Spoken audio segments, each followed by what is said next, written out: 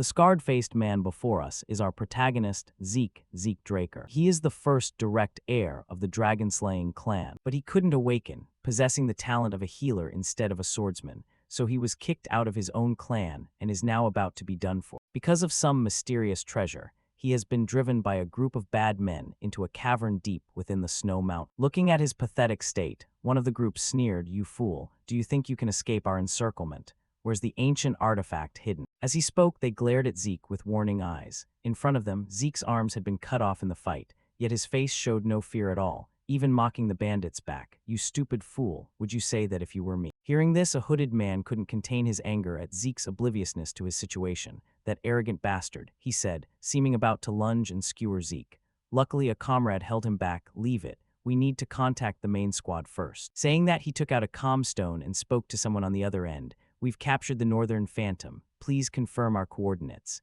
In response, a voice came from the stone. "Coordinates confirmed. We'll be there soon." After contacting his team, he praised Zeke's stubbornness. "The man is unbelievably tough. Can't believe he held on after both arms were cut off, but why would the Northern Phantom target the relic the Emperor seeks?" He wondered without waiting for Zeke's answer, and the hooded comrade replied, "What's the reason? He's just trying to cause trouble. We've put up with him long enough. Might as well have some fun before the main squad comes to repay all the hardships we've endured. You should steel yourself, Northern Phantom. We won't stop until you beg for death."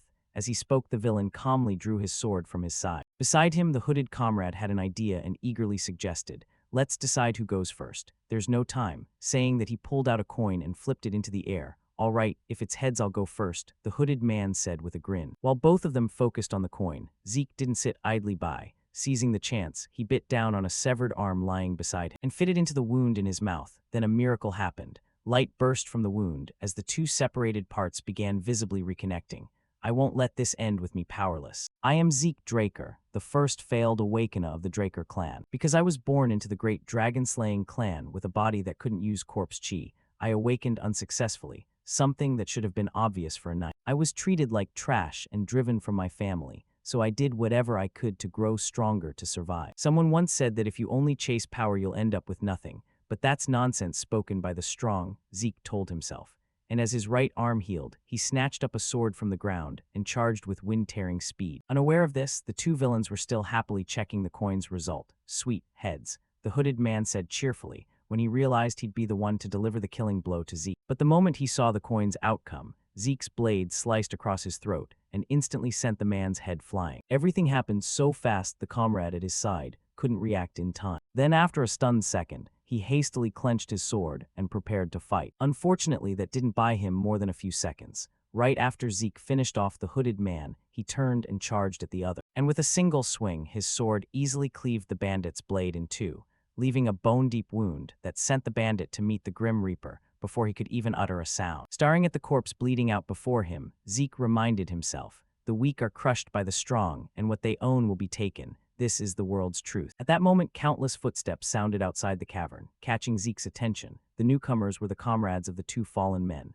Seeing he was surrounded, Zeke picked up his left arm, fitted it to the wound to heal, and clicked his tongue. "Guess I can't get out of this." The bandits, seeing him reattach his arm, exchanged stunned looks. What, he just reattached his arm? An abnormal, disgusting. "Still, he'll be done if we cut off his head." Whispers began to spread. As enemies meet, there's no need for many words. Both sides lunged at each other with blades. Time passed unknown, and the battle ended. On the ground lay the bodies of the bandits in pools of blood, and Zeke himself had countless swords stuck in his back. By now, even with his tremendous regeneration, he knew he'd reached his limit. "Damn, looks like I'm about to meet the King of Hell. Though I couldn't get revenge, I did manage to steal the relic the Emperor seeks. Maybe I achieved something after all." Thinking that, Zeke pulled a purple spirit stone engraved with a dragon from his inner pocket.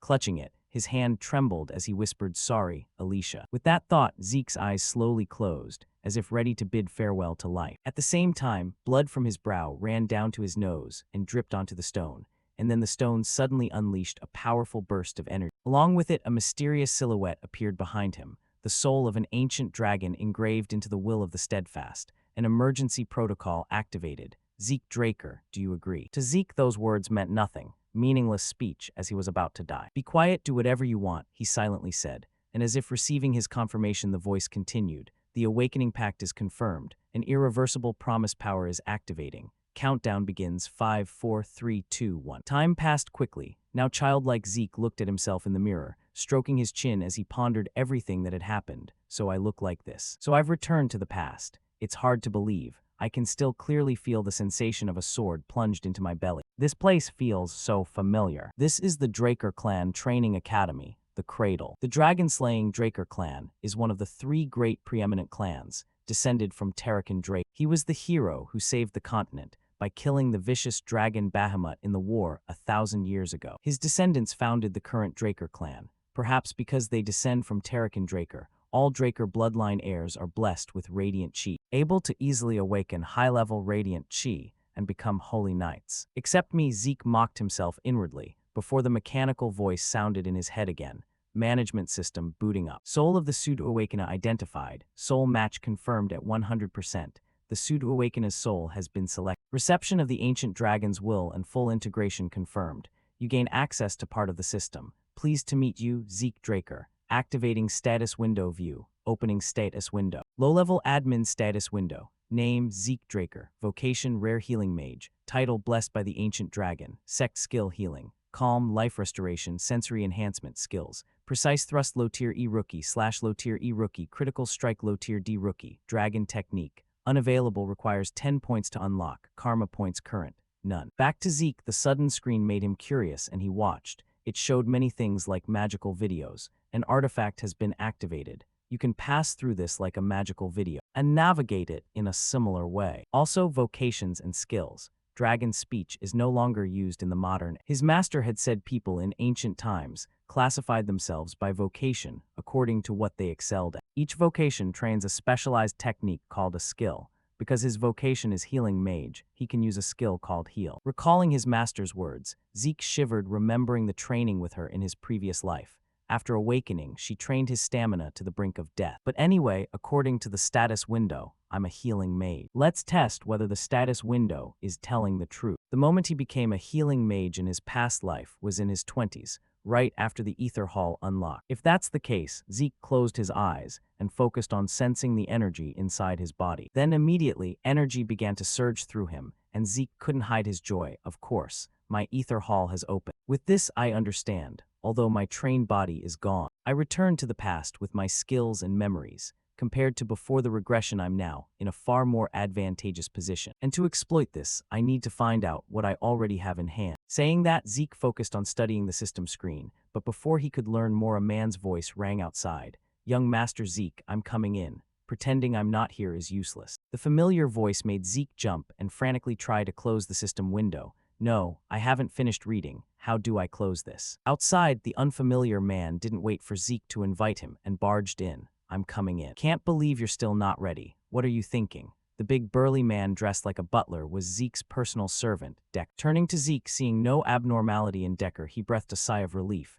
Maybe he didn't see the window, thank goodness. Then Zeke asked, ready for what? Ready for what exactly? In response, Decker's voice grew angry, and a dangerous light flashed in his eyes as he asked the protagonist in a grating tone, are you seriously asking me that, young Master Zeke? The ordinary words from him somehow sent chills down Zeke's. Thinking back, I was truly afraid of Decker as a child. Though I have the mind of a 32-year-old, I cannot forget the fear ingrained in my body. As he thought that, his whole body trembled until the system sensed his agitation and automatically activated the Sect Skill Calm, which cleared Zeke's mind. Sect Skill Calm, the user's mental state cannot be disturbed regardless of circumstance. They can maintain composure. Back with Zeke, his anxiety vanished in an instant. So this is a skill, handy that it activated automatically. Zeke nodded. Unaware of this, Decker continued, I've repeated many times that this is a very important event. Are you listening, young Master Zeke? In reply, Zeke smiled. Of course, Decker. You're talking about the pancreation assessment, right? To explain that assessment, you have to mention a rather interesting tradition.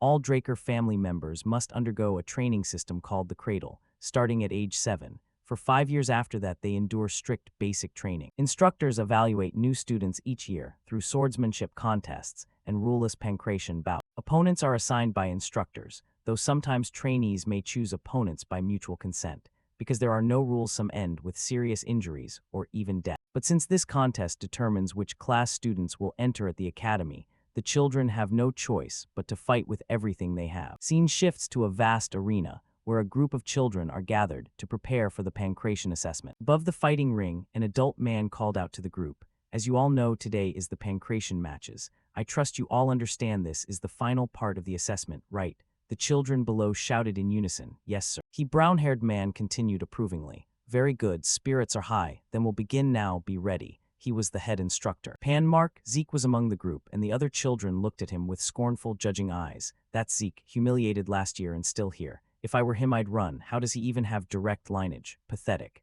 "Hey, I can hear you," Zeke complained inwardly. He didn't bother to respond. Back at the ring, Pan began calling the first names. "Aaron, Goda, come up." "Yes, sir," the two candidates answered and ran onto the ring. When both were set, Pan shouted, "Prepare to begin." No sooner had the sound ended than brown-haired Goda lunged forward like a leopard to seize the attack advantage. However, before his fist could reach the opponent, Aaron delivered a kick straight to his chin that rattled his brain, and he immediately collapsed unconscious. In the stands, Zeke watched, yawning with boredom. "That match is over. That's what happens when you don't guard properly." Zeke muttered, and as predicted, Goda couldn't get up after a single blow. Goda was unable to continue. "Aaron won," Pan declared loudly. Matches went on one after another, and the more Zeke watched, the more disgusted he felt. "I used to fear they'd die, but these kids are not." Saying that, he covered his mouth and yawned again. Unbeknownst to him, in another stand, a freckled kid watched Zeke with predatory excitement, hands trembling from the thrill as if eyeing prey. Very quickly it was Zeke's turn, and by chance his opponent was that freckled kid. "Zeke, Leon, are you two ready?" "Yes, sir," both responded. Seeing his pancration opponent, Zeke rubbed his eyes in boredom. Leon looked at him with contempt. "Look at you, back again. Seems you weren't properly taken care of last." The remark reminded Zeke of last year's match, when weak Zeke had knelt and begged him to stop. "I'm sorry, Leon Conrad. Please spare me this time." Back in the present, Zeke felt no fear toward him. "Whatever, he's just my yearly rival after all. I'm sure he pulled tricks behind my back. His family will spout nonsense like you must survive dirty tests to become a true dragon slayer. Why is trash like that my cousin? In my last life, the 4 direct-line siblings never had the chance to meet, however. There are literally a dozen cousins, always ready to bully me." Thinking of that, Zeke cracked an indescribable smile. Across from him, unaware of Zeke's thoughts, Leon continued with contempt. "I have to admit, Zeke Draker, you're brave to come back here after getting beaten to a pulp last time. Or maybe you didn't learn your lesson because you're just pathetic." As he spoke, the kid smacked his own head, and Zeke felt a flash of anger at the taunt, though his calmness skill immediately wiped it away. "Haven't heard his ridiculous insults in a while." Zeke sighed and shot him a warning glare. "Hey, I won't be so lenient if you call me that again." In response, Leon walked over to ruffle his hair and mock him.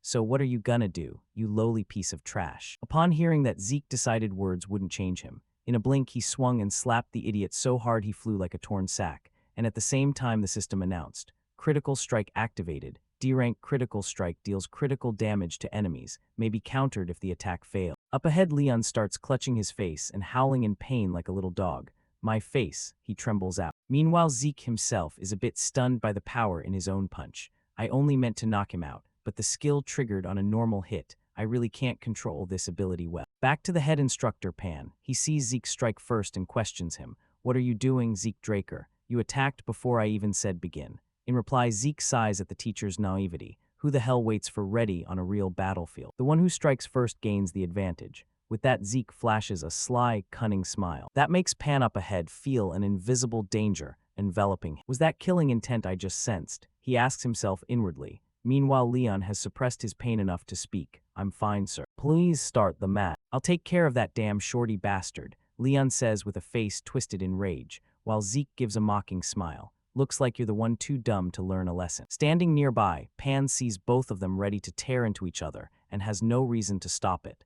"Then prepare to begin." The words no sooner leave his mouth than Leon channels power into his legs and charges like an arrow shot from a bow. However, looking at Zeke's calm face ahead, for some reason fear creeps into his heart. What the? Am I scared because of that punch earlier? But that punch didn't do enough damage. If I stay alert, it's nothing. What I need to watch for is his left hand counterattack. It's way too obvious. Thinking that, Leon smirks inwardly and immediately drops low to dodge Zeke's incoming punch, while grabbing Zeke's thigh with one hand and his waist with the other, then pushing forward to throw him off balance. "Die, you pathetic bastard," Leon roars in glee, as if he can already see his victory. But a second later, he suddenly realizes his body won't stay upright. When he looks again, Zeke is sitting several meters away. What just happened? Leon asks himself, still not processing it.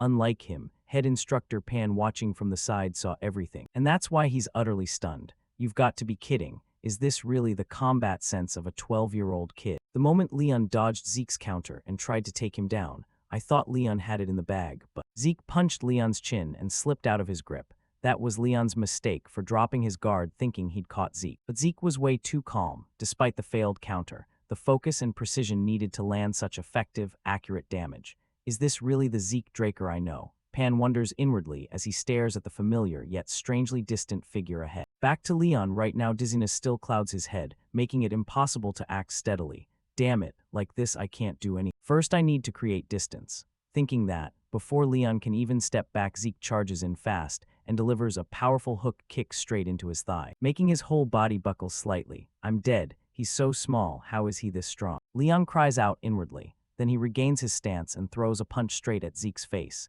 You damn shorty, how dare you? As he says it, Leon thinks confidently. All right, this time I've got my power under control. Across from him, Zeke activates his heightened senses skill, temporarily boosting all his senses. Through his eyes, Leon's incoming fist suddenly moves in extreme slow motion. Feels so familiar. Now that I'm used to controlling ether, let's end this match. With that thought, he lightly blocks the punch. But it's not over. Right after, Zeke grabs Leon's arm with both hands and executes a perfect over-the-shoulder throw. The slam is so powerful that Leon's body crashes into the floor and cracks it into countless pieces. Yet Zeke isn't stopping there. He immediately activates his precise strike skill. Precise strike targets the enemy's weak point to deal critical damage. Right now, Zeke's elbow slams right into the idiot's sternum, causing countless cracks to spread through his bone structure. Then Zeke sits upright on top of him and raises his fist. Even an idiot like you can learn a lesson from this, right? You'll only know once you try. Break a little sweat and your mind clears up a lot. I can finally recognize who's who around here. Stop starring. If you've got something to say, come down here. As he speaks, Zeke scans the weaklings up above with eyes full of provocation. In response to his words, a kid with reddish-brown hair arrogantly declares,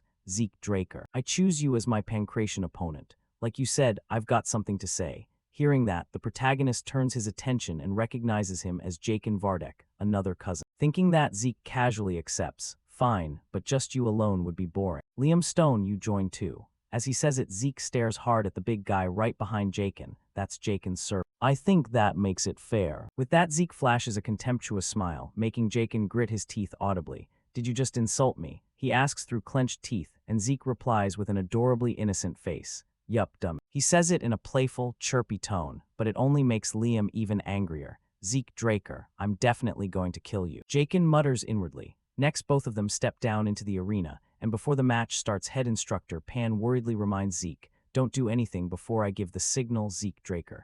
Yeah, Zeke nods casually. At the same time, he focuses on the big guy in front of him. Interesting running into him here again. The future mercenary king, Liam. Even in my previous life as Jakin's servant, he joined the cradle and the academy. But as distant kin, he got left out of advanced education. He begged to join the higher training at Valhalla Academy, but ended up joining a knight order in a small nation called Baranal. After Baranal fell, he became a mercenary in the chaotic era where people flocked to the strong. After years as a mercenary, he became a Crimson Knight and founded his own mercenary group, the Stone Mercenaries. He unified the three biggest mercenary bands and quickly earned the title Mercenary King. Hired by the Empire, Liam Stone mercenaries joined the Continental War, and along with the Northern forces, faced Liam as an enemy. Zeke thinks to himself, unaware of these thoughts in Zeke's mind. Pan sees both sides ready and calls out, prepare to begin. The words barely finish when Jakin launches a lightning-fast attack, his punch so powerful it makes the air explode with a boom. However, the punch isn't enough to trouble Zeke. Zeke catches his fist cleanly in his hand. I said come at me together, didn't I? Zeke says with an ice-cold expression while radiating dangerous aura, making Jakin sweat a little in worry. You think I'll fall for your cheap trick? As he speaks, he swings a high kick straight at Zeke's head. But right after, he feels sharp pain shoot straight into his brain. The reason? His kick had slammed directly into Zeke's elbow. Look carefully before you kick. Zeke taunts, and because of that injury, Jakin temporarily can't launch another attack. Taking advantage while he's distracted by his leg, Zeke charges in to check on his health, looking where As he says it, he balls his fist, preparing to strike. Seeing that, Jakin immediately raises both arms to block. However, it's just a feint from Zeke. Looks like you're overreacting a bit. Can't even spot a fake attack. That's why I said come together. One of you alone isn't enough. With that, Zeke casually kicks straight into his knee, throwing him off balance. Taking the chance, Zeke spins to the side and lands a punch into his ribs, making Jaken cough up blood from the pain. Out of options, realizing his own weakness is useless against Zeke, he immediately calls for help from his subordinate behind. Liam, kill this bastard. The little dog barks loudly, and this time facing the future mercenary king, Zeke drops his contemptuous attitude. He's only 12 like us, right? The most annoying thing fighting him is his insane reach. If he gets the first move, I won't be able to do anything. I have to seize the initiative. Thinking that, right as Liam prepares to swing, Zeke charges forward fast and throws a straight punch, intercepting his attack before it can even launch. Right after that, Zeke activated his slash skill, Grade D slash, a technique that unleashes a barrage of attacks on the opponent while obstructing their vision. At that moment, Zeke's body suddenly split into countless purple afterimages, launching continuous strikes from every direction toward Liam's body, leaving him no choice but to curl up and defend. Watching the scene, the faces of the observing students gradually changed. That's insane. What the hell is that? They muttered in confusion. But among the entire crowd, only Instructor Pan recognized the skill. That's right, you kids must be very surprised because this is something you've never seen before. It's Northern Fist technique from the Central Lands, but in a place dominated by swordsmanship like this, how could Zeke possibly know it? Back to the protagonist, unleashing that barrage of attacks put considerable strain on his own body. Right now, he was already cursing his trash physique inwardly. Damn it, my body was crippled since I was a kid, just this much and it's already aching all over. But putting that aside, that monster's stamina is the real problem. He didn't counterattack, didn't dodge, just took everything head-on. He's even more ferocious than he was as the mercenary king, and my body's already reaching its limit. Only now do I truly see how strong his body really is. However, I'll break through his defense and take him down. Thinking that, Zeke took a deep breath and concentrated power into his right fist. Across from him, Liam's eyes narrowed slightly, as if sensing the change in Zeke. So he raised his focus to the absolute maximum. Then without any warning, Zeke's figure flashed and appeared right in front of him. At the same time, he threw his punch, but with terrifying reflexes, Liam slightly tilted his head to the side. Simultaneously, he slammed his palm into Zeke's arm to redirect the punch. The failed attack inevitably left Zeke feeling bitter. He dodged it. He can't even see ether with the naked eye. All the people here have insane sense. He thought to himself. While Zeke was still dazed in thought, Liam used his left hand to grip Zeke's right wrist tightly. Then the big guy leveraged his monstrous strength to hurl Zeke's body like throwing a chair. However, the protagonist wasn't one to take it lying down. The instant his body was thrown forward, Zeke tucked his legs up, using the momentum to drive his knee straight into Liam's head. After that, he activated his heightened senses skill to boost perception speed and clamped both legs around Liam's neck in a tight hold. No matter how strong the body, if the brain gets no oxygen, it can't do anything. Zeke thought inwardly while tightening his legs even more. However, Liam had no intention of just taking it. He immediately started hammering his left fist repeatedly into Zeke's ribs, forcing Zeke to cough up blood. This crazy bastard. Fine, let's see who outlasts who. He gritted his teeth and endured. Just like that, the two began a pure test of endurance, and in the end, the one who gave in was Liam. He rolled over unconscious from lack of oxygen. Up in the stands, another kid watched Zeke's victory and broke into a delighted smile. Good, I was expecting at least this much from you. Only then are you worth crushing, Zeke Drake. Time flew by quickly. Cut to Zeke's private room. At this moment, old Butler Decker was kindly inquiring. I heard you were badly injured during the pancration match. Are you all right, young master? If it's not too rude, may I check your pulse? He asked calmly, but how could that question fool Zeke? He immediately guessed the old man's intention. He must want to check if I've awakened aura yet. Realizing the purpose, Zeke told him to wait a moment, so he could finish dressing before extending his hand for the check, seeing that the old man didn't forget to thank him.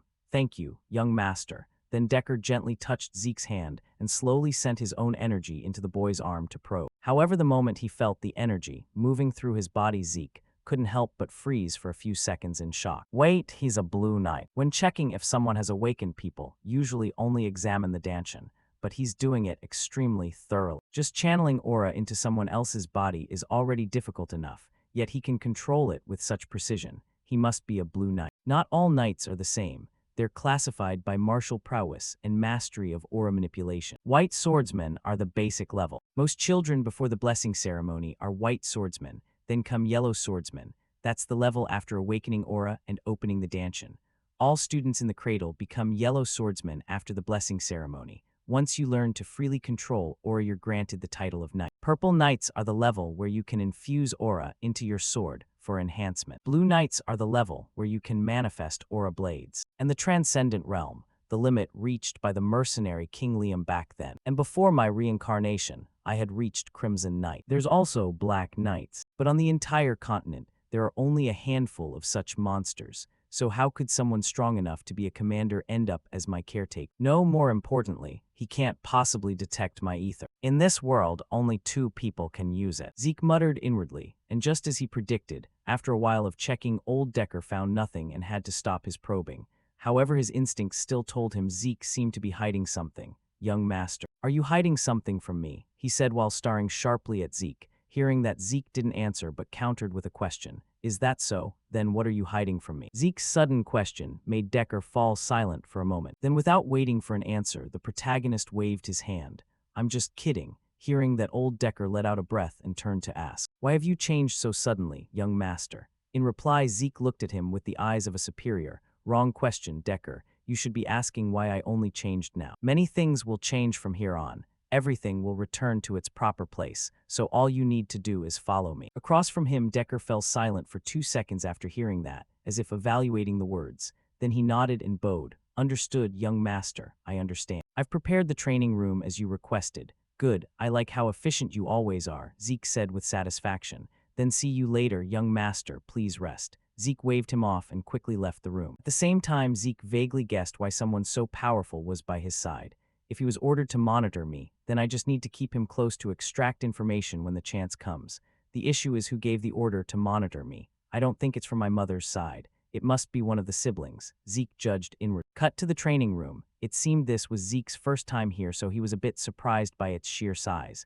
Whoa, this is a personal training room. This family really lives up to its reputation, he marveled. He muttered and quickly opened his status window to check. Next, Zeke immediately noticed the changes in his status. My slash skill has reached mastery. It levels up the more I use it, Skills activate naturally based on actions, so I already had it before. If I learn something new, will it get added here as a skill? What's the difference between regular skills and school faction skills? They activate similarly. And this too, Dragonkin technique, currently locked and requires 10 points to unlock. Thinking that he tried tapping the karma points button to check, and the system quickly gave an explanation notification. Karma points, you can earn karma points by killing monsters. Current karma points, 0. After reading the description, Zeke's face showed a thoughtful expression. Monsters, Dungeons are full of them, but I need to at least become a purple knight to go there. More than that, I'm curious why I reincarnated to the past, and what this system even is. These skills and classes tell me it's definitely related to that ancient treasure. But right now, I have too little information.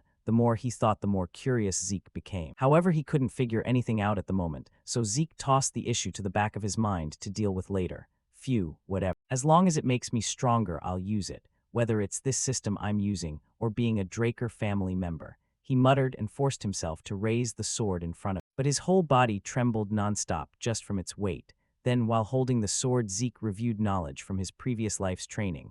There are 2 known powers in this world: Knight's aura and Mage's mana. Knights strengthen aura in the day, while mages channel mana through magic circles. These 2 powers are at opposite extremes, so once you awaken one, you can't awaken the other. However, I was so unlucky, I couldn't awaken either Danshin or magic circle, so the family disowned me, and I wandered until I met my master. He taught me a lot, but the most useful things were healing skills and the ether cavity. Through the ether cavity that my master developed, I was able to use the energy of nature, ether. My master and I were the only 2 users in the world, thinking that he swung the sword wildly to train. Time passed quickly. 2 hours later, Zeke was dog-tired, huffing and puffing. Just 2 hours of training and I already feel like I'm about to pass out, but it should be fine, right? As he spoke, he propped himself up with the sword to keep from collapsing, and to deal with his fatigue. Zeke activated his healing skill to restore vitality, instantly making his exhausted body feel refreshed like before he got tired. Healing is an extremely rare skill. I didn't even know it existed until I met my master. If I use it in front of others, they'll think I'm some freak. That's why I couldn't use it during the fight with Liam. I have to heal myself quickly once I get back to my room. Now that I'm recovered, let's keep going. With that, he dove back into training once more. Time flew until evening. At this point, Zeke finally stopped because his stomach started growling for food.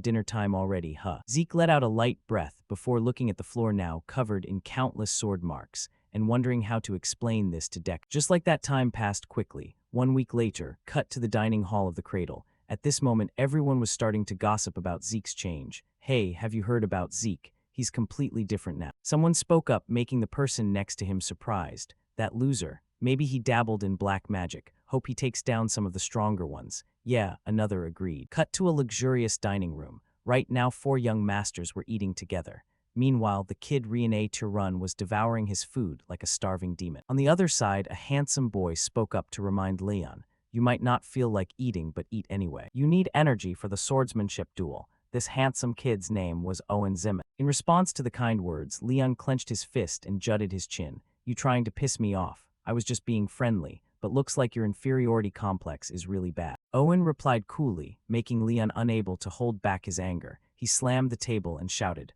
what? That table slam sent Riene's steak flying off the plate, and Leon started receiving an irritated glare from him. The ice-cold gaze made Leon not even dare meet his eyes. Putting that aside, Jakin spoke up about Zeke. So what are we going to do? Zeke Draker, in response, Owen's expression immediately changed. I'm not sure. The pancration match was brutal but impressive. However, he'll be pathetic once it switches to swordsmanship. What can he do when he can't even hold a sword? Hearing that, Leon across from him latched onto the excuse. Exactly. He's so weak they had to make him a custom sword because normal ones are too heavy for him. Yeah, no way I lost to that shorty for real. Everyone who watched knows. He only beat me in pancration by sheer luck. Back to Riene, seeing these weaklings keep making excuses for their failures, he directly stood up from his chair. Luck. If you really believe that, then none of you deserve to become Draker family knights. With that, he contemptuously left the table, and the group immediately. A sword duel, not like pancration. Swordsmanship is used here, and it's the cause of most accidents in the cradle. It's also where the skill gap between students is clearest, and 1 month after the current exam, the blessing ceremony will be held, the event where Draker family members awaken aura. Cut to the arena. At this moment, head instructor Pan called out, Zeke, step forward. Hearing that Zeke carried a ridiculously long sword forward, the sword in his hand made everyone feel strange. What's with that absurdly long sword? Does he think using a bigger one makes him stronger? Murmurs started rising from the stands. Across from him, Zeke's opponent was that girl Riene. Zeke Draker, I choose you as my opponent, she said with blazing fighting spirit. While Zeke wasn't afraid of anyone, so he accepted right away. Sounds good, I accept the challenge. With that, he pointed his sword straight at her face. Hearing those words, Riene calmly drew her own sword while assessing Zeke's strength. He's holding that sword two-handed so easily. Facing him now, I can say, this is no longer the Zeke I knew, the one who could barely hold a sword. Could it be because he's grown up? His aura. The more she thought, the more unsettled Riene felt. Then very quickly she gritted her teeth and reminded herself, what am I even saying? I can't let him intimidate me before the fight even starts. I accept with confidence. Back to Zeke, though he had declared it with full confidence earlier. In truth, his heart didn't feel as easy as he made it seem, like I've always done. But fighting the Lightning Knight is going to be pretty intense. Riene Tirun, she's also known as the Lightning Knight, one of the knights who built her reputation during the Continental War, and is recognized as one of the strongest in the next generation of the Draker family. Since she's one of those who awakened aura before the blessing ceremony, she must have awakened her aura a few years ago at this point. But she never used it in the cradle. She said she wanted to improve her fundamentals first, Zeke thought to himself. Next, head instructor Pan saw both had steadied themselves and shouted loudly, begin. The words barely faded when Riene's body flashed like lightning and thrust her sword straight toward Zeke. However, the attack was deflected to the side by Zeke, using the sword in his hand. Seeing that, Riene immediately retreated to keep distance. Then, she started leveraging her superior speed to circle around behind Zeke's back and unleashed another powerful thrusting strike. But even this was blocked as Zeke raised his sword horizontally to parry.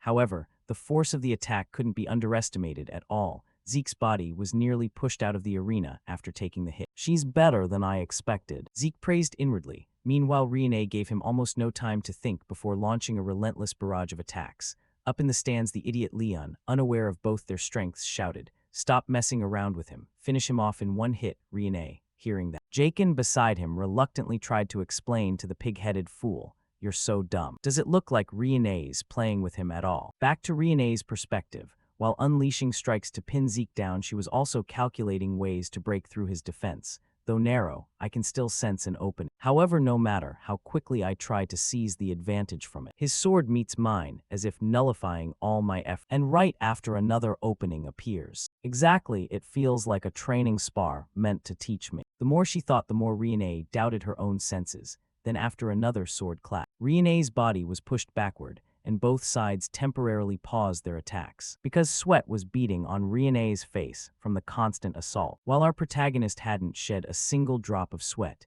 he even felt a bit bored. So this is how the Lightning Knight fights back in the cradle. Her swordplay is straightforward, just what you'd expect from someone obsessed with fundamentals, but that's exactly what's holding her back. Let's see, why don't I help her break out of her shell? Thinking that Zeke lowered his stance like a leopard ready to pounce. Across from him, the swordswoman saw Zeke's posture and immediately went on high alert, an extremely low attack stance. He plans to close the distance in one move. My speed isn't ordinary. Come at me, Zeke Draker, Riene muttered inwardly. And right after that, Zeke launched his attack. His body flashed once, and he appeared right in front of him. But as long as there's distance between us, reacting to his move isn't impossible to block, Riene thought inwardly, and hurriedly dodged the protagonist's downward slash. However, she couldn't predict Zeke's next action. At this moment, he began swinging his sword diagonally, slicing across the arena floor straight toward Riene. The strike pulled up countless stone fragments that flew along with it, and successfully hit her face, leaving Riene's face streaked with blood. However, with no time to dwell on that, Riene hurriedly regained her stance. But Zeke had already seized the moment. She lost balance and charged, swinging his sword straight at the female swordswoman's throat. I'm done for, Riene thought inwardly. Yet in some miraculous way, her speed and power suddenly surged beyond imagination, and she instantly knocked Zeke's sword flying. Around them, the crowd watching her victory went wild, cheering like mad. Zeke lost. Riene really is something. She didn't even use aura like usual. Unlike them, Pan, who had observed from start to finish, had completely different thoughts. No, that's wrong. The students didn't notice. But when Zeke's attack approached Riene, she used the smallest possible amount of aura, an amount so tiny it was almost undetectable. Riene, who had sworn never to use aura until officially entering the academy. He forced her to do it, he said while looking at the dazed Riene to the side. Meanwhile, Zeke took advantage of her momentary lapse in guard and charged straight in without the slightest hesitation. What is she doing? The fight isn't over yet. With that, Zeke unleashed a strike straight at Riene's throat, forcing her to immediately blade and drop to her knees before him. Up in the stands, everyone seeing his actions started hurling insults. This is proper sword combat. We won't tolerate such a cowardly attack. Exactly, a knight throwing away his sword. This is Riene's victory. You have no quality to become a knight. Truly shameful. Curses began ringing out one after another. However, Zeke didn't pay much attention to the jeers. For him, winning was enough. Across from him, after a few seconds of rest, Riene struggled to prop herself up and stand. Seeing that, Zeke asked, "Want to keep going?" Hearing those words, her inner self struggled a bit. I haven't lost yet. He only hit because I let my guard down. Let my guard down. If he'd had a dagger instead of bare hands, I wouldn't even have the chance to stand. Thinking that even though reluctant, Riene still admitted aloud, I lost. Hearing her admission, the entire stands suddenly fell dead silent. And Pan, as referee, quickly declared the result. The winner today is Zeke Draker. Zeke Draker, the one called human trash just days ago, has achieved victory over one of the most talented children in the prestigious family. Cut to another place. At a ruined castle, countless soldier corpses lay scattered everywhere. It seemed to have just suffered a monster horde attack. While others were still cleaning up inside one room, two men sat drinking tea together. The black-haired man among them looked at his counterpart with extreme distress. Abel, in a situation like this you can still drink tea. Zeke, they say that bastard defeated Riene, he said while glancing at the letter on the table. In response to his question, the man named Abel gently shook his head. William, you're always so serious. How long until the blessing ceremony? We still have time until the next full moon. William answered, then it seems now is the perfect time to visit home, Abel said calmly as he walked toward the door. His words startled William. What, you're going there in person? It's piqued my curiosity. I'm interested to know what kind of awakening my youngest brother has gone through. With that, he turned his cold gaze out the window. Back to Zeke, though his victory shocked the entire cradle, he simply returned to base and continued training. Time passed quickly. 1 month later, on the day of the blessing ceremony, Zeke was still buried in his own training.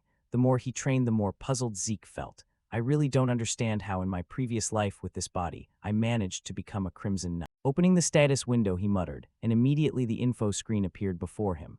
After a month of non-stop training, Zeke's skills had improved significantly. His precise strike had reached mastery, critical strike advanced to expert, agile footwork to expert. Looking at the descriptions on screen, Zeke felt quite satisfied. As expected, one of my skill mastery levels has surpassed the mastery tier. Skills leveled up and proficiency reset. I even raised the proficiency of agile footwork, a skill I gained during combat. Thinking that suddenly a knock came from outside, even without turning, Zeke knew who it was. "Decker, what do you want?" he asked aloud. The old man had come to remind him about the blessing ceremony. "We depart in 2 hours," Decker said calmly. "Got it. I'll join soon, so prepare everything." Zeke nodded in reply. Just like that, after getting ready, Zeke boarded a carriage and headed to the main mansion where the blessing ceremony was held. Sitting in the carriage, Zeke stared blankly ahead and thought, "It's been a long time since I last set foot in the main mansion. It belongs to the Draker family in the territory of Duke Troy. Though the main house is at the center of the continent, in the Four Seasons Fortress in the Central Lands, the blessing ceremony must be held at the main mansion." The origin of the Dragon Slayer legend. Cut to the main Draker family mansion, the Dragon's Lair. Inside the grand hall, all the children of age had gathered to prepare for the ritual, while everyone stood solemnly. Zeke glanced left and right, observing and assessing the situation. "I never noticed this before, but all the guests are big names you only hear about through continental news. I'm sure the family sent people to monitor me too. Whatever their intentions, once they see me fail to awaken, I'm sure they'll ignore me." Thinking that, suddenly Zeke felt a gaze fixed on him, making him turn to look. Then when he saw the owner of that gaze, his face immediately filled with rage. "Why the hell is that bastard here?" In another corner of the hall, two men shook hands in greeting. "It's been a while, huh? Haha, indeed it has," Abel replied, hearing that the other asked curiously, "So what brings you to this blessing ceremony? Did someone in this class catch your eye?" In response, Abel immediately waved it off. "No, I have another reason. It just happens that my cute youngest brother is here too." With that, he glanced down at Zeke below. This man was the second son of the Draker family, the sword lion Abel Drake. Back to Zeke, though furious at seeing him, he reminded himself to stay calm in the current situation. "The butcher knight, Abel, calm down. Right now I can't do anything. In my previous life, Abel never came to watch my blessing ceremony. Has my actions changed the future? If so, this could be an opportunity." Thinking that, Zeke's hand clenched so hard it trembled. Unaware of his thoughts, the ceremony host's voice rang out. "All right, now we begin the blessing ceremony." Aaron stepped forward. "Yes, sir." Aaron replied and quickly advanced to the front where a knight statue held a massive greatsword. In front of the statue was a huge chalice filled with water. Then, as if knowing what to do, Aaron rolled up his sleeve and dipped his arm into the chalice. Next, a few drops of blood seeped from his palm. Immediately, the water began emitting light that flowed up his arm to help open his dantian. Through the blessing ceremony, all Draker lineage members awaken the sealed aura when they graduate the cradle at age 12. Compared to normal knights who awaken around 20, it's astonishingly fast. Among them are rare cases where, along with aura, they also awaken a Dragon Slayer trait called mana suppression. They at minimum reach yellow swordsman level. Some even match crimson or black knights and undergo true blood awakening. Nearby, Pan saw Aaron finish awakening and nodded. "All right, next." Hearing that, the swordswoman Riene stepped forward. In her case, the light from the knight statue was red. Seeing this, Pan's eyes lit up with immense joy, and he immediately ordered a soldier nearby to fetch him a pair of gloves. To explain, because of mana suppression, all such people are required to wear special gloves made by the family. Otherwise, they can't live a normal life. When someone proves themselves a descendant of true blood, they are granted the Draker surname in their name, along with unimaginable support from the family and countless privileges. Just like that, each child stepped forward one by one to awaken their aura, until it was the protagonist's turn. Since he was direct line, everyone was eagerly waiting to see what he would awaken. "Oh, finally the main course. Wonder what awakening he'll get," someone said curiously. Another immediately chimed in. "Obviously true blood. He beat Riene after all." Back to Zeke, listening to the constant chatter around him, he laughed inwardly. "Never thought I'd stand before this damn statue again. Last time was horrific. Though the blessing ceremony was the only thing that pushed me through the cradle, I ended up with a shameful title. But this time everything's different. I can not only heal but also use ether. Above all, I didn't give up or surrender. I stood up through my own will, so help me out here." Damn statue, thinking that, he dipped his hand into the cool water. Next, the knight statue trembled nonstop. But just a few seconds later, it suddenly stopped without warning, leaving the observing guests staring at each other in confusion. It stopped. This has never happened before. In another corner, Abel looked at his little brother with dazed incomprehension. Back to Zeke, though he knew the outcome in advance, experiencing it again made him unable to suppress the anger on his face. "Knew it. I shouldn't have expected anything to change. Because of that bastard, I got overconfident." Thinking that, he pulled his hand from the huge chalice and took out a towel to dry his arm. Around him, the guests started looking at Zeke with doubtful eyes. What he failed to awaken? Is that even possible? But why? Looks like the family head's blood wasn't enough to suppress the cursed bloodline. Someone sneered but was immediately cut off. Hey, shut up, then how did he beat Riene? He must have used some trick. What a disgrace to the family. Over here, Zeke, hearing the jeers, wasn't surprised at all, like he was way too used to it. These people never change. Doesn't matter, there are many ways to get stronger besides awakening. Zeke told himself inwardly, but right then the system sent him a notification.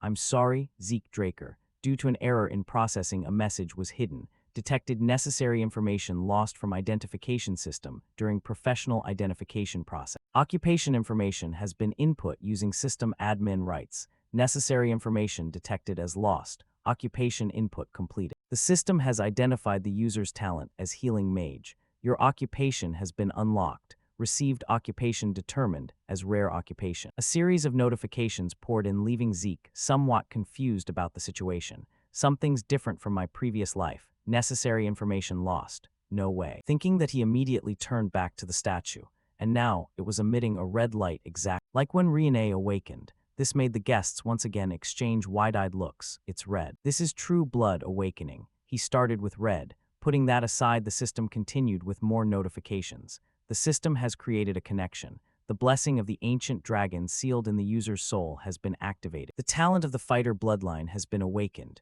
Your awakened talents have combined. Combination of rare talents. A new occupation has been created. Unique occupation, immortal. Back among the observing guests watching from the side, they saw the statue that had been emitting red light suddenly shift to golden light, and their minds truly went into chaos. Golden light, what the hell is this? Is it really true blood awakening or not?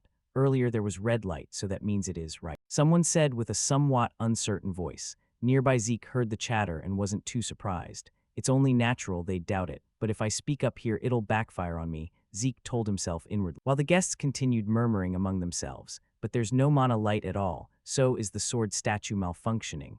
No mana suppression, so it can't be true blood awakening. In response to those questions, for some reason, Abel suddenly acted like the kind-hearted one and clapped his hands to draw everyone's attention. Why is everyone looking so serious? We've had 2 true blood awakenings in this battle. Is that something worth celebrating? Hearing his word, people in the grand hall began exchanging probing glances. Then very quickly they understood his intention. It seems that if a Draker family member fails to awaken aura, it would be an enormous disgrace. So in this unclear situation, the best thing is to claim Zeke has successfully awakened true blood to preserve the family's honor. The surrounding guests caught on and immediately clapped along enthusiastically. That's right, 2 true blood awakenings. What a blessing. They cheered while applauding. Seeing that, Abel nodded in satisfaction and turned to head instructor Pan. What are you waiting for? Hurry and bring the gloves for our newest member. Yes, sir. Pan bowed and quickly had someone fetch a pair of gloves and toss them to Zeke. Looking at the gloves in his hands, the protagonist tested them a bit and muttered, "These feel a little heavy." With that, he quickly stepped away from his spot to make room for the others still waiting to awaken their aura. And even though he'd received Abel's help, Zeke only felt discomfort enveloping him. His intentions are way too obvious, but getting help from Abel feels like stepping in shit. Time passed quickly. After all the family children completed the awakening ritual, Pan stepped forward to announce, "This concludes the blessing ceremony. We'll soon have a celebratory banquet. It's for everyone, so please enjoy." Around them, the kids hearing about the feast started laughing with pure joy. It seemed their harsh life in the cradle had finally lightened up a bit. Only Zeke paid it no mind and turned to leave the grand hall. Stupid banquet. There's gotta be a training room somewhere around here, right? Zeke muttered and quickly moved to find the training room. However, before he could take more than a few steps, his brother Abel's voice rang out. "Hey Zeke, the banquet just started and you're already wandering off," he said with an extremely gentle face, but the protagonist felt like a venomous snake was staring him down. "I didn't expect him to approach me this fast," he muttered inwardly. Then Abel, playing the perfect older brother, extended his hand in congratulations. "Congrats on awakening true blood, little bro." In response to the gesture, Zeke forced a smile and reached out to shake, because he knew refusing right now would reveal his hostility, so for the moment he had to play along. Just as their hands were about to meet, Zeke suddenly recalled some painful image from the past, causing the air around him to shift. And Abel immediately noticed. "Haha, this feels kinda awkward, doesn't it, Zeke?" Across from him, Zeke gritted his teeth thinking, "Even to save face, I can't shake hands with this scum." Back to Abel, he seemed oblivious to Zeke's angry expression and waved it off. "Guess we'll have to skip it then. I'll settle for just seeing your face. See you around, Zeke." With that, he gave Zeke a pat on the shoulder and left immediately. Meanwhile, Zeke waited until he was gone, then hurriedly wiped his shoulder clean, as if afraid the guy had dirtied it. "All right, see you," he gritted inwardly. Inside the banquet, people were still gossiping about Zeke. two true bloods appearing at once. Yeah, Zeke's golden light was pretty shocking. First time that's happened, right? I thought he failed to awake. So where is he now? Someone wondered aloud. At the same moment, our protagonist was back in his private room, tiredly stripping off his formal attire. Phew, I thought I'd suffocate in there. Putting that aside, how come I'm completely fine? All true blood awakeners are supposed to have mana suppression. It's the ability proving you're an enemy of dragons, the source of mana. However, since most machinery runs on mana, few true bloods are required to wear the family's special gloves. If I really were true blood, there should have been issues the moment I took off the gloves. Thinking that he opened his status window to check again, and sure enough there were clear changes. His occupation had shifted from healer to immortal. New skills appeared, mana reversal grade A rookie and overall buff grade A rookie, and his current karma points were now 100. Looking at this info, a curious feeling rose in Zeke's heart. This is completely different from there. It's not mana suppression, but mana reversal. But I need to read more carefully. With that, he focused on the mana reversal skill, and the system quickly provided an explanation. Mana reversal creates a distortion field to nullify nearby mana. After reading the description, Zeke's eyes gradually understood a few things. So mana reversal is classified as an active skill. The mana light wasn't affected because it's not a passive skill. Before the ceremony, I was a rare healer, but now I've become a unique immortal. Wait a second, all the graduating students awakened normal blue aura. Only Riene awakened true blood red. Mine started red but shifted to golden. The system said necessary information was lost from the identification system. The identification system, meaning that bronze statue. Right when the system input the information, the statue stalled and then emitted red light. Damn it, really, so that's how it is. The bronze statue doesn't confirm whether you awakened or not. It identifies the user's trait and occupation. Red is for rare occupations, and golden for unique. The bronze statue is an ancient artifact used even before Terrakin, the founder of the Draker family. Back then, the concept of occupations didn't exist, so it was only used to check if someone awakened. Perhaps they mistakenly took red light, sign of a rare occupation, as the mark of true blood. Seriously, no family had ever noticed this. Now I've got karma points. I got them at that moment. Let's try using them, thinking that. To satisfy his curiosity, Zeke quickly tapped to confirm using dragon technique points. Then his dragon technique points dropped from 100 to 90, and a series of system notifications appeared before him. Your dragon techniques are now available for viewing. Opening dragon techniques, level 1 dragon eye. Allows user to view detailed information of an individual after careful observation. Locked. Requires 20 points to unlock. Level 1 Dragon Might. Allows user to make enemies submit using aura. Locked. Requires 30 points to unlock. Level 1 Devour. Allows user to consume and digest a large amount. Locked. Requires 50 points to unlock. Back to Zeke. After reading the skill info, he muttered about which to unlock since his current points were only enough for 2.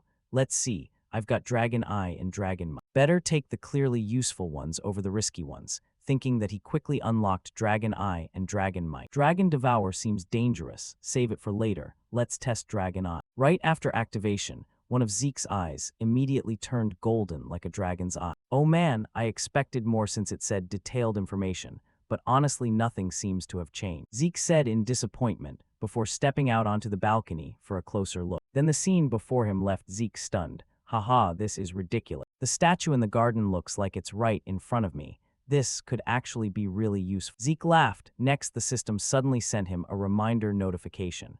Would you like to receive detailed information on the detected target? Seeing that, Zeke felt a bit curious and tapped yes. Immediately, a flood of information appeared before him. From chairs made of Oliver wood to drawers crafted in the Merc Empire. Back to Zeke, before he could study more, the light in his eye gradually faded. Then he felt dizziness hit him. What the, my body? Do all dragon techniques do this? Then I can't use them too much, Zeke said tiredly while slumping in a chair, but right at that moment, his healing skill and vitality recovery automatically activated, making his fatigue vanish instantly. However, Zeke was curious about the auto trigger. What? I didn't intend to use healing, the young master said curiously and checked his status. Right after his eyes widened at the skill changes. Wait, all my faction skills have turned passive and their levels increased. This is overpowered. Before, healing was already a very strong skill, but it wasn't something I could spam, and its healing effect had limits. Now self-healing is unlimited. I need to test this. No sooner thought than done. Zeke grabbed a fruit knife nearby and immediately sliced his arm, making blood flow nonstop. But just seconds later, the wound closed and healed perfectly,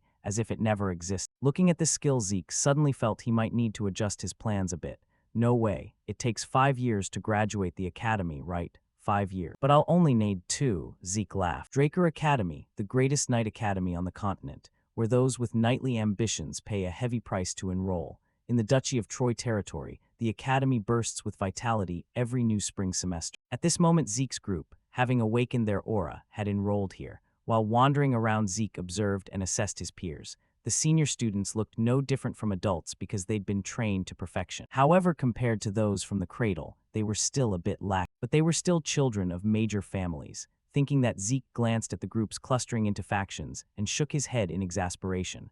Looks like they've already marked their territories. This family rot goes right to the roots. Among the countless branch families supporting the transcendent Draker family, there are 3 with the greatest influence called the 3 great families. First is the Turun family, representing strength, the Zimmons family, representing wisdom, and finally Vardek, famous for wealth. Even the kids from those 3 families are in this state. But whatever, it's got nothing to do with me. He shrugged and quickly returned to his dormitory. His dormitory was the highest grade one, Platinum Hall. Platinum Hall is a dormitory with training halls, libraries, and all kinds of facilities. It's only for top-tier students, and even those from the cradle can't easily enter. As for True Blood Awakeners, they're granted special privileges as floor masters of an entire floor called the Platinum Floor. At this moment, right as he stepped into the building, a maid was already waiting and bowed.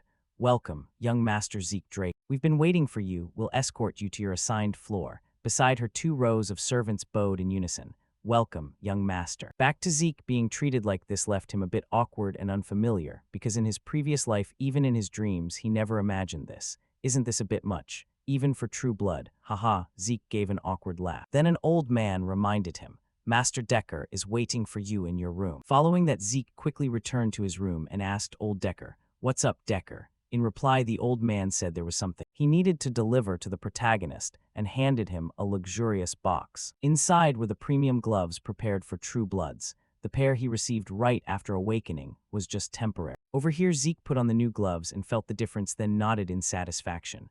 "Oh, this is on a whole different level from the temporary ones. Glad you like them," Decker smiled. Hearing that, Zeke continued, "Now that I've got new gloves, I'd like a new sword too. What do you think, Decker?" In response, old Decker said Zeke's choice was excellent. Because the Duchy of Troy's territory is near the giant mountains, full of high-quality iron and master blacksmiths, to the point many say a graduate's first weapon is a masterpiece. Next, Decker offered to find Zeke a highly skilled blacksmith. However, the protagonist refused because he already had someone in mind. "No need. I've already picked the person. I'll go personally, so arrange a meeting." As he spoke, he wrote the person's info on a piece of paper and handed it to his butler. After reading the name in the paper, Decker's eyes showed curiosity.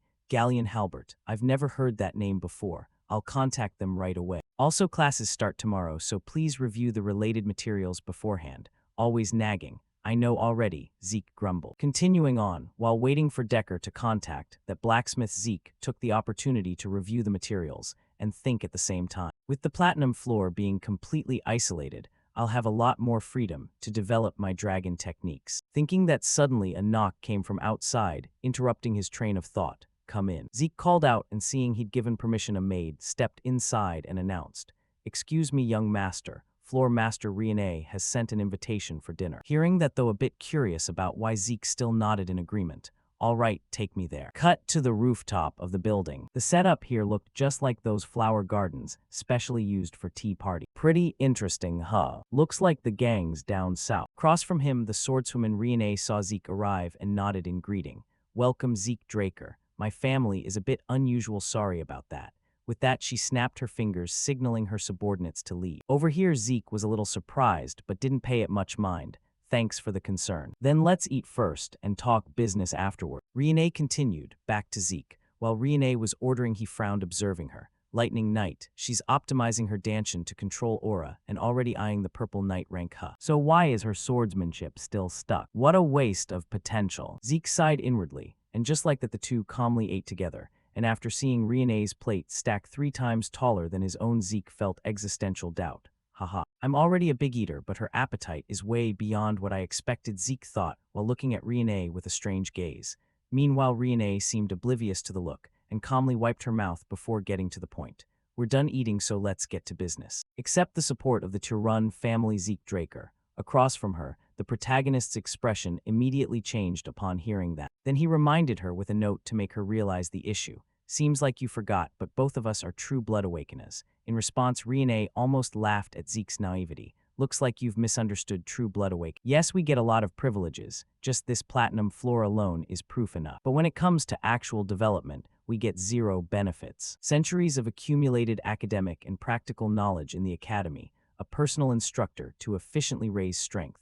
Without these things, no matter how rich you are, you'll still fall behind. That's why family support is necessary. Pausing for a beat, Riene gave a living example to help Zeke understand. Even Abel Draker, a true blood like us, the youngest ever to achieve White Knight and currently Black Knight, also received support from his mother's family, the Zimmons. Though the Turun family head didn't tell me the reason, he said you won't get support from your mother's side. I'll say it again, except the Turun family support Zeke Draker, the swordswoman said with eyes full of seriousness. However, even after she laid out all the benefits, Zeke still waved it off. No thanks. Hearing that, Riene's face immediately went blank. Then, unable to hold back her curiosity, she asked, why? Accepting to run family support isn't disadvantageous for you at all. In response, Zeke stood up from his chair and answered softly, it's not about that. I don't need anything more beyond what I've already gotten as a true blood awakener. This is enough. But to repay you for the meal, I'll give you some advice right now. Your sword has too much raw power behind it. I'm guessing you care too much about that person. Listen carefully, Riene. Your greatest strength is the flexibility from your supple body. Don't take direct hits and crush opponents with brute force.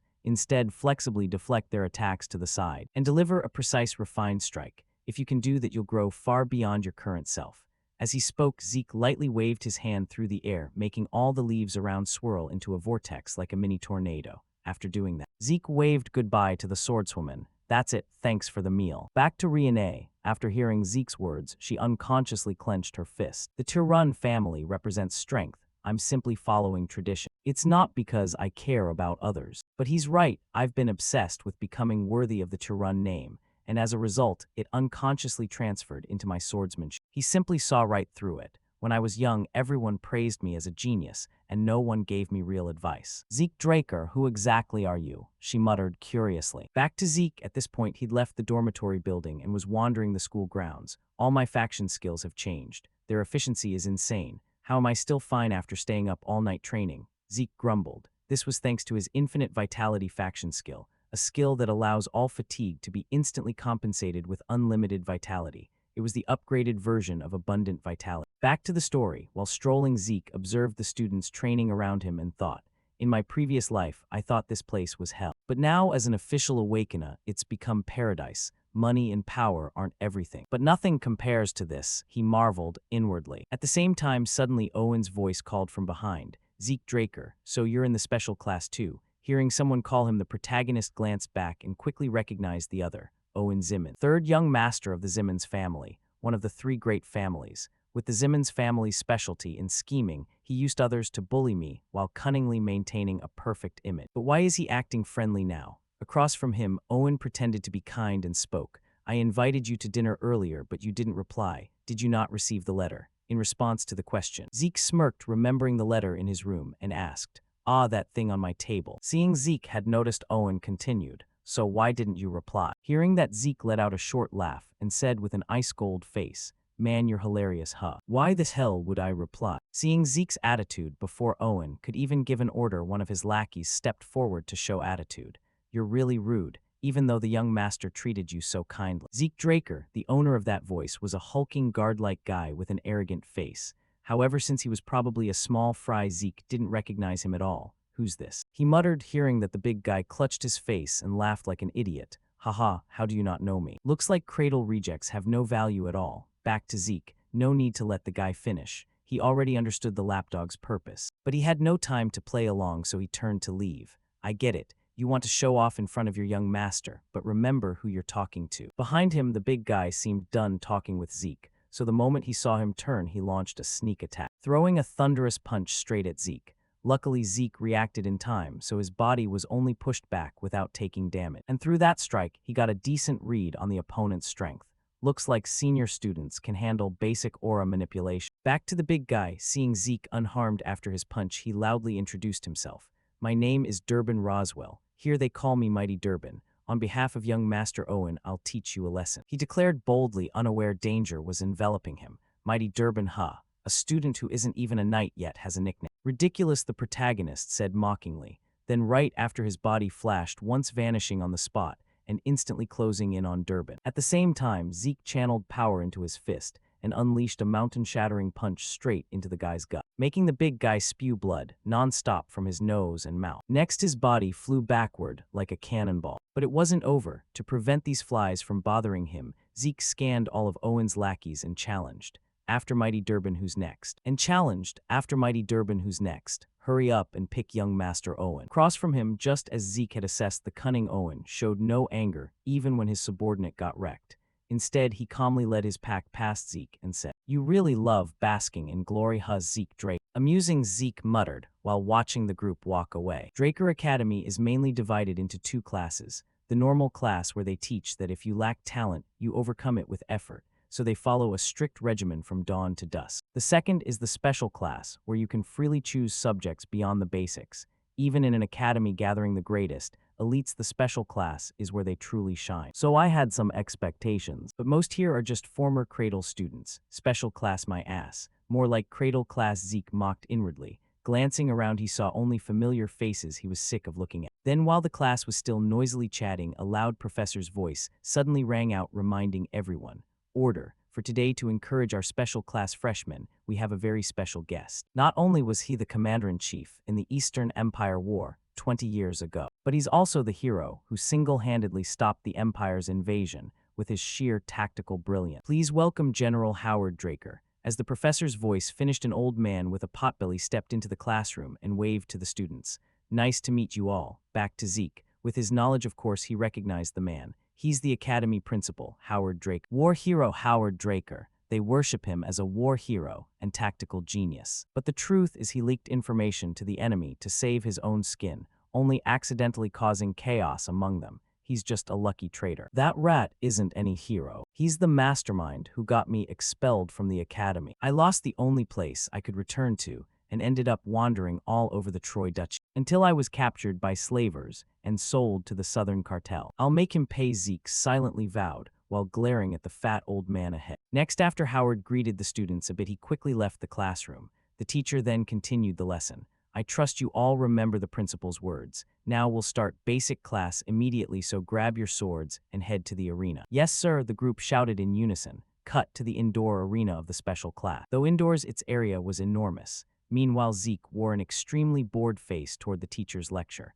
Who'd have thought even the special class has to learn basic dragon-slaying knowledge? In my previous life, just because I couldn't use aura, I wasted 2 years learning stuff normal people could master in 3 months. Please just make it easy, he thought, while rubbing his face in agony. At this moment, in front of them, a young knight spoke. "Welcome, students. My name is Andre Draker, and I'll teach you the basics of dragon slaying. This is Rose Knight Andre Draker." However, perhaps because he was too young and hadn't built much fame, yet the students didn't recognize him. "Who's that? So young, that's official Draker, family uniform." Murmurs started rising among everyone. Only Zeke knew his true identity clearly. Rose Knight Andre. Though not pure-blood Awakener, he graduated early from Valhalla as valedictorian. A once-in-a-century genius granted the Draker surname. Even the special class teachers are on another level. He's famous for his uncompromising strictness, Zeke thought inwardly. And just as he mentioned, the moment Andre saw the noisy, disorderly students below, he immediately barked loudly. "Order. If you're done chatting, then I'll start the class. Draw your swords." Below, the students, sensing he wasn't someone to mess with, hurriedly complied. Right then, Andre noticed Zeke's sword and frowned. "That student, what's with that sword?" Hearing that, Zeke casually swung his sword, creating strong gusts of wind around him, and shrugged in reply. "Like I said, sir, this is the sword I use." In response, Andre ordered him with an ice-cold face, "Step up to the arena. Student, don't you know you should choose a sword that fits your body?" Hearing that, Zeke shook his head and sighed inwardly. "I knew this would happen, so I deliberately made an impression when drawing the sword, but it still didn't help. Better to show him the skill." Thinking that, the protagonist calmly said, "I can defeat you with this sword, sir." Zeke's calm statement instantly changed the air around Andre. Next, he began emitting mental pressure toward Zeke. Unfortunately, it was completely blocked by Zeke's unyielding mental defense skill. Then, seeing his mental attack had no effect, Andre calmly touched the sword at his hip and spoke. "I understand now, student. If you want to learn with your body, if your sword touches my body even a little. You won't just be excused for your rudeness. Don't worry, I have no intention of using aura on a student. He added to keep Zeke from panicking, unaware that the proposal made the protagonist ecstatic inside. Ho ho, free from class. Jackpot, I can beat Andre because I know his weakness. But with Abel watching, if I draw too much attention like, in the cradle it'll be dangerous. I'll just graze his clothes, then take the loss. Thinking that, Zeke gripped his sword tightly and declared, fine then. With that, his body shot forward like lightning, and right as he closed in on Andre, he swung his full-force sword straight at the man's throat. The slash so powerful it tore through the air with a sharp whistle. However, it still wasn't enough to trouble Andre. With a simple swing, he easily knocked Zeke's sword aside. Seeing that the protagonist wasn't too disappointed, as expected of a blue knight, this won't be easy. With that, Zeke began moving, continuously attacking from every angle. Yet no matter the approach, he couldn't break through the Rose Knight's defense. As time passed, the students below had been watching the two fight for a full 30 minutes. A real Draker Knight is on another level. Yeah, 30 minutes, and that guy hasn't even grazed his clothes. Someone exclaimed. However, they didn't know that, after fighting continuously for so long, Andre's body had started trembling from exhaustion. He began looking at Zeke with eyes full of questions. What kind of stamina is this ridiculous? Even while suppressing my aura, I never expected to lose to a student. Truly, the existence of true blood is unfair. The more he thought, the more bitterness rose in Andre's heart. Across from him, Zeke saw Andre's breathing grow heavier and knew his plan was going perfectly. Haha, his stamina is still trash as ever. And suppressing aura like that is even more disadvantageous. The Draker family's aura cultivation method is famous for its peculiarity. You must keep aura activated during training, in daily activities, and even while eating and sleeping. Basically maintain it like breathing. In other words, for Andre, it's like holding his breath. The inconvenient swordsmanship only drains his stamina faster. But losing like this doesn't feel right. No choice, I have to force him to use aura. Creating an easy situation is useless. I need something to make him use aura unconsciously. In other words, an extreme situation. Thinking that, Zeke activated his agile footwork skill, making his body move like lightning, flickering in and out around Andre from all sides, leaving the man's eyes dazed, unable to pinpoint Zeke's exact position. Impossible. How can a student use agile footwork like that? Andre thought in panic, and right when his guard dropped, Zeke's figure instantly appeared behind him, simultaneously activating his critical strike skill. Sensing danger, Andre immediately spun around. No choice, he was forced to use his aura and slowly retreat. At that moment, Andre raised his sword high overhead to unleash his technique. Dragon Slaying Art Chapter 1 Section 1 Skyrending Slash. Just like that, Andre's earth-shattering slash came crashing down straight toward Zeke. Seeing it, the protagonist reacted extremely fast, raising his sword to his chest to block. Next, a deafening explosion rang through the air in all directions, and after taking the blow, a huge gash appeared on Zeke's sword blade. He himself was heavily injured, Zeke's eyes bloodshot. Damn it, that hurt like hell, but now I can pass out. Thinking that, Zeke released his sword and rolled to the side, ending the fight. Seeing that, Andre slowly sheathed his blade. Though somewhat unwilling, he still had to admit aloud, this student no longer needs to attend remedial classes. Any other students want exemption. Below, witnessing the battle, the entire group fell dead silent, knowing the teacher was furious. Now if any idiot dares raise their hand, they're definitely dead with him. Up top, seeing no one step forward, Andre began venting his anger on the whole group. So I'll take that as no one. Now raise your swords. From here on, you'll get a full demonstration. Time passed quickly. Cut to the infirmary. At this moment, the protagonist was leisurely resting, while the rest of the students were dog-tired back at the training ground. Gotta say, that was a pretty good show. Though I didn't graze his clothes, I forced Andre to use aura, which he said he wouldn't, and made him acknowledge my ability. In the end, Andre got schooled and I got free time, so we both win. But that final attack from Andre was the most basic dragon-slaying art. Chapter 1 Section 1 Skyrending Slash. Still, since it came from a blue knight, its power wasn't anything special. Even so, I could beat a blue knight thanks to infinite stamina and healing. But this still isn't enough. To live freely without restrictions, I need unstoppable power. Power so no one can make me submit. Zeke silently vowed inwardly. At the same time, suddenly, a strong alcohol smell hit his nose, and then a voice rang out. So you're Arthur's youngest son. Lying on the bed, Zeke suddenly saw a drunkard appear beside him, his eyes bulging. Who the hell is this guy? Zeke thought, warily eyeing the stranger. This made the red-haired man feel amused. You have eyes just like that arrogant bastard Arthur. I couldn't detect him even with such strong boots. Not to mention that arrogant bastard. He dares call the current Draker family head that.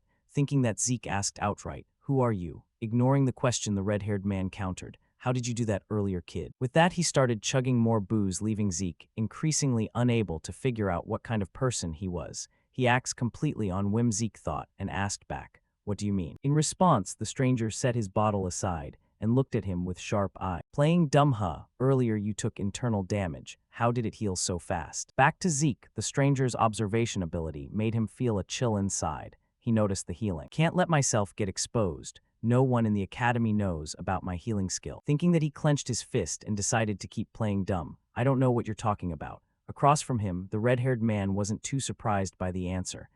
HMPH, so the story continues like this. With that, without any warning, he swung his hand, chopping straight towards Zeke's nape. Luckily, the protagonist had stayed on high alert with this guy, so he reacted in time, dodging to the side. Otherwise, he might have been sliced in half like the pillow behind him. Next, Zeke grabbed the nearby blanket and threw it straight at the man's face, blocking his vision. Instinct was screaming at him, "If I don't kill him, he'll kill me." Thinking that Zeke unleashed his full power, simultaneously activating agile footwork, precise strike, and critical strike to attack the opponent. However, against this assault, the other party merely raised his hand lightly and easily caught Zeke's sword, stopping it dead, not moving an inch further. He even praised Zeke. Impressive situational adaptability, like a mercenary. The words hit home, making Zeke scream inwardly. Who the hell is this monster? Over here, Zeke saw his sword being held, so he immediately let go of it and lightly retreated backward to keep a safe distance. Then he stared warily at the opponent, wondering, who the hell is this monster? Mercenary. He knows something about my previous life, Zeke muttered inwardly. Meanwhile, the red-haired guy started playing with Zeke's sword and said amusedly, a Draker, dropping his sword and backing off. "I think you'd suit being a mercenary more than a knight." With that, he lightly flicked the sword, sending it flying toward the protagonist, who casually caught it, but Zeke's guarded posture didn't drop at all. "Is that what he means? I've never felt this way since meeting my master." After that brief exchange, "There's an enormous gap in ability between us, so huge that if he wanted he could kill me easily. He's at least a Crimson Knight, no, maybe even stronger." Thinking that, Zeke lowered his guard slightly, because with his current strength there was no way to deal with the opponent anyway. Up ahead, unaware of Zeke's thoughts, the red-haired guy asked, "That two-handed sword, is it standard issue from the cradle, right? You have talent, so why use that kind of weapon?" Ahead. Before Zeke could answer, the door to the room opened. Then the Rose Knight Andre stepped inside, and as if recognizing the red-haired man's identity, he spoke, "So you're here after all, Gardener Dexter." Hearing that, Zeke began to doubt, wondering if he'd misheard. "That guy's a gardener with that kind of power?" Zeke questioned inwardly. Next, Dexter picked at his ear and complained to Andre, "You damn persistent leech. How'd you know I was here?" "You were in the training room earlier," Andre replied. "You're annoyingly sharp," Dexter said, bored. At the same time as Andre passed Zeke, he told him to get lost. "If you're healed, you can leave now, student." Hearing that, though Andre's words were a bit harsh, Zeke had no desire to stay facing that red-haired monster anyway. "Yes, sir, got it." With that, Zeke hurriedly slipped out. But before he could leave the room, Dexter called after him, "Hey kid, if you have time, come to the western greenhouse. I'll teach you some useful stuff." Hearing that, Zeke pondered a bit, then shook his head lightly. "Nah, forget it." With that, he quickly stepped out of the room without the slightest hesitation, leaving Dexter behind fuming. "Hey, look at that brat. Same damn attitude as Arthur." Back to Zeke. After closing the door, he immediately started racking his brain, thinking, Gardener Dexter, who are you trying to fool? If he can casually call the family head Arthur Draker by name like that, then he must be the one with only Andre as a disciple his entire life. If I'm not wrong, this is Duke Draker, the Whirlwind Knight, one of the Black Knights whose martial prowess could single-handedly stand against an entire kingdom. He was hot topic when he suddenly vanished one day, but I never imagined he'd be hiding out in the academy. Probably why Andre came here too. Duke is known for his terrifying determination. There's even a rumor he got the Black Knight title just because he likes the color black, but that's probably nonsense. Right now, Duke is showing strong interest in me, but accepting ordinary lessons just for pure curiosity isn't something I'm interested in. If I'm going to learn anything, it has to at least be his secret techniques. I'll turn that curiosity into determination. Thinking that, Zeke broke into a sly smile and silently began plotting against Duke in his mind. Time passed quickly. Cut to the magic theory class. At this moment, the Academy's magic theory professor Fanon was trying to lecture. In a situation like this, do you know what happens? No one knows, he said awkwardly, looking at the students sprawled asleep on their desks, showing zero interest in the lesson. Seeing that Fanon had to answer his own question, haha, all right. When you form a mana formula through resistance, you truly get injured. The words barely finished, when suddenly Zeke raised his hand with a question. I don't understand the mana circulation energy. law you just mentioned, sir. Up on the podium, the mage Fanon saw someone actually paying attention, and his face lit up like a flower making Zeke have to remind him again before he snapped out of it, sorry. This is the first time I've gotten a question. As for mana circulation, it's blah blah. He started explaining in detail for Zeke to understand, just like that. Time passed quickly until the end of class. The students were still boredly chatting among themselves, wondering why they had to sit through this dull magic theory class at a knight's academy. It's basically nap time. Someone else laughed. Back to Zeke. Unlike the lazy ones beside him, he had to praise Fanon's ability that was an easy-to-understand lecture. He's no ordinary professor, thinking that. While packing up his books to leave, suddenly Professor Fanon's voice rang out, "Wait, Zeke." Hearing the call, Zeke turned back and asked, "Yes, Professor." In reply, the professor took a breath to steady himself and said shyly, "It's nothing much. It's just been a long time since I felt like I was properly teaching a class, so if you have any questions, come to my research lab anytime. I'm a former scholarship student from Delphoa Magic University, so I know a lot." Hearing that, Zeke couldn't help but rate him even higher. I thought he wasn't an ordinary mage, but I didn't expect him to be a Delphoa Magic University alumnus, the birthplace of magic. Thinking that since Fanon had offered, Zeke saw no reason to refuse. "Got it, Professor." He smiled and inwardly thanked his luck. Getting close to a mage can't be bad. Mages are good at math and usually think flexibly. They make better allies than knights. Fanon, let's see if he's useful, Zeke muttered inwardly, and while still thinking how to best utilize this connection, he noticed Uncle Duke already lounging on a bench, as if waiting for him. "He's less patient than I thought. Just 1 week, huh?" Zeke shrugged, thinking. Meanwhile, Duke spotted him stepping into the courtyard and glanced over. "Done already, kid. Why didn't you come to the greenhouse? You surely understand what I mean by teaching you useful things." In response, Zeke activated his acting mode and sighed dramatically. "I told you, I'm not interested." Across from him, Duke, proud Black Knight, couldn't hold back his frustration at being rejected repeatedly. "What? Why?" he shouted loudly, seeing that. Zeke continued with excuses he'd just come up with. "I know you're incredibly skilled, but right now I'm busy with personal training." "So that's it. Of course personal training can't be neglected. You think I'd say that?" The words barely finished when Duke's large body suddenly appeared right behind Zeke, making the protagonist's eyes widen. However, before he could react, Duke swung his hand, chopping straight at Zeke's nape, knocking the young man out cold with his eyes rolling back. Time passed quickly. Cut to the flower garden Duke was tending. At this moment, Zeke slowly woke from his daze, rubbing his still aching nape. "Didn't expect him to actually knock me out. Looks like 1 week was too long. So this is the western greenhouse, huh?" As he spoke, he quickly scanned around. Up ahead, the red-haired uncle saw Zeke wake and stopped watering. Turning to chug more booze. "Awake already, kid? You kidnapped me?" Zeke asked coldly. And the red-haired uncle admitted right away, "Yeah, I kidnapped you." "I've got interest in you, kiddo," he said, with a delighted grin. "I've got interest in you, kiddo," he said, with a delighted grin. Thinking that, Zeke immediately activated his agile footwork and dashed forward like a gust of wind. However, how could his speed compare to Duke's? Before he'd run a few seconds, the man's face suddenly appeared right in front of him, making Zeke startle and retreat backward. "He's still treating me like a toy. I need something to ignite him." Thinking that, Zeke probed with a question. "What exactly about me interests you so much?" "I asked you how you healed internal injuries so fast," Duke replied. Hearing that, Zeke broke into a smile like he'd found a way to make Duke truly interested. "So that's what bothers you? If you're that curious, then make me answer." Hearing that, Duke's face grew thoughtful as if considering. Then his figure vanished before Zeke's eyes, making him wonder. "He's gone. Where is he?" As he spoke, Zeke scanned all around, unaware that from afar a sword was spinning and flying straight toward him. Luckily, at the critical moment, Zeke sensed the sword's existence and hurriedly leaned aside to dodge. Then grabbed the sword, turned back, and asked Duke, "What are you doing?" In reply, the uncle gave the protagonist a proposal. "You told me to make you answer, but that'd be too easy. How about a bet? If you can graze my clothes even once, I'll grant you one wish. But if you give up during this fight, you'll tell me everything you're hiding." With that, Duke showed a mad grin. Just like that, the two sealed the deal. Time passed quickly until late afternoon. By now, the flower garden scene had turned dusty from their battle, and after fighting for a while, even Duke had to sigh inwardly. What the hell is this kid doing? 3 hours already. He not only has insane stamina and endurance, but his wounds recover without limit. The more he thought, the more puzzled Duke became. Even when Zeke got knocked down countless times, he'd stand up again like nothing happened. Back to Zeke, though he hadn't lost, yet he also hadn't found any way to win. "I can do this all day, but still can't beat." Thinking that, Zeke started considering whether to use the Dragon Might skill he'd learned earlier. "Dragon Might. It seems dangerous, so I've never used it, but against a Black Knight it shouldn't be a problem."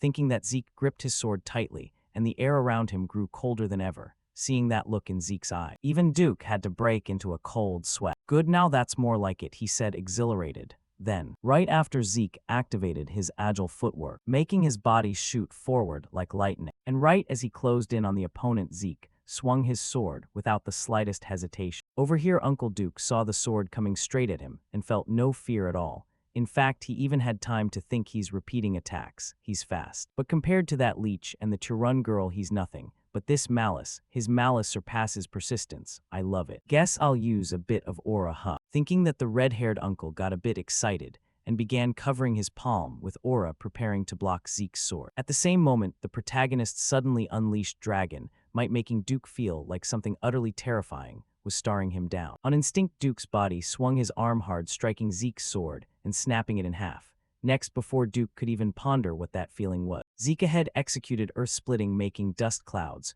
rise everywhere, blocking his vision. "He's blocked my view, but it'll be hard for him to find me," Duke thought inward. But he didn't know that with Dragon Eye, Zeke could easily spot his position and immediately closed in from behind. Then another slash aimed straight at Duke's nape. Just like that, the sword sliced through the uncle's body. However, Zeke immediately realized his sword hadn't hit anything solid. What he'd cut earlier was just an afterimage left by the uncle, as expected. Right after that, the man's figure vanished before Zeke's eyes. And now a dust whirlwind surrounded him from all sides. Looking at the scene, the protagonist realized what it was. This is Duke's secret technique. A simple dash creating strong winds. That's why he's called the Whirlwind Knight. Thinking that though Zeke still couldn't find a way to break the skill. Then a second later, Duke's voice suddenly rang out right behind Zeke. Hearing that, Zeke immediately swung his sword backward, but the old man's figure vanished once more, only to suddenly reappear right in front of Zeke, proposing, "Hey, let's call this a draw, kid," even though he said that. The old man still held a grudge and landed a solid punch on Zeke, sending his body flying backward like a cannonball. And after getting brutalized by Duke to this extent, even Zeke's recovery skill started to give out due to overuse. "Your exhaustion has exceeded acceptable limits. For your safety, your consciousness will be forcibly shut down." Wow, talk about living up to the stereotype. "Damn it," Zeke muttered just before his vision went pitch black. Time flew by, cutting to Zeke's private room, where he now clutched his head, waking up. Glancing around, "Yep, this is my room. Duke must have carried me back." Thinking that, the protagonist let out a regretful sigh. "Ha, so close to winning. Truly worthy of being called a Black Knight. I thought I'd done everything possible right now, and it was all pointless." I tried lulling Duke off guard by repeating attacks hundreds of times, then at the critical moment, unleashed DR, a GON Chinese letter, to create an opening. On top of that, I used Dragon Eye to strike him, but it still wasn't enough. The skill Duke pulled at the very end has to be his secret technique. Yeah, I lost consciousness from overusing dragon arts, but if I'd held on a bit longer, I could have glimpsed his secret, the absurd high-speed movement technique he uses with his body trained to the absolute limit. That secret move is definitely what let Andre the guy with crap stamina climb to Red Knight rank. Shame I missed my shot at learning his secret, but it was still worth it. DR, a GON Chinese letter, with pressure that even staggers a Black Knight for a split second. Most small fry would drop the moment they touch this skill. Thinking this, Zeke felt pretty satisfied with DR, a GON Chinese letter, S power. Then suddenly, a notification screen popped up in front of him. "You have one unread message. Confirm to open unread message," Zeke said curiously, and quickly tapped confirm. Then a bunch more notifications appeared before him. Skill flexible footwork rank D,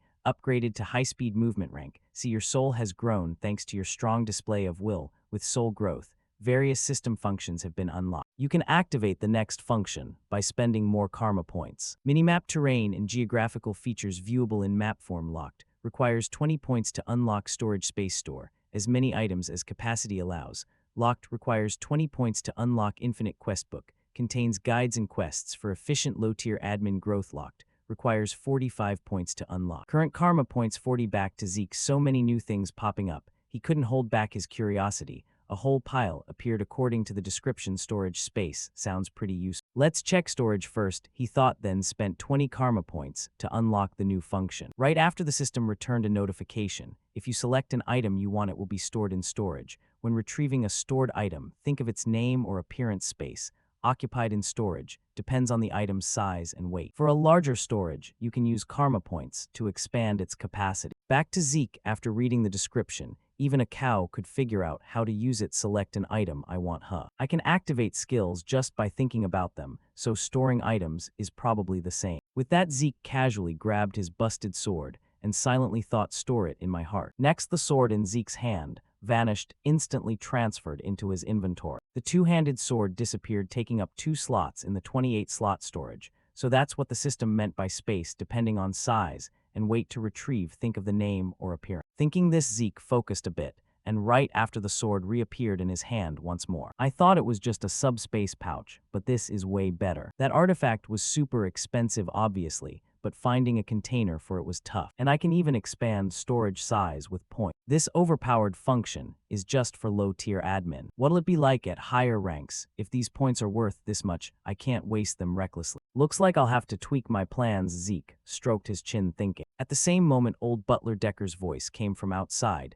May I come in, young master? Hearing that, Zeke nodded. Sure, come in. What's up? In response, Decker pulled out a small note and explained, there's a message for you. He said you'd know who it's from if I mention Dexter the gardener. Across from him, Zeke quickly took the note and looked it over. The paper read, kid, if you wanna challenge me again, come anytime. Looking at the words, Zeke broke into a grin like he'd hooked a big fish, so it wasn't a total failure. Him calling it a draw meant this.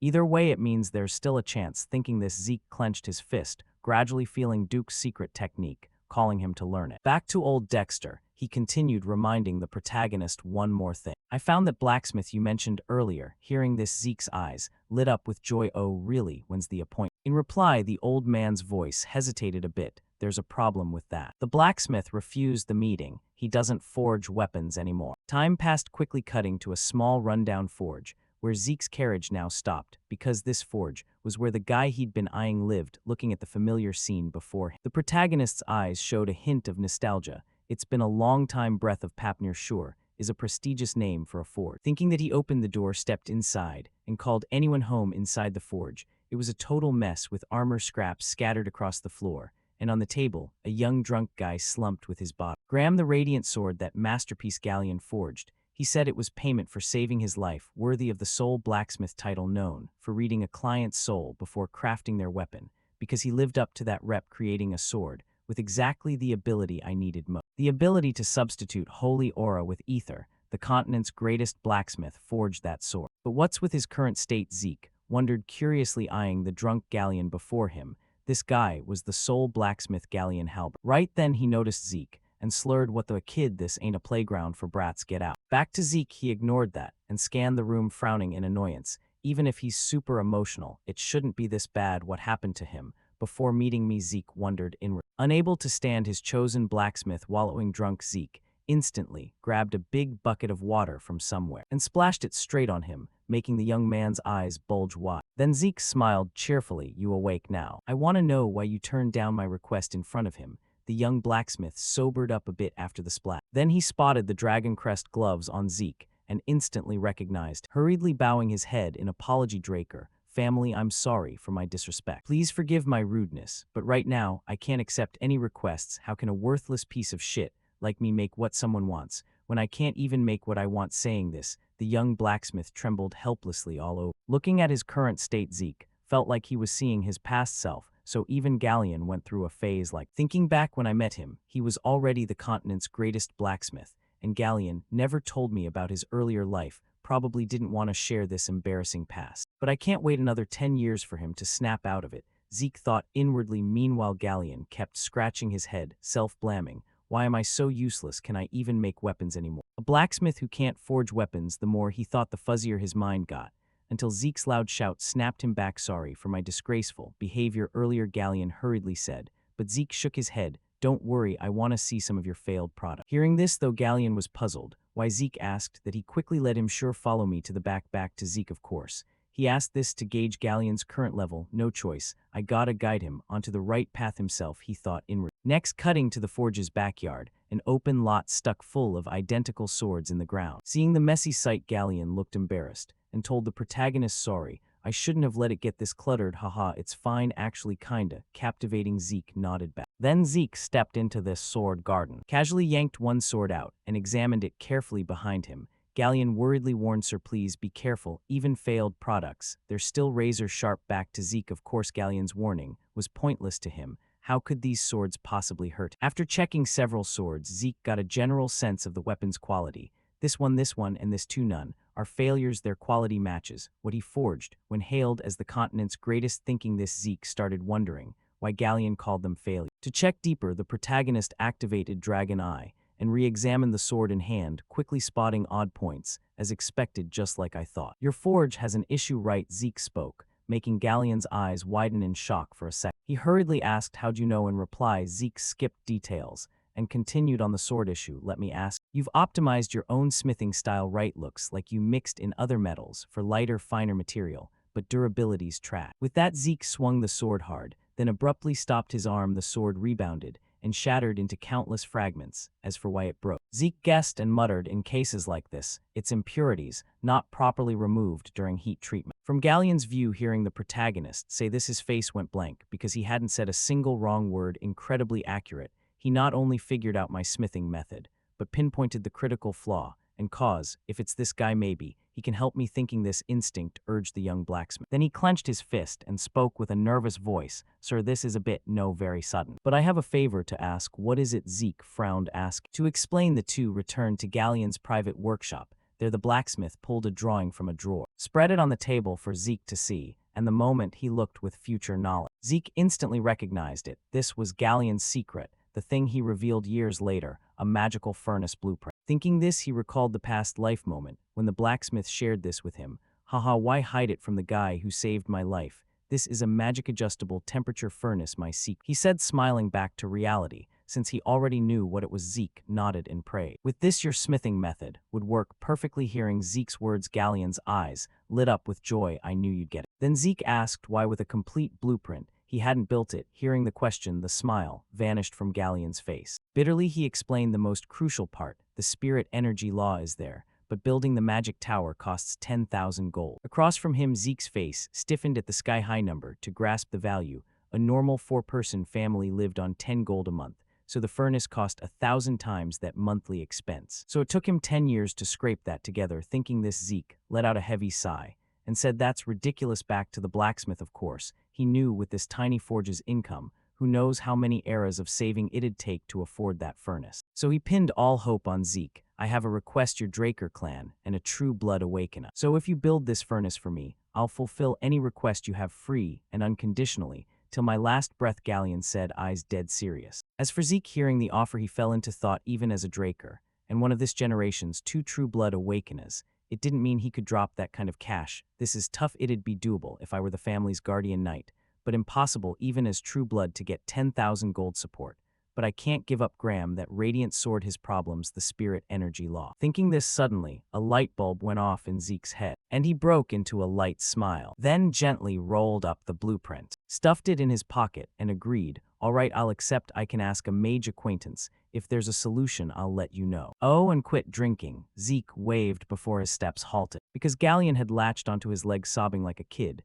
Thank you, truly thank you. Galleon will serve you for life as my life savior, he said, snot and tears smearing all over Zeke's pants. Geez, I get it. Stop. When it's done, I'll tell you, Zeke yelled. Time flew by quickly, shifting the scene to the research building area for professors inside Draker Academy. Right now, Zeke was heading over here to seek help from that mage guy Fanon, and as he walked, he was inwardly grumbling about the magic tower mages. Why the hell do those damn tower bastards charge such insane fees? The structure looks pretty simple anyway. Fanon's specialty is in mana energy design laws. Let's see, where's his lab again? Zeke muttered to himself in his heart, just before his body came to a stop, when he heard the sound of beating coming from not far away, the noise from inside that alley over there, right? That sound made Zeke recall some really unpleasant memories from his previous life. Back when he had to kneel and beg that guy Leon, I'm sorry. It's all my fault, please, I apologize, young Master Leon. This lowly scum dared to touch your body, Zeke said while forcing out a smile, and in response to his word, that Leon guy didn't hesitate to stomp his foot down hard, saying, nice one, Zeke. As a reward, I'll give you the chance to clean up the ground you dirtied. Thank you, young Master Leon, Zeke said weak. Thinking back on those memories, Zeke started grinding his teeth in rage. Shifting to inside the alley, at this moment, Leon was relentlessly swinging his fists at someone while cursing nonstop. Scum like you only exists to get in other people's way. That damn Zeke was the same. An unprecedented golden light reaction, a true blood awakening surpassing everything. Damn. Thinking of this, an extreme fury surged in his heart, and he stomped straight down on the bullied guy's head. Losing to that lowly bastard was unavoidable because of that surprise attack before the fight even started. But why the hell did that lucky piece of trash, who humiliated me, end up becoming a true blood awake? Thinking about it, Leon bit his lips so hard it bled from sheer rage, however. Right at that moment, Zeke's voice rang out from the alley entrance. "Wow, Pockface, already found someone to take my place, huh?" Zeke said with a grin, but after seeing the face of the person being bullied, Zeke's expression flipped 180 degrees. "I give you all 3 seconds. If you're smart, you'll bury your heads in the ground right now." On the opposite side, Leon saw Zeke appear and broke into a cold sweat. However, he still gritted his teeth and said, "What's this? Your arrogance has gone through the roof ever since you awakened true blood, huh, Zeke Draker? Are you even sure you really awakened true blood?" Before he could finish his sentence, Zeke didn't want to waste words on this dog, so he coldly warned, "Shut your mouth. If you don't bow down, then don't blame me," he said with an icy glare, making Leon's face turn pale as he sucked in a frightened breath from the protagonist. He began to feel an invisible pressure, making sweat pour nonstop from his body. What the hell is this pressure? Just a few months ago, he was still crawling under my crotch, and now I'm actually scared. Thinking of this, a raging fire ignited invisibly in his heart, fueling him to face the protagonist. "How dare you talk to me like that, you lowly bastard? What are you waiting for? Beat him up," he shouted at his pack of hounds, and those loyal dogs who didn't know Zeke's real strength grinned and charged at him to take a beating, and facing their attack, Zeke just let out a tired sigh at how stupid these guys were. "Ha, now don't blame me for this, okay?" After saying that, he leaned to the side to dodge the punch from the bald guy. And while the guy hadn't even realized what was happening, Zeke threw a straight punch right into his ugly face, making the guy spew blood nonstop as he collapsed to the ground. Then he followed up with an uppercut from below straight into the chin of the guy behind, making him spew blood too. At the same time, another student balled his fist and attacked Zeke from above, but his arm was instantly grabbed by Zeke. Then Zeke spun his body and hurled the guy's body straight into the one on the other side. Next, he delivered a knee kick straight to another guy's face, making his eyes roll back white. Just like that, this group of small fry punks started getting beaten mercilessly by Zeke with zero mercy. Against weak chickens like these, he only needed one move to easily knock them flat. From behind, Leon watched his hounds get taken down so easily, and his face went completely stupid. "No way. Is this really the Zeke Draker I know?" he asked himself in his heart. Meanwhile, after dealing with the trash, Zeke turned his attention to Leon. "No need to be scared. I believe you already know. It only hurts for a moment," he said casually like it was nothing. Seeing that, Leon hurriedly drew the sword at his waist, then shakily said, "Stay away from me. If you come closer, I'll cut you," he said bravely, but his trembling body completely betrayed his terrified state. Back to Zeke's perspective. Looking at Leon drawing his sword, his eyes turned colder than ever.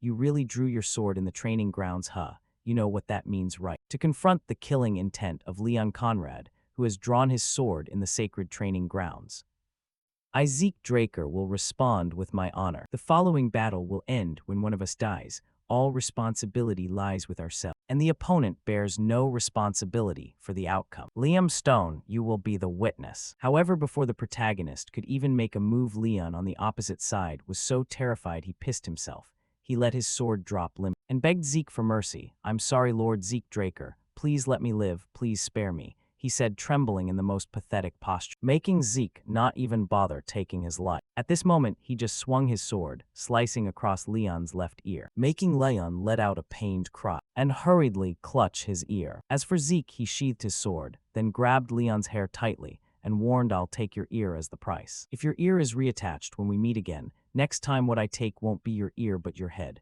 After saying that, he pressed Leon's face hard into the ground, letting him experience the feeling of kissing dirt like he himself had in his past life. After doing that, Zeke shrugged and walked off like nothing happened. Now back to the big guy Leon. Before Zeke left, he struggled to stand up and asked Zeke, "Why did you help me?" Hearing that, the protagonist gave a light smile. "Don't think about it. I wasn't helping you. I was helping myself," Zeke whispered, and officially bid farewell to the weak shadow of his past. After that, once he walked out of the alley, Zeke scratched his head and reminded himself, "Damn, was I influenced by Galleon or something? I almost said some super cringy line." Time passed quickly again, shifting to the lab of that mage buddy Fanon. At this point, Zeke had already met him and showed him Galleon's blueprint. "Is it feasible, Professor?" Zeke asked. And after observing a bit, Fanon replied, "Let me be straight. Yes, it's feasible." Hearing that, Zeke's eyes lit up noticeably. "Really? Then I want to entrust it to you, teacher," he said excited. However, things are never that easy and smooth. Buddy Fanon didn't rush to take on the task and reminded Zeke, "Hold on. I think it'd be better if you hear me explain first. Like you said, the overall structure can be called simple. However, the problem is the core responsible for energy output. The core is considered the heart of this machine, but the mana pathways have extremely troublesome restrictions.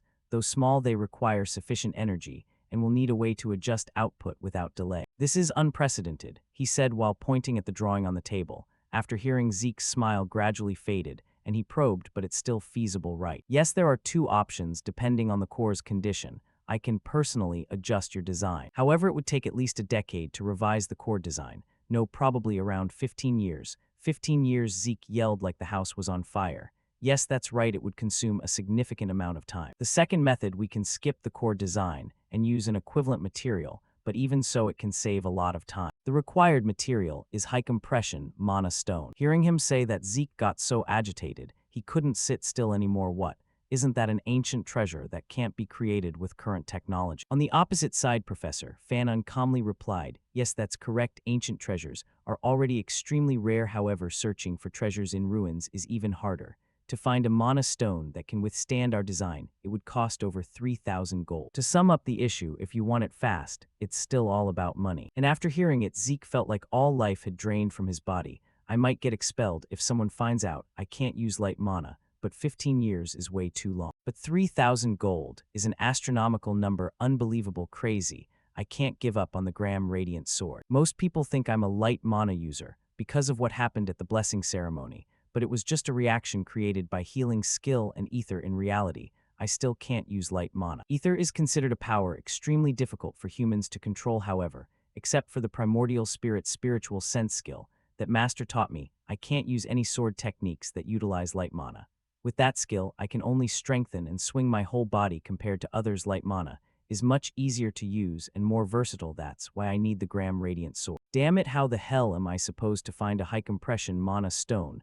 The more he thought, the darker the future seemed to Zeke. And as if not seeing the boy's expression, the mage Fanon was still examining the blueprint and praising in admiration. By the way, the person who created this design is truly extraordinary. Even considering the complex core, it's still a superior design. It would be hard to replicate even among Golden Age treasures. Turning to Zeke, Fanon's words made his body suddenly tremble. His eyes began to light up noticeably. Golden Age treasures, right? Why didn't I think of that earlier? Zeke broke into a smile like he'd just thought of something. And not wasting time, he immediately stood up and asked the professor, please keep the design safe until I return. Professor, hearing this, Professor Fanon turned to look at Zeke like he was an idiot. What do you mean? Are you telling me to spend 15 years perfecting it? In response, Zeke, of course, wasn't dumb enough to choose the super time-consuming method. Haha, of course not, I'll bring one. I mean, a high-compression mana stone, Zeke declared confidently, as if he already knew exactly where to find it. The Golden Age, that was the era of the Liberation War, fighting to escape dragon domination. And that era ended with the defeat of the evil dragon Bahamut. The one who defeated him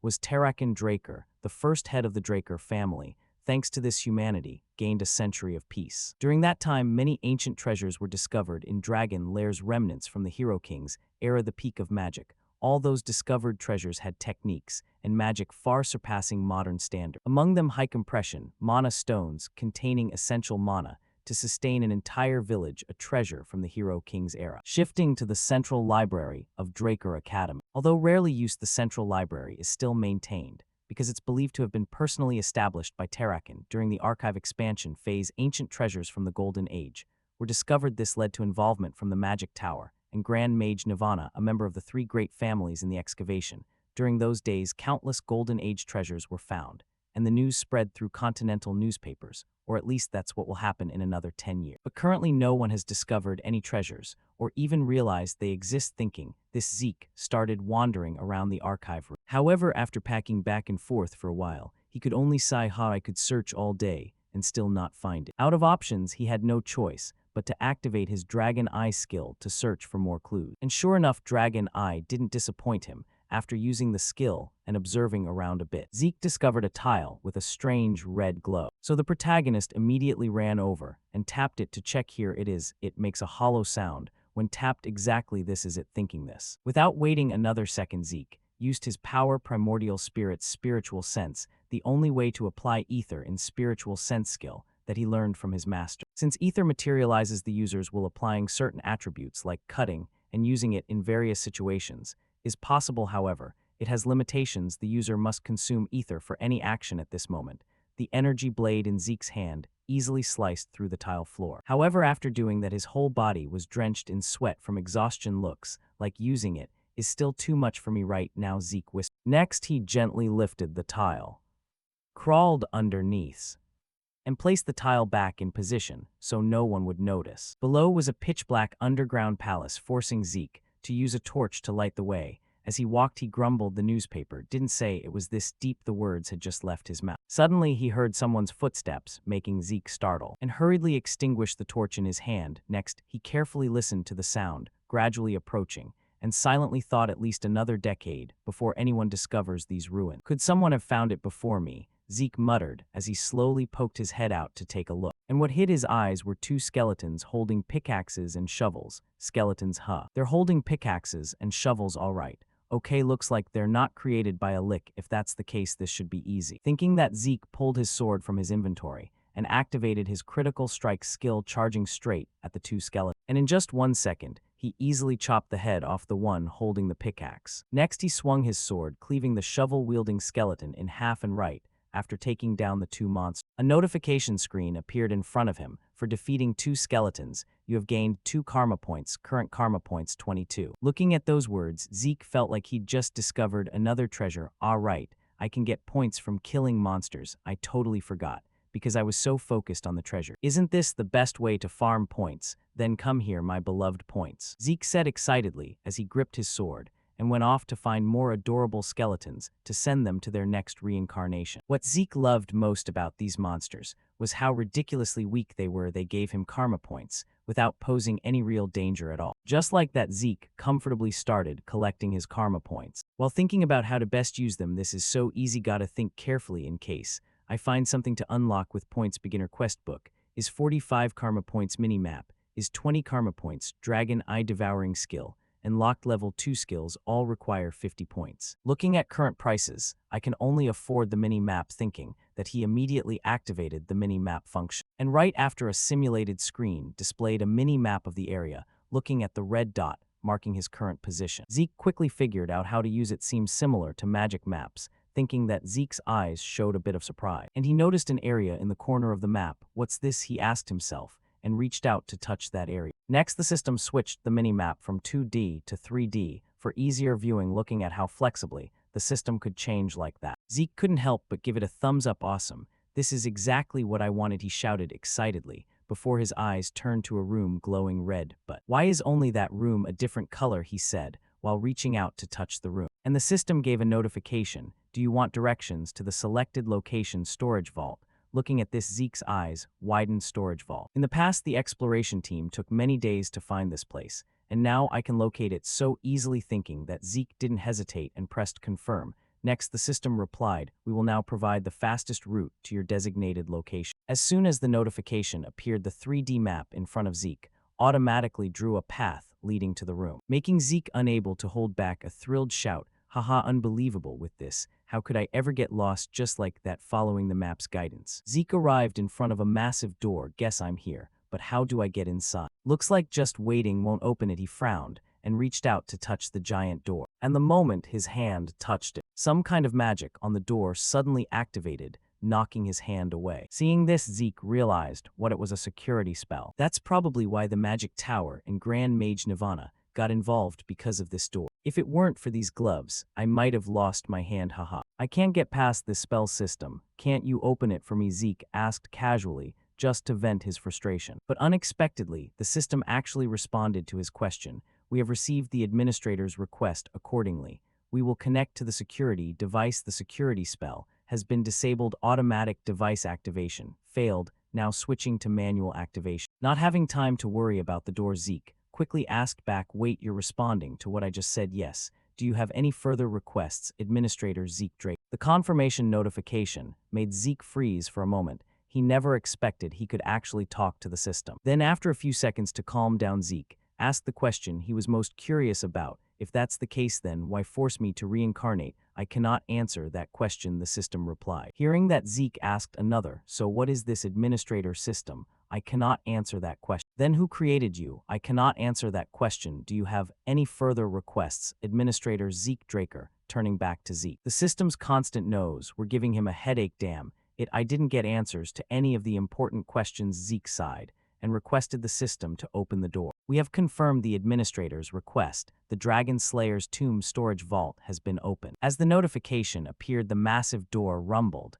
and slowly opened. Behind the door was a huge room filled with countless wooden chests, neatly arranged on wooden shelves. Looking at those wooden chests, Zeke's eyes widened like he'd struck gold. Treasure chests, treasure chests. As the name suggests, these are chests full of valuable treasures and artifacts. Finding even one treasure would already be a miracle. Thinking that to verify, Zeke opened the nearest chest, and sure enough, it didn't disappoint. Inside were various jewels and gems, shining brilliantly, almost blinding Zeke. Haha, so there are hundreds of treasure chests like this. He shouted excitedly and started rushing to open all the remaining chests, quickly gathering all the valuables. I want this one. Oh, this looks pretty good too. I'll give this to Fana. Finally found them top-grade high-compression mana stones, and there are 4 even better. I'll use 1 point to expand 4 more slots in storage, but I still don't have enough space. Looks like I'll have to come back here often. Until graduation, Zeke muttered, and began stashing all the precious treasures into his inventory. After finishing, he stood up, relaxed, ready to leave. Today should be enough, Zeke muttered. But right at that moment, he sensed an unusual aura appear in the room, making him spin around, startled. Huh, what is this creepy feeling? Zeke frowned, thinking, while reaching out to touch the wall to check. Immediately, an anomaly occurred. A complex magic circle suddenly appeared under his feet, and just 1 second later, the formation activated, teleporting him somewhere. Then, when he reappeared, Zeke found himself inside another kind of storage room. Seeing he'd been suddenly teleported, Zeke warily scanned around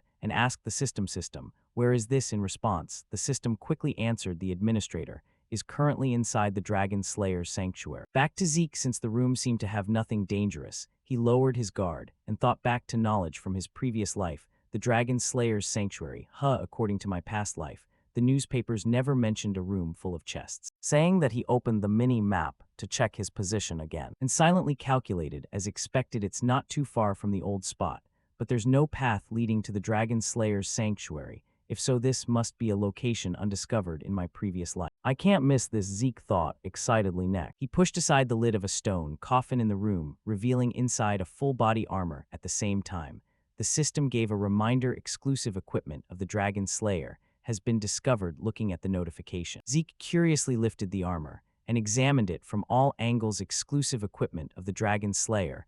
How it definitely doesn't look like the Golden Age armors, I know, he muttered, before noticing at the back of the armor's neck there was a slot that looked like it was meant to insert something. Then a flash of insight hit Zeke, and he took out a compressed mana stone from his inventory. Wait, could it be? But I can't just leave it like that, Zeke guessed aloud, and tried inserting the battery into the slot, and sure enough, his intuition was spot on. At that moment, the battery began emitting intense energy. To activate the armor, mana battery installed into Dragon Slayer exclusive equipment. Activating equipment. The notification appeared. The armor's eyes suddenly lit up bright. Then its body automatically stood up, startling Zeke to ensure safety. He stepped back a few paces, then somehow the armor suddenly exploded. Equipment malfunction due to overload activation. Failed small explosion expected. Please evacuate immediately, the system frantically warned. However, by the time it gave the warning, the armor had already blown up spectacularly. It's already exploded, Zeke complained. Sorry, the system said, apologetic. Putting that aside, Zeke couldn't help but be amazed by the armor. So 1 high-compression mana stone is just the power source for this armor. What functions could possibly require such terrifying energy? I'll ask Fanon later. For now, let's explore this place. Saying that, Zeke started moving around the storage room. However, he didn't find anything. The other rooms were empty. This is the last room, Zeke muttered. And from his view, it was a spacious room with only a glass case placed right in the center. The whole room had just 1 glass case. Zeke complained boredly, at least compared to that treasure vault. This room deserves to be called the beggar's room, or that's what Zeke thought. Until the system gave him a notification. You have discovered the legacy of Tarakan Draker, the cursed heart of the evil dragon Bahamut. Looking at the notification without any warning, cold sweat poured down Zeke's face from tension. Tarakan Draker, that guy was seriously insane. Leaving the heart of the dragon he defeated as a legacy, so that creepy feeling I sensed earlier in the vault was this. But right now the feeling is completely different, Zeke sighed, not noticing that the strange aura he'd felt was growing thicker than ever, and starting to affect. The cursed heart of the evil dragon Bahamut is reacting to the administrator back to Zeke. The black dragon's aura began twisting his thoughts. All right, I hear you, looks like no other choice. Then, I'll just kill them all. A strange thought started creeping into Zeke's mind. But right at that moment, the system activated the unyielding mental defense skill for him, making Zeke's eyes clear up and immediately realizing a black evil aura was surrounding him. What the hell is this? He shouted loudly. And for the first time, the system issued him a quest, emergency quest, Tarakan Draker's trial. Overcome the powerful curse, engraved on Bahamut's heart. Quest, reward ownership of Tarakan's legacy. Back to Zeke at this point. One of his eyes had already turned black from the evil dragon's influence, and even if the system tried activating unyielding mental defense, again it failed. And now Zeke had to fight the aura's influence alone, countless voices in his head, demanding destruction and devastation, making his head feel like it would split in two. Then to stop it, Zeke slammed his head hard against the glass case in front, shattering the case into pieces. Shut up, so annoying. You call that freedom? Freedom is something you have to take, you idiot, the protagonist sneered with blood streaming down his face.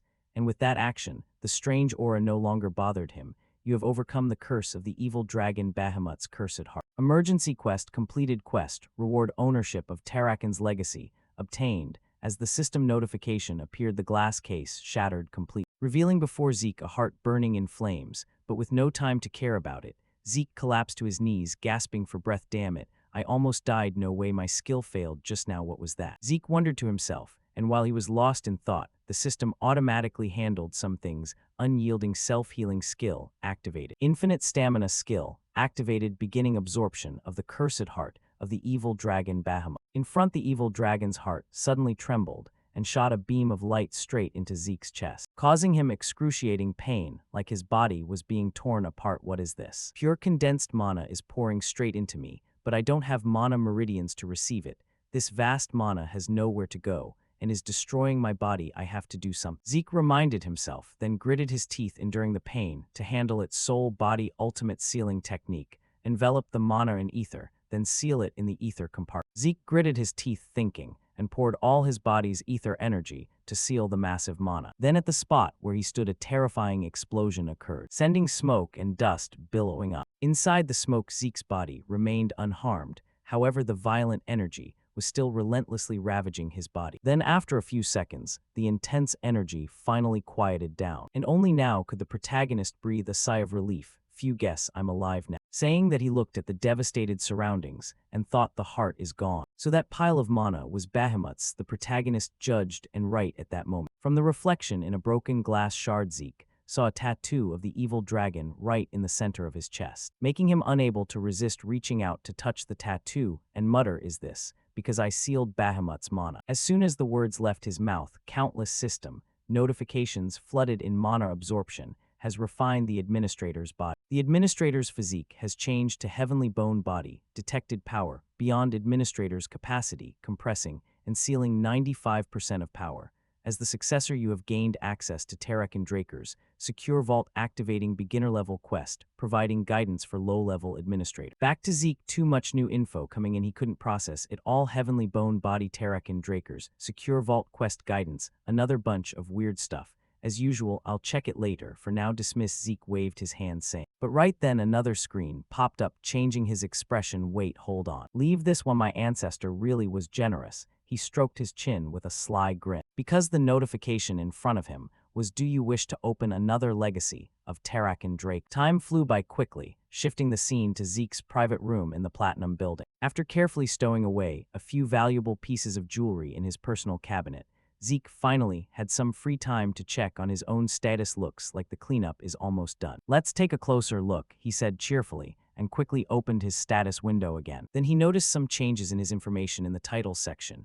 A new line appeared: heir of Tarakan Draker, sovereign dominion over Dragonkin, physique heavenly bone body, Dragonkin skill, devouring technique, transmitting power through words, locked unlock when conditions are met. Looking at these status lines, Zeke nodded and said, there are quite a few expansions. Let's see more. He started tapping on each new description to check them out. And the system provided explanatory notifications. Sovereign dominion over Dragonkin, allows summoning and commanding, tamed Dragonkin heavenly bone body, optimizes physical capabilities, accelerates martial arts learning, and enhances ether conduction efficiency. Reading these descriptions, Zeke's eyes narrowed slightly. just the descriptions don't tell me much, and earlier, I caught a glimpse not only of Terrakin's second legacy, but also a whole system window related to Terrak. System show me all the notifications related to Terrakin, he said softly. In response, the system immediately displayed, we have received the request to access Terrakin's secure vault, requires data synchronization. Please move to a synchronization location. Would you like synchronization coordinates displayed on the mini-map Terrakin's secure vault? What is this? So I have to go to the designated spot. To access it, show me the location, Zeke grumbled. And right away, the mini-map appeared in front of him, and the designated location made Zeke unable to hide the shock on his face. This is Valhalla. Valhalla is the top knight training academy. No one except authorized individuals can even approach it, let alone enter inside. Even for me, sneaking into Valhalla is impossible. Going to Valhalla wasn't part of my plan, but if something like Terrakin's legacy is there, then it's worth revising. The plan looks like I'll have to stick around this cursed family a bit longer, thinking that he tapped another description line, this time the one about the beginner quest book. Beginner quest book begins guiding low-level administrators. After the guidance phase, quests will become available to support administrator development. Completing quests grants additional rewards after reading the system's explanation. Even an idiot could understand it, so I accept quests and get rewarded upon completion.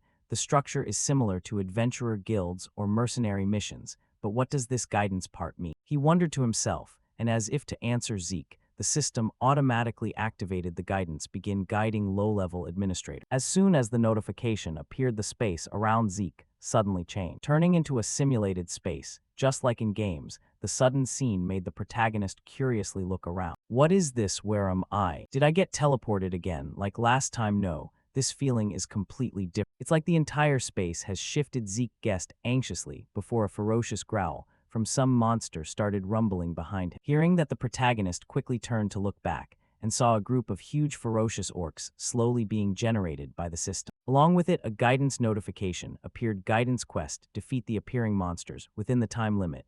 Using at least 2 skills, reward system shop access points, time limit 60 minutes. Looking at the notification, Zeke's mind immediately raced, and he figured out its purpose. Orcs appear out of nowhere, and a matching quest comes with this guidance. It's creating situations where I can actively use the system. This should have been provided way earlier, he complained, while he was still dazed in thought the orcs had already surrounded him, and at the same time swung their massive spiked clubs straight at him. The strike was so powerful it caused a huge explosion on the floor, with dust and smoke billowing everywhere. Luckily, even though his mind was on the system quest, Zeke never dropped his guard, knowing he was surrounded by monsters. So the moment they attacked, he simultaneously activated high-speed movement and combo slash to dodge and counter right after. His sword flashed like lightning before the orcs could even react. Their bodies were sliced into countless pieces. Zeke being able to do this so easily was partly thanks to the heavenly bone body, which optimizes physical capabilities, accelerates martial learning, and boosts ether conduction. The sword in his hand felt as light as a feather. So this is the effect of heavenly bone body. At this level, I can easily take down commander-level enemies, he thought to himself. And after finishing off the orcs, the system notification appeared. Guidance quest completed. Next, the simulated space around him slowly faded away, as if it never existed. Oh, I'm back. So it was all just an illusion. The realism is no joke. The protagonist nodded and sheathed his sword back into his inventory. Then the system gave the rewards for completion: critical hit bonus, added to rewards, time bonus, added to rewards quest, reward 40 points, and shop category unlocked. Back to Zeke, he excitedly checked his new function. I can buy items through the system. What is this so convenient? Looking through Zeke's eyes, as soon as he tapped the shop, he saw some extremely useful items. First, giant skin. For 10 points, a potion similar to a giant's tough hide, temporarily boosts defense. Giant fire breath. 20 points, a potion containing condensed fire. Giant breath unleashes inextinguishable flames. Low-grade ancient rune speed stone. 7 points, a magic stone engraved with runes, slightly increases movement speed. Wings of the sky. 5 points, a potion from bird feathers temporarily boosts agility. Looking at these items, Zeke was stunned. Giant skin, fire, giant's breath, all of them are rare treasures worth hundreds of gold. Just selling shop items alone could make me filthy rich. On the side, the system gave a reminder: please place the item you wish to sell in the designated window. Items in your storage compartment can also be sold. Twin practice swords. This item cannot be sold. Elven dagger. Do you wish to sell this item? Selling price 4 points. Turning to Zeke, the pitiful price for the dagger made his hand freeze. Selling seems only applicable to ancient treasures. 4 points for this dagger. I could get at least 100 gold auctioning it off. Selling items won't be useful unless I desperately need points. Saying that, he swiped away the screen in front of him and stretched tiredly. Hugh, what an exhausting day. Tonight I'll probably sleep like a rock, the protagonist sighed. Time passed quickly until the next morning, shifting to the professor's research area at this point. Zeke went back to Professor Fanon to hand over that battery. And when he saw Zeke bring it out, the young professor couldn't hide the shock on his face. You really brought back a high-compression mana stone. In just one day, how did you manage that? In response, Zeke obviously couldn't mention the dungeon, so he brushed it off. It's a long, complicated story. So when will the device be fully operational? It's already complete, Fanon replied calmly. Already done. You're amazing, Professor, Zeke praised, while the professor praised him back. Bringing this here is even more amazing. Back to Zeke's perspective, while sipping tea, he glanced at the professor and silently evaluated in his heart. Pretty suspicious, huh? Whenever a high-compression mana stone is discovered, major continental forces register various ancient runes as serial numbers and manage ownership of valuable high-grade mana stone. So by checking the serial number, you can determine the excavation time, location, and current owner. But the one I brought could never be registered in that book. It's a completely new personal discovery. Putting suspicion aside, he does have solid evaluation skills and ability. Back to Professor Fanon, after finishing the final checks, he spoke up. I've verified the serial number. We can start now. Next, both of them headed to Buddy Galleon's forge to complete the furnace setup. And now, with the energy source in place, the furnace began emitting intense, powerful energy. Looking at his furnace, finally working, Galleon couldn't hold back the joy on his face, while Zeke and Fanon behind him were happy for him too. Then, seeing everything stable, Professor Fanon said goodbye to head to class. I have to go teach. Thank you, Professor, Zeke quickly replied. Back to Galleon, he'd been grinning nonstop. I never imagined in my lifetime I'd see a fully operational magic furnace. Thank you so much, he said happily. Hearing that, Zeke shook his head lightly. Just business, no need to go that far. You haven't forgotten our previous agreement, right? Of course, please make your request, Galleon replied eagerly. On this side, the protagonist pulled an item from his backpack and requested, make me a sword with this. What he took out was the hardest fang of the evil dragon Bahamut. With the eyes of a veteran blacksmith, Galleon instantly recognized the material, a dragon fang. Wow, with this size and condition, I've never seen anything like it. Where on earth did you find this? To Zeke, this was Tarakan Draker's second legacy from the dragon heart. To this fang, he felt like a grave robber. It's complicated to explain, Zeke said softly, before noticing the blacksmith buddy in front of him was trembling nonstop like he had malaria. Not only did you give me a magic furnace, you also gave me the chance to forge a dragon fang. I will definitely repay your trust. I, Galleon Halbert, will stake my life on your sword, he said, while his whole body radiated a blinding aura that dazzled Zeke's eyes. Those words brought back memories for Zeke. In his previous life, Galleon had said something similar. He's really determined, Zeke thought to himself, and decided to leave everything to Galleon. All right, I trust you. Let's see what kind of sword you'll make. I'm really looking forward to it. Shifting to Zeke's bedroom at this point, he was still excited, anticipating the sword Galleon would forge for him, making a sword. I'm really pumped, Zeke said cheerfully, before remembering the message from Uncle Duke. It's been a week since I got the message to come back after the bet with Duke ended. Guess it's time for something to happen, Zeke muttered to himself. And sure enough, right then, Uncle Duke's figure suddenly appeared outside on the balcony, staring at him with eyes full of anger. Why didn't you come this time, kid? Answer honestly. Looking at the red-haired uncle's face, Zeke's whole body trembled nonstop. He looks like he wants to kill me. Thinking that, he tried to calm down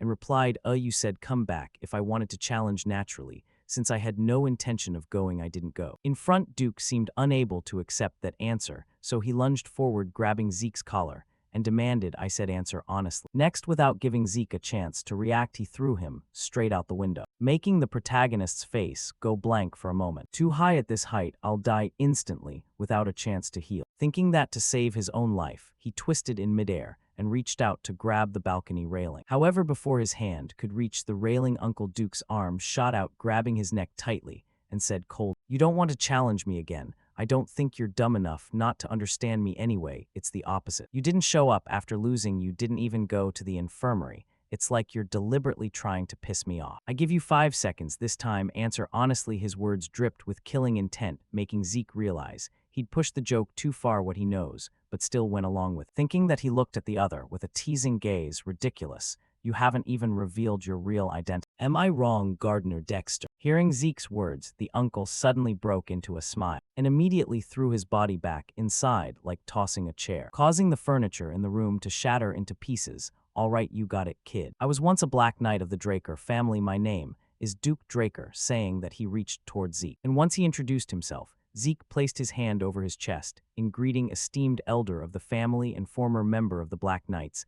I sincerely apologize for the disrespect I showed. As a knight, he said calmly. But that completely unsurprised expression made the uncle suspicious. This is the face of someone who already knew what the hell is, that hearing that Zeke quickly switched to a dumb expression, nothing, haha. He laughed awkwardly before turning curious about the last words. But Duke, you said you were once a Black Knight. What do you mean in response? The uncle shrugged simply. I used to be black, but now I'm red. From behind, Zeke heard that and felt his mind go a little fuzzy. Can something like that even happen? A knight's rank can go up, but I've never heard of it dropping back down, turning back to Duke. As if he didn't want to dwell on this topic too much, he immediately cut the conversation short. Kid, don't talk about that anymore. As he spoke, both of his hands trembled nonstop, like he was struggling to hold himself back, seeing that Zeke quickly realized this might be a taboo subject for Duke, so he wasn't dumb enough to bring it up again. All right, since you've been honest with me, Duke, I'll be honest in return too. Next, Zeke explained his real purpose for deliberately not showing up to meet. And after listening, the uncle's eyes grew even more intrigued. So, from the very beginning, you already guessed my identity and deliberately pissed me off to become my official disciple, huh? You've got some guts, kid. All right, I'll take you as my disciple, the uncle said, slapping his thigh loud, making Zeke in front of him widen both eyes, huh, just like that. So before he changes his mind, I gotta act fast thinking.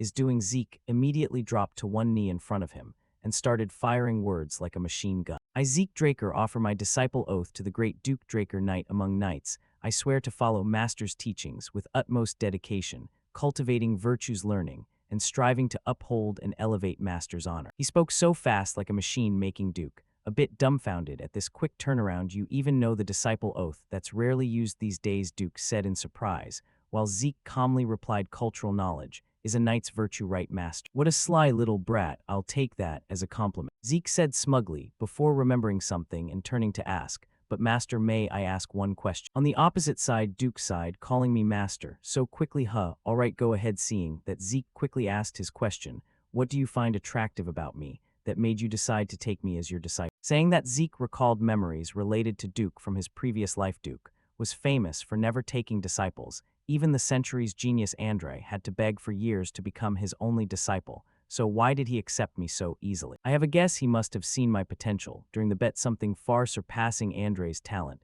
He's clearly sharp-eyed. Thinking this, Zeke unconsciously broke into a smile. Meanwhile, Duke on the opposite side didn't rush to answer, but asked back, what do you think, disciple? Guess. In response, Zeke straightforwardly said his thought, obviously, because I'm the ultimate genius, right? Hearing the answer, Duke laughed so hard his whole body shook. Your confidence is truly admirable. Haha, if that were the reason, I'd have taken Rene as my disciple already.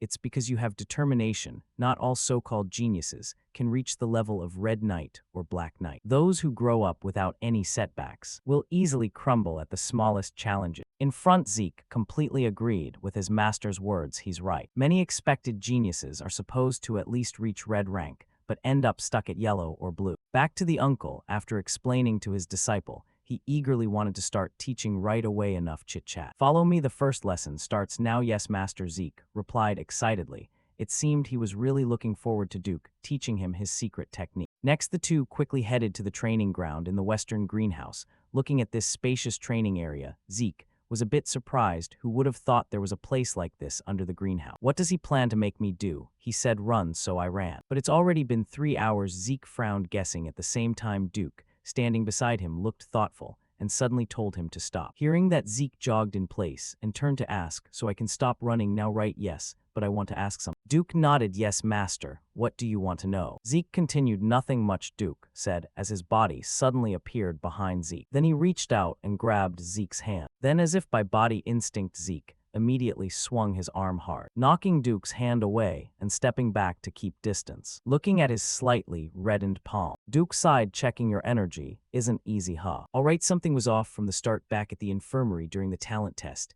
and even in the greenhouse during the bet. And just now, after 500 laps around the training ground, I didn't sense any light mana from you. when I tried to check your meridians, you dog. Kid, don't tell me you can't use light mana, he guessed aloud, making Zeke's heart skip a beat at those words. Next, without waiting for Zeke to react or explain, Duke continued. The bronze statue reacted right. An unprecedented golden light caused a commotion and brought you here. So why did you stop me from checking your meridians, he said, while looking at Zeke's face with great interest, while Zeke felt a bit uneasy, not daring to meet his eye. After a few seconds, Zeke calmed down a little and glanced to assess his master's expression. Curiosity, not suspicion. A Draker who can't use light mana is a serious issue, but it seems his interest is the biggest thing. Lucky for me, the one I'm dealing with is Duke. Once I get Graham, no one will suspect my lack of light mana. Until then, I have to be careful. No need for a long-winded lie, unlike my previous life, when I was the family's first failed awake. Thinking that Zeke made his decision, then he slowly took off his glove, at the same time activating his mana reversal skill, causing red lightning sparks to appear in the surrounding space. This truth will cover my disguise, a fitting reason for this situation, Zeke thought, and began explaining. Yes, as you said, Master, I can even influence mana, a sign of true blood, but for some reason I can't use light mana. I'm sorry for being scared earlier. If it gets out that a Draker family member can't use light mana, I'll get expelled. Saying that, tears welled up in his eyes, looking at his pitiful expression. No one would think he was acting. But of course, Duke wasn't that easy to convince. He began channeling his light mana into Zeke's body to check his condition, and only withdrew after finding nothing. Seeing that, Zeke immediately asked, "So what do you think, Master?" Without answering the question, Duke's brows furrowed tightly. HMPH, a kid with such determination at this age. But why can't I sense any light mana despite his awakening? Duke stroked his chin, pondering, while Zeke anxiously waited in his heart. Even checking my meridians, he won't be completely sure. The blessing ceremony is extremely important to the Draker family. Even if I really can't awaken light mana, he'll most likely find a reason to explain it to himself. Zeke silently guessed, and sure enough, just as he calculated, Duke later explained that he was a variant. Hearing the answer, Zeke wasn't too surprised. A variant, huh? Of course. That's the direction this story goes. If he doesn't know about job classes, that conclusion makes perfect sense. Thinking that to complete his act, Zeke asked, "What is a variant, Master?" In response, Duke began explaining. A variant is the term for people with abnormal abilities. For example, users of both light mana and mana, or people who can see the future, things that defy common sense. Because of that, variants are often treated poorly, so don't go around saying you might be a variant. So why do you think I'm a variant, Master? Zeke asked further for this question. Duke explained, because of your abnormal physical strength and recovery. No matter how minor an internal injury takes time to heal, but you recover instantly. Duke was sure a huge amount of energy had been consumed, and asked Zeke what he thought that energy was. Light mana, Zeke asked, probing. And the uncle nodded in agreement. Yes, my hypothesis is that any light mana you produce is instantly consumed by your physique and regeneration,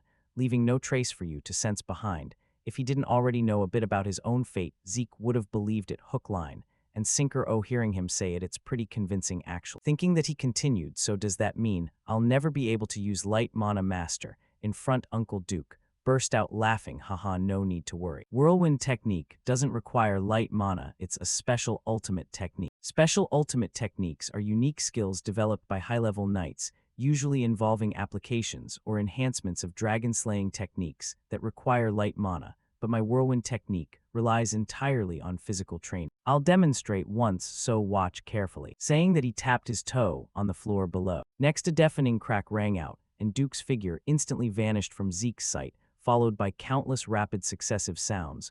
The protagonist couldn't even catch where his body was at any moment. Then, after a few seconds, the uncle returned to his original position and asked, "Did you see that?" In response, Zeke asked back, "I just need to follow your footsteps, right?" "Well, if that's all you think, then I don't need to explain more. You've seen enough." Zeke nodded extremely confidently, making Duke's face show some anticipation for his performance. "Your confidence rivals a Black Knight. Good, show me what you can do." Back to Zeke at this point, he slightly bent his body and got into ready position. Next, he concentrated power in both souls and began copying Uncle Duke's earlier move by stepping exactly in the footprints he left on the tiled floor. By following those steps, previously unseen paths appeared. Every step had purpose, whether to attack, dodge close distance, or create distance. No step was wasted, Zeke thought to himself. Meanwhile, Duke, beside him, started rubbing his eyes to check if he was seeing wrong. Unbelievable. Just 1 week, he has that talent, but this level. What on earth happened in 1 week? This is a genius, truly perfect, Duke thought, while sweat beaded on his face. And seeing this expression, Zeke broke into an extremely smug smile worthy of Black Knight-level confidence,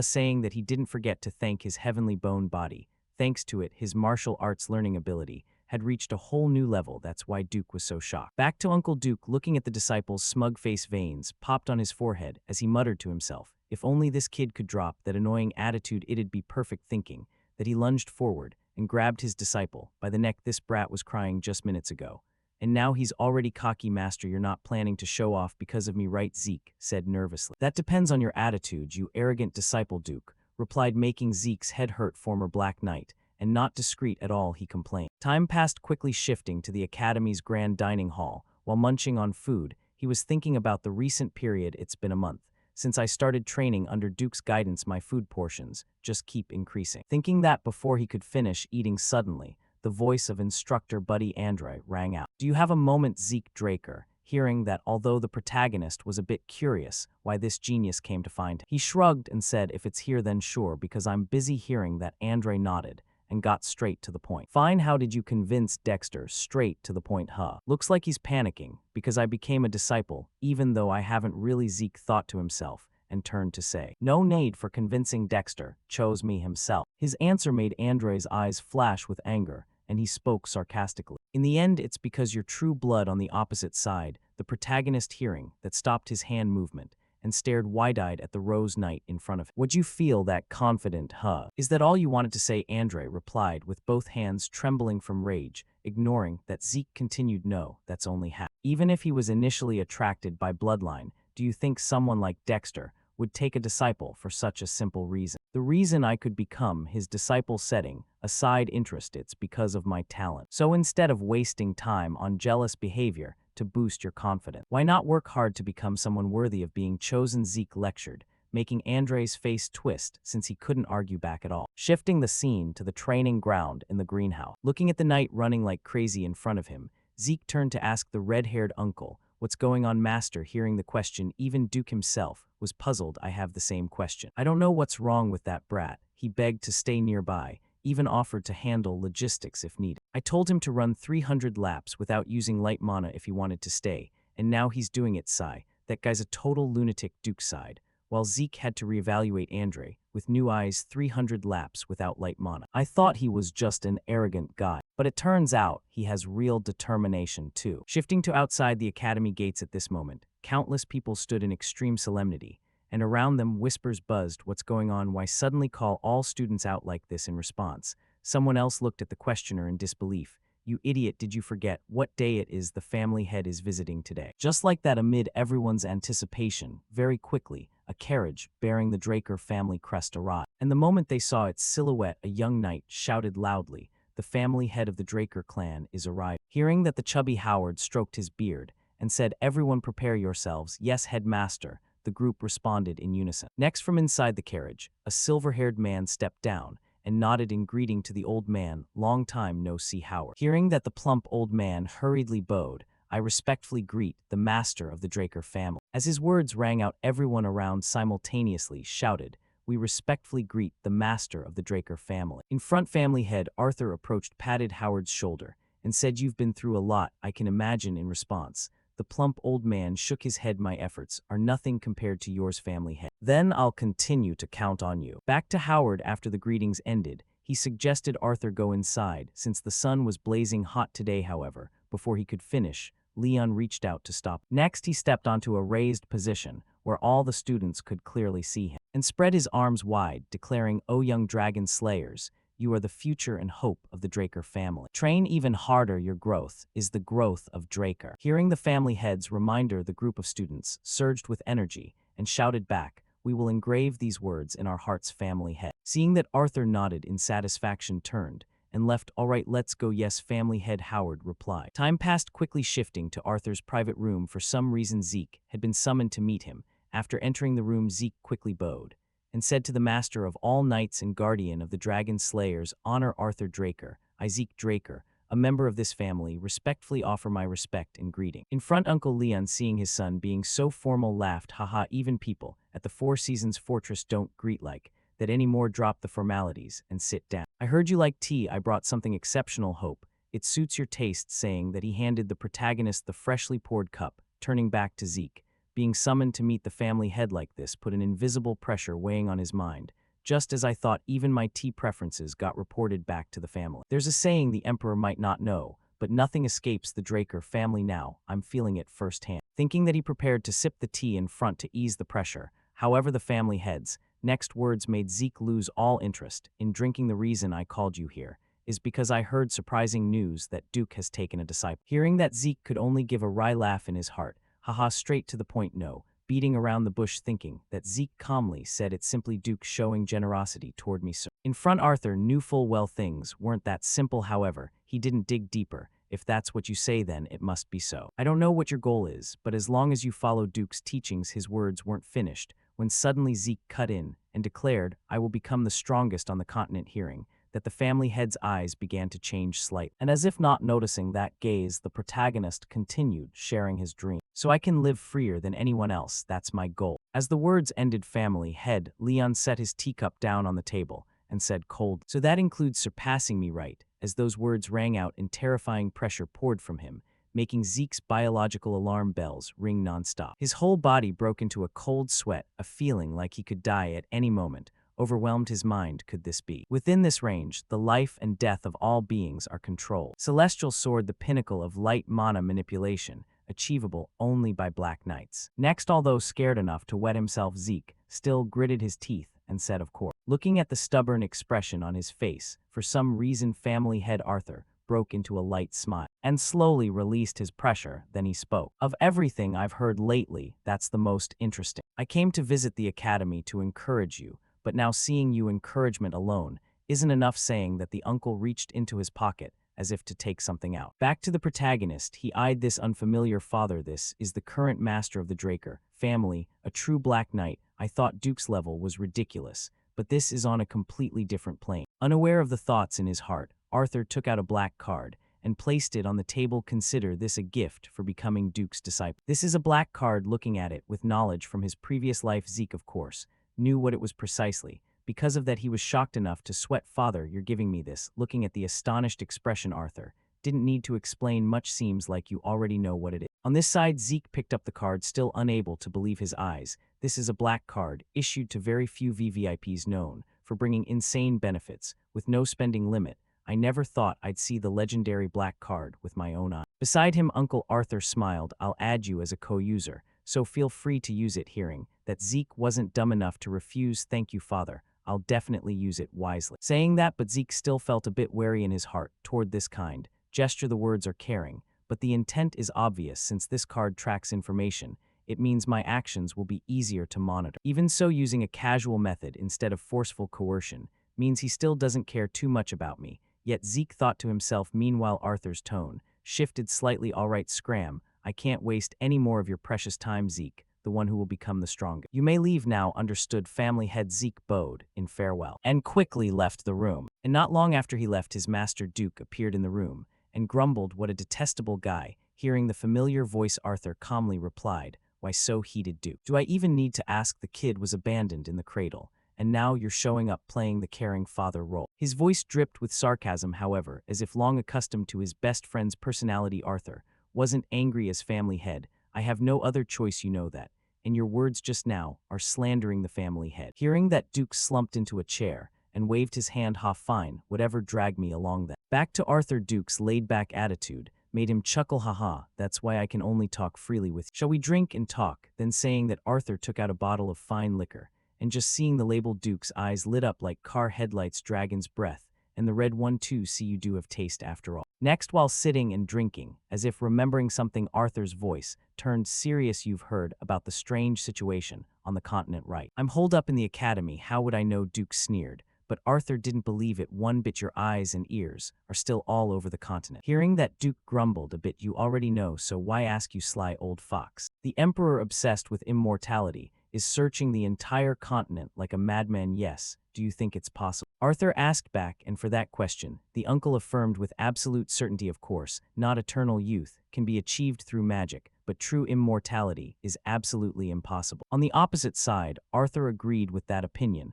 However, his voice hesitated slightly. I agree. But what if it involves an ancient dragon treasure? Hearing that Duke seemed to sober up instantly and shouted what. At the same time, while the two of them were having a serious conversation, they didn't know that all their words were being eavesdropped on by Zeke in a room not far away. Using an artifact called the Listener, their voices began to transmit into Zeke's mind. If it really is an artifact related to the ancient dragon, then maybe that's it, Duke hesitated to say. Don't tell me you've already pinpointed its location, the uncle probed, and the head of the family, Arthur, nodded in confirmation. Exactly, according to the report from Black Moss, it's most likely located on the northern continent.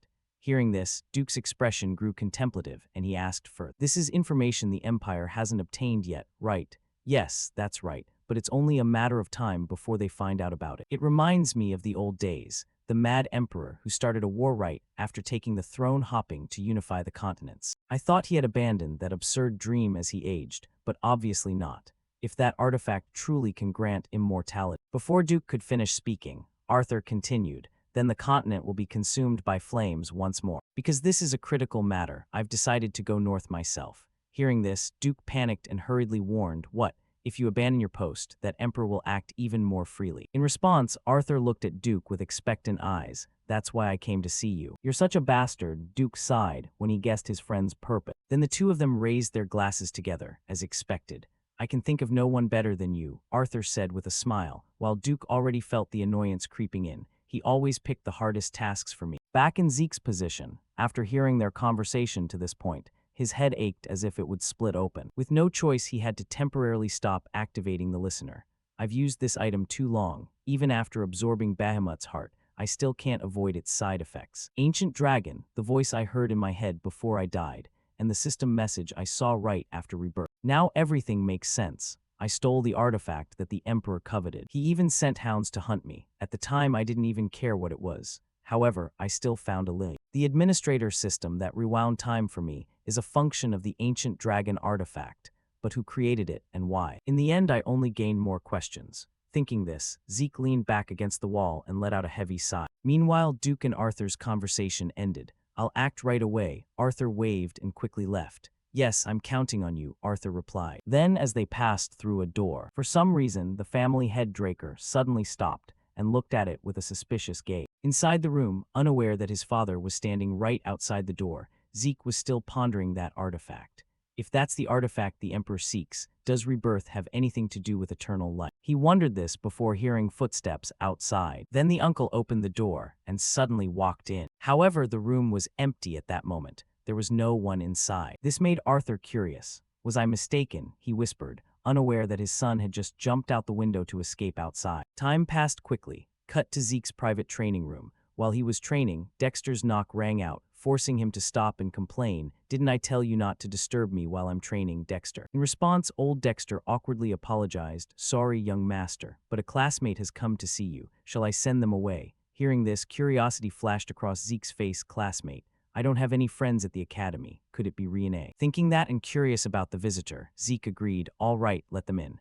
Very quickly, Zeke learned who it was. Turns out it was that big guy Liam. Of all people, Liam Stone. Why would I be your friend? Zeke wondered inwardly. Meanwhile, Liam knelt before him and bowed his head. Please accept me. Seeing him like that, Zeke silently chided himself. He should have left earlier. Fine, Zeke sighed and asked again. Accept you as what? Like a subordinate. Yes, young master, I swear my loyalty to you, Liam hurriedly said. What about that Jaken? Zeke asked. Thinking of what that guy did to him, Liam clenched his hands in anger. I've given up on him. I need to get into Valhalla, he said with a pale face, as if Zeke were his last hope. This only made the protagonist more puzzled, same as in the previous life. Why is he so obsessed with Valhalla? Please accept me, Liam continued to plead. In response, Zeke waved his hand. Are you stupid? You should have joined Zimin or Tiran instead. I don't have a backing family, which means I'm useless for getting you into Valhalla. And why should I trust you, to be frank? You could be a spy sent by Jaken. Zeke's words drained the color from Liam's face. Then he suddenly drew the dagger at his hip and lifted it up, cutting off one of his ears. Of course you doubt me, I'll prove it by any means.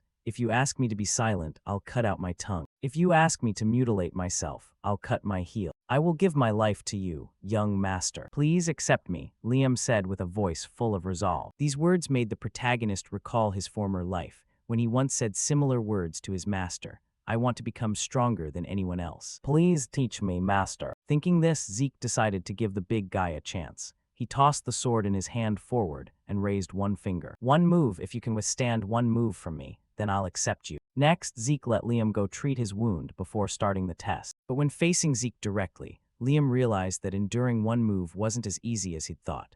"I really thought taking one strike wouldn't be too hard. After all, I'm a light chi user of the Draker clan. But is he really my ace?" Even breathing felt difficult, Liam thought, and his whole body trembled with fear. Before he could dwell on it, Zeke gripped his sword tightly and lunged forward. Seeing that, the big guy had no choice but to shout and swing his sword to block. The clash of their blades was so strong it produced a deafening crack, and the dust on the training ground was blown away. Then Liam's sword was knocked out of his hand by Zeke and sent flying outward. Seeing Liam struggle, the protagonist said disappointedly, "So that's all you've got." Pathetic. Looking at Liam still dazed on the ground, Zeke waved boredly and reminded the youth, "You may have determination, but if it's Valhalla, you'd best give up."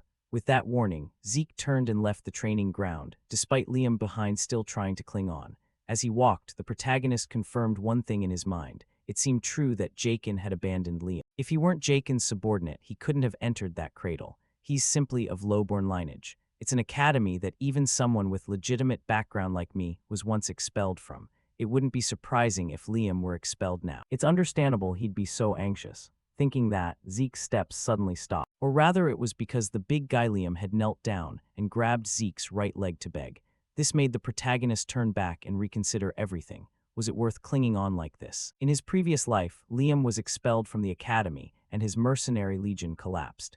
Yet he still reached the Red Knight realm and was called the King of Mercenaries. Below, Liam couldn't hold back his tears as he begged miserably, "Please give me one more chance, Lord Zeke." Seeing his current state, Zeke guessed this young man truly had no intention of giving up. Then, whether out of pity or not, Zeke decided to give him another chance. "Fine, I'll give you one more chance. But on one condition. If I want you mute, you'll cut out your tongue. If I want you crippled, you'll have your leg chopped off. Understand? If that's the case, then cut off your right arm," Zeke said coldly, patting the big youth on the shoulder. Zeke's command left Liam stunned. "What, regret it?" Zeke's voice dripped with sarcasm, while Liam's eyes filled with bloodshot veins and his lips bit down hard as if waging a fierce internal struggle. This didn't surprise Zeke much. It was a demand that forced him to abandon the life of a swordsman. An ordinary person would never accept. Sensing Liam had relinquished his cling, Zeke stood and said, "I have countless training sessions to run. If you can't do it, then get lost." Saying that, he bent slightly and slowly brought his sword behind him as if preparing to train.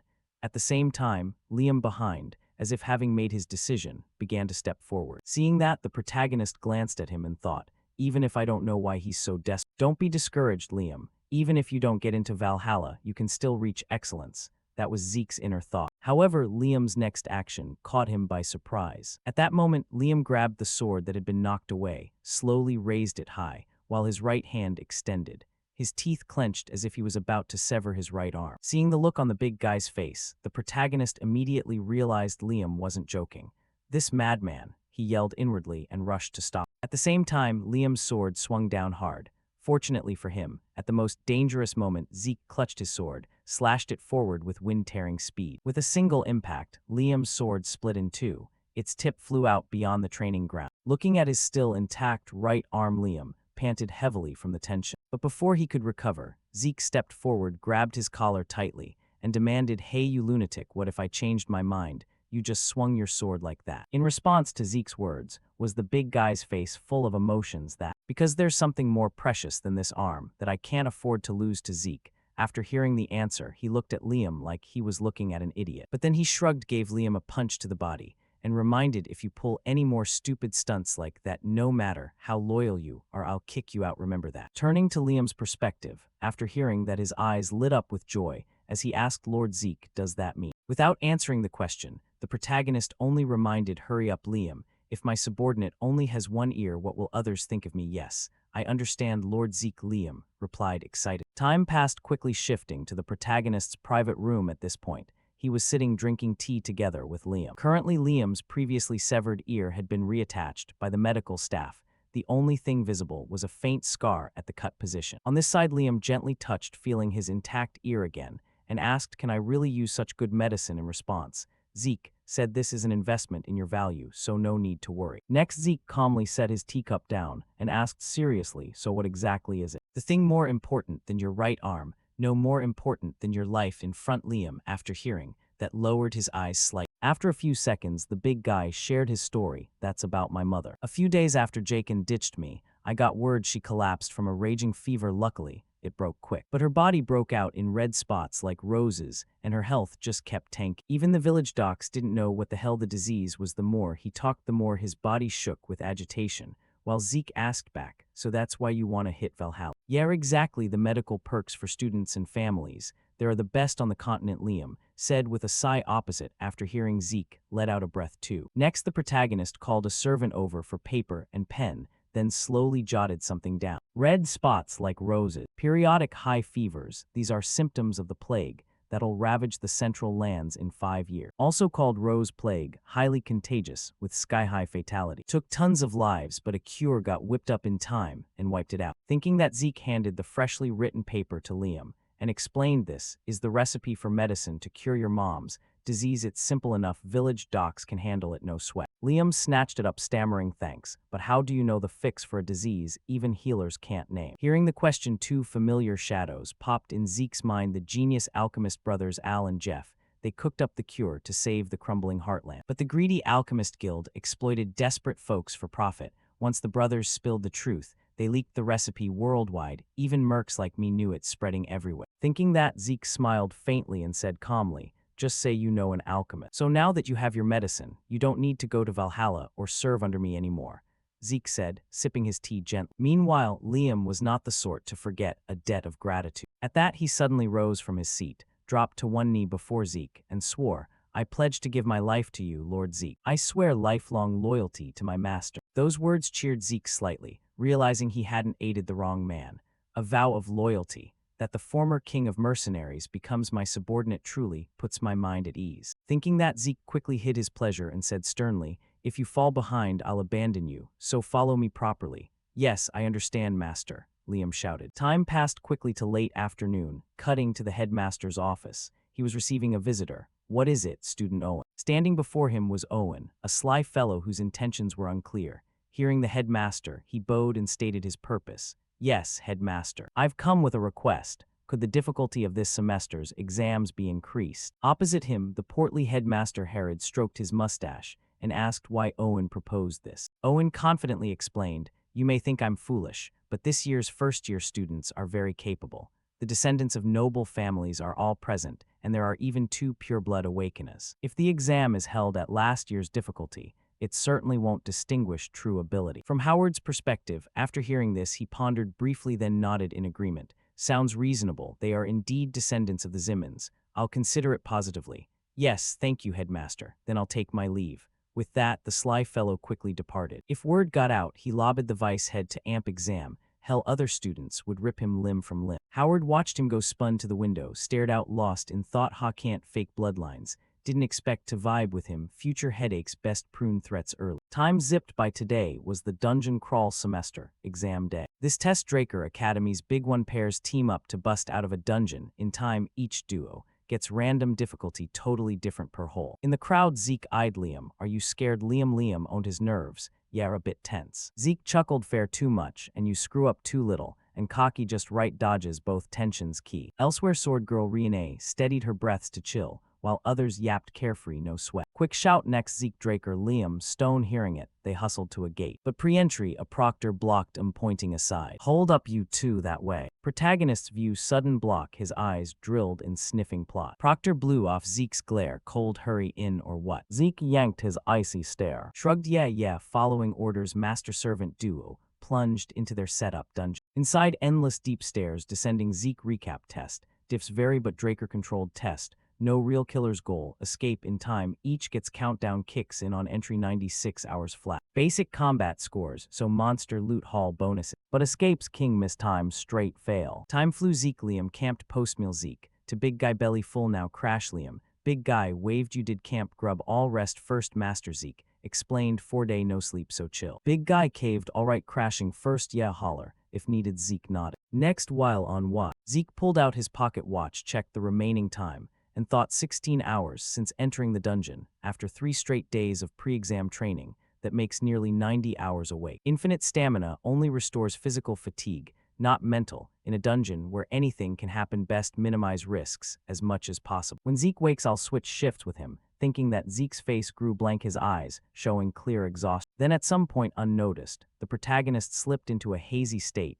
his mind flashing images of a snowy battlefield. There a beautiful blonde girl, dressed like a noble lady, lay in a pool of blood. At the same moment, a strange bell rang, suddenly snapping Zeke out of the daze. Realizing he'd dozed off on guard, Zeke rubbed his face, cursing himself. Damn that dream again. But right after his eyes sharpened, he caught something. Wait, that sound was definitely a bell. Thinking that, as if realizing something, Zeke quickly grabbed the water flask beside him and dumped it all on the fire ahead, snuffing it out. At the same time, he warned his buddy Liam, wake up Liam, enemies incoming, I'll scout first. No lights. Tent. Big guy snapped awake. Yes, master. Back to Zeke, he crept toward the room's entrance where he'd rigged bell wires overhead to alert if monsters breached, but right now, he had no intention of using Dragon Eye immediately. 4-day test. Using it risks too much. Better adapt to darkness, the protagonist reminded himself. Next, a strange scent wafted into his nose, and the moment he caught it, Zeke froze. Sulfur, no way. Monsters with sulfur smell. Pack hunters. Danger rank 3 hellhound. Even in my past test, Rene only bagged an orc. Didn't expect hellhounds here. Realizing his dungeon's difficulty spiked abnormally,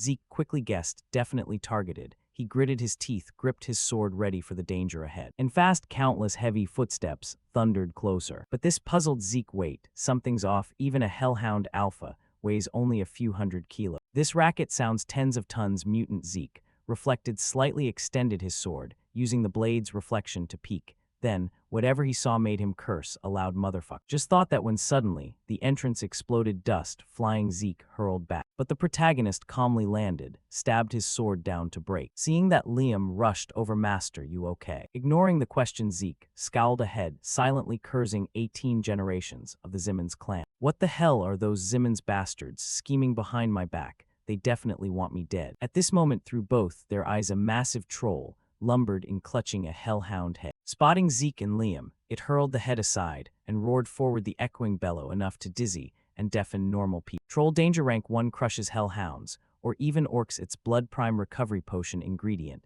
Insane region. Just imagining facing a building-sized beast with terrifying healing is pure despair. Yet facing such a foe, Liam showed no fear, stepped forward, and told Zeke, I'll bait you, escape while you can. Behind Zeke, Grin stepped up, lightly patted the big guy's shoulder, and shook his head. What are you saying? How could I abandon my subordinate? Trust your own effort, not me. Liam, you're not weak. I'll back you, do what you want. Hearing Zeke, despite worry, Liam steeled himself. Yes, master. Then both gripped weapons, charged the giant troll ahead. With lightning speed, they carved countless slashes across its massive body, while the troll barely reacted. But as Zeke noted earlier, huge frame their cuts mere scratch, and with its region in seconds, wounds sealed shut.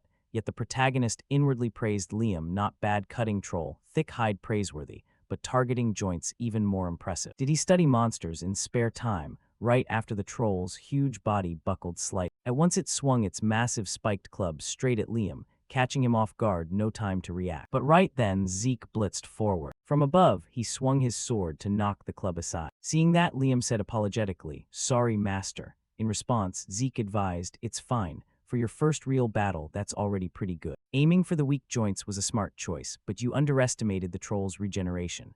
Remember this, any small wounds on a troll's body heal instantly. With regular attacks, you won't keep up with its regen at all. Across from them, the troll stared at its weapon, now reduced to half, its eyes bulging white and its face flushing red as hot coals in rage. With no other choice, it tossed the remaining chunk of its weapon aside and slammed its massive hands straight at both of them. At the same time, Zeke wanted to finish it off quick. You still seem to be struggling. So let me end this, Zeke said as he gripped his sword tight. Time flew by, and now the troll's blood-soaked skull lay in a crumpled heap off to the side, with zero signs of life left. With its sacrifice, Zeke gained another 30 karma points. Looking at the system notification, Zeke nodded in agreement and turned to Liam, saying, this thing probably racks up a ton of bonus points, so hurry up and pack it up, Liam. Yes, master. The big guy quickly replied and rushed over with his backpack to collect the corpse. Meanwhile, the system suddenly sent Zeke another notification. Sudden quest, 1 shot 2 eagles. Take down 100 monsters of 10 different types in the dungeon. Time limit, 72 hours. Rewards, double karma points from quest completion, 2 random loot boxes. Current progress, 2 types /14 monsters. Only aggressive monsters count. Staring at these lines, Zeke couldn't help but be shocked, like a beggar stumbling on a gold mine. What the hell, double karma points just like that. 79 hours left until the test ends. Hitting 100 monsters is no sweat, but getting all 10 types is gonna be tough. No matter how big the dungeon is, a normal test would only have 3 or 4 types tops. But if this is a trap set by those Zim's assholes, then digging deep should turn up all 10. Gotta finish the quest and escape the dungeon. This is gonna be a rush, Zeke muttered to himself. Not long after, the burly Liam finished up and reported back. All done, master. The huge sack on his back was the recovery bag issued with the countdown timer. It wasn't as efficient as a space bag, but good enough for hauling loot. Seeing his subordinate had wrapped it up, Zeke nodded. Good job. Let's move, Liam. No more dawdling. With the pressure of both the system quest and the family test, Zeke couldn't afford to leisurely stroll through the dungeon anymore. The two of them picked up the pace, blasting through the dungeon full throttle. Just like that, time zipped by faster than a dog chasing rabbits across a field. At that moment, as Zeke and his crew paused for a breather, Zeke suddenly spoke up. How you holding up, Liam? We've bagged a bunch of monsters. Looks like you're getting the hang of real combat, huh? Up ahead, Liam tied off his sack and turned back. I'm still not sure. In response, the protagonist flashed a light smile. Makes sense, adapting takes time, that's normal. With that, his face turned serious as he studied the map in front of him. 50 minutes left on the quest, current progress at 9 types out of 99 monsters. Being stuck right before completion pissed Zeke off big time. We've even caught finger-sized blood leeches and still only 9 types. Nowhere left to search now. Damn those Zim's idiots, why didn't they prep one more type? Thinking that, Zeke irritably swiped to close the minimap. And then, like answering his prayers, the ground suddenly started shaking nonstop. Next thing, the earth split right open, catching Zeke off guard and nearly knocking him off balance. He whipped around and yelled at his subordinate, Liam, quick, ditch that sack. Across from him, the big guy just stood there dazed, not getting it yet. By then, Zeke had dashed forward, slashing the recovery sack in half with his sword. At the same moment, a massive monster burst from underground, sliding past both of them and flinging them aside. Luckily, Liam was unscathed, but once he snapped out of it, he spotted Zeke's left arm soaked in blood. Zeke, you okay? In response, Zeke waved his left arm to reassure him. Relax, don't worry, it's just monster blood. This time, just stand back and watch, Liam. I won't be able to cover you. Right then, following their gazes, the monster that attacked was a gigantic worm with a mouth full of fangs. It radiated a wild, savage aura that put even Zeke on maximum alert. This is a dungeon worm, a high-level danger beast. Takes a dozen veteran purple knights to take one down. Those damn Zim's bastards. They really prepped this good. Zeke cursed them silently in his head. Meanwhile, the dungeon worm wasn't giving him time to think. It charged straight at the protagonist, zeroing in on him as the real threat, not Liam.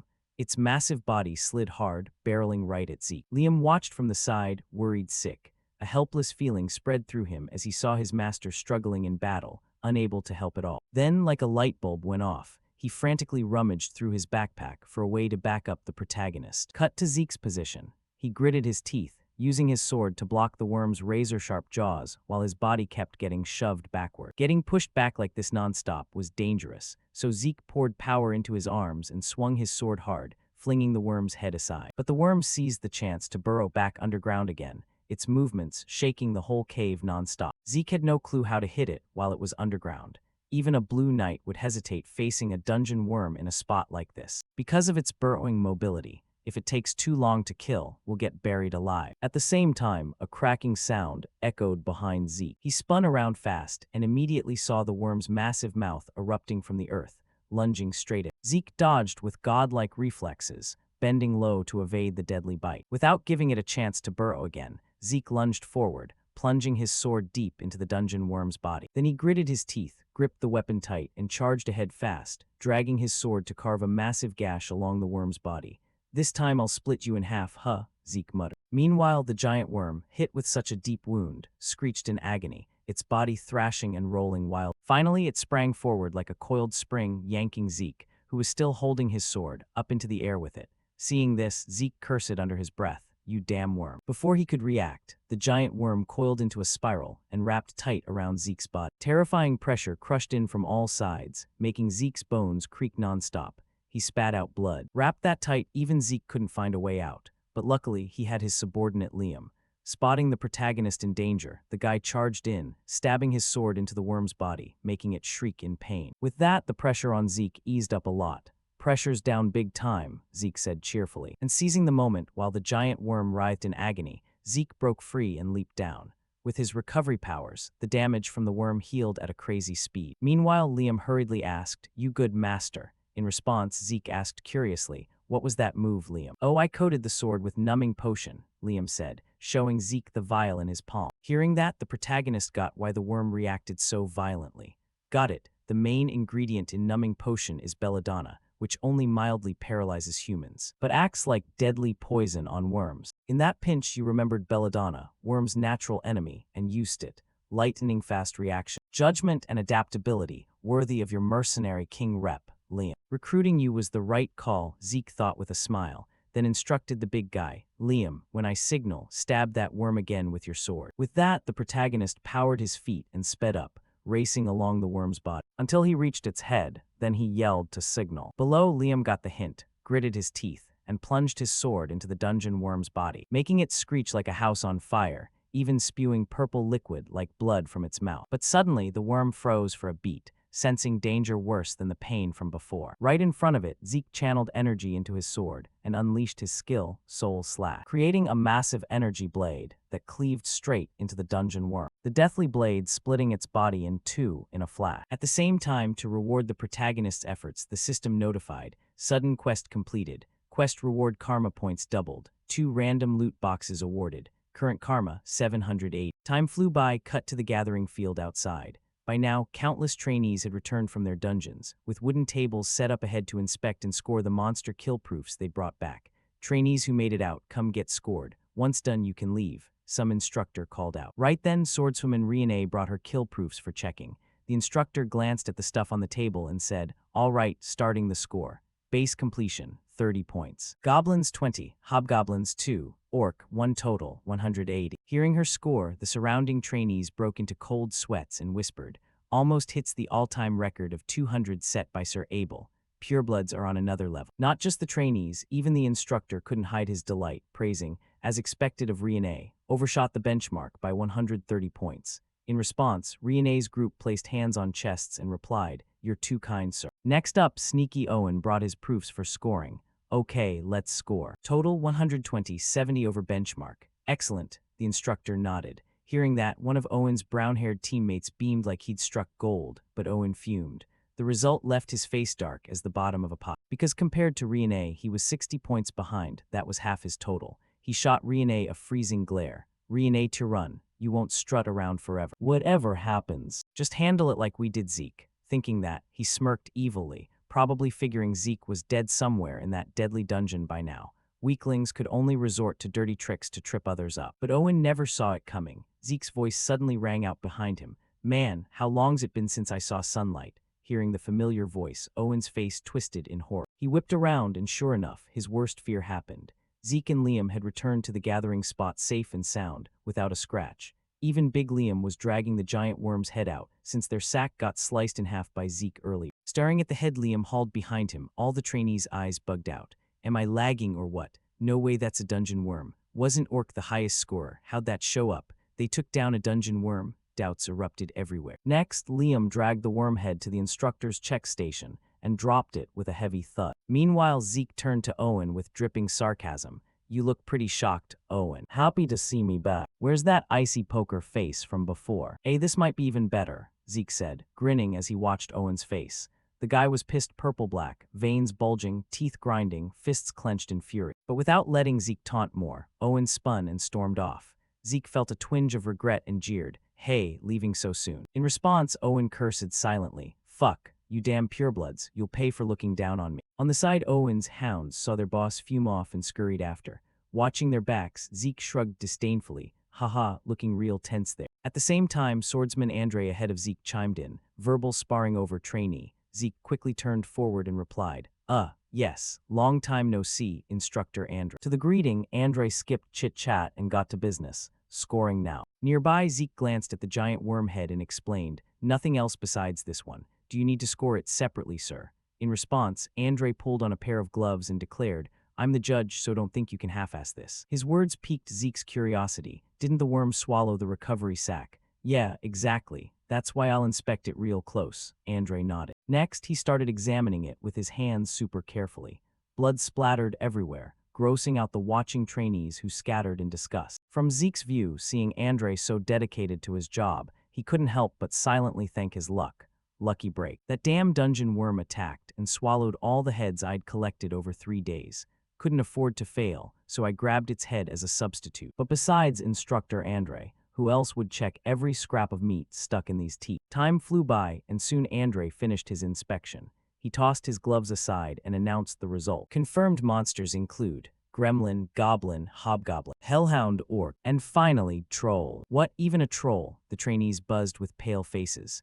The giant worm was already terrifying, but now a troll too. It freaked them out about Zeke's dungeon. Ignoring their reactions, swordsman Andre wiped blood off himself with a handkerchief and continued, judging by the blood volume, it's dozens. But counting all that wouldn't be fair to others, so I'll score 1 per type. Plus, even though troll and dungeon worm aren't on the scoring list, intel shows they're equal to a trio of orcs and a half-dozen orcs. So 90 for the troll, 180 for the worm. Total, 368. Congrats, you passed. Nearby, the other 2 instructors heard the score and were floored. Hey, what we get back when we were trainees? The left one asked. The note-taking guy confirmed, in our day, they didn't even count hellhounds. Elsewhere, the trainees stared at Zeke like he was a monster. 368 points. No way. In another corner of the gathering field, some dumb black-haired trainee couldn't accept it and yelled, cheating. It's just the dungeon worm carcass. Another trainee eyed him like an idiot and schooled him. Dude, the worm alone scores 180. But what does that mean? Think about it, you guys, worm or troll. Could anyone survive and come back? Zeke Draker's that strong already, the group sighed inwardly. Meanwhile, Zeke eyed the weaklings around him and smirked to himself.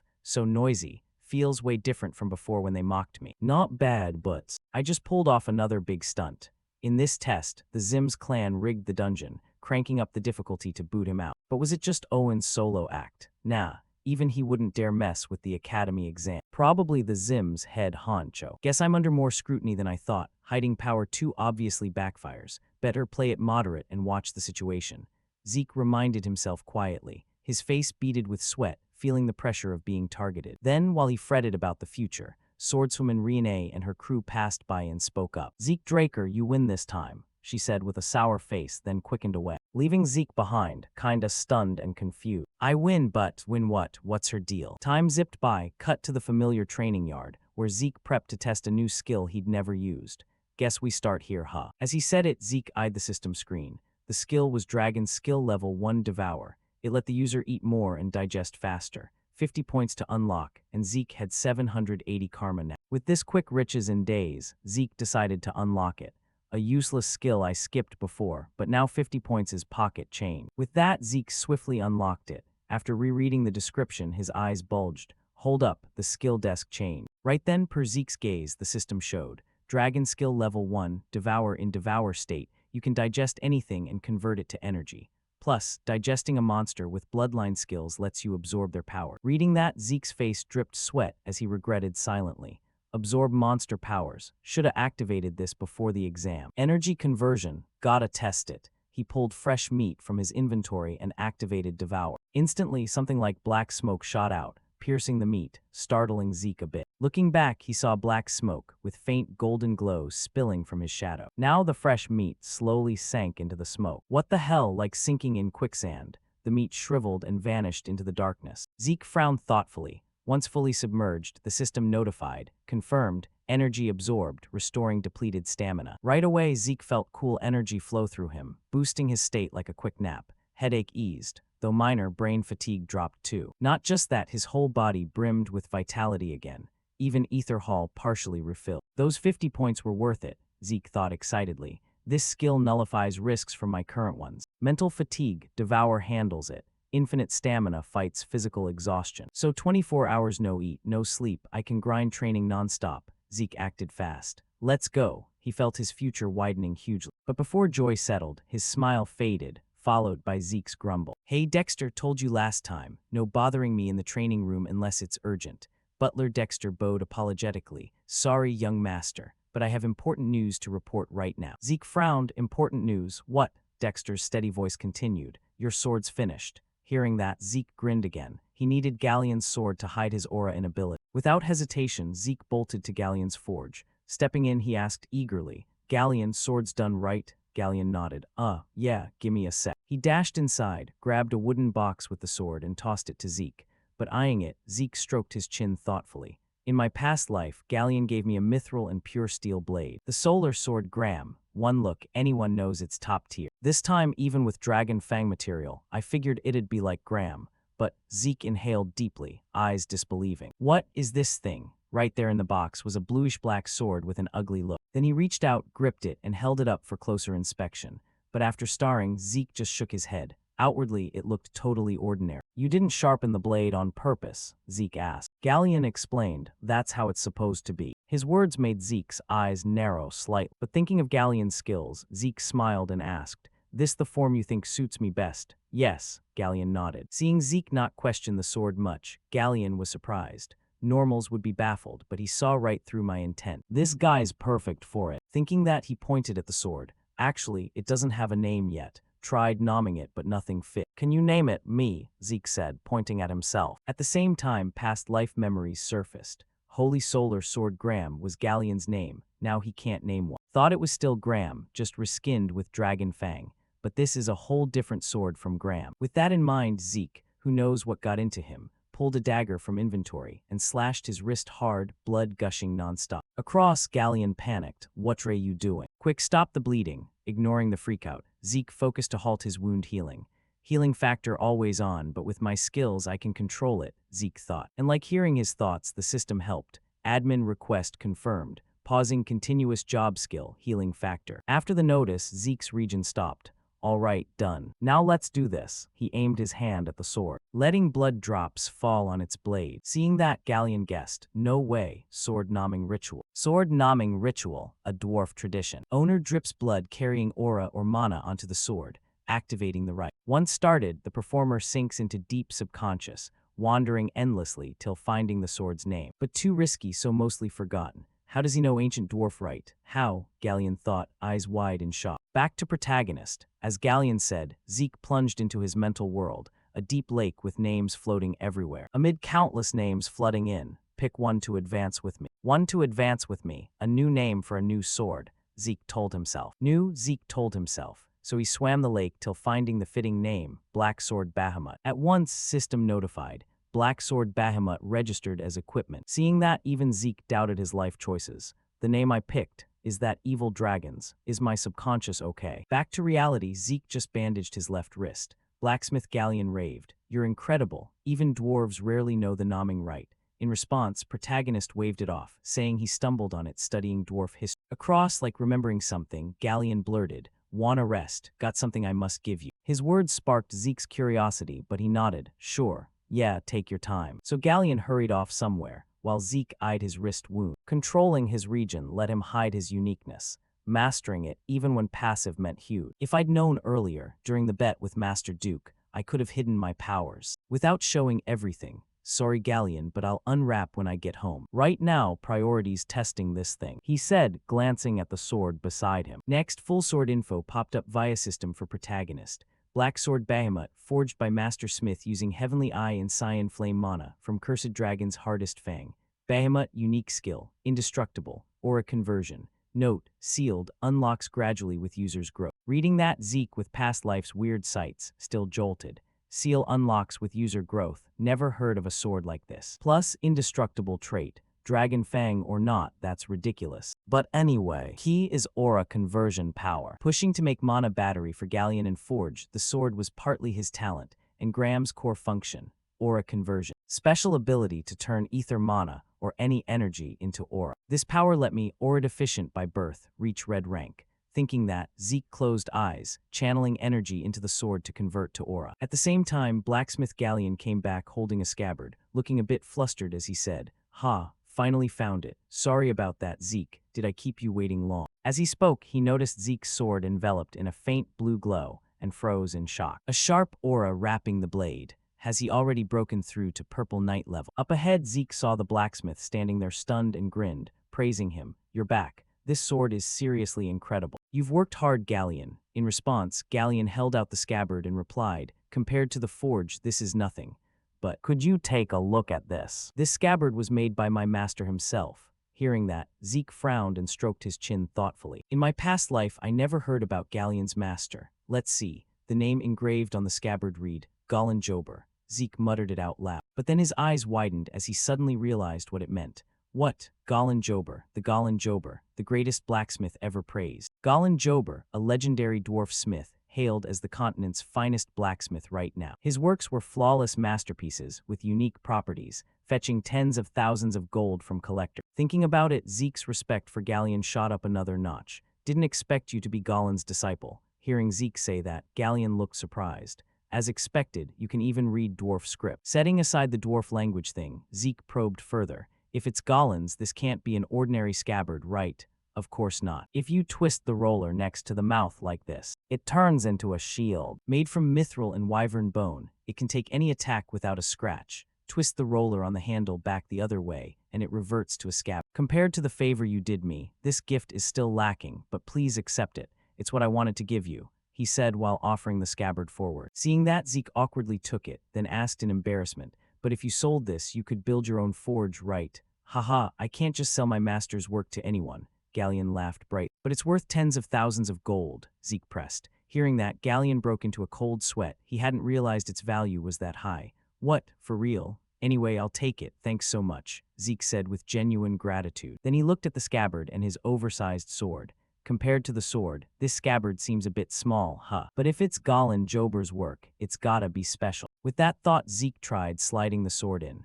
Sure enough, the scabbard immediately reshaped itself, wrapping perfectly around the blade and forming a completely different sheath. As expected, it exceeds even my imagination. I've received an incredibly valuable gift. Thanks, Galleon. Zeke smiled brightly, and for some reason Galleon looked just as thrilled.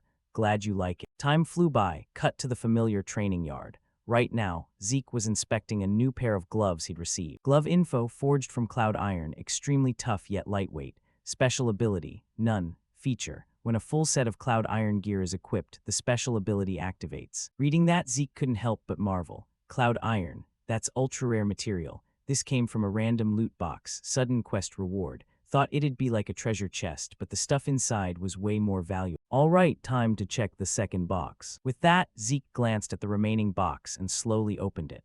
But what was inside only made him more curious. What Zeke pulled from the second treasure box was a tattered, incomplete map that made him question if it was even a map at all. But before he could think too much, the system popped up a reminder. You have discovered a map bearing traces of the great sword saint Kaishir. Seeing that name, the protagonist's interest skyrocketed. Kaishir was way too famous. If it's Kaishir, don't tell me it's the hero King Kaishir. Hero King Kaishir and the Knights of the Clock Tower was the continent's most famous book, chronicling Kaishir's journey and his knights from founding the glorious Kronos kingdom. But its contents were so fantastical and lacked any proof, so it was treated as pure fiction. Realizing he'd gotten a map tied to that hero, Zeke's hands trembled with excitement. Hero King Kaishir really existed, he muttered shakily. Meanwhile, the system began analyzing the map and notified, restoring and decoding damaged sections of the item. Decode complete. Location marked on minimap. At the same time, a minimap appeared in front of Zeke, automatically. After checking the markers, the protagonist quickly recognized the spot.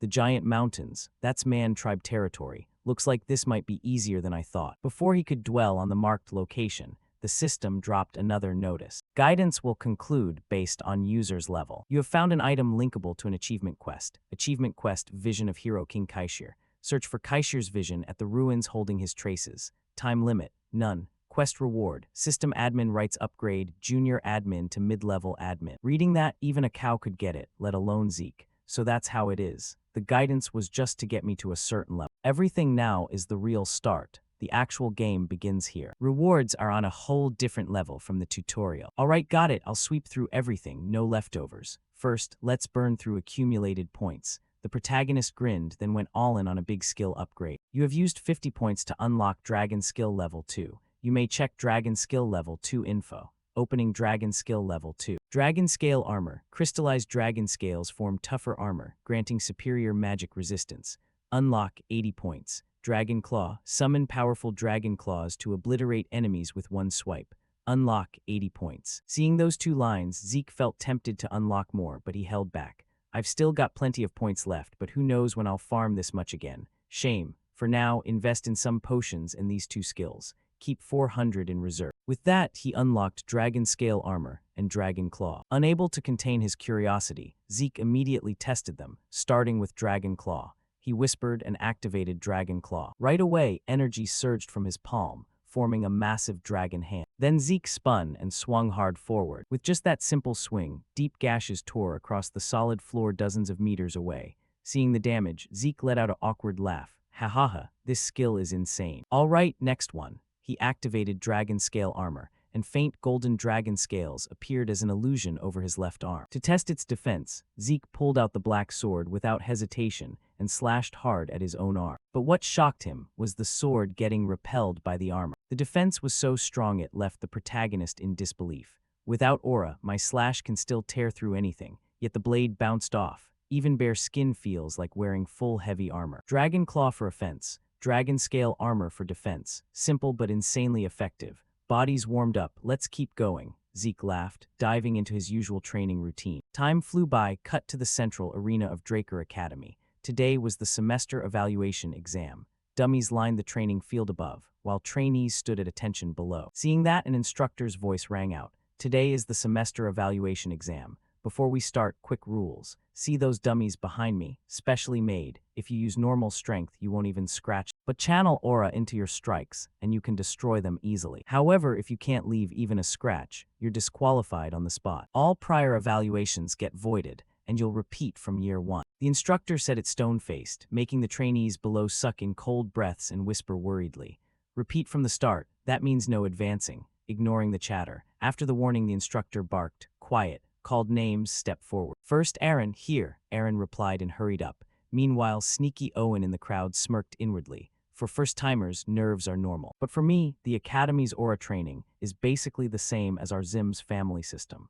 The Academy's aura system was set up by us Zims anyway. Even pureblood awakeners can't match my aura control, he thought while glancing back at Zeke and Riene. Soon after, the instructor called him. Next, Owen, if ready, begin. In response, the Duke confidently drew his sword and assumed a striking stance. Notably, his body was wrapped in blue aura. Seeing it, trainees broke into cold sweats and shouted, "Sword Resonance." Only 13 and he can use Sword Resonance. Amazing, the instructor said while glancing at his bearded colleague behind, who nodded in agreement, as expected from a clan heir. Then under everyone's eyes, Owen dashed forward like lightning, unleashing a barrage of slashes on the red dummies. Each strike left huge gashes. Below, other trainees paled, mouths agape in shock. After Owen finished, an instructor checked the dummies and praised, "Incredible, truly Zims. At this rate, surpassing Sir Abel is just a matter of time." He smiled, but Owen, unaware of the comment, had a face purple as pig liver. Owen bit his lip lightly, swatting the instructor's arm away in annoyance. "What a rude brat, what's his problem?" the two whispered, while Owen's face twisted in rage. Ignoring him, the exam continued normally, but results weren't great overall. After checking dummies, instructors shook heads and muttered, "Looks like everyone's struggling, probably shaken after Owen dominated." Still, no one's failed yet. Even tiny amounts, everyone could channel aura into their swords. Special class is something else. But even in a genius hub like this, the weak get weeded out. Now it was swordswoman Riene's turn. She bowed to the instructors and made her request. "Please assist me." "Sir, I have one request. I want to be evaluated with Dragon Slayer Strike." Her request made the instructor's eyes flash in surprise, then he cautioned, "That's the standard for advanced trainees." "I know," Riene nodded firmly. Below, Owen heard and sneered inwardly. Pureblood awakener and already arrogant to the skis. Channeling aura into a sword and executing Dragon Slayer Strike are totally different levels. Maintaining aura on the weapon already demands insane focus, but Dragon Slayer Strike, it requires controlling aura expenditure per motion. She'll swing a few times and her aura will fizzle out. Her competitive spirit just dug her own grave, Riene to run. Thinking of her humiliating fail, Owen grinned ear to ear. Up top, the bearded instructor asked again, "Dragon Slayer Strike means stricter fail criteria. You sure?" "I'm sure." Riene nodded once more. Seeing her resolute eyes, he didn't Chinese letter anymore. "Haha, your call." "Thank you, sir." Riene bowed slightly. Next, for such an over-the-top difficult test, the whole arena fell dead silent. Everyone swallowed hard, eyes glued to Riene so as not to miss a single move. Following their gazes, Riene enveloped herself in aura and slowly raised her sword overhead. Then in a flash, her wind-tearing slashes unleashed like a storm. The attacks were so fierce they didn't just mark the dummies, they shredded them into pieces. After finishing her Dragon Slayer technique, Riene slowly sheathed her sword while the dummies lay in ruin. Seeing that, trainees could only gape, no words left. Wow, even competitive spirits gone. Thought Owen was top in aura control. Turns out he's not even close. Those whispers kept hitting Owen's ears, making the idiot bite his lip hard, eyes bulging like he was about to seize. But then his gaze locked when Riene lowered her sword. What the hell, damn it, is she mocking me? Owen wondered, but then his face went blank. He whipped around in panic. No, from the start, she wasn't even paying attention to me. Where Riene pointed her sword was straight at Zeke.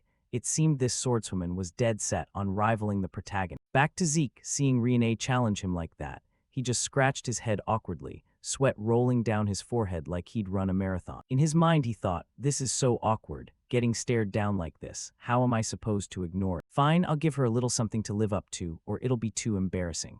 With that, Zeke took a deep breath, raised his hand with full determination, and shouted loudly, "Sir, I also want to be evaluated with Dragon Slayer technique." Someone nearby went pale and grimaced like they'd bitten into a rotten lemon. The nearby instructor eyed him suspiciously, stepping closer with a low voice. "You're Zeke, right? Saw Riene pull off Dragon Slayer technique easily and thought it's no big deal. Trainee Riene is a pureblood awakener," but before he could finish, another instructor waved him off and cut in firmly. "Same conditions as Trainee Riene. No issue, right?" Hearing that, Zeke flashed a confident grin bright as an angel descending, replying, "Of course." Then Zeke stepped to the center, ready for his impressive show, ignoring the non-stop buzzing chatter around him like a hive of angry bees. "Why approve him, sir? His name's on the roster, but I've never seen him show up to class once." A puzzled voice rang out. The instructor replied calmly, tone flat, like telling an old story. "That's from a bet between him and Instructor Andre. Ah, you're new to the job, so it makes sense you don't know." A never-before-seen, pureblood, golden awakener. A freshman who broke Sir Abel's dungeon exploration record. That's Zeke Draker. Over here, Zeke closed his eyes tight, focusing on the powerful aura surging from his body. Suddenly, the system voice rang out coldly and decisively. "Black Sword Bahamut detected. Activating unique ability. Aura conversion of Black Sword Bahamut. Conversion, sensing radiant energy." Instantly, that radiant energy erupted, enveloping the sword in his hand. Seeing the blade glowing brightly, even Zeke was stunned, muttering, "Holding back power is harder than going all out. All right, this should be enough, right?" Then the kid raised his sword high, gripping it tight, hands trembling slightly from excitement. Renee stood there witnessing it, unable to believe her eyes, her pupils wide as saucers, mouth agape. That. The first form of Dragon Slayer technique, Heavenly Slash Prelude. Not just better than me, it's on par with Instructor Andre. At the same time, Zeke's blade cleaved the dummy in front in a single lightning-fast slash, wood splintering with a dry crack. Without stopping, Zeke moved like he was dancing in his own world, each sword stroke smooth and decisive. In his head he thought, "I drilled Dragon Slayer technique for 2 straight years before regressing. Even the sword path, foot placement, even the radiant energy flow. My body reacts automatically without thinking. A sword art I used to hate, but revisiting the basics isn't half bad." After the performance, Zeke stopped, scanned around, and thought to himself, "This should rile Rene up enough, right?" But the crowd started buzzing louder, whispers spreading like waves. Did he just wrap the sword in radiant energy? Yeah, I saw, the whole greatsword. So Zeke's reached Purple Knight realm. The protagonist overheard and jolted, sweat dripping down his forehead. He'd been trying to hide his strength all along, but apparently slipped up.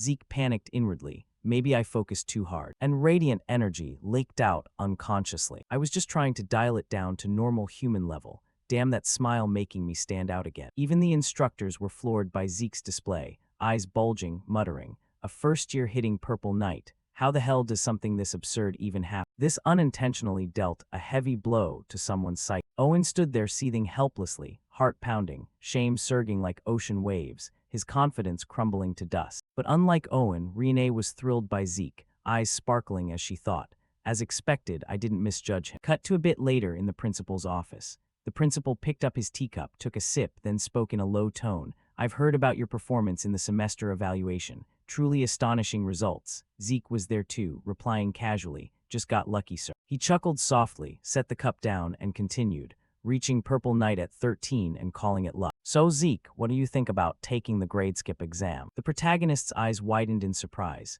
Grade skip exam, like jumping a whole year. The principal nodded, explaining, "Yes, could be 1 year or more. It's for exceptional students like you." Zeke stayed silent, thinking inwardly. Faster than planned, huh? Makes sense though, I did way too much to stand out. With that, he flashed a confident smile and declared loudly, I'll do it. After that, Zeke quickly left, closing the door gently behind him. He mused silently. Looks like he's plotting something. Then the protagonist smirked slyly. Fine, I'm game. Inside, the principal sat stunned, reaching into his pocket for something, then muttered to himself, Rene Draker and Zeke Draker, two pureblood awakeners both taking the exam. A voice rang out clearly. Understood, sir. I'll proceed as instructed. This is getting more interesting by the minute. Cut to the advanced aura training room at the academy. Rene and Zeke were both there. The atmosphere was thick and tense for no clear reason, like everyone was holding their breath waiting for an explosion.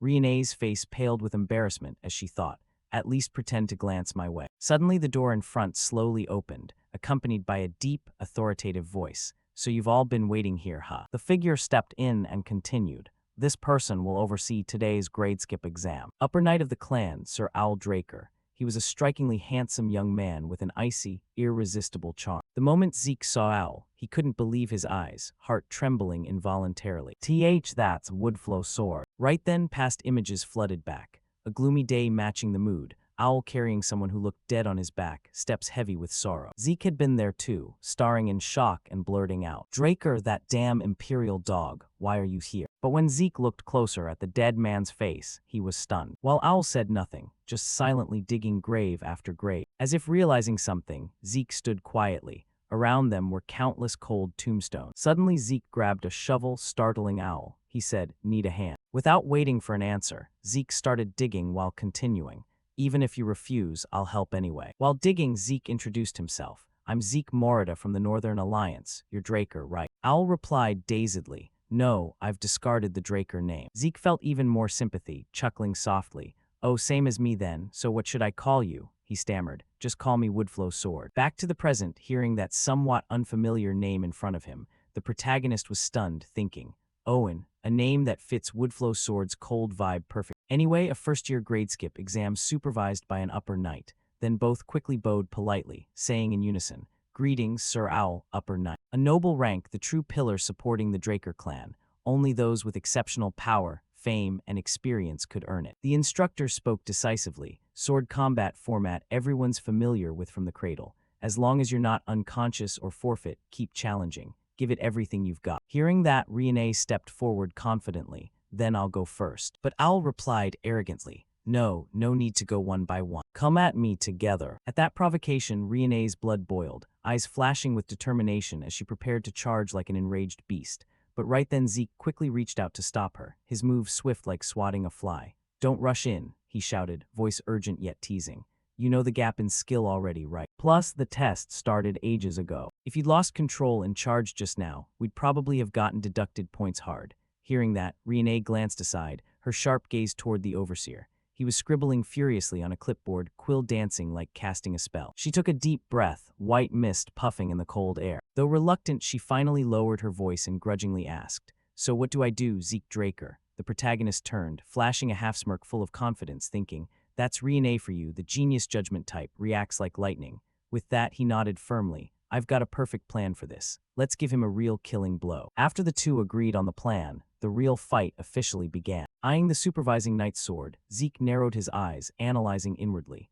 Strange blade, one-sided edge, classic Eastern Empire style, a ring saber. He's always used it, he muttered. Rene beside him looked tense, treating this as a matter of honor. But Zeke just smirked, thinking, honor and pride mean nothing to the weak. Drop the personal stuff, focus on the plan. A second later, both swung their swords simultaneously, charging forward like arrows from above. Metal clashed with a sharp clang, their blades crossing in lethal arcs from different angles, tearing through the air. But the knight merely tilted his body gracefully, moving like a dance in the wind. His blade slipped through the gap between their attacks, then countered lightning fast. In an instant, he swung down. Rene dodged back just in time, the slash grazing a few stray hairs on her forehead. Zeke stayed pumped, eyes blazing, charging without hesitation. The two kept up the barrage, swords raining down, but the knight didn't budge an inch. Sword clashes rang out, clang clang, everywhere, drowning even the wind. Then, with one powerful strike, the knight sent both Rene and Zeke flying back. Rene glanced at Zeke, thinking, this is upper knight power. Even following Zeke's instructions, constantly aiming for his blind spots, we couldn't land a hit, not even a scrap. Gritting her teeth, Rene unleashed Dragon Slayer Technique Chapter 3, First Form. She told herself resolutely, fight with the intent to kill. With that, she swung hard at him, blade roaring like a dragon's cry. It seemed like the slash would connect, but at the critical moment, the knight tilted aside smoothly, flowing like water. Off balance, Riene lunged forward. Before she could recover, the knight swung his arm hard. Bam! Riene was flung like a kite with cut string, spinning midair before slamming into a stone wall. Crash! The terrifying force shattered the wall into rubble, dust clouding everywhere. Nearby support staff rushed over, worried. "You okay, Riene Drake?" Riene coughed harshly, groaning in pain, blood trickling from her lip. Her legs trembled as she tried to stand, arms numb and senseless. She stammered, I'm fine. Dangerous, stay back." In her mind, in a blink my consciousness got knocked out, creating an opening. With my strength, no chance at all. "But can you really pull it off, Zeke Draker?" She recalled the moment before the fight.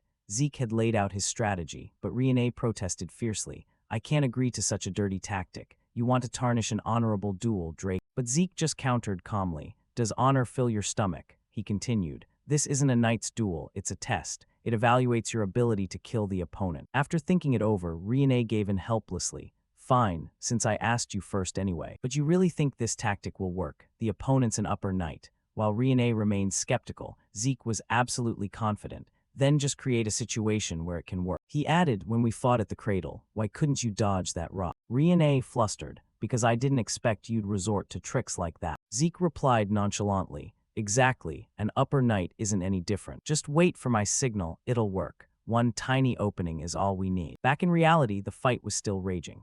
Zeke stood there, applying the Dragon Slayer human technique. His body suddenly split into multiple afterimages, appearing in various positions all around the knight, surrounding him completely. Just looking was dizzying. No one could tell which was real and which was fake. An ultimate move he'd never used before finally got its chance to shine today. Swift wind step, phantom shadow technique. But the knight wasn't a rookie. He knew it deep down and quickly recognized it, exclaiming, "That's Duke's technique." He glanced left and right, observing carefully. Suddenly Zeke lunged with his sword, but the knight blocked it instantly. Zeke grinned confidently. "From now on, you'd better brace yourself, sir." Right then, the blazing overhead lights shut off abruptly, plunging everything into pitch-black darkness. The knight was surprised. Lights out. So that's it, exploiting a pureblood awakener's mana interference property. Realizing that, he swung his sword, knocking Zeke back, then performed a dazzling sword display in the dark. Wherever Zeke slashed, he parried effortlessly, like savoring candy. He smirked inwardly, such a childish idea, thinking blinding vision would create an opening for an upper knight. But what's this uncomfortable feeling? In the thick darkness, even he could only vaguely make out shapes. Yet Zeke moved as if he could see everything clearly. Perfect timing. I wanted to test a new dragon skill anyway. This is the ideal chance. After all, Owen's not the type to blab everywhere, he thought. Right then, Zeke activated Dragon Skill Dragon Claw at lightning speed. The protagonist toyed with the knight casually, putting him on the defensive. The knight was stunned. Is this really a first-year's swordsmanship? Calling it swordsmanship doesn't even fit. It's too different. Either way, Zeke Draker's already way beyond trainee level. Riene Draker seemed able to move in the dark, just like Zeke. Did he eliminate unnecessary energy sources and impose limits on me? That tactic only works against opponents of similar strength. Thinking that, the knight chased Zeke, unleashing relentless attacks in the dark. Now only the flashes from clashing blades lit the room. Swords met at blinding speeds, too fast for the naked eye to follow. Before the sound arrived, metallic glints sparked midair, sharp and cold. Sparks flew like fireworks in the night, then faded quickly, leaving the acrid smell of scorched metal. Watching the knight's reactions, Zeke smiled inwardly, his movements almost unchanged from before the lights went out, adapted to darkness that fast. Suddenly, the knight sensed something off. On instinct, he swung hard forward, but the slash hit nothing. The knight frowned, irritated, disappeared. I can only vaguely see shapes. It's like fighting a shadow. He kept slashing blindly into empty space, all missing. It seemed Zeke had vanished from his sight. Right then, a light fixture from above crashed down in front of the knight. But it didn't stop. Zeke kept cutting more, sending bulbs raining down like a storm. All part of his plan. The noise completely masked Zeke Draker's presence, and the knight lost track entirely. He looked dazed, a bit flustered. Instantly, Zeke appeared right in front, flashing a bright but sly smile. "This is the moment," he shouted, voice echoing. While the knight was still confused, another bulb plummeted toward his position. Zeke recalled what Professor Fan Nong once said. The structure and materials are simple, but as is it'll only work once. What magic are you planning to store in there? Explosive magic, Zeke just smiled casually. Nah, flash magic and a loud bang are enough. As expected, a massive explosion erupted. Boom, perfect timing. Riene, the protagonist, stood calmly covering his ears, waiting for the miracle. The knight flinched at the blast. The deafening crack tore through the air, shaking everything around. On reflex, his body jerked back, crouching low, heart pounding like it was squeezed in a vice. Only then did he realize he'd been tricked. He thought inwardly, looks like I was wrong thinking that was excess energy. Seizing the opening, Riene and Zeke charged together. But an upper knight was still an upper knight. At the most critical moment, he unleashed Dragon Slayer Technique Chapter 4, First Form, Mooncleaving Slash. The strike came at blinding speed. Zeke and Riene couldn't react in time. Their bodies took the hit and were knocked flying back. Next came a terrifying explosion, dust and smoke billowing everywhere. Still, forcing him to use that move was already a huge success. In the end, Zeke and Riene couldn't beat Owl. They ended up floored, faces bruised and battered like they'd been run over by a carriage. Medical teams rushed in quickly, carrying Zeke and Riene off for treatment, footsteps clattering like an urgent rescue tune. The knight stood unscathed, posture as steady as if he'd just strolled through a park. An instructor approached Owl, bowing respectfully. "Thank you for your efforts, sir." Suddenly a furious roar thundered from afar. "That damn Owl, you beat my disciples to a pulp like this." Following the voice, Owl turned, eyes narrowing as he recognized Duke. He bowed politely, voice low. "Greetings, Gale Knight." Duke strode over, slinging an arm around Owl's shoulders casually, grinning mischievously as always, still stiff as ever. "All right, Howray, my disciple," he said while patting Owl's shoulder enthusiastically, making Owl lean slightly. Owl pondered, eyes flickering with recollection of what just happened. The moment Zeke Draker's sword reached him, Owl had deliberately let go of his blade, holding pure defense. Why didn't he counter when he had the chance? Was the goal not victory, but passing the test, only showing strength when necessary? With that, Owl spoke evenly. "Zeke Draker has already surpassed my evaluation range." A while later in the meeting room, the grade promotion review for trainees took place. After hearing everyone's opinions, the academy head sat straight and concluded, "So we're all in agreement on this resolution." Everyone responded in unison, voices echoing, "Yes, headmaster, no objections." And the result was Zeke and Riene promoted to Year 5 and Year 3 respectively. After that, Zeke tried to live as quietly as possible, like a lazy cat curling up in a corner. After inheriting all of Duke's secret techniques and style, Andre took over Zeke's position. He still kept a good relationship with Professor Fanon, but gradually drifted apart when Zeke was selected for the Royal Magic Research Institute, donned gloves, and left the academy. From then on, Zeke avoided the children of powerful clans like the Plague, steering clear of trouble. But interestingly, Owl still showed up every quarter to request sparring, like a hunting dog refusing to let go of its prey. Then it seemed he had some epiphany, eyes lighting up like he'd found truth. Owl requested leave, packed up, and joined a martial training hall, leaving behind his glorious upper knight title. Time passed. 2 years later, Zeke graduated from the academy.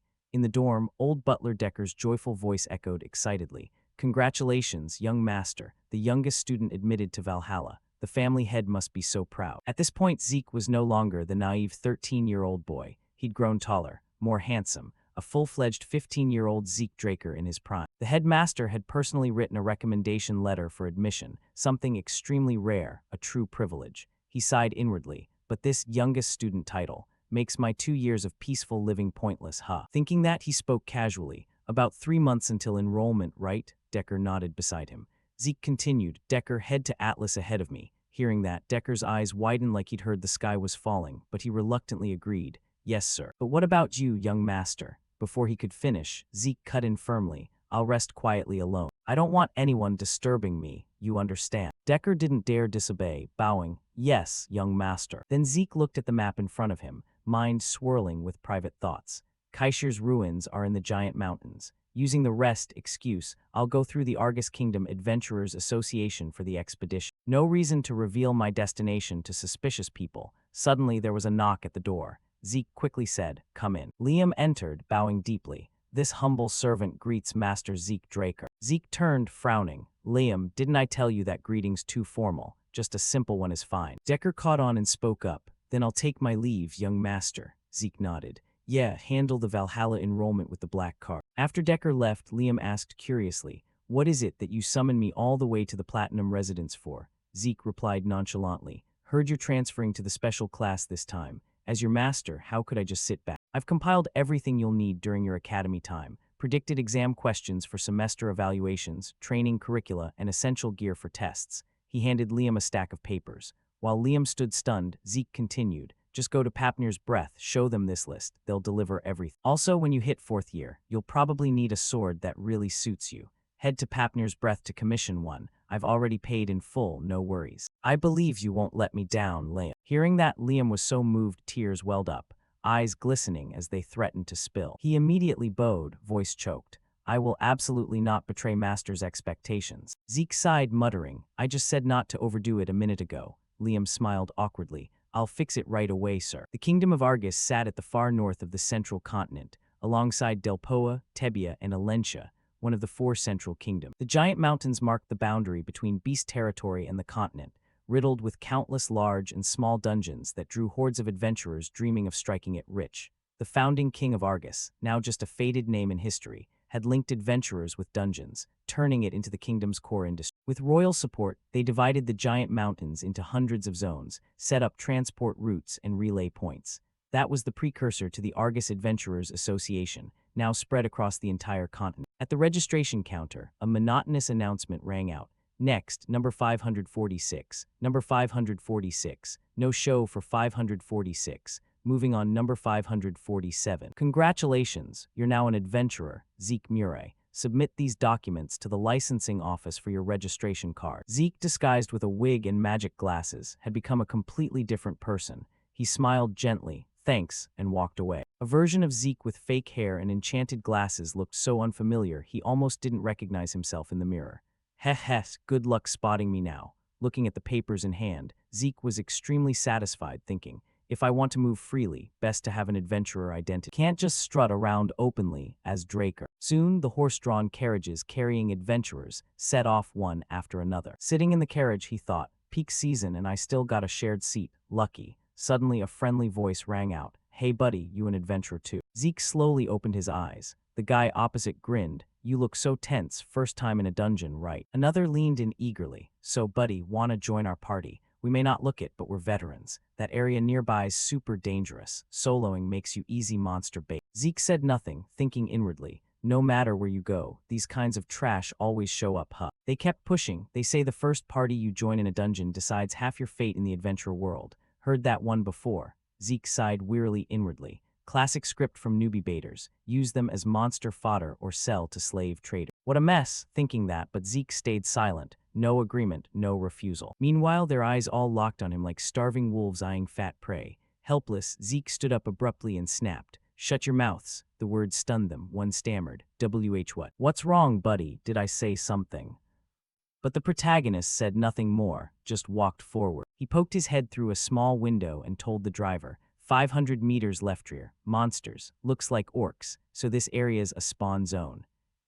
The driver was shocked. What are you saying? This is the safe route. Immediately laughter erupted around. Haha, newbie nerves kicking in hard, buddy. Don't you know the main association route's directly managed by the kingdom? Even wild beasts can't get in, let alone monsters. But Zeke's next words chilled him to the bone. Then what's that right behind you? The driver's eyes bulged in disbelief.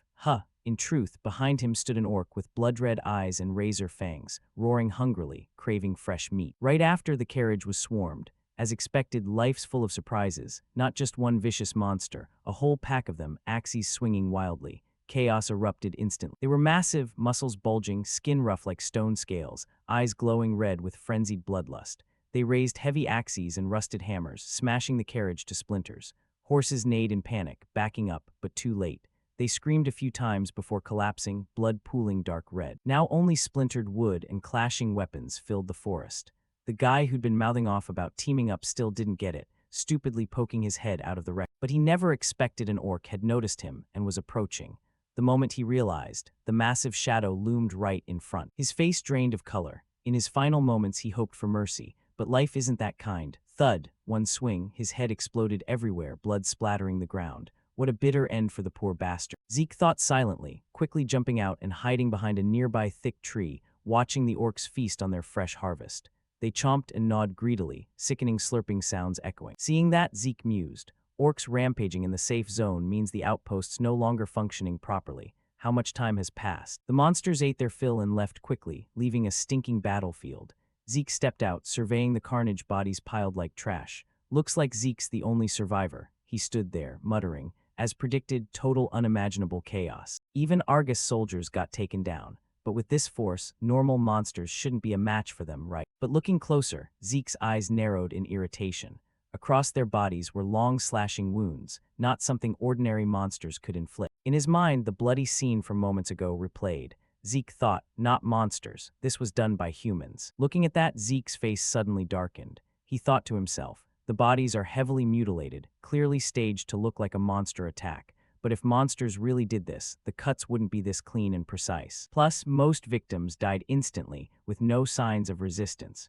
This was definitely the work of a squad full of purple knights. But then he frowned, muttering, if I linger here any longer, I'll just make things more complicated. Right now, top priority is finding Kaishir's ruins. With that thought, he pressed on with his journey, footsteps filled with determination. After walking a bit, he reached a spot where skulls and crossed bones were piled up like a small mountain. Zeke stopped and scanned the area. He thought, Man Tribe territory marker. According to the minimap, I'm almost at Kaishir's ruins. But he paused, a chill running down his spine.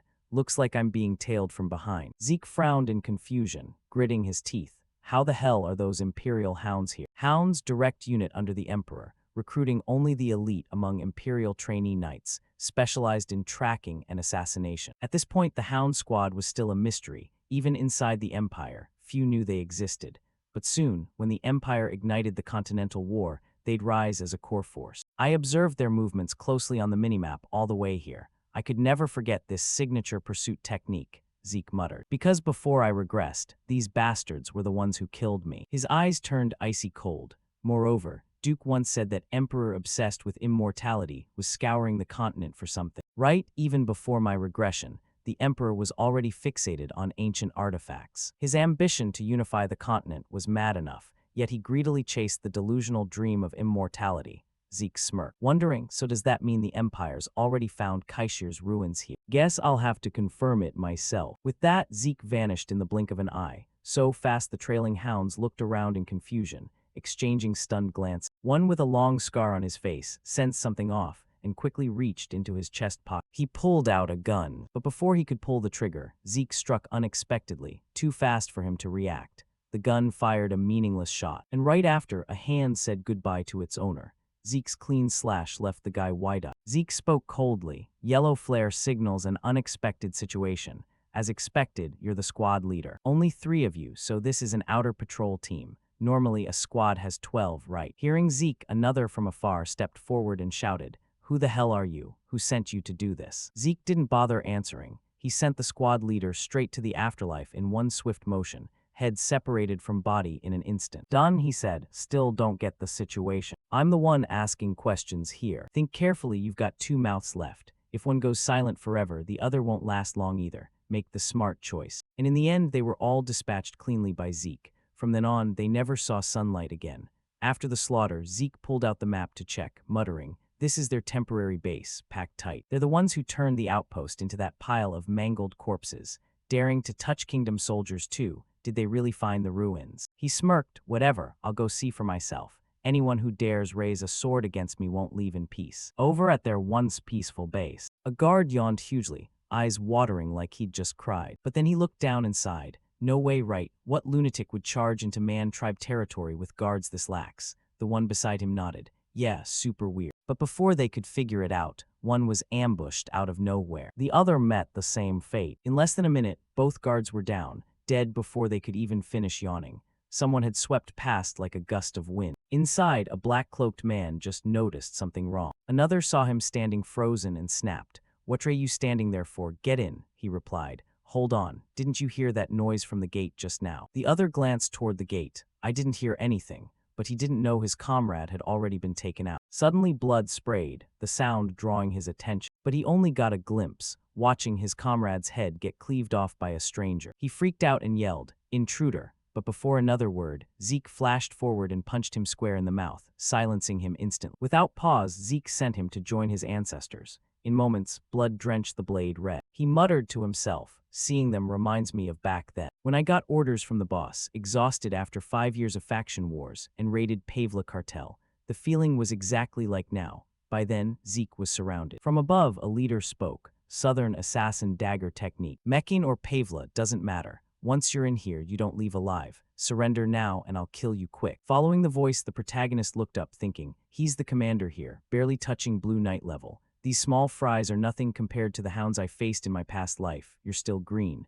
With that, he shot back fearlessly. Ridiculous, huh? Kill me gently. That's what someone who just slaughtered their comrades says. You should tear me apart alive and wipe out my bloodline for revenge. The central continent really is full of weak cowards. Hearing Zeke's taunts, they fumed. The leader roared, damn it, give him what he wants. Rip him apart while he's still breathing. With that, they launched the attack. Swords swung at Zeke from all sides like chopping wood. But the protagonist thought, something's off. Are the hounds really this weak? Or have I just gotten that much stronger? No need to observe anymore. Instantly, he activated Mana Reflex skill. The surrounding light snuffed out, plunging the cave into pitch darkness. The leader above looked dazed. Power outage right now. Is this Dragon Slayer, human's mana interference? Wait, he's been fighting barehanded from the start. No aura at all. The sword style is Southern Ring Saber. Definitely an assassin, so just a technical glitch. After thinking, he shouted to calm his men. Don't panic. It'll come back soon. Focus on defense until then. But surprise, motherfucker. When the lights flickered back on, horror unfolded. In mere seconds, all the hounds below had been dispatched by Zeke. Bodies littered the cold ground, blood pooling dark red. He couldn't believe his eyes, sweat pouring like rain, utterly shocked, muttering, what the hell is this? Zeke had appeared behind him at some point, speaking. The Emperor's got some guts, daring to target Hero King Kaishir's ruins, huh? He trembled all over, stammering, Kaishir's ruins. What the hell are you talking about? But as he turned, Zeke had vanished. Only his ghostly voice echoed. Don't worry, even if you don't spill, I'll find out myself. In the darkness, a murderous hand pressed a razor-sharp blade to his throat. Only then did he realize death was imminent, panicking. Wait, we really don't know any. Zeke smirked. Yeah, you don't know. Yeah, you don't know. Blood sprayed. The commander's miserable end couldn't be avoided. After finishing, Zeke quietly headed toward the cave exit, where blinding light poured out. He left a sword behind, thinking, what happened here will be framed as Meccan's doing. Meccan Cartel, the Southern Continent crime syndicate I was part of in my past life. A gang that does anything for money. After the Gusco Kingdom in the south collapsed from civil war, the lawless wasteland split between Meccan and Pavla Cartel. I could have just used dragon skills to hide my identity, but I deliberately used Southern Ring Saber technique, and even left Meccan's signature warning. Giving them a clear target is the safer choice. He smirked. The Empire will definitely think it's Southern gang work. Even if they act on it, it'll just help me wipe out Meccan. Win-win for me. Based on the letter found inside, the Emperor was even crazier than he imagined. The Emperor's orders were basically to search for ancient ruins, but the shocking part was the attached campaign map. Not just the central continent, also the east where the truce still held, even the mysterious Black Sea. He'd sent hounds anywhere suspected of holding ancient ruins. That means their forces are already at past life scale, but looks like they haven't found Kaishir's yet. Best to move fast. Suddenly, from the hound base, a red flare shot into the sky. Zeke had already left the area, smiling as he said, red flare. So that's the signal for heaven and earth net. Time flew by. After spotting the signal in the sky, Zeke picked up his pace, sensing the Emperor's hounds seemed to have pinpointed Kaishir's ruins location. But he hadn't gone far when he suddenly felt presences appearing behind him. He glanced back, thinking, caught up already. The red flare splits into 5 branches. That's heaven and earth net, meaning eliminate the threat at all costs. Using the flare as center, they sweep the area to locate the target, then tighten the encirclement. Pursuit order for the hunters. Every hunter in the zone maintains the net until the issuer recalls it. Basically a death sentence. Last time, even when I stole the artifact the Emperor wanted in the northern continent, I died under heaven and earth net. But now I have the system. With that thought, Zeke immediately pulled 2 short swords from his inventory and gripped them tight. But now I have the system. With that thought, Zeke immediately pulled 2 short swords from his inventory and gripped them tight. Their blades slashed toward Zeke at wind-tearing speeds, but instead of fear, the protagonist felt a thrill inside. He thought, worth a good fight, huh? With that, Zeke's hands blurred like machines, leaving afterimages in the air as he deflected every incoming strike. Right after, the protagonist leaped back, breaking out of the assassin's encirclement and keeping safe distance. Then, after carefully observing their appearances, Zeke confirmed his suspicion. As expected, these guys are on a whole different level from the ones in the cave. Just as that thought crossed his mind, countless footsteps echoed behind Zeke. More assassins had just arrived. In seconds, countless black-cloaked figures surrounded Zeke. Looking at this, even Zeke felt a headache coming on. This is really troublesome. He let out a sigh and scanned the system map in front of him, where countless red dots had completely surrounded the area and more kept rushing in nonstop. He muttered under his breath, "If I really use it, I could still get out of here, but doing that would basically mean throwing away the meching disguise I worked so hard to build. Is there really no other way? I wasn't planning to use it in a situation like this." With no other choice, Zeke pulled out a small whistle. Under the curious stares of the assassins, he took a deep breath, then poured all his strength into blowing the whistle, unleashing a piercing, ear-splitting sound that echoed in every direction. Hearing it, the assassins grew wary and started scanning around. What the hell? Is he calling for backup or something? On the other side, the scarred assassin spotted Zeke, suddenly pulling out several small orbs in his hand, and immediately shouted, "Smoke grenade." That sound was just a decoy. Grab him right now. At the command, the pack of hounds charged in to block him, but unfortunately they were still a bit too slow. Right at that moment, Zeke hurled the orbs hard to the ground, making them explode and unleash thick clouds of black smoke that blanketed everything around. Taking advantage of the chaos, Zeke's figure vanished instantly. Seeing this, although the assassin team leader was annoyed, he still calmly gave orders. "Don't panic. Once the heavenly net earth web is set up, no one can escape. Stay in position and watch for any unusual movements in the smoke or shadow." After saying that, he also scanned the surroundings, but all he saw were the figures of his own teammates. This made his eyes fill with confusion as he thought, not a single trace. Does he really think just blocking our view will make us back off? Or does it have something to do with that whistle earlier? That was what the team leader was wondering. And as if answering his question, right after that a sudden scream from one of the assassins echoed everywhere. His body was sent flying into the air like a torn sack, leaving even the team leader stunned. "What the hell is going on?" he shouted whilst hurriedly looking around everywhere, and finally spotted the source of the sudden attack. It turned out to be a group of shirtless, hulking figures built like grizzly bears charging in and starting to smash and crush his entire group of subordinates, the barbarian tribe. What's happening? We clearly didn't do anything to provoke the barbarians. If it was just one or two hot-headed ones, that would be understandable, but attacking in a full swarm like this, the more he thought about it, the more puzzled the team leader became. On the other side, one of the assassins in the group angrily yelled, "You filthy lowlife savages, you dare attack us." As he spoke, he wrapped his sword in aura and slashed straight at the waist of a barbarian right in front of him.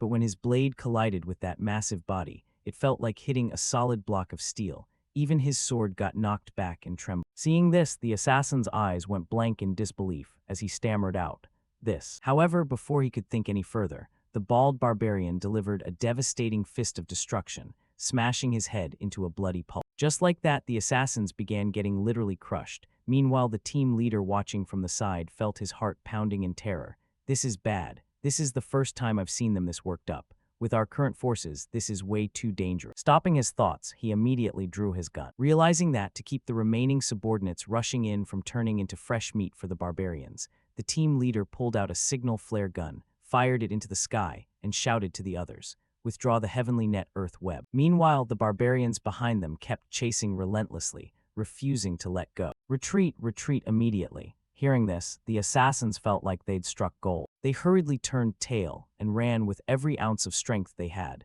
fleeing like their lives depended on it. Only after they completely disappeared did Zeke reappear, crawling up from a hole he'd dug to hide it, and grinning, "More effective than I thought." Then he looked at the cracked whistle in his hand. "This is a barbarian horn, made to deliver commands quickly on chaotic battlefields. It's one of their tactical tools. In my previous life, I happened to build a friendly relationship with the Mohican tribe of the barbarians, so I learned how to make this horn and their signaling system. The signal I just blew means foreign intruders have violated the ancestral Holy Land." The barbarians are often seen as crude and barbaric savages, but in reality, they have their own distinct cultural traditions and civilization. With craftsmanship this crude, it can probably only be used once. With the assassins no longer bothering him, Zeke quickly moved forward following the map's guidance. Not long after, he reached the ruins of Kaishir. However, once he stepped inside, he realized the assassins weren't the only obstacle. There was something far more dangerous and terrifying lurking within these ruins. At this moment, Zeke was hiding behind a wall, quietly poking his head out to observe ahead,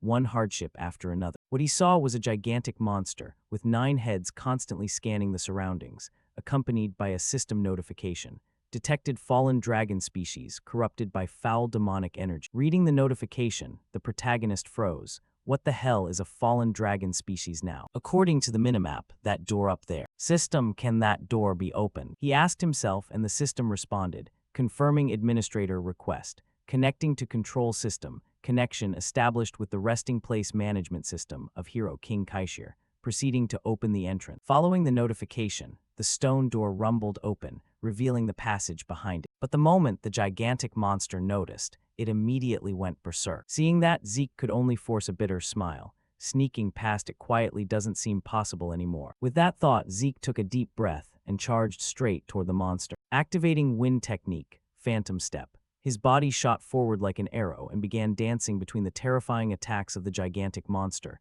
The protagonist's plan was to use Phantom Step to disrupt its vision and quickly reach the entrance. Just a little more, Zeke told himself silently, as the entrance was now right in front of him. But of course things weren't going to be that easy. Before Zeke could reach the entrance, one of the giant serpent heads lunged right beside him. It opened its maw wide and slammed down from the side, sending rocks and debris flying everywhere. Fortunately, Zeke managed to dodge the attack in time, even feeling a surge of rage inside. Time to teach this snake a lesson. He immediately unleashed Chapter 7, first form of dragon-slaying art, Dragon Severing Hand, creating countless slashes across the giant serpent's body, making it roar in agony. Its blood sprayed everywhere, some landing on Zeke, and wherever it touched it sizzled with a burning hiss and kept smoking. This forced Zeke to pause, not daring to attack recklessly anymore. Its blood is acidic. A nine-headed monster with acidic blood. Even my master in the previous life could barely take it down. Nine-headed Hydra. All right, let's give it a shot, Zeke thought as he gripped his sword tightly, while on the opposite side, the 9 heads of the dragon stared at him with dangerous eyes. The moment the 9-headed Hydra opened its venomous jaws and lunged straight at Zeke, he could only grit his teeth and swing his sword to block. Kang. Steel clashed against fangs, the piercing ring echoing like a death knell. Before he could catch his breath, another head roared, its green eyes glowing like cursed gems, exhaling killing intent that made the air feel thick and suffocating like sludge. He skillfully stepped back a few paces, regained his footing, and muttered like he was arguing with fate.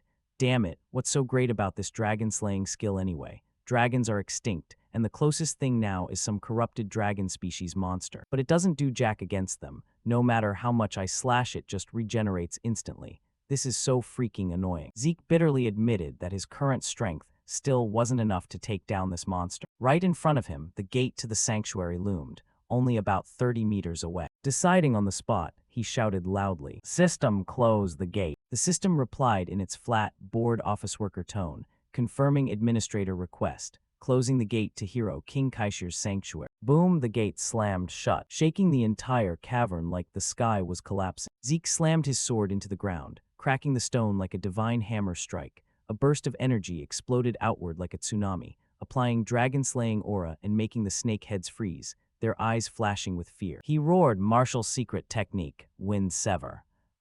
A blinding sword beam tore through the air and slashed into the cluster of snake heads like the Reaper's scythe. Fap. One head flew skyward, purple blood spraying like dazzling fireworks. The Hydra's agonized roar echoed as if the whole cavern was crying in pain. Not wasting the chance, Zeke dashed like lightning toward the gate, thinking to himself, good. It's disoriented from losing a head. Time to bolt, killing can wait. But the Hydra wasn't stupid. Its eyes flashed like monster spotlights in a sci-fi flick and instantly saw through Zeke's plan. One head shot forward, neck stretching like rubber, razor-sharp fangs snapping from every angle, trying to turn him into living sandwich meat. Zeke was only a few steps from the gate, thinking he'd made it, when suddenly he panicked. What the? Boom, a lightning-fast bite tore through his left arm, red blood gushing like a fountain and splattering across the now-closed gate. He staggered inside, face twisted in pain, but still hissed through gritted teeth. "Motherfucker, you damn snake. You chased me all the way here." Rage erupted like a volcano. Zeke roared with bloodshot eyes, pointing his sword straight at the Hydra.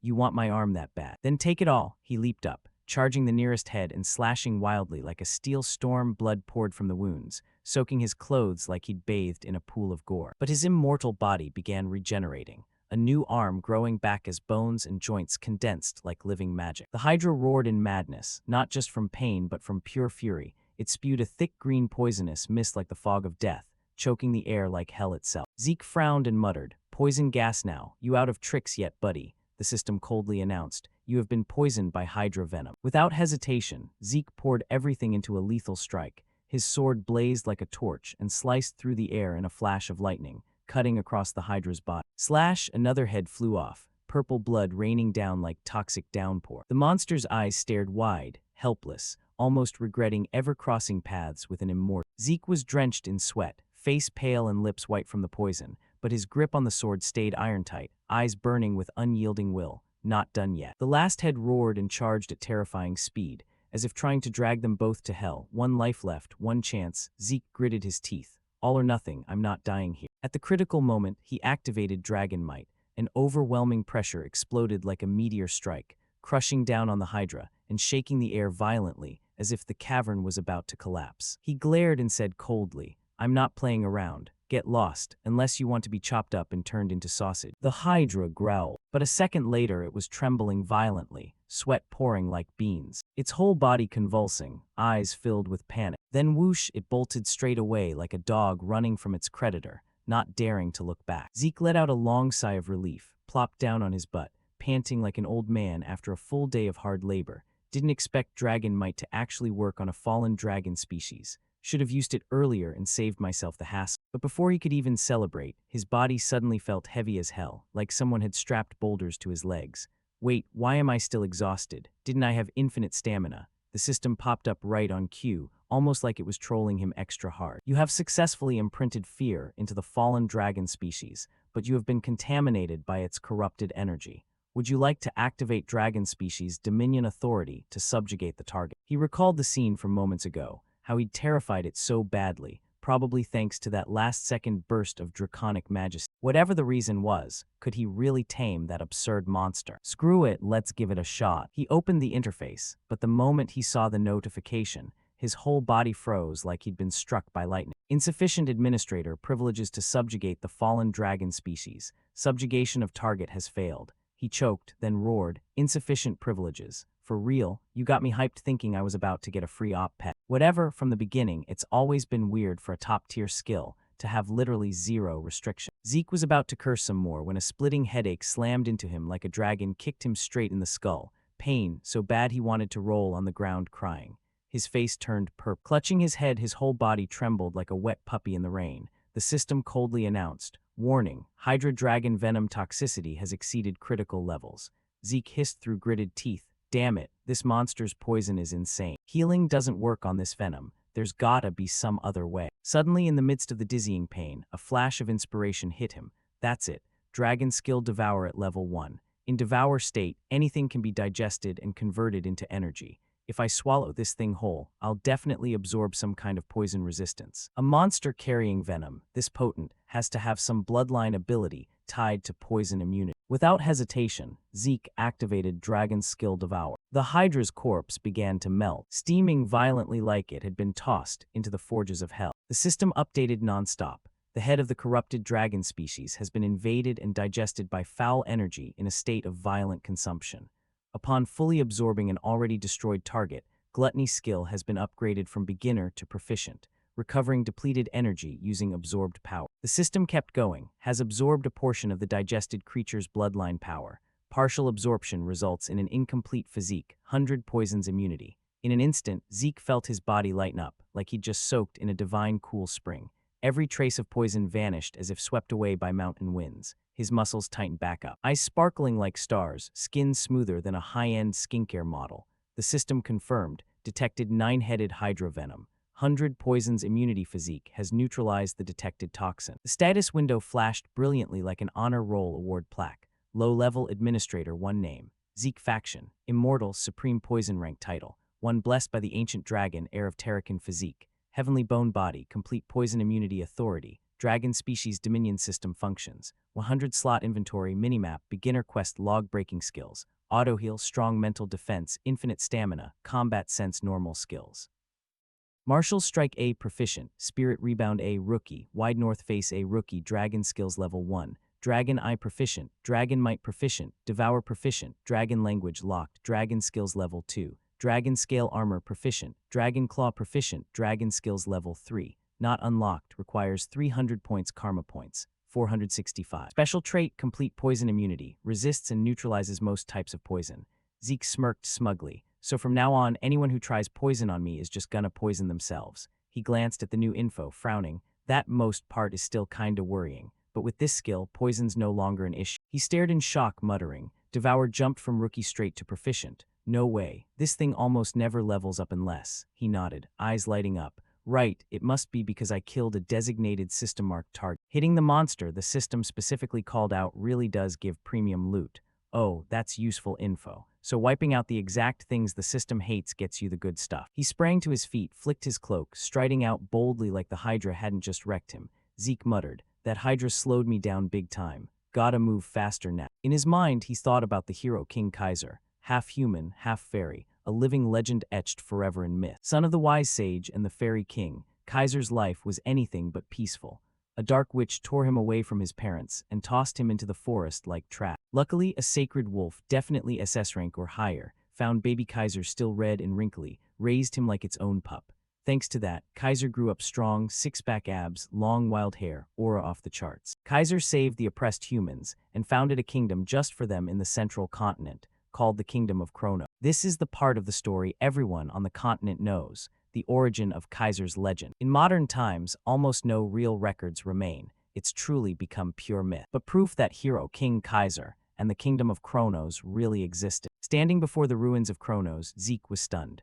Crumbling walls stretched endlessly, silent yet majestic, whispering the ancient epic through the stones. It's right here, right in front of me, unfolding before my eyes. Looking around, he felt it was way smaller than what he'd read in books. He couldn't believe the remnants of Kaiser's legacy were literally the entire kingdom of Chrono. Walking toward the ancient gate, he kept talking, though now that he thought about it, the old dragon-slaying sanctuary had a really similar vibe. The system beeped like a burglar alarm, analyzing, confirmed Kaiser's imprint, opening the sanctuary of hero King Kaiser. Zeke didn't hesitate and stepped inside. A faint glow emanated from a shimmering green crystal, as if it held the very soul of the kingdom. He reached out and touched it, whispering, "Is this the vision of the hero king?" The system immediately chimed like a robbery alert, initiating quest chain, vision of hero King Kaiser. Zeke jumped, hello, just throwing a quest at me out of nowhere. Did anybody ask if I agreed? The system continued, cold as a bank teller denying a loan. Warning, cannot leave the area until the quest chain is completed. He yelled, "Hey, what the hell? Who gave you permission to do that?" Bam, the gate behind him slammed shut like a mom catching her kid, gaming at 2 a.m. Zeke shouted, What's happening?" The system displayed the detailed quest, chain of the hero King Kaiser's progress. Objective, within the ruins bearing Kaiser's mark, collect each step of his progress. Time limit, none. Reward, Fairy King's tear. Zeke frowned, rereading the last line, muttering, "Quest chain, steps of progress of hero King Kaiser. Fairy King's tears." He rubbed his chin, mind spinning. Kaiser's mother, the being who granted blessings to humanity. And I'm gonna get her tears. He looked up at the sparkling crystal like it was an NPC about to drop an impossible quest, whispering, "I'm starting to get chills. The mother of hero King Kaiser, the one who can fulfill any wish, and the reward is her tears." Still reeling, mouth hanging open, Zeke muttered like he was in a trance. No idea what this thing's used for, but it's definitely some ultra-tier op treasure. He turned to the system, voice urgent. "How do I actually make progress like that?" The system beeped once, replying as coldly as a pissed-off AI assistant. Administrator request confirmed. Extracting data from magical recording device. Detected 546 magical videos of hero King Kaiser. 12 videos matched the criteria. Playing the first video. The screen flashed, magical light flickering like a busted stage spotlight. A hazy image appeared, accompanied by an ancient voice from a long-forgotten language. The system announced, "Will automatically translate to the common language of the central continent."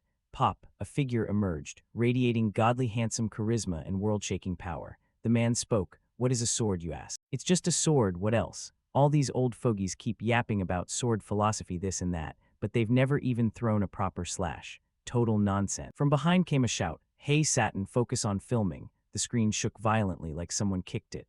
Zeke held his breath, eyes wide. No way. The one speaking was none other than the legendary hero King Kaiser, and Satin, his loyal guard from the old tailies. Seeing that, he suddenly thought, so this isn't fake, this is real footage. The voice in the video kept going. "To use a sword masterfully, what do you do?" "Nothing grand, just swing the sword diligently, over and over." The footage continued. Kaiser raised his sword in the darkness. The blade gleamed with cold light, slicing through the shadows. Just watching through the screen, Zeke felt his heart stabbed, body trembling, collapsing backward, limbs limp, sweat pouring like he'd showered. One thought dominated his mind, that aura, that pressure. Even through a screen, it's enough to make me pass out. So this is the true progress of the hero king. Zeke's eyes blazed like a kid with a new toy. He burst out laughing. "I'm hooked." System, replay that video from the beginning. The system replied, administrator request confirmed. Time passed quietly. It had already been 4 days since Zeke got locked in this place. Before him were 3 doors. The first room packed with food enough for a whole month. The second room luxurious like a 5-star hotel, bed soft as clouds. The third room filled with military documents, books, weapons, and training equipment. On the surface it looked like a dungeon, but in reality it was a personal training chamber built for Kaiser's successor. Thanks to that, he could focus solely on practice and swinging his sword tens of thousands of times. Zeke spent whole days swinging his sword, repeating the motion tens of thousands of times, desperately trying to mimic Kaiser's movements. But that heaven-collapsing aura of his, he still couldn't recreate it. Suddenly the system chimed. Acquired hero King Kaiser's progress, basic elemental sword. Zeke jolted, elemental sword. Instantly a barrage of notifications hit like a storm. Basic phase completed. Entering application phase. The magic stone behind him began glowing brilliantly. He was a bit confused. Application phase already. The notification panel appeared, summoning the soul of hero King Kaiser. From the light, a hazy but immensely dignified figure emerged. The man stepped forward, as if resurrected from ancient times. Hero King Kaiser, the immortal king of Chronos. Zeke went pale, muttering, What is this? Don't tell me hero King Kaiser is seriously standing right in front of me. Before he could recover, Kaiser suddenly gripped his sword tightly, eyes ice gold, as if ready to cleave him in two. Zeke hadn't even figured out what he did wrong. When whoosh, Kaiser charged like lightning, sword swinging down. Pure reflex, Zeke drew his blade to block. Clang, the metal clash shook the entire space. Grinding his teeth, he yelled, What the hell? Suddenly attacking like that, what the actual hell? A second later, boom. Kaiser's storm-like power sent Zeke flying like dry leaves, tumbling across the ground like burnt rice paper. Covered in scratches, he panted like a beached fish. Kaiser's voice rang out majestic. Get up quickly. You think sword training is just playing whack-a-mole? Zeke struggled to his feet, thinking, so he's teaching me by beating the crap out of me. This feeling was way too familiar, like meeting his master from his past life all over again. Kaiser walked while speaking. Back when I was lectured, they told me you have to train the sword with your own strength. If the old knights saw you like this, they'd probably have heart attacks and rise from their graves. The pressure from Kaiser pressed down like a mountain, but Zeke was still confused. What does he even want? Testing me or just enjoying beating me up? Not giving him time to think, Kaiser suddenly appeared right in front of him. Kaiser swung his sword. A powerful slash tore the ground apart, rushing straight at Zeke. He screamed like a bull was chasing him. What the fuck is this? You're seriously trying to kill me? Sweat pouring, Zeke rolled aside at the last second, thinking, Shit, can I even block this guy? This dude is a straight-up monster in human skin. Kaiser's face showed a faint smile, eyes almost like a pervert. Zeke wanted to punch him just looking at it, but he just swallowed hard, telling himself, don't overthink. Just go all out like always. Radiant energy exploded like a bursting forge. Zeke took a deep breath. Let's go. Kaiser blinked, muttering, Are you Satan's disciple? Finally made it. What's that power? Aurora, Zeke didn't answer, charging straight in, sword ripping through the air like thunder. But Kaiser casually swung to block, like swatting grass, sending him flying far away. He tilted his head, still not quite the right style. Zeke tensed up, face red as a tomato, thinking, that hit just now drained me completely, literally and figuratively. Kaiser smirked, counterattacking lightning fast. Doesn't matter. As long as it's fun. Come on, show me how stubborn you can get. Boom, boom, the two clashed in an earth-shaking duel. Swords met, light flashing like New Year fireworks. But gradually Zeke ran out of steam, sweat dripping, limbs shaking. He knew he was going to lose, but he didn't expect to get crushed this badly. He cracked a grin, so this is the real power of the Hero King. But I'm not going down easy either. Click, Zeke activated a string of skills. The system rang out like a fire alarm, activating Dragon Skill 1 Strike, activating Dragon Skill Swift Movement, activating Dragon Skill Chain Slash, activating Dragon Skill Dragon Claw. In the blink of an eye, Zeke transformed into a raging dragon whirlwind, his entire body wrapped in radiant energy as his swordsmanship erupted like a volcano. He charged straight at Kaiser, the sheer heat of the clash making the space tremble as if it were about to shatter. But Kaiser refused to fall behind, summoning a massive clawed hand and unleashing a deadly strike. Boom! Rocks and dirt flew everywhere in a blinding cloud. Kaiser stood amid the dust, clicking his tongue. HMPH, not a dragonkin, yet somehow wielding dragon techniques. Interesting. But Zeke had already slipped behind him at some point, a flash of light sparking in Kaiser's eye. He glanced over his shoulder, muttering, HMPH, Elemental Power 2, huh? Zeke unleashed his soul spirit technique, his body splitting into countless afterimages as he moved like a storm rushing toward Kaiser.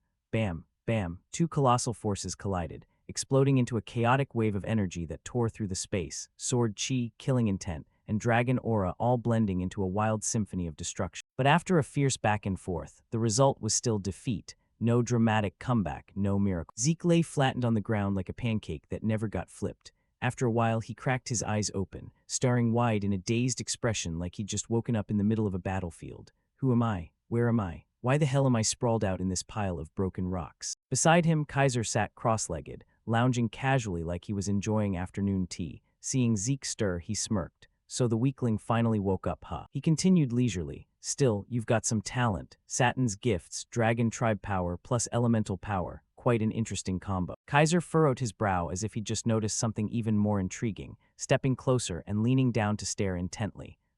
Wait a second, your soul. It's resonating with the spirit realm. Zeke grimaced. What the hell is the spirit realm supposed to be? Kaiser went on like he was giving a university lecture. You've crossed the boundary between life and death more than once. For a mere human body to pull that off, it's no wonder you can wield elemental power too.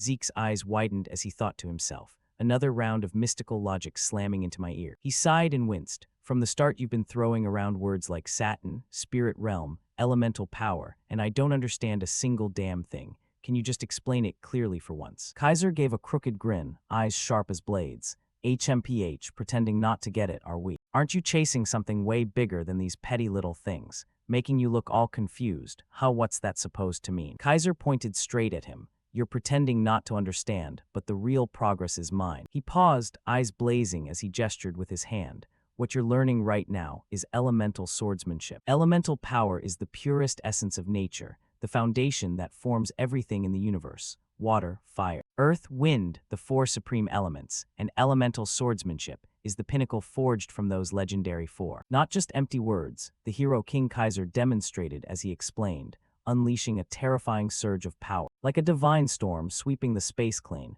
cracking the ground into deep, jagged fissures. He declared in a voice like rolling thunder, "This is the storm sword chief wind power, the wind element among the four great elements." His tone rose and fell dramatically. To wield elemental swordsmanship, the core is nothing other than universal spirit energy, the very thing you've heard about. Zeke stood behind him, face pale as if he'd seen a ghost, thinking to himself, wait, what the hell is this? It sounds like magic, but the way he unleashes it is pure sword technique. Before Zeke could even process it, Kaiser suddenly spun around. Now it's your turn. Zeke froze, mind buzzing like a kicked beehive. So is the source of elemental power, but I can't sense even a trace of from him. Or is the secret in how it's converted? He hesitated, then took a deep breath and spoke. In that case, could you show me how to convert into elemental power? Kaiser raised an eyebrow, scratched his chin, but before he could answer, whoosh. His sword burst into flames, crimson fire roaring, as if it wanted to incinerate the entire space. He laughed, yeah, just do it like that, no need for a ton of explanations. Zeke stood stunned, eyes wide and lost like a puppy separated from its mom. Why do all these future mentors have to be like this? He muttered to himself, it's not that I can't sense at all, it's just that I sense way too little. Right now channeling it is like trying to catch a weak Wi-Fi signal. I have to focus everything I've got just to grasp the tiniest hint. But he still nodded. Yes, I'll give it a try. Kaiser smirked. Pretty cocky tone you've got there. In another corner of his mind, Zeke racked his brain. Don't believe everything you see. He clearly called my soul spirit technique elemental power, which means. Gripping the sword tightly, he grinned confidently. Soul spirit technique is also a form of power that uses elemental power. At that moment, Kaiser watched Zeke's display with a puzzled look. No sooner thought than done. He summoned his wind element soul spirit technique, but barely 3 seconds in, smack. A heavenly smack from above nearly blew his brains out. The culprit was none other than Kaiser, now sitting there shaking his leg and glaring in dissatisfaction. I told you to use elemental power. Who gave you permission to dance around with that clumsy heretical nonsense? Zeke clutched his head, eyes watering from pain and confusion. Heretical, you mean spirit language technique? Kaiser snorted coldly. Exactly. Spirit language technique is a secret art only the dragon tribe can use. If you were a dragon slayer, it might be barely acceptable, but for a human, it's absolutely impossible. Every time you use that power, your body takes serious damage, right? The souls of humans and dragons are worlds apart. You can mimic it superficially, but the effectiveness can never come close. Whoever came up with that heretical knockoff deserves ridicule, daring to turn spirit language technique into some cheap imitation like that. All right, now that you understand, do it again. In his mind, Zeke kept thinking, I already encountered spirit language technique when I absorbed Bahamut's heart at the Dragon Slayer's resting place. Back then, I learned spirit language technique, but I also saw the notification that I still couldn't perform it. Dragon technique, spirit language technique, words that carry power, locked, administrator maturity level insufficient. Zeke stayed focused in thought. If soul spirit technique was originally built on the foundation of spirit language technique, then once I mature and unlock spirit language technique, I'll be able to freely control soul spirit technique too, which gives me yet another reason to hurry up and grow stronger. While Zeke was lost in philosophy, Kaiser lost patience, raised his sword to the sky and shouted, "Do you need another beating to snap out of it? Get up already." Zeke sprang up like a spring. Yes, I'm up. Applied training was indeed far harsher than the basics, but thanks to his heaven-blessed holy body, Kaiser's god-tier demonstrations, and countless unforgettable beatings, Zeke gradually grasped the principles of elemental swordsmanship. It was similar to magic that uses spell arrays to channel mana, but elemental swordsmanship uses E as the bridge to summon the power of spirit. Once he truly understood the principle and how to apply it, performing elemental swordsmanship was no longer an impossible task. After days drenched in sweat, tears, and plenty of nosebleeds, mostly Zeke's, Kaiser finally declared, "Now you look half decent at least. But don't get cocky. The advanced phase will make you wish you could go back to licking rocks instead of continuing. Rest for today." Zeke saluted like a fresh recruit. Understood, master. Then, as if remembering something, he scratched his head. "Oh, while we're resting, may this disciple ask a few things?" Kaiser nodded lightly. "Go ahead." But as he floated in midair like an immortal taking a break, Zeke hesitated. He noticed the faint glowing motes dancing around Kaiser like they had souls of their own. So that's elemental power too. His eyes lit up as he cut straight to it. "When we first met, you saw me use Aurora and called me a disciple of Saturn. What does that actually mean?" Kaiser raised an eyebrow, slightly surprised, then answered slowly in a deep, dramatic tone like recounting an epic legend. "Aurora, yes, that name. I called you that because the technique you used was created by that guy Saturn. He always insisted humans could never comprehend elemental swordsmanship, yet he went and invented a method built on E. Worse, he ignored my techniques and spread only his own version." Kaiser's eyes darkened with bitterness. "That bastard Satin Draker." Zeke jolted like he'd been shocked. Satin Draker. His heart felt punched. Isn't Satin supposed to be the noble knight, the hero king's most trusted vassal? The founder of the aura cultivation method, known across the continent. He has the Draker surname. So the Draker family's ancestor isn't Terrakin like everyone thinks, but this ancient figure named Satin. Why has no one ever mentioned it? Still reeling, Zeke pressed on. "Then what exactly is this spirit realm place where spirits exist? Even though I've sensed spirit power, I still can't picture what it really is." Before he could finish, Kaiser snapped his fingers like a street magician. Instantly, a howling gale roared in, twisting the air into a vortex and forming an invisible wall right in front of them. Zeke reached out to touch it, feeling like he was pressing against wind compressed into solid concrete. He thought to himself, eyes gleaming, "Chief, wind power can be used like this too." Kaiser's voice came from the other side of the storm, rising and falling like an old storyteller. To explain it precisely is a bit complicated, but simply put, the spirit realm is the yin world while ours is the yang. When a person's body leaves this realm and enters the spirit realm, it's a one-way trip across an uncrossable line, no return ticket. Anyone stuck there can forget about coming back. Zeke stood stunned, muttering, "But didn't you say part of your soul is still lingering in the spirit realm? So how are you standing right here in front of me, and in a spirit state no less?" He snapped his fingers again, his voice lazy. "Yeah, you're actually the first case like this I've ever seen, but there are ways to bend the rules and cross the spirit realm boundary." He stretched comfortably as he answered, "A prime example would be me, thanks to a dragon lending a hand." Zeke's eyes nearly popped out. "A dragon." He quickly added, "Is there some kind of issue with that?" He swallowed hard, stammering, "That, dragons helping humans, are you kidding? I've never heard of anything like that before." Kaiser frowned and glared like he wanted to punch him. "What the hell are you talking about? Among all the races, the dragon tribe is the one that values humans the most." Zeke stood there dumbfounded like a fish out of water, mind in complete chaos. "What is this? Dragons value humans. Aren't those apex monsters like Bahamut the ones who nearly wiped out the whole world?" He thought to himself, so the relationship between humans and dragons in ancient times was completely different. What the hell is going on? Kaiser stepped closer, voice full of implication. "I don't need to explain it in detail, because you're living proof." He walked right up to Zeke, and lightly placed a hand on his chest. This heart of yours, and even the fang used to forge your sword, weren't they both personally given to you by Bahamut himself? He chuckled softly, half teasing, half admiring. Sure, his temper's as explosive as a dog in the sun, but he never turns down a sincere plea.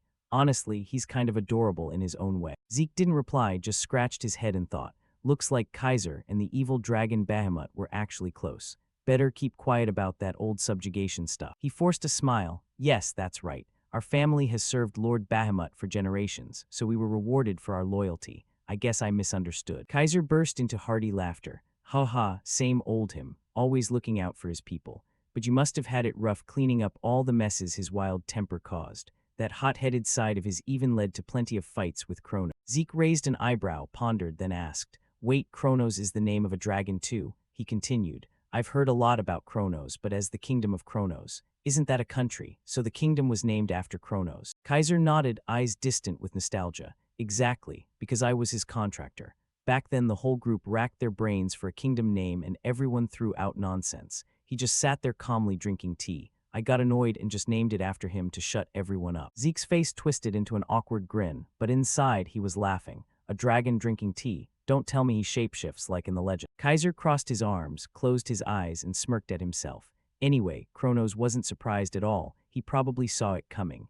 Honestly, I just wanted his name to live on for future generations. In the distant past, when Kaiser still walked the world, humans and dragons once lived in harmony like blood brothers. That glorious era now exists only in ancient books and stone carvings. But if a dragon with earth-shaking power unconditionally supported humans, the balance of the world would tilt, pushing reality toward annihilation. So the dragon tribe made a historic decision: voluntarily restrain their power, use shapeshifting to become human, and form contracts with those deemed worthy. They no longer intervened directly, only supported quietly like great shadows behind the flow of history. Those chosen who signed contracts with dragons were called contracts. Zeke murmured, so that's how it is. He thought to himself, no wonder ancient relics are so powerful. It turns out dragons had a hand in them. But if that's true, why did the relationship between dragons and humans fracture, turning friends into enemies and fading into vague legends? I need to reread the history books. Suddenly from the other side, Kaiser's grumpy voice cut in. Hey, I've been waiting so long my beard's about to grow another foot. He reminded himself, when I get some free time, I really need to go through the entire chronicle again. Zeke grinned sheepishly and stepped closer. You've waited 2,000 years for a successor. What's a few more minutes? Kaiser narrowed his eyes, voice icy. This cheeky disciple, let's see how long you can keep that attitude. He took a deep breath and declared, the final phase of advanced training is a direct spar with me. The air suddenly grew heavy, an invisible pressure crashing down like a mountain. But at this level, it wasn't really any different from before. So I'm adding one more rule to the training. With that, he slammed his hand down, sending dirt flying. From now on, no eating, no sleeping. The match continues nonstop until I say enough. And most importantly, you can only use elemental swordsmanship with the same element as me. As soon as he finished, Zeke asked, what happens if I break the rule? The question had barely left his mouth when Kaiser unleashed his technique at the same time. Elemental swordsmanship, firestorm power, blaze rain. You asked what happens if you violate it. He turned deadly serious. If you've got more than one life, go ahead and try. Elemental swordsmanship is divided into 4 schools, corresponding to each element, starting with the one based on the fire element. The fire power school, which incinerates everything with scorching heat and horrifying flames, possessing overwhelming destructive power. Next up is the one based on the earth element, the metal power school, specializing in suppression and restraining foes by controlling hardness and mass at will. Then comes the one based on the wind element, the wind power school. Not as strong as fire power, but highly versatile for quick battles, fast movement, and unleashing sword chi. Finally, the one based on the water element, the water power school, excelling in attack, defense, suppression, or even support. It's all around. A flexible power that shifts like water, harmonious and diverse. Right at that moment, Zeke got swept away instantly by the ferocious torrent unleashed by the hero Kaiser, and his buddy took a nasty slash across the chest. Zeke's eyes went wide as saucers, thinking to himself, damn it, what the hell just happened? The power and scale are way beyond me. Why is there such a huge gap? In his head, he started flashing back to the moment he'd successfully used water power to create a massive water pillar. Seeing that, Zeke was thrilled. Too bad his temporary master, Kaiser, wasn't amused at all. He immediately bonked Zeke on the head. making him yelp and grumble, "Ow, what now, master?" In response, Kaiser straight up chewed him out. "You idiot, that's waterfall power, not just any stream." Zeke blinked blankly and asked, "Isn't it just about deploying the attribute?" To explain, Kaiser slowly descended to the ground and schooled the protagonist. "The other schools just need you to unleash the attribute and swing hard for damage, but how many times do I gotta say it? Water power is all about softness. Using yield to conquer the rigid. Don't you get it? Now do it again." At the hero's explanation, Zeke silently cursed in his heart. "Damn it, yielding to conquer. What kind of bullshit logic is that? Because I lacked the power to resist, I had to submit. Because I lacked the power to protect, I lost it all. To survive, to hold on to trust, to repay what's precious. My whole life I've chased that power. So how the hell is yielding to conquer supposed to convince me?" He just thought that far when, not giving Zeke time to dwell, Kaiser enveloped his sword in a water flow and charged straight in, forcing Zeke to hastily raise his blade to block. In his mind, is this old geezer sleepwalking mid-spar? Next thing, of course, Zeke couldn't withstand the pressure from Kaiser's sword and got flung backward. By now his whole body was trembling, unable to hold back the pain.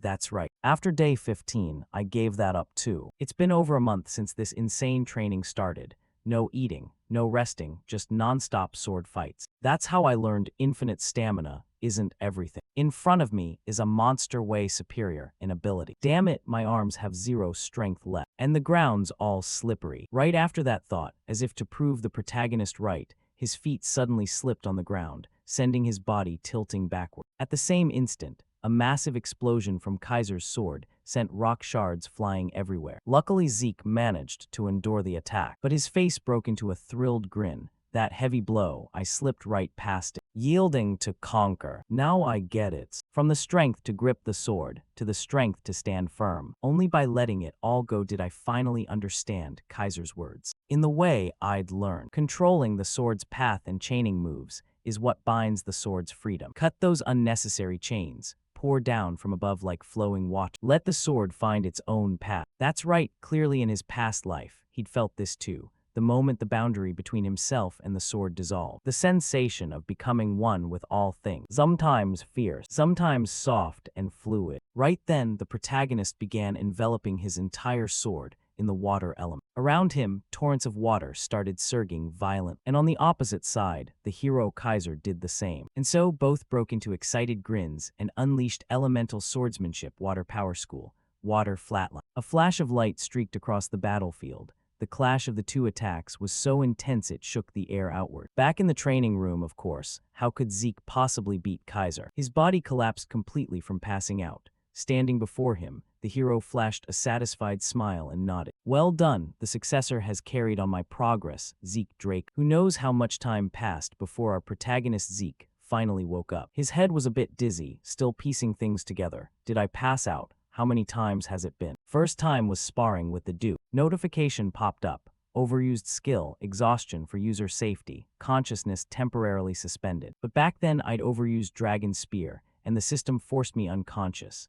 This is the first time since regressing that I blacked out purely from physical limits. Thinking that, he glanced around and called out to his master, Kaiser. But there was no sign of the hero anywhere, making Zeke guess he'd returned to the spirit realm. What intrigued Zeke, though, was wondering about that quest. Now, pretty sure I nailed the water power at the end. And then, to satisfy his curiosity, a system screen appeared before him. At the same time, a bunch of other system screens popped up simultaneously, leaving him a bit dazed. Linked quest completed. Bonus time added to rewards. Quest rewards: Fairy King's Tears, 500 karma points, 3 random skill tomes. Hearing that, he beamed. After that, hell, success is mine. Achievement quest completed. Bonus time added to rewards. Quest rewards: System admin rank upgrade, 500 karma points, 3 random loot boxes. System authority upgraded to mid-level admin. New system features unlocked. Rookie quest log upgraded to mid-level quest log. Equipment slot expansion enabled. Teleport gate feature minimap enabled.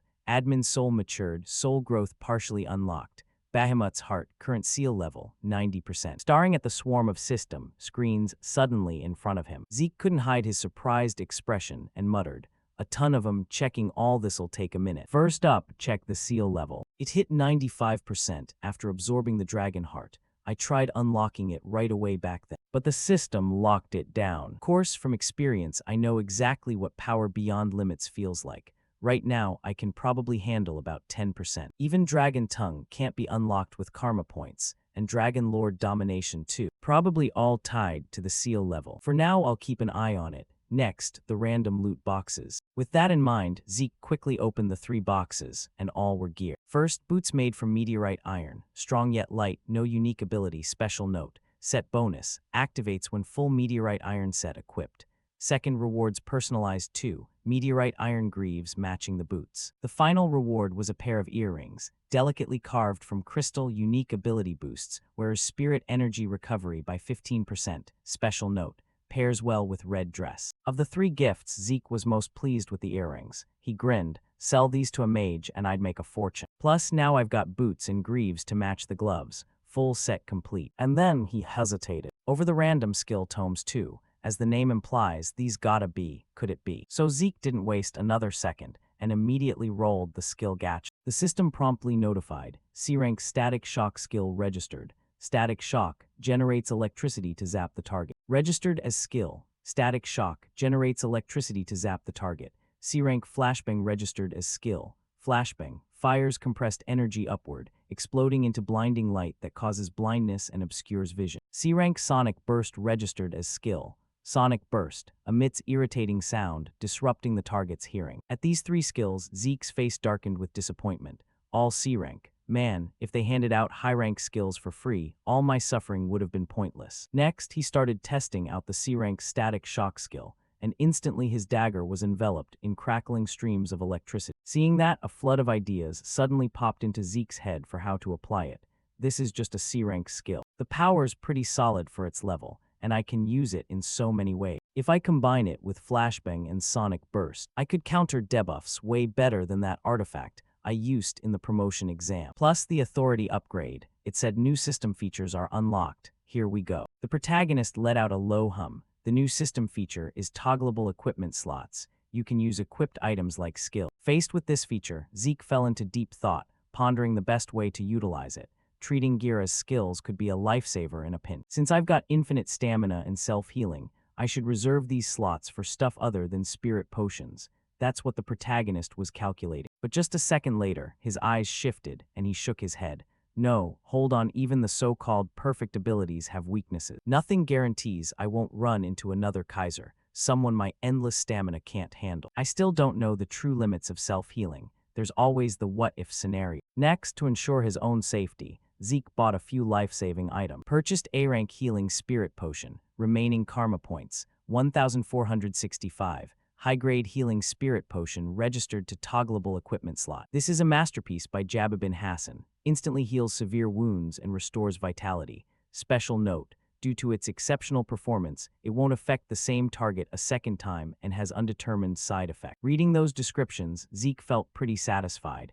More expensive than expected, but at this level it's worth it. It could substitute for infinite stamina or self-healing. And now, the most important reward. Fairy King's Tears. As he spoke, he pulled a pale blue glass vial from his inventory. Fairy King's Tears. The tear shed when hero King Kaiser fell to the Dark Sorcerer's scheme. Can summon the Fairy King from the spirit realm once, using this tear as a medium. After reading the description, instead of joy, Zeke's face turned deathly pale. He'd personally witnessed just how monstrously strong hero King Kaiser was. Summon the Fairy King. According to legend, the Fairy King grants wishes to humanity. If all the myths about Kaiser are true, could I summon the Fairy King and get one wish? But it's a one-shot deal. No way I can use it carelessly. Right then he kept staring intently at the glass vial. All right, for now I'll hold on to it. There'll definitely come a time when I need it. With that, he tossed the vial back into his inventory and quickly left the ruins. Time flew by, scene shift to some corner of the forest, when suddenly a red magic circle appeared on the ground. Next, Zeke's figure materialized inside the formation. After a quick glance around, he immediately assessed. This is the Adventurer Outpost, so I really teleported here. The system's new teleport gate feature is seriously convenient. Just pick a spot on the minimap, and you're there instantly. Aside from longer distances costing extra points, there are basically no restrictions. With enough points, I could even hop between continents. It's not just handy, it could help shake off anyone trying to track me. This'll be huge for future plans. The protagonist nodded to himself before scanning the area and noticing branches loaded with vibrant, blooming flower. That instantly sparked a terrifying guess in Zeke's mind. Flowers in winter. Don't tell me, no way. Time flew by again. Scene shift to Valhalla, the continent's top knight training academy in the central region. Inside the principal's office, the headmaster's voice rang out in exasperation. Good grief, in 10 years as principal. I've never seen a case like this. A new student showing up a whole month after enrollment started. He spoke while trimming a small bonsai in front of him. Meanwhile, Zeke could only cry inwardly. I didn't want this either. I was stuck in there for 4 months, sir. The messenger who recommended me said missing the entrance ceremony could lead to rejection at the principal's discretion. Waiting another year would kill me. I need access to Tarakan Draker's secure archives. So I have to convince the principal, no matter what. Thinking that, he bowed and explained. Principal, the truth is I fell into a trance state during solo training to make up for my shortcomings and lost consciousness for a long time. At those words, Valhalla's principal, Flaubert Borges, turned with a piercing gaze. I don't see any trance. Is that the excuse you cooked up after missing the entrance ceremony?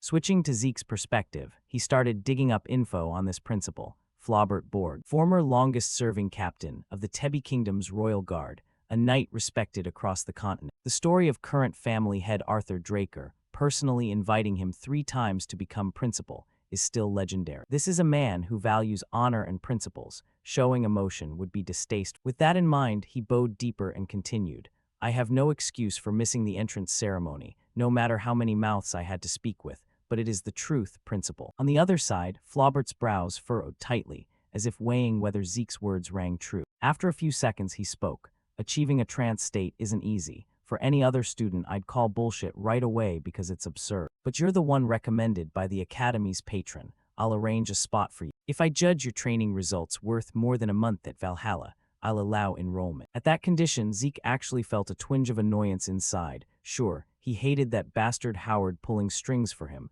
but now wasn't the time to be picky. Thinking that, he quickly said, Thank you, Principal. Then Flaubert lightly pressed the bell on his desk. Instantly, a servant rushed in to receive orders. Flaubert instructed, I want an empty training room prepared immediately. Gather the professors from all departments for a supplementary enrollment evaluation right now.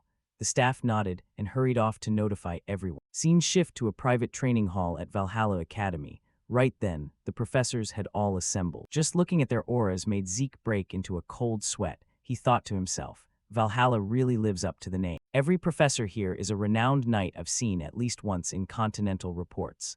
Knowing that, Zeke turned toward Principal Flaubert. Seeing everyone present, he got straight to the point. Everyone's here. Show us the results of the training you've been doing. Up front, Zeke drew the sword from his back, pondering just how much power to reveal. Let's see, what should I show them? I can't casually flaunt elemental swordsmanship here. The pressure's insane. After all, these are the people who train the continent's strongest knights. Half-baked skills probably wouldn't even get a reaction. In that case, maybe I should get a little serious. With that thought in mind, Zeke began shrouding his sword in a layer of pale blue mana. But the moment they saw it, one professor blurted out in disbelief, his face utterly stunned, and involuntarily exclaimed, Wait, isn't that Aura sword? Beside him, the others exchanged incredulous looks. At just 15 years old, he's already reached Blue Knight realm. Before this, the youngest on the continent was Lord Abel at 19, right? Truly befitting a golden awakening family. Their words made Zeke startle and inwardly scold himself. Oh crap, I forgot. After months clashing with Kaiser,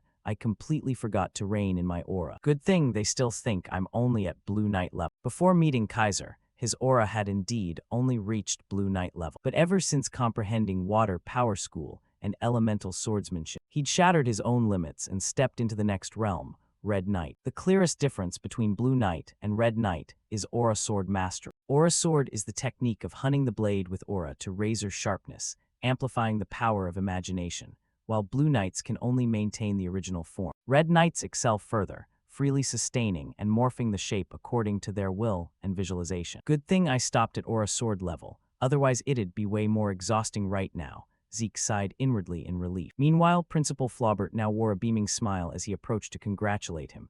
Outstanding. Compared to a month at Valhalla, these results are beyond comparison. An enlightenment this precious, whether a few months late or even years, it's worth it.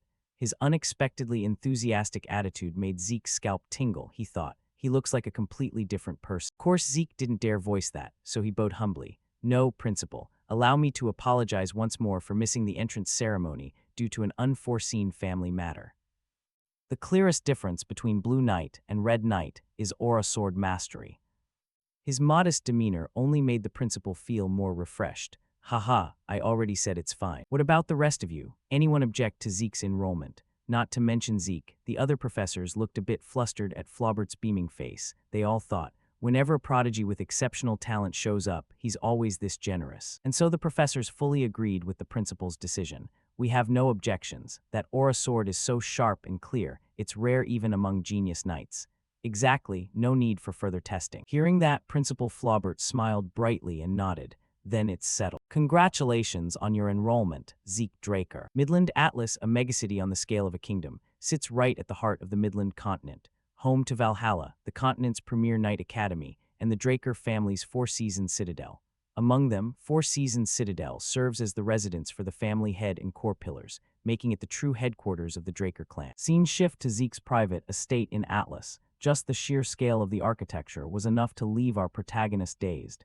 It's ridiculously grand. Zeke's private estate in Atlas. Black card already, and now this mansion too. Kinda over the top, Zeke sighed awkwardly. Then, the moment he opened the door and stepped inside, a shower of colorful confetti exploded toward him, accompanied by shouts. Congratulations, welcome to Valhalla. The masterminds behind the celebration were none other than Master Duke and his buddy Andre. Their clownish get-ups caught Zeke off guard. Master, even head Professor Andre is here. Up ahead, the scruffy Uncle Duke stepped forward, slapping Zeke's shoulders in praise. My disciple, you're truly one of a kind. From birth till now, you're the first I've seen who dared skip Valhalla's entrance ceremony. All right, now that the stars arrived, shall we get started? As he spoke, the uncle gestured inside, leaving Zeke puzzled about what exactly get started meant. Right after I stepped foot into the Atlas mansion, I was hit with Duke and Andre already having a full surprise welcome party set up for my enrollment. I kept wondering why these guys, who were supposed to be at the academy, were here instead. Turns out Duke got summoned back by the family head to the Four Seasons city, casually moved into my mansion, and has been crashing here for over a month now. Andre blushed a little as he explained, I've decided to join Valhalla Academy as an assistant instructor. Sorry about this, but looks like I'll be imposing on you for a while.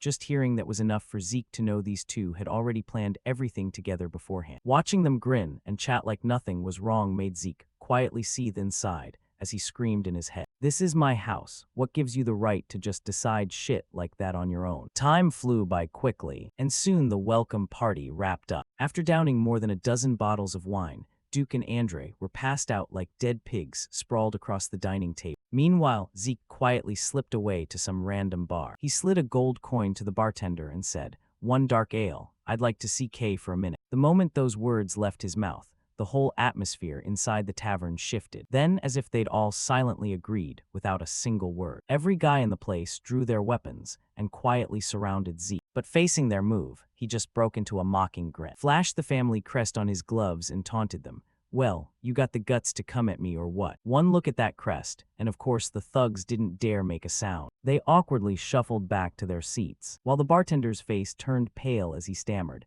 "I'm so sorry. I should have stopped them sooner." He quickly grabbed a bottle of liquor. "I'll take you to see the branch minister right away." Saying that, he led Zeke toward a hidden passage in the back. As they moved, the protagonist took the chance to scan everything and had to nod in approval. Layers upon layers of high-level security, magic sealing the secret door, classic K style. Back before regression, whenever anyone talked about the strongest intelligence organizations on the continent, two names always came up first. The Black Mist platform of the Draker family and the Imperial Intelligence Bureau of the Rome Empire.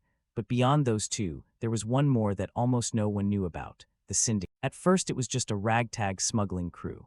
Then a lowlife errand boy named Kay used that very smuggling network to build an entire intelligence empire. Before regression, after getting expelled from the academy and drifting into the Mecking cartel criminal organization, I scraped by until I climbed to the rank of assassin. That's when Kay, the branch minister back then, approached me and assigned me to clear out the key transport routes. Using those cleaned up routes, Kay expanded the network and turned Syndicate into an intelligence powerhouse that rivaled Black Mist Platform and the Imperial Bureau. Through sheer will and talent, he completely took over Syndicate and made it his personal force. And then, when I lost everything at the hands of the Empire, the man shrouded head to toe handed me a sheet of paper and said, "This is intel on the relic the Emperor's targeting. Be careful, it won't be easy." Hearing that, I figured the one who actively helped me on my path of revenge was K. Even if you call it the price I paid for helping Syndicate grow so massive.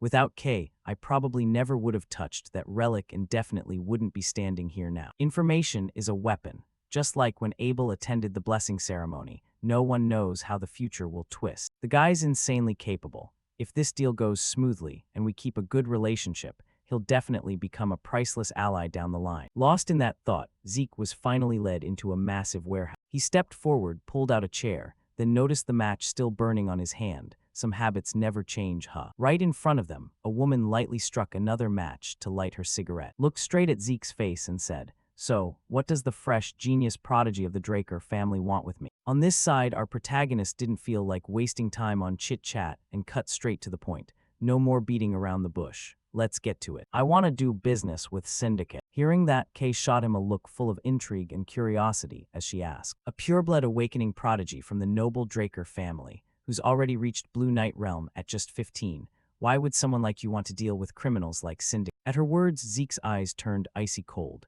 In his mind, he silently guessed, "Looks like she already knows what happened at Valhalla Academy today. Damn, her info network really is fast." With that, he reached into his coat pocket, pulled something out, and replied, "The way you're trying to argue pointlessly like this tells me you're not interested, but at least take a look at the real goods first." With that, he tossed the pair of earrings he'd received from the system onto the table. Still, the item didn't impress Kay much. Earrings, her tone carried a hint of doubt. Figuring she didn't have a good eye for this stuff, Zeke pointed out the effect. "These aren't ordinary earrings, they're a treasure. Put them on and you'll be shocked." Following his advice, Kay slipped them onto her ears and almost instantly felt the effect kick in.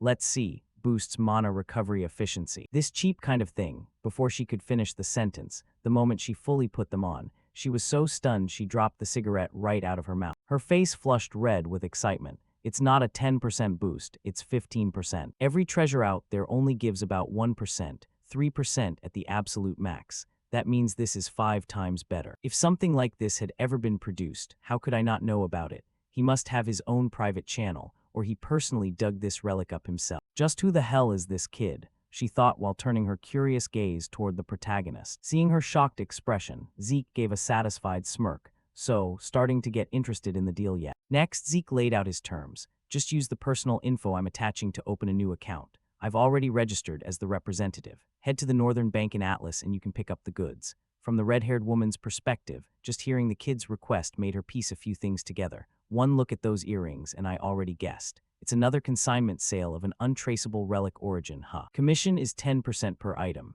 If total profit exceeds 10,000 gold, there's a bonus on top. That's exactly my ceiling price for a single transaction. And this guy even knows I'm a mage. He definitely has some serious intelligence network behind him. Thinking that, she quickly bundled up the documents in front of her and smiled brightly. "Contract established. Looking forward to working with you, young master." Hearing that, the male protagonist smiled back. "Same here. Oh, and there's one thing I'm a bit curious about. Your ghost ship still running smooth?" For some reason, the instant Zeke said those words, the air inside the warehouse turned deathly tense. Kay stared at him with razor-sharp eyes while shadows of guards appeared all around, weapons already drawn, eyes glowing red like they'd tear Zeke apart the second she gave the order.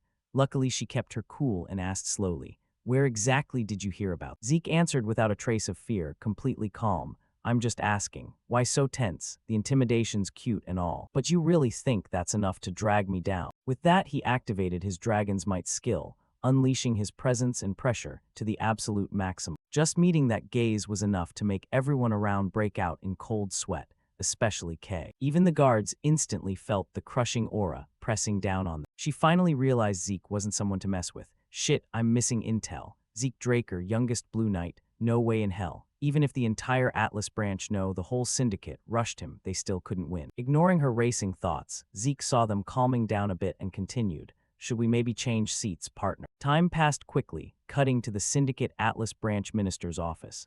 Unlike that warehouse, this room was insanely luxurious. In Zeke's hand was a sheet of paper that made him feel a little amused. An oath contract. This really screams mage style. The oath contract is the standard way mages form agreements to guarantee mutual safety. Just use blood as ink and sign, simple, but the power behind it is limitless. Once activated, the other party's signature gets engraved on your arm. If one side harms the other, both die instantly. And if it's indirect betrayal, like hearing an assassin, The signature only vanishes from the traitor's arm, then a non-lethal curse descends, putting them at a huge disadvantage. Back to the red-haired woman's view, she still seemed annoyed and deliberately grumbled. Good that you understand. Hurry up and sign. I need something to protect myself too. Who knows, maybe one day you'll decide to get rid of me. Hearing that, Zeke didn't hesitate. He drew the dagger in his hand and lightly sliced his wrist, to draw blood and signed straight onto the paper without the slightest pause. Zeke said, as long as it gets your trust, you can make me sign as many copies as you want. Once the signature was complete, a red magic circle appeared above his head. Next, the circle turned into a beam of light that flew toward both Zeke's and Kay's arms, finally forming their signature. After seeing it appear, Zeke casually sat down on the sofa like he owned the place and continued, now I'm officially your partner. So let's pick up where we left off. The stuff you're transporting on that ghost ship is Mekin Soma, right? The red-haired woman just rubbed her forehead in exasperation and complained to him. I don't know where you got info about my ship, but yeah, I'm distributing Mekin Soma. Speaking of Soma, it's a banned narcotic, both cultivation and use prohibited in nearly every kingdom. But in the lawless southern continent, after the kingdom collapsed into civil war, it became a massive cash cow. On this side, Zeke spoke seriously in a grave tone. It's because of that recent guest slaying order the Transcendent family just issued, isn't it? Kay pulled out a cigarette, gently placed it on her full lips, shrugged, and said, exactly. Even Mekin wouldn't dare touch a Transcendent family. The only land route connecting the central continent to the south is the desert controlled by the Ishtar Transcendent family.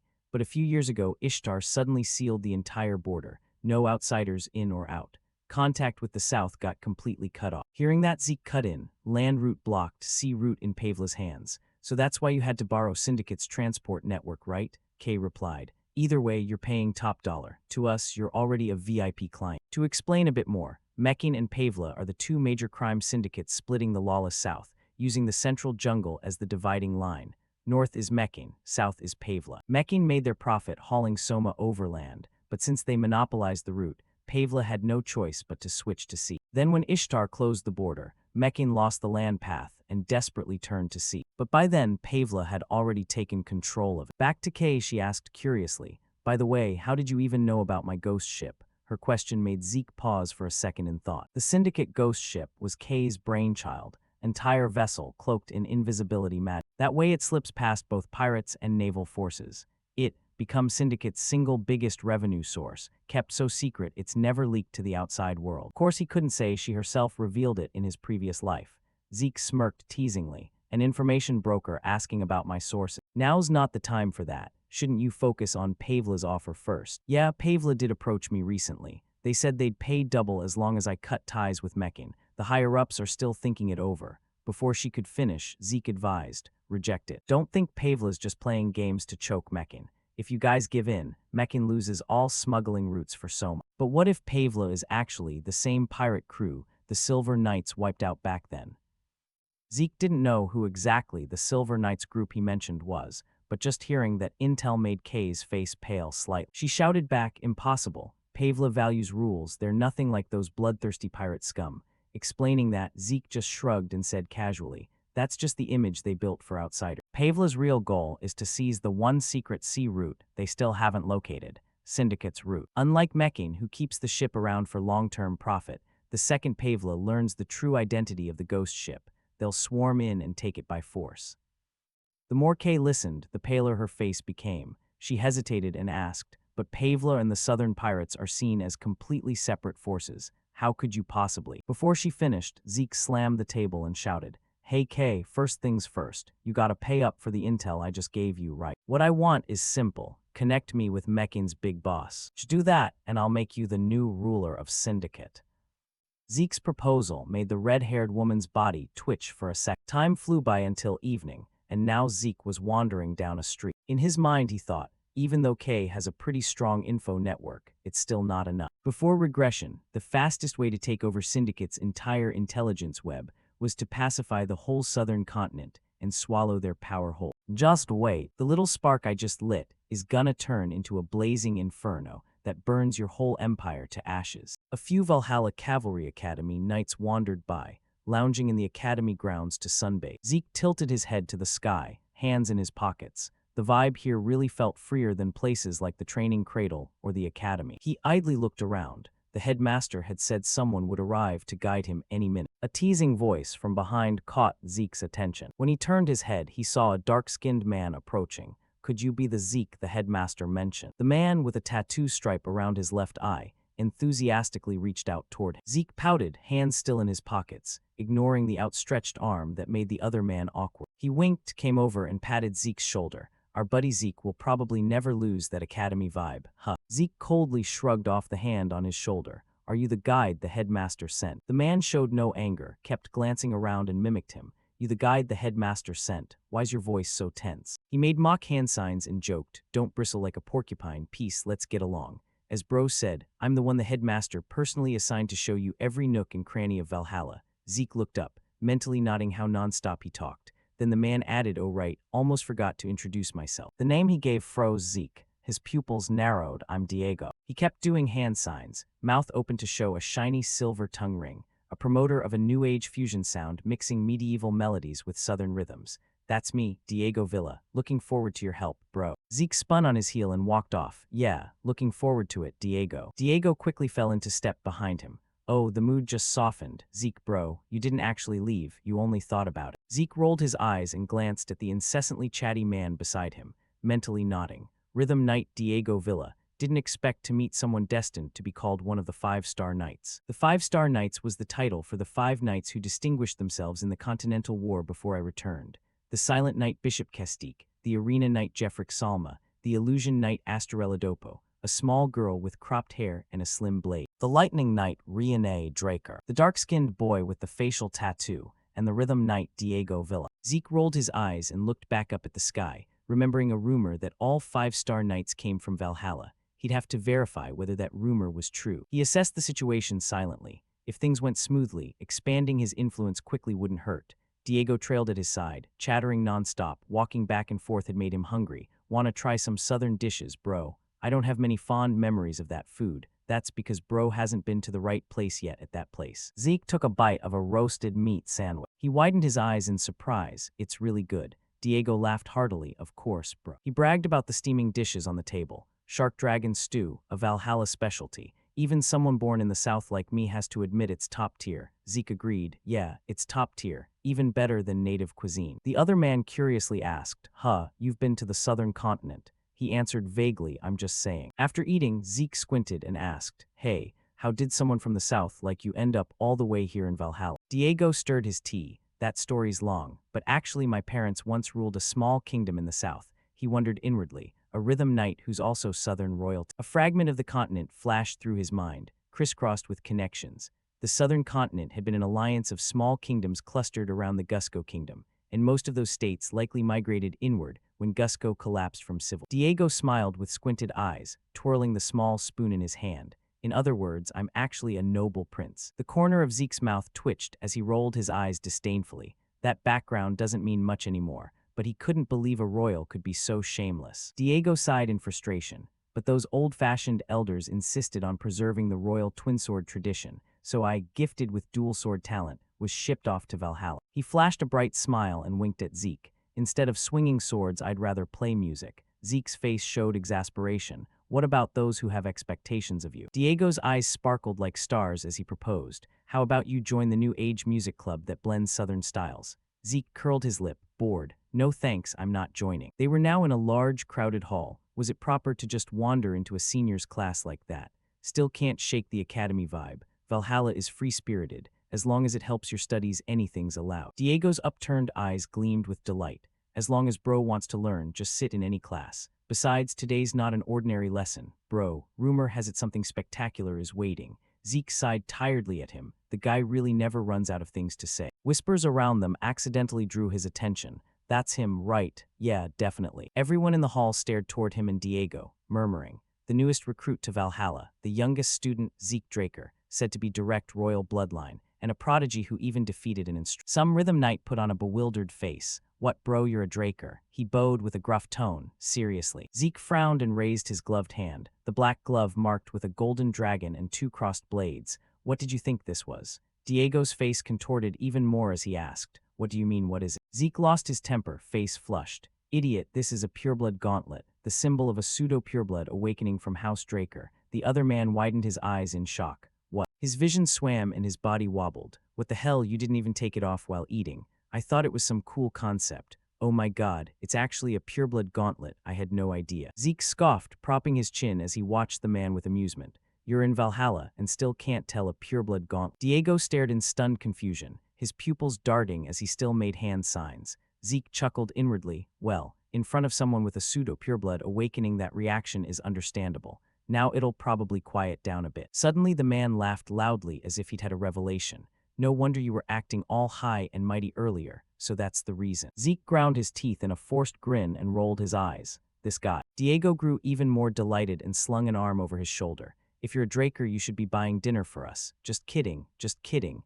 Zeke was suddenly shoved down, his mouth twitching. He thought it had calmed down, but the guy was even more excited than before. The man on the podium clapped, drawing everyone's attention. He had a muscular build and an authoritative voice that commanded notice. All the members in the lecture hall fell silent and turned their eyes to him. Zeke pressed his lips together, thinking to himself, no wonder it's so crowded. So today's special lecture is being led by the headmaster himself. A stern voice boomed over the speakers. Just by the number of students, you can tell how much everyone anticipated this lecture. Diego hid his face with a notebook and whispered, Hey bro, how's the lyrics for this? The rhythm's killer, right? Zeke flatly refused. If you're dragging me to a lecture, the least you can do is pretend to pay attention. The headmaster continued. Enough with the long preface, I'll introduce immediately.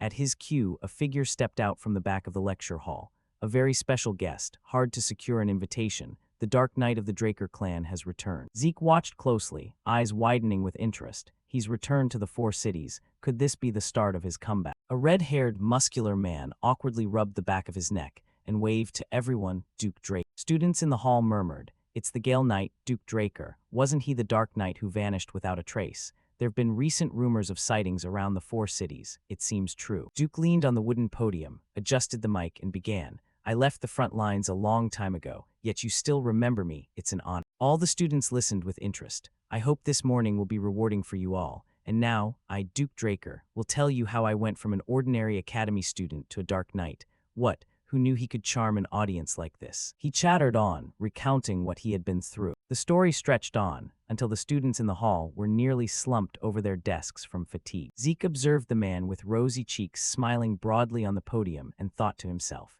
He's been boasting about himself for 2 hours already. When will he ever stop? He kept speaking, I told you to reconsider. Yet Arthur, before he could finish, the headmaster rushed forward to grab the mic, pushed him aside.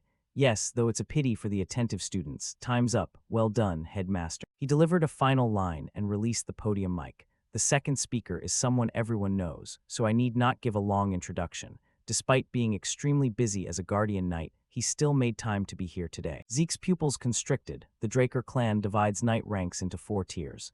Novice Knight, Intermediate Knight, Senior Knight, and Guardian Knight. The hierarchy forms a 4-tiered pyramid, with Guardian Knight at the top, a rank with influence comparable to the clan's council elders. He leaned forward anxiously to follow events. Because of that, Guardian Knights number fewer than 10. The second speaker must be a figure of real stature. The headmaster glanced around. He tightened his grip anxiously. The clock's hands ticked slowly. Long platinum hair gleamed brilliantly under the lights. Steel high-heeled boots struck the mosaic floor with each step. Zeke propped his chin and watched. He glanced to assess platinum hair, and a full white suit of armor were striking, but he still couldn't tell who it was. The people around began whispering nonstop again. Truly lucky to be at Valhalla, indeed. One remark from them made him suddenly amazed. Who would have thought we'd get to see the Silver Knight in person? He spun around to look. What? Long platinum hair fell down. So that person is. The person smiled faintly and rubbed the back of his neck. The loose hair revealed narrow mint green eyes. The Draker heir, the Silver Knight, Carly Drake. Port City Asen, the central sea trade hub of the continent.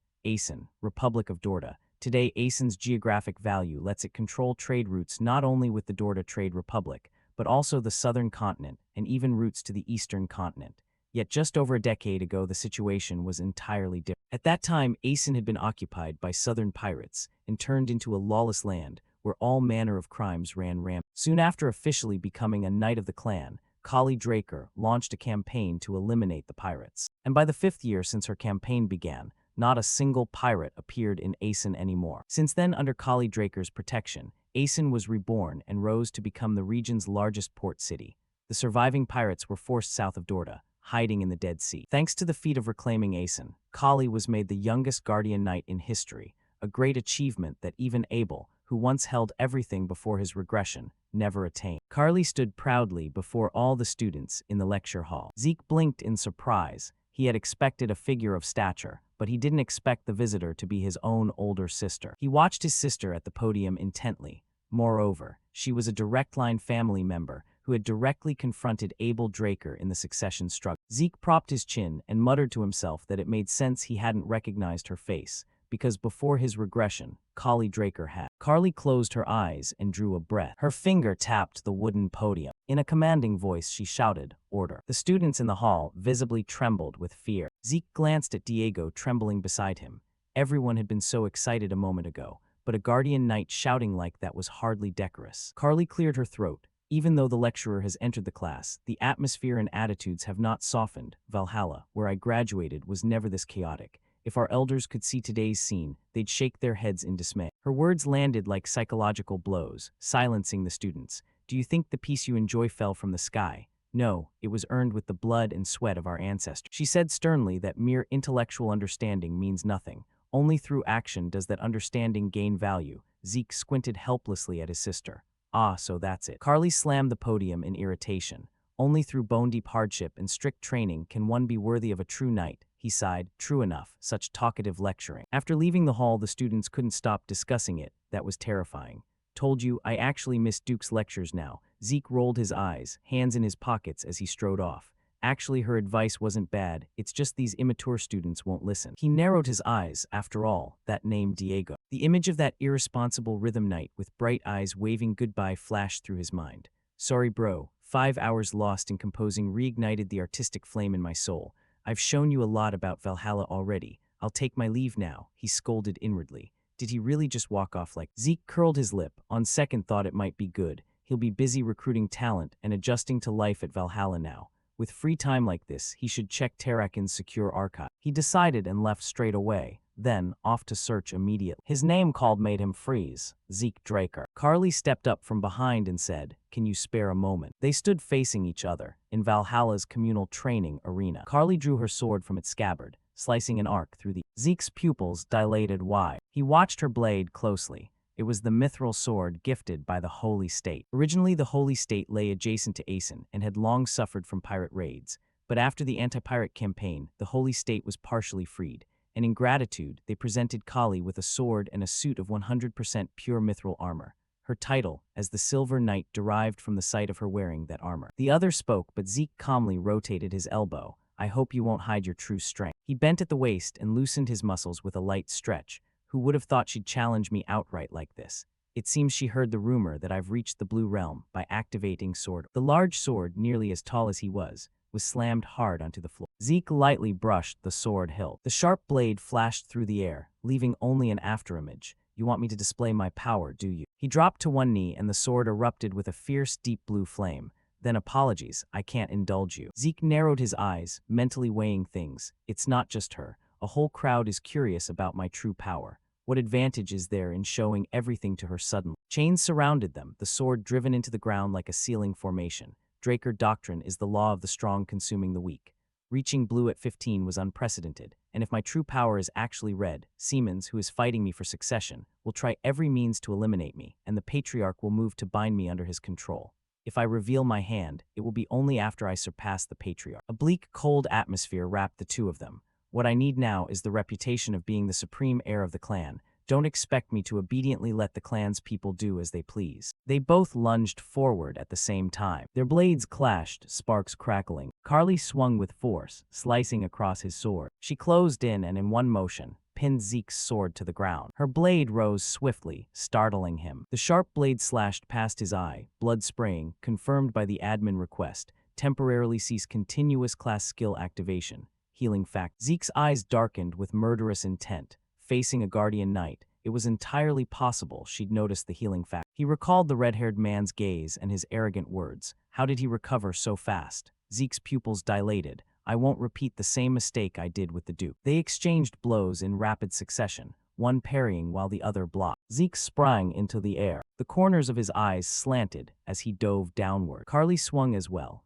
the shockwave from her strike forming a savage, tsunami-like gale that engulfed Zeke. He glanced over, one of his shoulders had been cut, blood spraying everywhere. Indeed, it's red tier, his power cap is at blade tier, so countering it isn't easy at all. Carly struck with such force that the ground beneath her cracked, a leap that seemed to fly above Zeke's head. Both staggered in midair as Carly raised her sword into an attacking stance. The cold, ruthless slash sliced through like wind. Zeke squinted and raised his sword to his chest, blocking the charging holy blade. A blast of icy air struck, pressure exploding violently and causing a massive detonation. Thick black dust filled the dueling arena. Their two swords still ground directly against each other. An ordinary blade would have snapped in two by now. Carly narrowed one eye and with disdainful praise, said, "Your sword is excellent." Zeke sneered, gritted his teeth, and strained to hold back her blade. Light flashed as the two swords collided once more. Zeke sprang backward. The spot where they fought was already shattered and ruined. He was filthy all over, casually wiped his face with his hand. It was reckless to face a red-tier Guardian Knight head-on while still suppressing his aura at blade tier. Her words made Zeke frown in puzzlement. His expression darkened, eyed forgotten. Carly swept her leg and dropped low, swinging her sword back. Even before she held the title Silver Knight, Kali Draker was famous by another name, Greatsword Force, because the aura sword she wielded was like a giant's blade. Her blade sliced across his shoulder, making Zeke cry out and cough up blood. The arena floor around them crumbled into pieces. The force was so great dust rose in a choking cloud. The black smoke thinned to reveal a large sword driven into the ground. An invisible shockwave of immense pressure radiated outward, thick and oppressive in the haze. Carly frowned, she'd misjudged it. Suddenly her pupils widened. Smoke billowed up into the air. Zeke, covered in wounds, staggered out of the rubble. He propped his hand against the wall, thinking the performance had gone rather well. Sneering, Zeke wiped the blood from his mouth, so satisfied now. Amid the wreckage, dust and smoke rose up. Kali, standing in the haze, sheathed her sword and said, "Extraordinary, Zeke." She looked at Zeke as he shakily rose and praised, "You blocked that strike.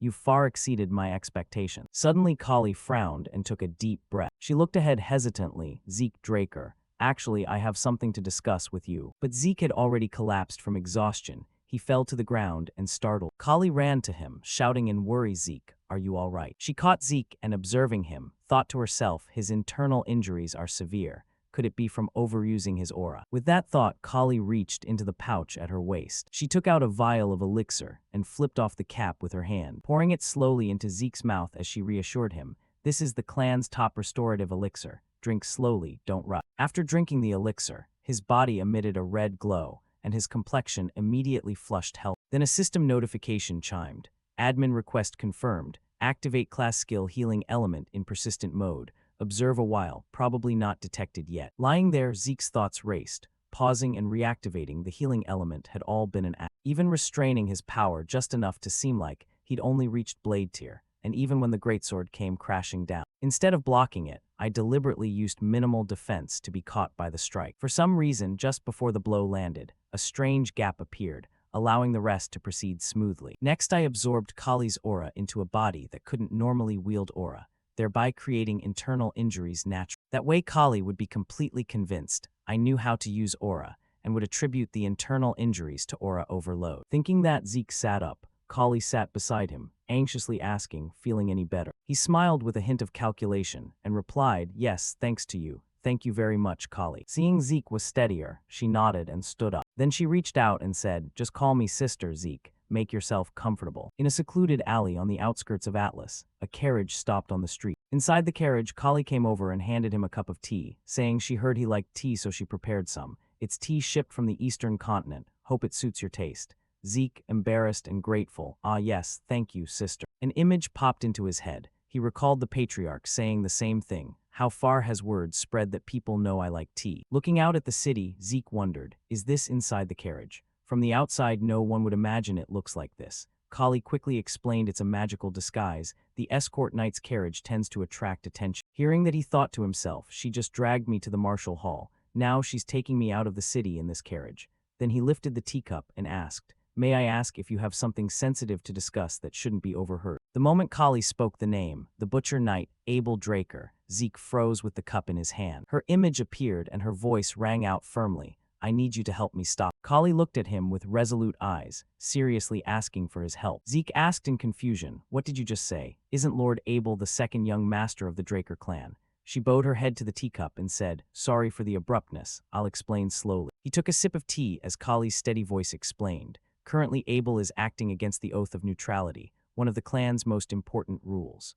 The Neutrality Oath forbids intervening in other nations' conflicts, and now he's sided with the Empire and personally intervened in the conflict between the Roman Empire and Alencia. Zeke set the cup down and thought, Abel has been active this early. Then he said aloud, hasn't the four cities been unaware of this? Kali quickly replied, no, they know, but they're turning a blind eye. She spoke seriously. The four cities are now divided. Some members of the Council of Elders have started siding with the Empire and backing Abel. Zeke suddenly asked, do you mean the elders have all been manipulated? Carly replied immediately, a few are still holding neutral ground. Zeke followed up, for such a conservative elder council to not outright oppose, just stay neutral, then it's only a matter of time before they're fully subdued. She nodded in agreement. Exactly, your assessment is spot on. She added, we're investigating what methods he's using, but we can't just sit and wait for solid proof. If we let Abel keep acting freely, war will break out soon. It's unavoidable.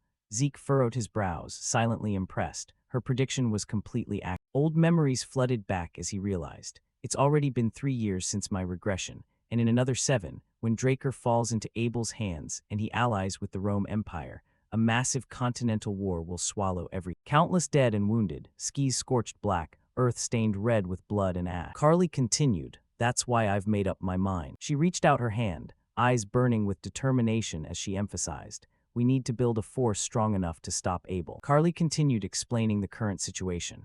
Right now, Abel is steadily taking control of the upper echelons of the Draker family. He believes that once he dominates the leadership, everyone below will automatically submit. But a true knight will never bow to mere power. They only kneel before ideals and justice. She concluded firmly, that's why I'll act on my own convictions, gather the common knights, the real backbone of Four Seasons City, and rise up for the sake of true ideals. That said, I won't force you to join my side. You're still young, a pureblood awakener with a bright future and countless paths ahead. Zeke took a slow sip of tea, eyes thoughtful and calculating. Now I finally get a clearer picture of who Carly Draker really is. He silently observed her, assessing, a woman with an iron will, yet soft enough to bow for the sake of righteousness, a truly upright and pure soul. Zeke recalled the earlier moment. That gap in her giant blade strike probably came from her holding back out of concern for me. It's like she has two completely opposing sides, outwardly tough and righteous, true to Draker blood, but deep down unbelievably gentle and fragile. She lifted her teacup and continued, if things go south, it could be branded as rebellion, so think it over carefully. Zeke responded gratefully, thank you for worrying about me. The horse's hooves kept clopping steadily outside. Inside the carriage, a heavy tension filled the air. Then Zeke's voice rang out clearly, but I've already made up my mind. Carly listened intently as he poured out his thoughts. Even though I'm still young and full of flaws, please let me stand by your side and fight alongside your knightly spirit. Hearing that, the corner of her mouth curved up slightly as she spoke with genuine warmth. Thank you, Zeke. Right after that, Zeke headed to Valhalla's research district, walking while staring at the system interface in front of him and thinking. Even in my previous life, I kept up with the latest family news through K, but I never imagined the rot had already started long before the Continental War even broke out. He remembered back then he'd planned early to leave the Draker family, to escape Abel's control, and quietly build his own power base in preparation for the Continental War. But now, with someone sharing the same ideals, there's no reason left to walk away. Zeke kept his steady pace, sinking deeper into thought. On the contrary, this is the perfect opportunity. Staying in the family lets me monitor Abel's moves up close, and if I put Carly forward as the figurehead, suspicion aimed at me will ease off somewhat. The prerequisite, though, is becoming an official knight first. That way I can swing public opinion toward Carly. She and I are like weights on the same scale. Even though Carly is the eldest daughter and a guardian knight, since she's not a pureblood awakener or direct line from the power core, in my previous life she couldn't stand against Abel's forces and ultimately failed to reform the Draker family. But if I, a pureblood awakener, become an official knight and publicly declare support for her, it might just tip the scales back against Abel. Thinking that far, Zeke clicked his tongue in annoyance, and that's exactly why I have to go do that stupid knight exam. Glancing at the map on the screen, Zeke muttered aloud, whatever, looks like I'm almost there. Arriving at the Central Grand Library in Valhalla's research district, he eyed the ancient building ahead and confirmed to himself, my main goal in coming all the way to Valhalla is inside Terrakin's ultra-secure arc. Once he stepped inside, a warm, cozy atmosphere enveloped the entire place. The system pinged, you have arrived at the secure archive. Zeke looked around for a moment, puzzled, this place. He touched the books in disappointment and grumbled, What a letdown. It's basically just a rundown storage room. Nothing but useless old books with zero value. This is clearly the spot the system marked. I was expecting something insane like Bahamut's heart or Dragon Fang's hidden here. With that thought, Zeke scratched his neck in frustration. Damn it, did I really waste my time coming here? Suddenly his foot stepped on some kind of switch, and the system chimed.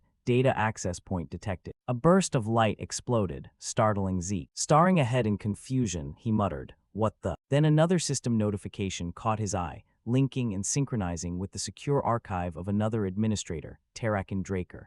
Zeke thought to himself, another administrator. So Tarakin used the system just like me. Looking at the bookshelf that had just materialized in front of him, Zeke murmured, "If this shelf only activates with system intervention, it's no wonder no one discovered it until now." System notifications started pouring in one after another. Secure archive data from Tarakin Draker has been linked and synchronized with Administrator Zeke Draker's system. From now on, you may access Tarakin's secure data anytime via the system. For more convenient queries, the system suggests the following new category. Organizational Emotion Management, 2 Dragon Extermination Guide Ver 5.21, 3. Reference Materials 4. Aphorism Collection for Growth Support. Zeke skimmed the titles inside. Whatever, those random categories can wait. None of them look particularly special anyway. Zeke immediately commanded, "System, find me the best brain-boosting scroll for growth right now." The system responded quickly. Administrator request confirmed. Located the most suitable document matching your query. Spotting a glowing book in the corner of the shelf, he exclaimed, "Ah, there it is." Picking up the ancient tome, Zeke read the title aloud. Secret Dragon-Slaying Sword Art. He flipped through it and commented, "Never heard of this technique before. Let's see, author is." After reading, Zeke's expression changed dramatically, eyes widening in shock. The author of this book is none other than Shatton Draker, the most trusted confidant of the hero King Kaishu. A bead of sweat dripped down Zeke's forehead as he stared in disbelief, mouth agape. Moonlight streamed through the window into an ancient room. In that room, light spilled from the crack under the door, before passing on the dragon-slaying sword art. I, Shatton Draker, wish to recount the reason I set out to create the dragon-slaying sword art. The bond between dragons and humanity began with the great hero king.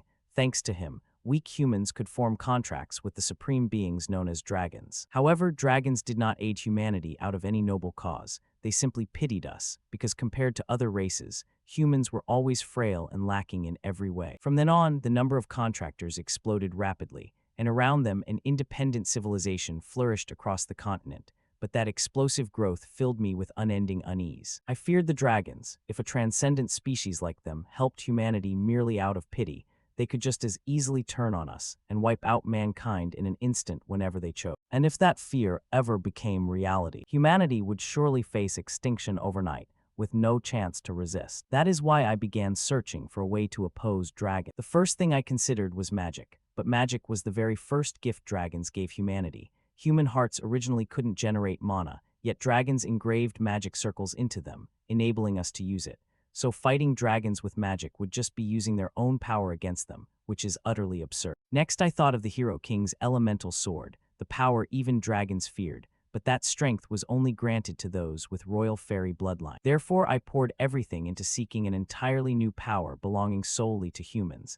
I tried every method to surpass human limits, from primitive northern swordsmanship to the mystical abilities of the East. Ironically, the one who assisted me most eagerly in this research was Kronos, the hero king's contracted dragon. When asked why, Kronos simply said for fun, but in his eyes I saw it wasn't mere amusement. It was profound determination. The research dragged on, and finally Kronos and I discovered a new power called aura, not an element, not mana, but a strength only humans could awaken and wield. With that lead, after the hero king departed this world, I devoted myself fully to studying aura. Soon the work bore fruit, and I systematized all knowledge of aura from its concept and application to sword techniques that utilize it. Then I compiled it into the secret dragon-slaying sword art and distributed it to kingdoms across the land. Yet in a world where one can grow strong easily, using dragon-granted artifacts, the dragon-slaying sword art, which demands grueling self-training, went completely ignored. Fortunately, up to the moment I write these words, my fear of dragons betraying humanity has not come to pass. But I am certain that one day, this sword art will become necessary. Standing before the massive bookshelf, Zeke continued reading aloud from the book.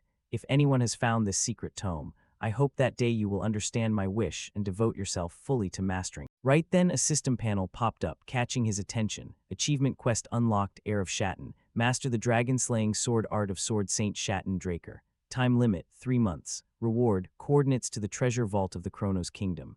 Zeke muttered after reading. It popped up right after I finished reading, huh? He smiled with genuine excitement, tucking the book away as he said, the treasure vault of the Chronos Kingdom. It's bound to be packed with artifacts far beyond anything I've seen so far. Zeke rubbed his chin thoughtfully. The problem is the 3-month deadline. Does that mean it's even harder to learn than the elemental sword? Looks like for the foreseeable future, I'll have to focus entirely on mastering the dragon-slaying sword art. He propped his hand up and spoke. Gotta say though, in the end Shatten was right. Recalling that historic moment, Zeke thought to himself, no idea how much time has passed since the Hero King's era, but everything unfolded exactly as he feared, and the result was the Liberation War. With that he looked up and asked, System, is there any other useful info in this ultra-secure library, like Terrakin's diary, for example? The system immediately replied, Administrator request confirmed, suitable material detected. Playing back magical image record, Terrakin's diary. The notification vanished, and the surrounding space suddenly shifted, leaving Zeke stunned. Zeke scanned everything warily and realized, the space around me is changing with me. Just like when the beginner tutorial started, everything warped abruptly. A burst of light exploded right after. Zeke found himself transported to a vast, barren desert wasteland. He wondered aloud, where the hell is this? He activated his ability, eyes flashing with sparks as he thought, looks like a system-constructed space. Suddenly a beam of light struck down below, reflecting Zeke's own silhouette. He lightly lifted his foot. Releasing a surge of energy, he assumed a defensive stance against a monster that abruptly erupted from the ground. The system chimed, activating class skill Tenacious Will. Zeke's face paled as he forced a grin, thinking inwardly, it feels way too real, like I'm actually living in the moment. That vicious dragon appeared, sending rocks and dirt flying everywhere. Seeing it, Zeke marveled. No wonder they were called the apex of all creatures back then, dragons. A voice suddenly rang out, startling Zeke, Bahamut. He looked up at the massive evil dragon before him and understood. So that's it, he's the evil dragon Bahamut. A figure approaching from behind caught Zeke's attention, and moreover, a bead of sweat dripped as he glanced at the newcomer and thought, someone I couldn't sense at all until he spoke right behind me. Staring at the hazy face, Zeke silently assessed. This guy is a monster in a completely different sense from Bahamut. Suddenly the figure passed straight through Zeke, making him flint. Zeke watched warily, feeling strange. He just phased through me. So this time I'm really just stepping into a recorded memory presented as images. And now the scene unfolding before my eyes, recorded under the name Terrakin's Diary, is none other than the legendary decisive battle between the dragon slayer Terrakin Draker and Bahamut. The evil dragon raised its claws high, while Terrakin simultaneously shifted to dodge. Zeke brimmed with excitement, watching eagerly. It's starting. The fabled showdown passed down only in legends is happening right in front of me. In the blink of an eye, the evil dragon stomped its foot down hard, sending earth and stone exploding out. But Terrakin didn't budge an inch. He stared forward emotionlessly. The evil dragon closed in, its voice dripping with mockery. What are you still hesitating for, Terrakin? Yet he gave no reply, simply lowering his head in silence before the dragon. It continued, how disappointing, the one I once chose to become my contractor. Zeke froze in shock. What? Confusion flooded him as his eyes widened. Terrakin was Bahamut's contractor, just like Kaishir and Chrono. If that's the case, then the legend of Dragon Slayer Terrakin killing Bahamut, could it be? Suddenly his eyes widened in brief astonishment. The surrounding scene glitched, filled with continuous screeching static. Zeke exclaimed in alarm, what the hell, why is it suddenly doing this? Then he turned back toward them in annoyance, thinking to himself, damn it, I can't hear a single word they're saying. Zeke quietly called out, System, is there any way to fix this? It responded immediately, unable to confirm administrator request. Hearing that, Zeke gritted his teeth as a bead of sweat dripped down. Suddenly some kind of noise rang out, startling him. Zeke's face filled with killing intent as he whipped his head toward the sword. Then he spotted a hazy, shadowy figure standing right behind him. Memories flooded back. Kaiser swung his leg casually and laughed loudly. What? A contracted dragon turning on its contractor. That's hilariously absurd. He was convinced that dragons could never betray humans. On the contrary, if betrayal ever happened, it would only come from the contractor's side. With those words, the evil dragon erupted in wild purple aura, eyes bulging in disbelief. Right after, the evil dragon turned into purple dust and gradually vanished. Watching it, Zeke's face paled as he stared in disbelief. Bahamut's corpse is turning to ash and dissipating. The dust rose, leaving only Tarakin's silhouette behind. Something appeared that made him flinch, that thing. A dark purple heart and black claws floated amid a surge of red energy. Zeke instantly recognized them. The heart and claws of Bahamut that I obtained from the Dragon Slayer sanctuary. He felt strange and wondered. But when a dragon dies, normally it only leaves behind a bit of residue before turning to ash and vanishing completely. Zeke raised his own hand to examine it, thinking, so if pureblood armor is made from dragon hide, Bahamut might just be a special case. Suddenly, the surrounding space vanished, leaving only pitch blackness that left him puzzled. The scene turned pure white, with fleeting black streaks drifting away. Back in the room, Zeke asked in surprise, "The video ends here." He sat down on the floor, head bowed as he sighed heavily. "I really don't understand what's going on." Looking at the system panel, he suddenly remembered. After visiting Valhalla's research district, I linked the system to Tarakin's secure archive, so I can check any record from anywhere. I immediately replayed Tarakin's diary, but it glitched at the exact same final part as before, so there's no way to know what the two of them said in that last moment. Naturally, I didn't gain anything from it, but while scanning the secure archive data, I discovered something new. The true dragon sword art is the original source of dragon slaying technique. Tarakin simplified the true dragon sword art and recreated it as dragon slaying technique to make it easier to learn. But because it's easier, its power is significantly reduced, to the point that the skill barely inflicts serious wounds on true dragon species, making the name dragon slaying technique feel undeserved. However, when combined with personal traits to create applied moves, it can still deliver effective strikes, so even with reduced power, it's a success in terms of practicality. Still, what bothers me more than anything right now is that the contents of Tarakin's diary are completely different from the Dragon Slayer legend passed down today. The legend people know now is this: Tarakin defeated Bahamut and ushered in an era of peace and prosperity, a classic heroic tale you see in any age. On the surface, it's not much different from Tarakin's diary, but the fact that Tarakin and Bahamut were actually contract partners doesn't appear anywhere, not even a hint. No, this can't just be an oversight. Snapping out of his thoughts, Zeke carefully examined the paper in his hand. The magical script on it glowed as the contents read, "Long time no see, old colleague. I don't understand why you're suddenly interested in ancient matters, but as requested, I've investigated every legend about the Dragon Slayer across and beyond the continent, even the raw versions never translated into common tongue. And just as expected, stories of humans forming contracts with dragonkind, and legendary figures like Kaishir or Tarakin signing pacts with dragons, not a single book mentions it. But strangely, when I dug deeper, I realized all sources seem to speak in the exact same tone, as if orchestrated in advance, and right when I was about to probe further, the noble Draker family personally sent a warning letter. Zeke's face changed color as he read on. For that reason, our society has decided to withdraw from this investigation. Clashing with the Draker family was never part of the plan. Once finished, the letter immediately burst into flames and burned completely in midair. He stuffed his hands in his pockets and walked away, lost in thought. It's crystal clear now. The Draker family is censoring information about Terra. But why? Their prestige was built by honoring and elevating the name of the dragon-slaying pioneer Tarakin to the world. That very act helped establish the Draker family as one of today's 3 transcendent houses. Yet the Draker family itself is controlling all information related to Tarakin and Bahamut. Whatever the reason, this runs far deeper than I thought. Maybe I missed something. I should check the secure room again. With that thought, Zeke pushed open the door and stepped inside. He glanced to one side and called out, "System." Suddenly, Zeke's eyes filled with killing intent. He scanned the surroundings carefully, waiting to see what was happening. But everywhere was empty, nothing at all. He snapped alert. Zeke strode down the hallway, deep in thought. Today is clearly Decker's day off, and all staff are absent. Duke and Andre reported they'd be late due to a mission. So who the hell was that? Thinking that, he silently commanded, "System, pull up the minimap for me." The system chimed, "Administrator request confirmed." A map appeared before Zeke. He studied it carefully, one inside, one outside, 2 targets detected for now. An image flashed in Zeke's mind. Could it be? A bead of sweat dripped as he wondered, did the hunters from the Great Mountains track me here? No, that time I didn't even use the greatsword, let alone dragon-slaying technique. Even if they're hounds, they couldn't have traced me from there. Hands in pockets, Zeke climbed the stairs. So the key issue now isn't them, it's who ordered the hit on me. After thinking it over, the most likely culprit is,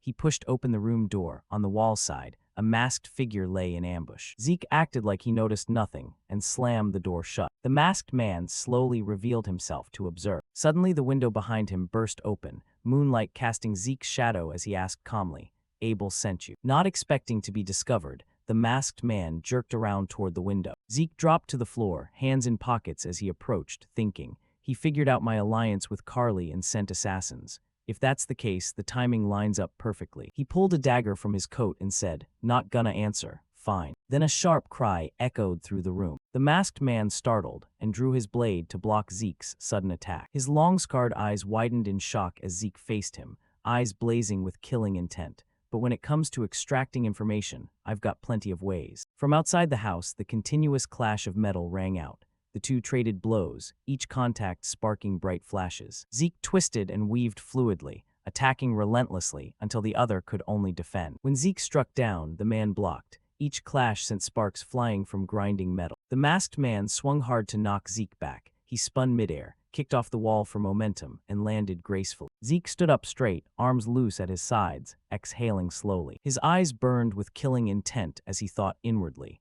After crossing blades directly, I've figured out his identity. Sweat poured down the masked man's forehead as he eyed Zeke warily. Zeke silently assessed. Appearance can be hidden, but fighting style is hard to fake. His gaze dropped to the dagger at the man's hip. That's the signature short curved blade of the northern continent's Gorma kingdom. Gorma's assassins are the elite among northern escorts, renowned for wielding kukri curved daggers in combat. With superior skills, they're often hired at high prices in the central continent for special missions. Zeke turned his back to the masked man, sword flicking behind him as he tilted his head in thought. Either way, if he's a Gorma assassin, it's probably not Abel who hired him. They don't take assassination jobs that create long-term grudges. The dagger flew straight toward the masked man as Zeke continued thinking. Plus, this guy's defending way too much, not typical assassin style at all. I deliberately left openings during the fight, but he never went for a direct kill. He clearly could react but held back, so their goal isn't to eliminate me, it's to capture me alive. With that thought, a noise came from outside the window. Zeke shot a deadly glare in that direction. Suddenly, a large projectile shot toward him in surprise. The one outside had finally made their move. Zeke sliced it in half with his dagger and immediately recognized. This is a tranquilizer round meant to incapacitate. A strange smoke quickly billowed from the broken projectile. He furrowed his brows and coughed a few times, thinking, just as I suspected, the distinct earthy smell of mandragora root, commonly used in sleeping potions. Suddenly, Zeke's arm holding the dagger went limp. The dagger clattered to the floor, but everything was within Zeke's calculations as he thought. All right then, let's see who wins this one. Right at that moment, the system chimed. Mandragora root component detected, activating 100 poisons resistance skill. Zeke collapsed face down on the floor, pretending to pass out. The masked man quickly approached. He hoisted Zeke's body over his shoulder and headed toward the window where another figure waited. Zeke cracked his eyes open slightly to observe. Scanning everything around him, he thought firmly, if not Abel, then who and why kidnap me? Gotta stay sharp and ready. Dawn was just breaking, soft sunlight filtering through reddish-brown rooftops, and a slowly turning windmill on the outskirts farm of Atlas. Thick iron chains wrapped tightly around him, reinforced with an extra sturdy lock as a voice rang out, "Well, well." Zeke, bound to the chair, gave a cold smirk. "Never thought the commissioner would be you." Cleef leaned on the wooden table with guards on both sides, his expression deadly serious as he faced him. Cleef Reinhardt, head of the Reinhardt Trading Guild. "If you already know who I am, this'll go faster." Zeke furrowed his brow slightly, eyes sharpening as his expression darkened with thought.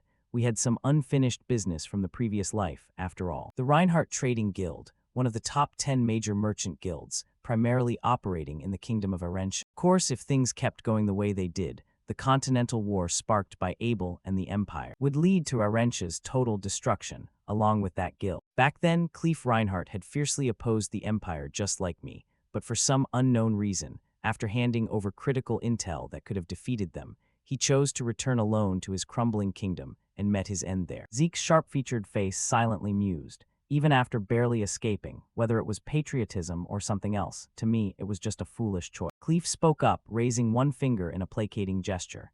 "Anyway, sorry for resorting to such rough measures." One of the guards beside him stepped forward and unlocked the iron chains around Zeke. Cleef continued, "On behalf of the guild, we'll send a formal apology for this discourtesy." Cleef's tone softened, sounding genuinely conciliatory. "So please, take your time and let's talk." Zeke lightly rotated his wrists, cutting him off before he could finish, save the formalities for later get to the point. Zeke looked up with eyes as cold and cutting as a blade, fingers clenching slightly as a terrifying killing aura radiated outward. He spoke icily. What do you want? Cleve pressed his lips together tightly, suddenly feeling the pressure himself. As expected, even young, a Draker is still a Drake. The two sat staring at each other in silence, the air thick with tension.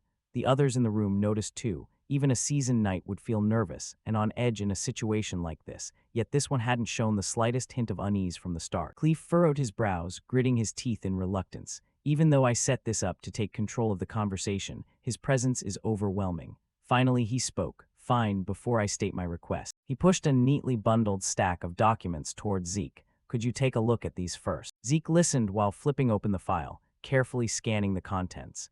This is a list of people infected with the new infectious disease spreading in the southern continent recently. As he turned page after page, Zeke asked, "And why show this to me?" His eyes widened slightly, a glint of surprise flashing through his sharp gaze. Cleve quickly noticed the brief change in Zeke's expression. Zeke gripped the documents tighter, staring at the familiar photo, Elena Stone. Zeke recalled the very first close aide who had once followed him, Liam Stone's mother, his first personal guard. She'd once suffered from the scarlet bloom disease, but thanks to the cure formula he'd given her, she recovered completely. Zeke tossed the file onto the table with a loud thud and questioned Cleve. So what exactly are you getting at? Cleve interlaced his fingers and answered gravely. In that region, this disease is infamous as scarlet bloom, a painful, horrific illness with a 100% fatality rate. Then Cleve placed two fingers on her photo and continued. Yet Elena Stone is the only known survivor, and she even fully recovered. When asked, the attending doctor just stayed silent. Cleve's voice suddenly turned cold and low as he countered. Do you happen to know anything about this? Zeke gave a calm, crooked smile, so he sniffed something off from the start and pretended to probe me, typical merchant move. He felt a bit puzzled and wondered, if that's the case, is the goal to monopolize the scarlet bloom cure? Given the disease's perfect fatality rate, it's worth considering. The value alone could rake in mountains of gold across the continent. Zeke closed his eyes, silently calculating. But from what I know, this guy isn't the type to go mad over money. He wouldn't be reckless enough to kidnap a pureblood family member just for profit. Zeke opened his eyes again, his gaze cold yet powerful, enough to make anyone shudder, then spoke confidently. Of course I know. He stated it with such certainty that Cleve broke into a delighted, yet uneasy smile. Right from the beginning, I was the one who provided that cure formula. The chair clattered loudly as it toppled to the floor. Cleve slammed his hand on the table, face lit with excitement like he'd struck gold. I want to buy it. Name your price, anything. Zeke suddenly raised his hand to block right in front of Cleve's face, exuding overwhelming pressure. On this side, Zeke smirked inwardly, pleased that the man had fallen right into the trap. Zeke leaned back casually in his chair with a mocking grin. Why so worked up? Doesn't seem very merchant-like at all. Cleve gritted his teeth in anger, quickly realizing Zeke's goal wasn't money. This guy's aim is something else entirely. Zeke's face twisted into a satisfied smile as he spoke. Then let's make a deal like proper merchants. Inwardly he thought, after all, it's to save a life. The two sat back down and got serious. Cleve spoke first. You want me to accept 3 conditions in exchange for the cure formula? Zeke nodded lightly from across the table. Exactly, it's simpler than you think. They talked and negotiated there for a long time. Cleve asked, can you tell me specifically what those conditions are? Zeke replied casually, not yet, I'll use them when the timing's right. Cleve rubbed his chin in silence, listening to Zeke's persuasion. Don't worry, I won't ask for anything beyond what your guild can handle. Zeke slightly lowered his head to hide a wicked grin, pleased with Cleve's response. As long as it's within acceptable limits, mutually agreed, and clearly documented, we're good. After that, Cleve focused on watching Zeke jot something down. Then Zeke held up the paper and handed it over. Here, just follow exactly what's written. Cleve eagerly reached for it. Oh, this is it. Suddenly Zeke snatched it back, making Cleve miss. Before that, there's one thing I want to ask privately. Zeke smiled nonchalantly and continued. Who is the person who truly needs this medicine? That made Cleve freeze, stunned. Cleve stammered, sweat pouring down his face, eyes filled with panic. What do you mean? The guild is just trying to secure a highly valuable commodity. Zeke laid it all out calmly without missing a detail. You mobilized Northern Rangers to kidnap someone from a pureblood family, and your reaction was extremely agitated. No trace of composure left. That's not the Reinhardt Trading Guild I know. Cleve braced himself on the table and buried his face, falling into heavy silence. Then he slumped back into his chair. His fists clenched tightly on the table as he gritted out, it's the royal family of the Kingdom of Arentia. Zeke feigned surprise with an "oh" and asked, specifically, who among them. Clef hesitated a moment before answering, "I can't tell you that." Zeke pouted in dissatisfaction. "Huh, do you know how many people are in the Aranshian royal family?" Suddenly Zeke's eyes widened as something clicked. He recalled a past conversation. "You're really going back to Arentia. Don't be that stupid. Both the kingdom and the Reinhardt Guild have already collapsed. Going back means death. Seeking asylum in the northern continent is the smartest choice. Thank you for the advice, but I'm tired. I want to spend whatever time I have left in Arentia." The image of Clef from his previous life flashed through Zeke's mind. So different from the man now. "Sorry, I can't say anything more." Zeke furrowed his brows seriously, thinking, the look in his eyes now is completely different from that hollow, lifeless gaze back then. This person must be extremely important to him. He continued recalling what Carly had said during their earlier talk. Anyway, the kingdom of Arentia is currently clashing with the Empire. The conflict between the Rome Empire and Arentia is escalating, and the Empire is actively intervening. Not to mention the power struggle over the joined tribe settlement area has made things even more chaotic. Arentia, a kingdom with a weak monarchy, is surely in turmoil from internal power struggle. Zeke gave a faint smile and slid the paper back forward. There's still some time before the Continental War erupts. If I can build a connection with the Aranshian royal family now, it'll definitely pay off later. Clef took the paper as Zeke spoke casually. "Fine, if you don't want to say, then don't." Zeke said calmly, surprising the man across from him into silence. "Good, contract established." Clef's hand trembled as he gripped the paper tightly. He clutched it to his chest and let out a relieved breath. Suddenly Zeke's voice cut in, making Clef's eyes widen in shock. "Sorry to interrupt this touching moment, but can I make my first request right now?" Clef hurriedly tucked the paper into his coat and stammered, "Oh, of course, anything within the guild's power." Zeke clenched his fist with a delighted grin. "Excellent. Then first off, let me join your trading guild and work there." A peaceful village scene unfolded under soft sunlight as a familiar voice rang out.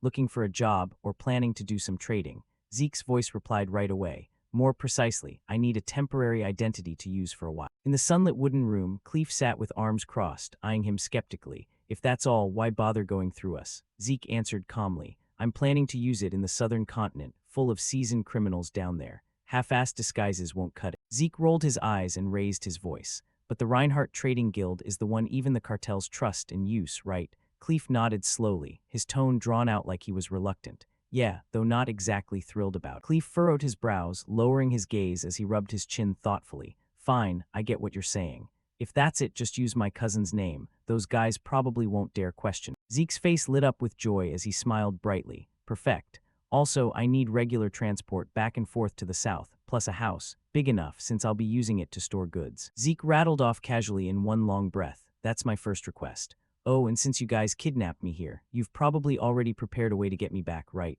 Clef tried to keep smiling, but 3 veins popped on his forehead and his neck cords bulged. This thick-skinned brat. Clef let out a short laugh, ultimately giving in. "All right, once everything's ready, I'll contact you. The Rangers will handle escorting you back." Clef slowly stood up while Zeke stayed seated with arms crossed, glancing around as he thought to himself.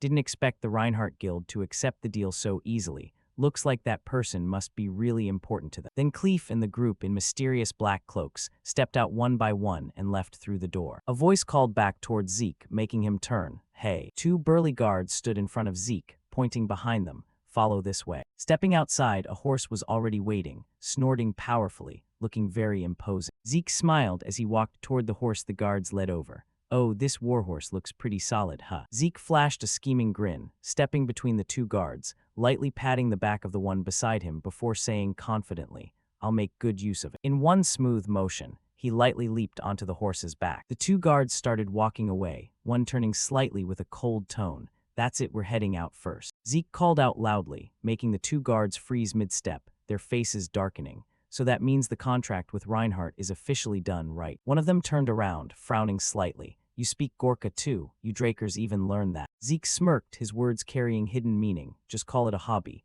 Anyway, back to business. This time, I have a job I want to hire you guys." The brown-haired guard frowned seriously, arms crossed over his chest, repeating slowly in disbelief. "Rescue a meching figure who's being held captive." Then he fell into deep thought, his face showing clear hesitation. Zeke, still on horseback, tilted his head slightly. "What's wrong?" "Not tempted by the price I offered." The guard quickly shook his head in denial and continued. "No, the price isn't an issue. If the conditions are similar to Reinhardt's, we'd actually come out ahead." The guard furrowed his brows in worry. The problem is your identity. Our king doesn't like dealing with transcendent families. Zeke raised an eyebrow in confusion, giving them a dead fish stare before clicking his tongue. What? You're hesitating over something that trivial. Zeke's face turned serious again as he spoke in a low voice. I already have the fake identity Reinhardt prepared. Just use that to forge an authorization letter and send it to Gorka. That should ease your concerns a bit. The guard hesitated a moment longer before replying. Fine, as long as it doesn't get discovered. Zeke let out a short exclamation, then spoke in a tone that made the guard tilt his head in confusion. First things first, we still have some unfinished business to settle, don't we? Zeke, still mounted, gave a triumphant grin and tossed 2 daggers, stabbing them straight into the ground right in front of the 2 men. Their calm expressions instantly turned to sheer shock and horror. The 2 razor-sharp daggers embedded deeply in the dirt. For Gorka Kingdom Rangers, kukri weren't just weapons. They were bestowed only upon those recognized as true warriors. At some point, they had slipped free from the 2 men's belts and ended up in Zeke's hands. To Rangers, these were soul companions, as precious as their very lives. That was because when Zeke had brushed past the 2 guards earlier, he'd casually drawn the daggers and kept them until now. The fact that I could take these without the owners noticing means I could take their lives anytime I want. The air between the 3 grew thick with tension. Zeke's words carried an invisible weight, low and terrifying. Consider this a little thank you gift for daring to kidnap me, an absolute gap in strength. One guard clenched his teeth hard, sweat beading on his forehead. What kind of monster is this guy? Zeke narrowed his eyes, glancing at them with a mocking tone. Your continental common tongue is pretty fluent too. See you around, brother. After leaving that place, he returned, his face carrying an indescribable look of deep contemplation. After meeting Reinhardt, I'm officially entering the phase of recruiting teammates. The targets are the heroes who earned the title of 5-star knights through brilliant feats in the Continental War before my regression. If I can get close to them now and pull them to my side, that'll be one hell of a high-quality force. Luckily, thanks to Headmaster Flaubert, who's always been extremely fond of me, I investigated and confirmed the rumor. All of them originated from Valhalla Academy. The issue is just timing.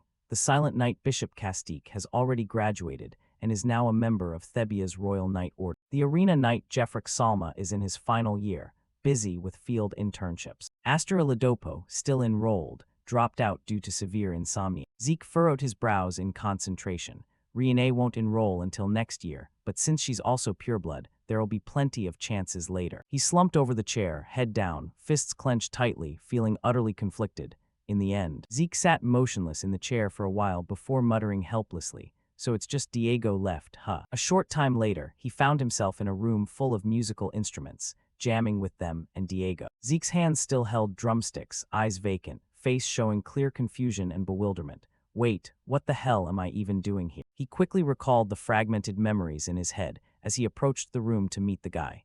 I came to Diego's club room to recruit him to my side. Then Diego slung an arm around his neck and dragged him in to play music together. Yo bro, perfect timing. We got an open spot on drums right here. Zeke was still stunned, not grasping the situation. What? Before he could finish, Diego cut in. You were gonna say you just want to play music, right? Yeah, I get that feeling. And somehow he ended up officially joining their band as the drummer, with a dazed face. Congrats, you're now a full member of the Southern Continent New Age Fusion Music Research Club. Then the music started, vocals blending with instruments. Under blinding stage lights, Zeke let everything go and rode the energetic rhythm with. Screw it all, he broke into a wide, genuine smile, pouring his entire mind into playing. Just enjoy the moment. The jet black sword stood firmly planted in the training room floor as Zeke's voice echoed. First, circulate aura around the body to open the meridians, from small heavenly cycle to great heavenly cycle. Zeke sat seriously reading the glowing book, face stunned as he exclaimed, "What the hell is this? It's all terms I've never heard of." Zeke frowned slightly, pondering the meaning again before thinking. Now I kinda get why Terrakin simplified this technique into dragon-slaying art. The lines in the book glowed brightly, and on the pages appeared martial movements he practiced along with, because every technique in the dragon-slaying sword art starts with compressing a massive amount of aura and then releasing it, something ordinary techniques could never handle. The sword was drawn decisively, a sword art not meant for fighting humans, purely for slaying dragons, so its power rivals even the elemental sword. Zeke gripped the sword firmly with both hands, raising it in front of him and focusing intently on it. His eyes suddenly shifted color, blazing purple like fire. As he lunged forward, whole body radiating killing intent that seemed to freeze the air around him, whispering confidently. In the dragon-slaying sword arts forms, every movement is amplified to the extreme. One strike alone is enough to cleave a giant dragon in half. compress an enormous amount of aura to its limit, then swing the sword down. A quiet footstep approached, undisturbed by the light wind stirring the surrounding air. The butler silently observed Zeke's training session. After images of him lingered everywhere across the arena floor, countless powerful sword strikes Zeke unleashed, creating chaotic scenes. He laughed inwardly. Haha, this heaven-blessed body really isn't ordinary. Heaven-blessed physique optimizes physical capabilities, accelerates technique mastery speed, and greatly enhances ether conduction through the body. The corner of his mouth curled into a wide grin. Zeke wildly unleashed even more sword strikes, thinking, "It's like a map appeared right in front of me, showing the exact path to perfect the skill. I can feel it. The more I repeat, the faster it goes." He furrowed his brows, the sword in his hand blazing with blue flames, finally delivering one last powerful, forceful downward slash. "I'm mastering it even quicker." A shift in perception made him stare wide-eyed in shock. What? I clearly just broke through the red wall. In front of Zeke stood a massive stone wall. He'd stepped into a new realm, yet now he'd already reached the black wall. He clenched his arm muscles, readying his stance. They say rushing training only makes the next wall higher, but Bahamut's heart embedded in my ether core is resonating intensely with the dragon-slaying sword art, pouring out power nonstop. Then came a barrage of even more sword strikes from Zeke. Before I lose this feeling, I have to swing once more. A red sigil suddenly appeared on his chest. Zeke clutched his face, eyes turning pitch black, heart pounding fiercely and continuously. Bahamut's heart is reacting to Shatten Draker's dragon-slaying sword art. Deeply engraved memories within Bahamut's heart are being replayed. He glanced around in surprise. Bahamut's memories. A pitch-black void enveloped Zeke's entire body. Too dark, nothing visible. He suddenly sensed something unusual approaching. A man in a black cloak, hood completely covering his face in mystery, spoke. "Ruler of Twilight, Bahamut, I have a request for you." A massive, pitch-black creature stood majestically, silently listening. The man reached into the pocket on his chest, then pulled out an ancient book, speaking in a low, grave voice. "I wish to entrust you with the dragon-slaying sword art secret technique I personally created to safeguard it." The majestic black dragon straightened its back and finally spoke in a deep, rumbling tone. "I know you're detestable, but I never expected you'd be this insane, Shatten Drake." Zeke, watching everything from the side, thought to himself, "As expected, that's Shatten." The man put the book away again, silently listening to the dragon's terrifying, mocking growl. Truly the pinnacle of dragon-slaying skill for a dragon. Only then did the mysterious cloaked man respond. "Yes, even Kronos has agreed. You know the reason better than anyone, Bahamut." The ground cracked open with a violent roar, sand and stone flying wildly from the dragon's powerful stomp. Black killing intent swirled everywhere in the surrounding air. It lowered its head and roared furiously, spears aimed straight downward. Kronos has been bewitched by humans and lost his qualification as the balancer. The man shifted his stance, lowering his center of gravity, ready for combat. He was an incredibly small human compared to the massive dragon ahead, standing alone under countless spears pointed at him. The nonsense prophecy of someone like that. It opened its maw and bellowed, "I don't believe it." Then countless spears above activated at once, all thrusting downward toward where he stood. A sharp sword suddenly flashed at the side of the black-cloaked man. He drew it. He tensed his body, spinning his small sword to block the dragon's enormous spear, blazing with purple lightning. Then with force he deflected it aside, sending earth and stone scattering everywhere. After that, a barrage of more spears came straight at him. The man flickered in and out, blocking each one. Every clash between weapons sent sparks flying. The mysterious cloaked man gripped his sword tightly, showing no fear at all facing his opponent's deadly weapon. A massive impact rang out from the collision. Thick smoke and dust billowing everywhere, nothing visible.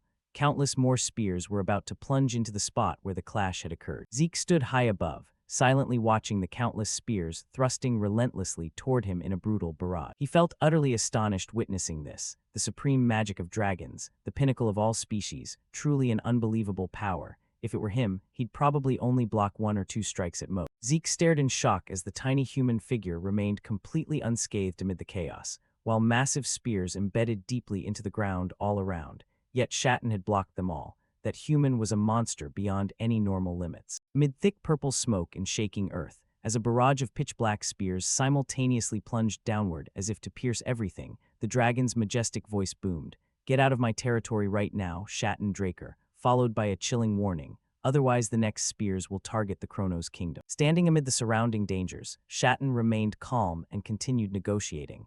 "Are you sure about that? Doing so will bring the retribution of karma upon you too. The dragon laughed contemptuously, cold killing intent radiating around it. Retribution of karma. Ridiculous. It raised its claw, forming a black magic sphere that sucked in all the surrounding killing intent, then bellowed loudly, "What do you lowly humans even understand to spout such nonsense? Even if I slaughtered every last one of you insects, there's no reason I'd face punishment." Shatten's sharp sword plunged into the ground as he spoke. In the end, everything is unfolding just as Kronos prophesied. Then Shatten pulled out a necklace with a very special pendant. Seeing it, Bahamut's blazing golden eyes widened, pupils contracting in shock. It shifted slightly and drew a massive black-purple sword, larger than any other weapon, pointing it straight at him before roaring, "You think using Kronos' power can control me?" Under the gray sky and swirling whirlwinds, the enormous purple glowing sword hurtled downward from above, accompanied by the dragon's furious roar, aimed at the tiny human below. The pendant Shatten had just taken out suddenly blazed with intense light, transforming into a clock. A massive clock face magic array appeared beneath his feet, radiating brilliant golden light. This left Zeke completely stunned in disbelief. What he saw now was the dragon's colossal sword tip halted right in front of Shatten. Bahamut stopped attacking. No, this is. The dragon now stood frozen amid blinding beams of light, its red eyes flashing with killing intent, yet turned into a rigid statue, enveloped by an enormous golden barrier. Shatten had used magic to halt Bahamut completely. Zeke's brows furrowed tightly, his face filled with shock and incredulity at the scene before him. The necklace he just pulled out was actually a clock. Now it had frozen time. That extraordinary magic must come from the clock itself. "You think Kronos' power can do anything to me?" Zeke hovered in the sky watching it operate in Shatten's hand, thinking, judging from Bahamut's reaction just now, that clock is definitely an ancient artifact containing Kronos' power. Suddenly, the dragon rose up behind Zeke, creating a massive roar. Zeke gritted his teeth, clamping both hands over his ears against the deafening noise all around. The magic's been broken. Zeke forced his eyes open to peek. The dragon's foot stomped hard on the ground, sending light tremors through it as cracks spread beneath its claw. The magic array under the dragon now faded gradually, and its body was about to move again. The dragon's claws dragged across the ground, carving long furrows. It lowered its head, drool dripping from its jaws as it growled. "Shatten Draker, that illusion just now, could it be?" Shatten tucked the necklace away and spoke in a low voice. "Exactly, that was Kronos' prophecy. Now you understand why I entrusted the dragon-slaying sword art to you, right?" The dragon stomped furiously again, cursing. Damn it, the mistake was dragons ever forming contracts with humans in the first place. Fine, I agree, humans should stand on their own strength. It bared its razor-sharp fangs, exhaling killing intent-filled breath in guttural snarls. Fine, hand it over. Let me see this so-called dragon-slaying sword art, your dragon-killing technique. The ancient book floated midair, emitting faint light as red magical runes swirled endlessly around it. Then the book slammed shut. Bahamut's blazing golden eyes stared down at the book hovering beside Shatten in astonishment. "You actually created something like this," Shatten replied coldly, "to protect the world." It lowered its head close to Shatten, golden eyes glaring as it roared. "Nonsense, not the world, but your pathetic human race." Then it swept the ancient book aside and took it. "Anyway, I'll keep it. But once the prophecy becomes reality, this thing will never see the outside world." Shatten replied coldly, "That's fine. Even without the dragon-slaying sword art, humans will eventually awaken aura on their own." The dragon straightened its back with a cold snort. "HMPH. When that time comes, I'll personally wipe out you foolish humans myself, because that's a power lowly creatures like you don't deserve." Seeing this, Shatten gave a cold, sinister smile. "It's strange. I'm the one who fears dragons most, yet I created the dragon-slaying sword art, and I trust you and Kronos more than anyone." He turned to walk away, leaving one last remark. "Kronos once said this as a casual line, that one day you two would find a contractor worthy of sharing your heart." In a dark, damp cave, the dragon paced in circles before curling up, pondering, finding a contractor who can share your heart. Its golden eyes narrowed sleepily. "Nonsense, that'll never happen." At this moment, Zeke leaned back, thinking to himself, from start to finish, it was all confusing, but one thing is certain. He recalled when the black dragon in the cave unleashed its massive sword toward Shatten. That was Bahamut's profound distrust of humans. Having absorbed Bahamut's heart, he'd somewhat felt those emotions. Zeke's eyes filled with contemplation and bewilderment. But that's exactly why. Why did it ever contract with Terrakin? I really can't understand. After that, he began searching the library for books recording related matters. After viewing Bahamut's memories, I started checking to resolve my doubts. But all records about Terrakin have been falsified by the Drakers. In this era, Bahamut, who contracted with Terrakin, is called the Evil Dragon. There's no valuable material left. While Zeke had just finished bathing, he noticed a letter had arrived. And while continuing to train in the dragon-slaying sword art and hunt for new clues, I received a message from Reinhardt saying the first request has been prepared. In that room, a familiar voice rang out, even though I specifically requested an inconspicuous identity. Zeke smirked mockingly at the card in his hand. Vice Branch Manager of the Southern Continent branch of the Reinhardt Trading Guild. Isn't that a bit over the top? A loud noise drew his attention as he glanced over. Zeke smiled, looking out the window. A carrier pigeon perched on the windowsill. Looks like Kato has finally made his decision, huh? In a towering building glowing with dazzling golden light, mysterious and ethereal. The secret garden under the Atlas Branch's management, syndicate organization. Kay sat on a luxurious sofa, smiling in greeting. Welcome, partner, to the VIP bar room in the Secret Garden Hotel. He stepped forward with a light smile and sat opposite. Now you're really calling me partner. Feels kind of fresh. Then he turned to gaze at the brilliantly lit city through the glass beside him. Kay watched his action, feeling somewhat puzzled. The two sat in the room overlooking the radiant night city. Even though he'd been in Atlas for a while, seeing it like this up close still felt strangely unfamiliar. The city suddenly blazed as flames erupted everywhere, engulfing it all. Makes sense. The scene I'm more familiar with is the ruined wasteland from the Continental War, so feeling strange is only natural. After that, he turned back and lightly shook his head. The glass on the table was quickly refilled. I didn't expect Atlas to have a place like this. What, enchanted by the view. Kay poured wine for him while speaking. Impressive, right?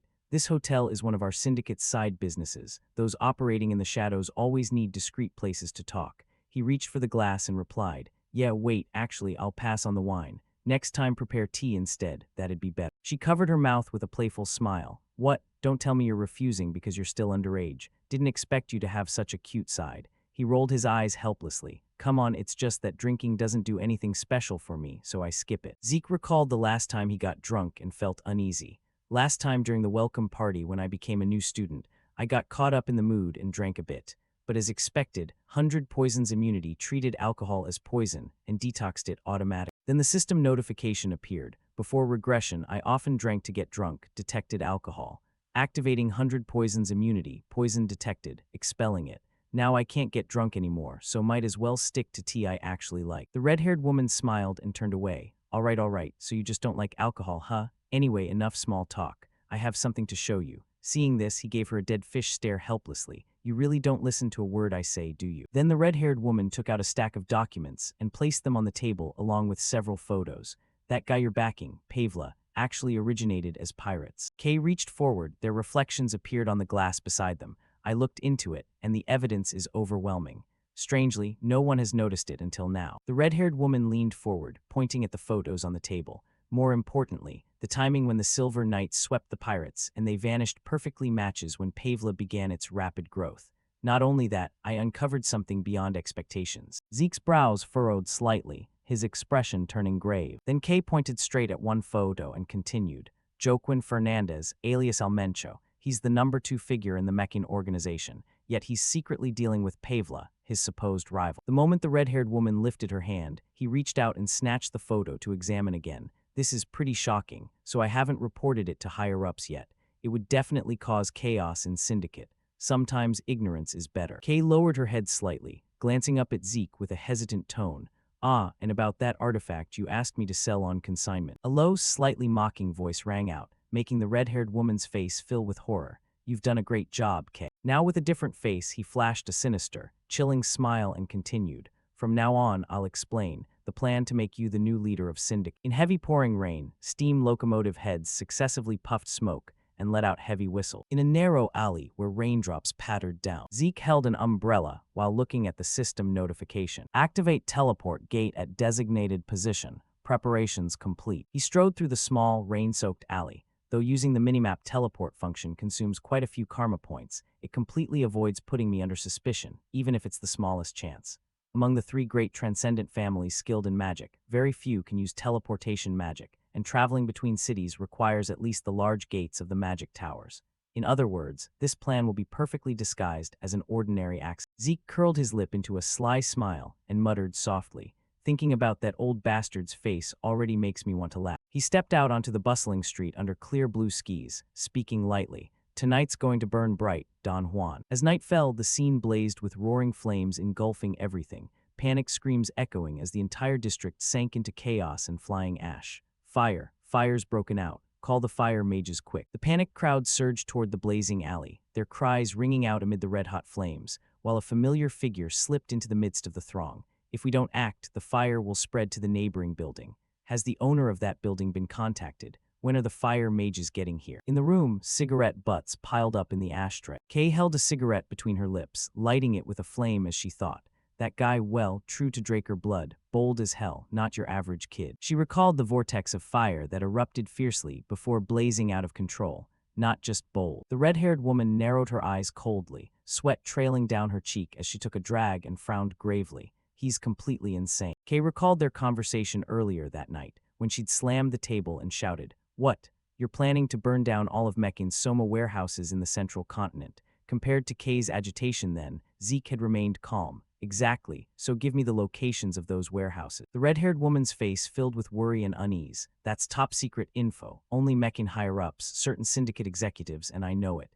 Doing that will get you caught immediately. He reached forward right away. Even better, I never planned to hide it anyway. Zeke pointed at a man in one photo. Because I'm pinning everything on Almencho. The fewer suspects, the easier to handle. Besides, Syndicate still doesn't know Pavla were pirates, right? Yeah, because I haven't reported it yet. Seeing this, Kay's eyes widened in shock, sweat beading as she stared ahead and stammered. Wait, don't tell me. He leaned forward with a smile, stretching his arm across the table. Knew you'd catch on quick. Then Zeke casually swept all the bottles, glasses, and everything on the table crashing to the floor. Exactly, no need for us to lift a finger. His face darkened as he flashed an extremely sinister smile. Just drag all the syndicate executives, the ones still wavering between Meccan and Pavla, into this game, then report everything to Don Juan. Done. Hearing that, Kay's body suddenly went dizzy, her vision blurring as everything around her grew hazy and unclear. She gritted her teeth hard, sweat pouring down her face as she stammered. You do realize what you're saying, right? Zeke replied calmly, of course I do. Kay's face turned deathly pale, her trembling hands clutching her chest as her eyes widened in full panic, and she shouted, "This is an utterly insane plan. You know full well what happens to traitors who betray the organization." Zeke slammed his hand down hard on the table. Then he roared loudly, making the red-haired woman flinch in shock. Once all the executives are wiped out in one go, who the hell is left to distinguish between traitors and loyalists? His face darkened as he growled low. Are you planning to stay a mere pawn for the organization your whole life? Didn't you already accept my proposal to become the new leader? Zeke gripped the wine bottle on the table tightly, eyes blazing with fury as he stared straight ahead. From now on, there's no more fold, only call or raise. Choose. Kay's eyes widened in astonishment at his expression right now. The red-haired woman clenched her hand over her chest, gritting her teeth as she trembled and thought inwardly. He's right, I didn't join the organization just to stay a pawn like this forever. Zeke Draker, possessing extraordinary intelligence-gathering abilities that uncovered Pavla's true origins without anyone noticing. And it didn't stop there. With that same intelligence network, he even located ancient ruins that had never been publicly revealed and claimed large quantities of high-quality artifacts completely intact.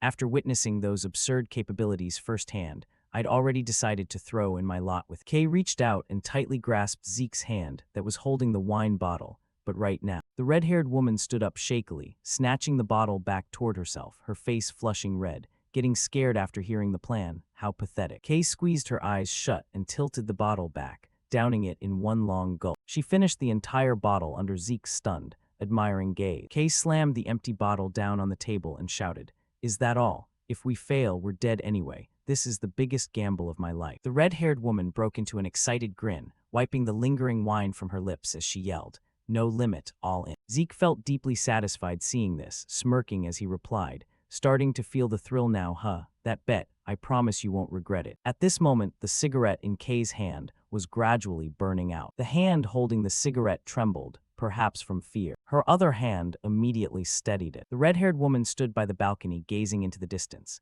Zeke Draker, I'm betting everything on you. On the table in the room lay a newspaper, a series of arson incidents in the central continent, coincidence or deliberate crime. Last night, multiple fires broke out simultaneously across various locations in the central continent. Local investigation agencies unanimously concluded that due to the geographical distances involved, it's unlikely to be an organized crime. Since the buildings were completely incinerated with no traces left behind, The incidents were ultimately ruled as accidents caused by human negligence. Meanwhile, inside a vast and luxurious mansion, a man sat silently in a pitch-dark room without a single light, muttering, "No matter who the bastard is, I swear." He leaned back, a newspaper appearing on his desk. Don Juan held his wine glass, face darkened as he stared out the window and spoke in a low voice. "I won't let you die peacefully, leader of the Meccan cartel, Don Juan." At the Grand Academy, the setting sun cast an even more magnificent and imposing glow. The steady tapping of fingers on the wooden table betrayed clear boredom. Zeke propped his chin on his hand, face showing obvious disinterest as he lazily glanced aside. "Another semester's almost over. It's been half a year since everyone learned about my blue realm. I figured it was about time." Looking at the luxurious wooden box on the table, lined with red velvet and containing an invitation inside, he changed his mind. But actually receiving the invitation to the promotion banquet still makes me nervous as hell. The promotion banquet was the ceremony celebrating young Draker family members who had surpassed the gold swordsman realm and stepped into the knight realm.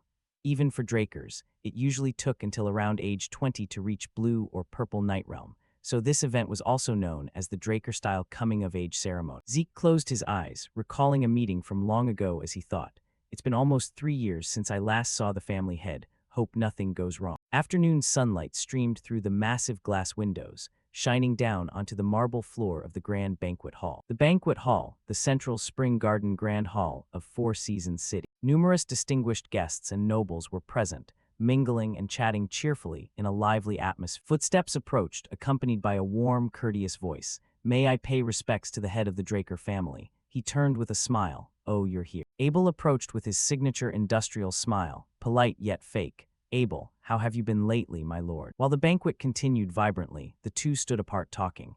Abel spoke first. "By the way, this is the first time I've seen a promotion banquet attended by so many important figures." The head nodded, indeed. The family head glanced around the joyful banquet and continued, "Well, after all, he's the youngest Blue Knight on the continent, so it's only natural all eyes are on him." Abel narrowed his eyes slightly, a flash of rage appearing, even though he knew full well that before Zeke, the youngest Blue Knight was himself, yet he deliberately mentioned. Then the family head turned back and extended his hand politely. "Well, it seems Zeke is about to arrive. I need to prepare for the ceremony. It's been a while since we last met, and we haven't talked much. My apologies." Abel bowed deeply in respect. "Please don't concern yourself, my lord." As he walked away, the family head turned slightly with a smile and added a reminder. "Enjoy this precious banquet while you can, Abel." Abel maintained his bowed posture and replied, "Understood, my lord." Only after the family head had walked far away did he slowly raise his head. His blue eyes flashed, his face now darkened into an utterly foul expression. On this side, Zeke tugged lightly at his collar, grumbling uncomfortably. "Damn, it's stifling." He walked down the luxurious corridor alongside Duke, tugging at his gloves as he complained. "Lately it's been impossible to meet Master, huh?" The lazy uncle walking ahead replied, "Don't even start. I'm supposed to be retired, yet they dragged me back to work like a damn ox. I can't even go home properly." Duke frowned as he walked, his face full of irritation. "And on top of that, I've been run ragged dealing with that damn Arthur. Now today they make me play tour guide for you, and then he has the nerve to say, a master guiding his disciple is only natural. What a shameless block." Zeke glanced at him and thought with a wry smile, no wonder his complexion looks so bad, he's been overworked. He continued following Duke and asked, "So now we're heading to Spring Garden?" Duke stuffed his hands in his pockets, looking stylish as he walked ahead. "Yeah, in Four Seasons City, that's the only place outsiders are allowed." Duke furrowed his brows, still grumbling. Zeke followed silently behind, glancing around attentively as he thought. The main facilities of Four Seasons City are divided into 4 districts total. According to Duke, Spring Garden is the only area open to outsiders, so most events are held there. Summer Rock handles all Draker family-related affairs, and also houses the family head's office. Autumnfell is where internal ceremonies like knight induction rituals for the family order take place. Finally, Winter Cup stores the rare artifacts the family has collected over thousands of years. Zeke pursed his lips, looking around as he thought inwardly. "I've only ever heard about it. This is my first time actually setting foot here." Before regression, around this time I'd already been expelled from the academy. Finally, the two reached a massive, ornate door. Duke spoke, "Well, we're here." He looked at the door ahead seriously. "From here, you go in alone. This door is reserved only for the guest of honor at the banquet." Duke gently placed a hand on Zeke's shoulder with advice. "I have another assignment, so I can't attend the banquet." He smiled with trust and pride, looking down at him. "Don't lose your nerve, just walk in confidently." Zeke closed his eyes slightly, the corners of his mouth curving into a soft, warm smile as he thought, having someone worry about me doesn't feel bad at all. Zeke tilted his head and teased, Master really worries about everything, huh? Duke saw this, put his hands on his hips, laughed loudly and said, whatever, just don't cause trouble, that's all I ask from you, kid. In the grand hall, golden trumpets blared solemnly in unison. Red banners embroidered with golden dragons and crossed swords fluttered as a booming voice announced, the guest of honor for tonight's banquet, Lord Zeke Draker, is entering. Abel stood to the side holding a wine glass, glancing over with an unpleasant expression. A long red carpet stretched ahead, lined on both sides by people standing neatly at attention. Then came the image of Zeke in a red cloak, descending the stairs with dignified steps and cold eyes.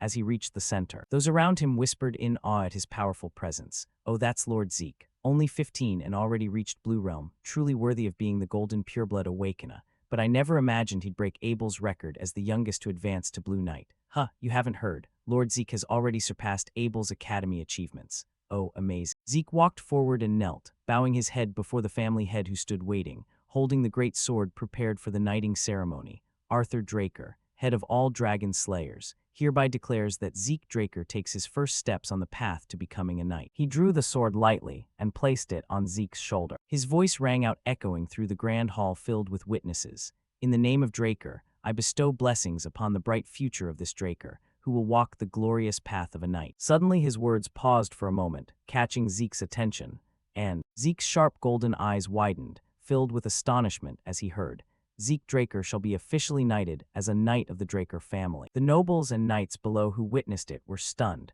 simultaneously receiving the knight title. The grand hall immediately buzzed with whispers. What, only 15 and already an official Draker knight? Even as the youngest Blue Knight, isn't this decision way too hasty? Zeke glanced up slightly, his eyes showing complex emotions and unease.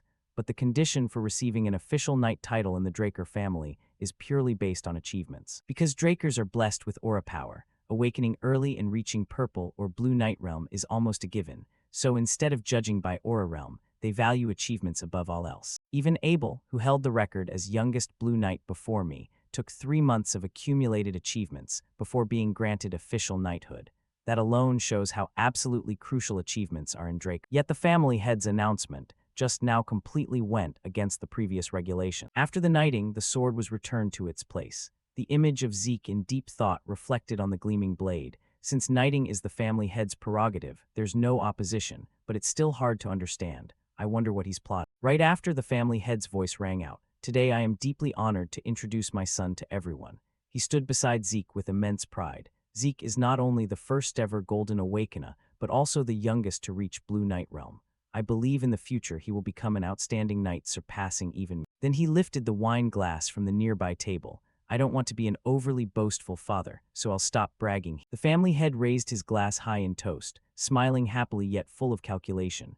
Now I conclude this ceremony with congratulations. Let us all toast to the bright future of this talented young man and pray for peace and prosperity across the continent for Drake. Everyone present raised their glasses in unison for Draker. He tilted his head back and drained his glass. Everyone followed suit and emptied their glasses. Zeke furrowed his brows, gritting his teeth as he glared at the family head's calm demeanor. In my previous life, when Howard expelled me from the house, he stayed completely silent and did nothing. Yet now he plays the proud father for his talented son. A voice called out, interrupting his thoughts. Zeke. Zeke placed his hand over his chest and bowed respectfully. Yes, my lord. The family head set his empty glass down and turned to him. Let's move somewhere else. He gave a warm yet clearly fake smile. I want to have a private conversation, just between father and son. After that, everyone dispersed, going their separate ways. The blond young man with glasses frowned slightly and turned to speak to the coldly glaring Abel behind him.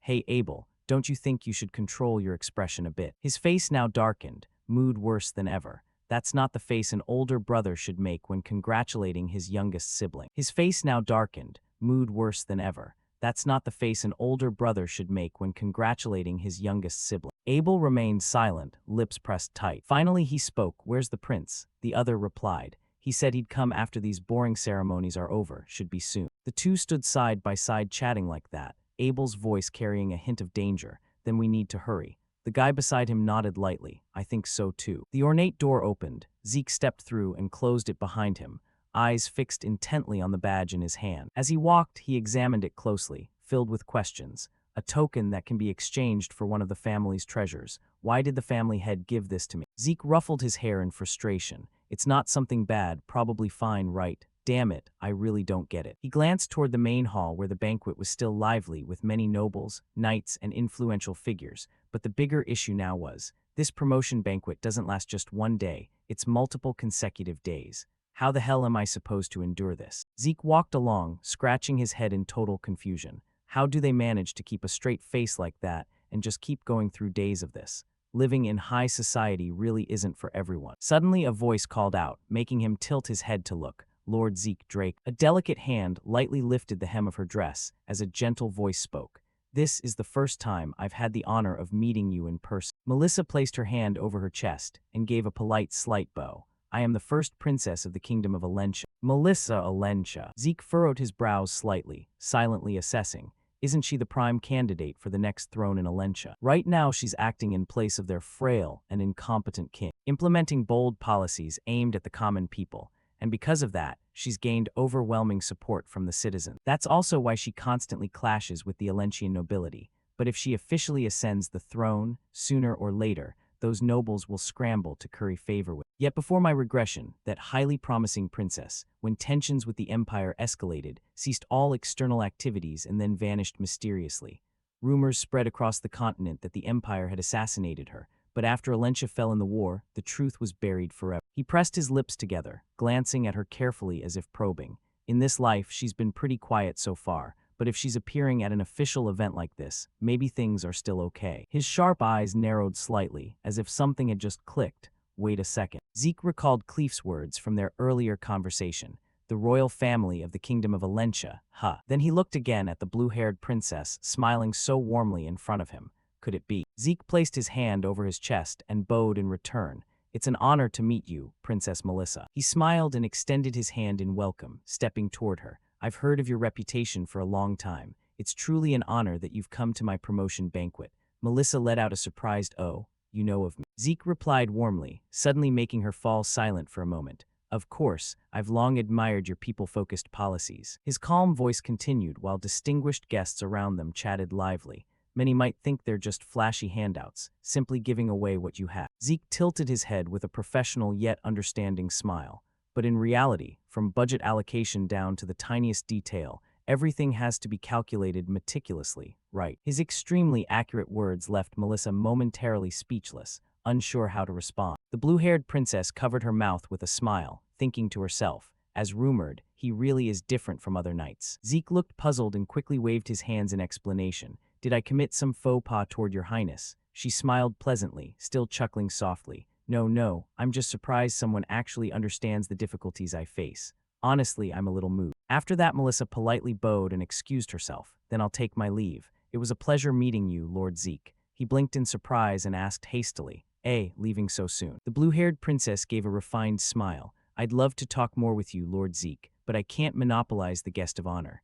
Zeke furrowed his brows slightly, casting a cold glance around. Fair enough, even if no one says it out loud. Though everyone was busy with their own conversations, several strange looks were still following the two of them, making her feel awkward. Melissa's sweet, gentle voice rang out, leaving him a bit puzzled. Still, you don't need to feel too disappointed. She covered her mouth with an amused smile. I'm sure there will be better opportunities to meet again. Right after Zeke politely saw off the last guest, he smiled as he watched them leave, finally letting out a quiet sigh of relief. Greeting everyone is pretty much done. Finally, I can breathe a little. Though on the outside he maintained a serious and proper image, inside Zeke was truly exhausted. These kinds of banquets really don't suit my personality at all. I'd rather train with Kaishir. At least that's more bearable. Heavy, clanking footsteps echoed on the floor, instantly putting him on guard. Zeke looked toward the banquet attendees, silently assessing the sound of heavy armor clashing. He frowned slightly, his gaze darkening as he thought, who the hell shows up to a banquet wearing full armor? A bold, hearty voice rang out, accompanied by a fluttering red cloak.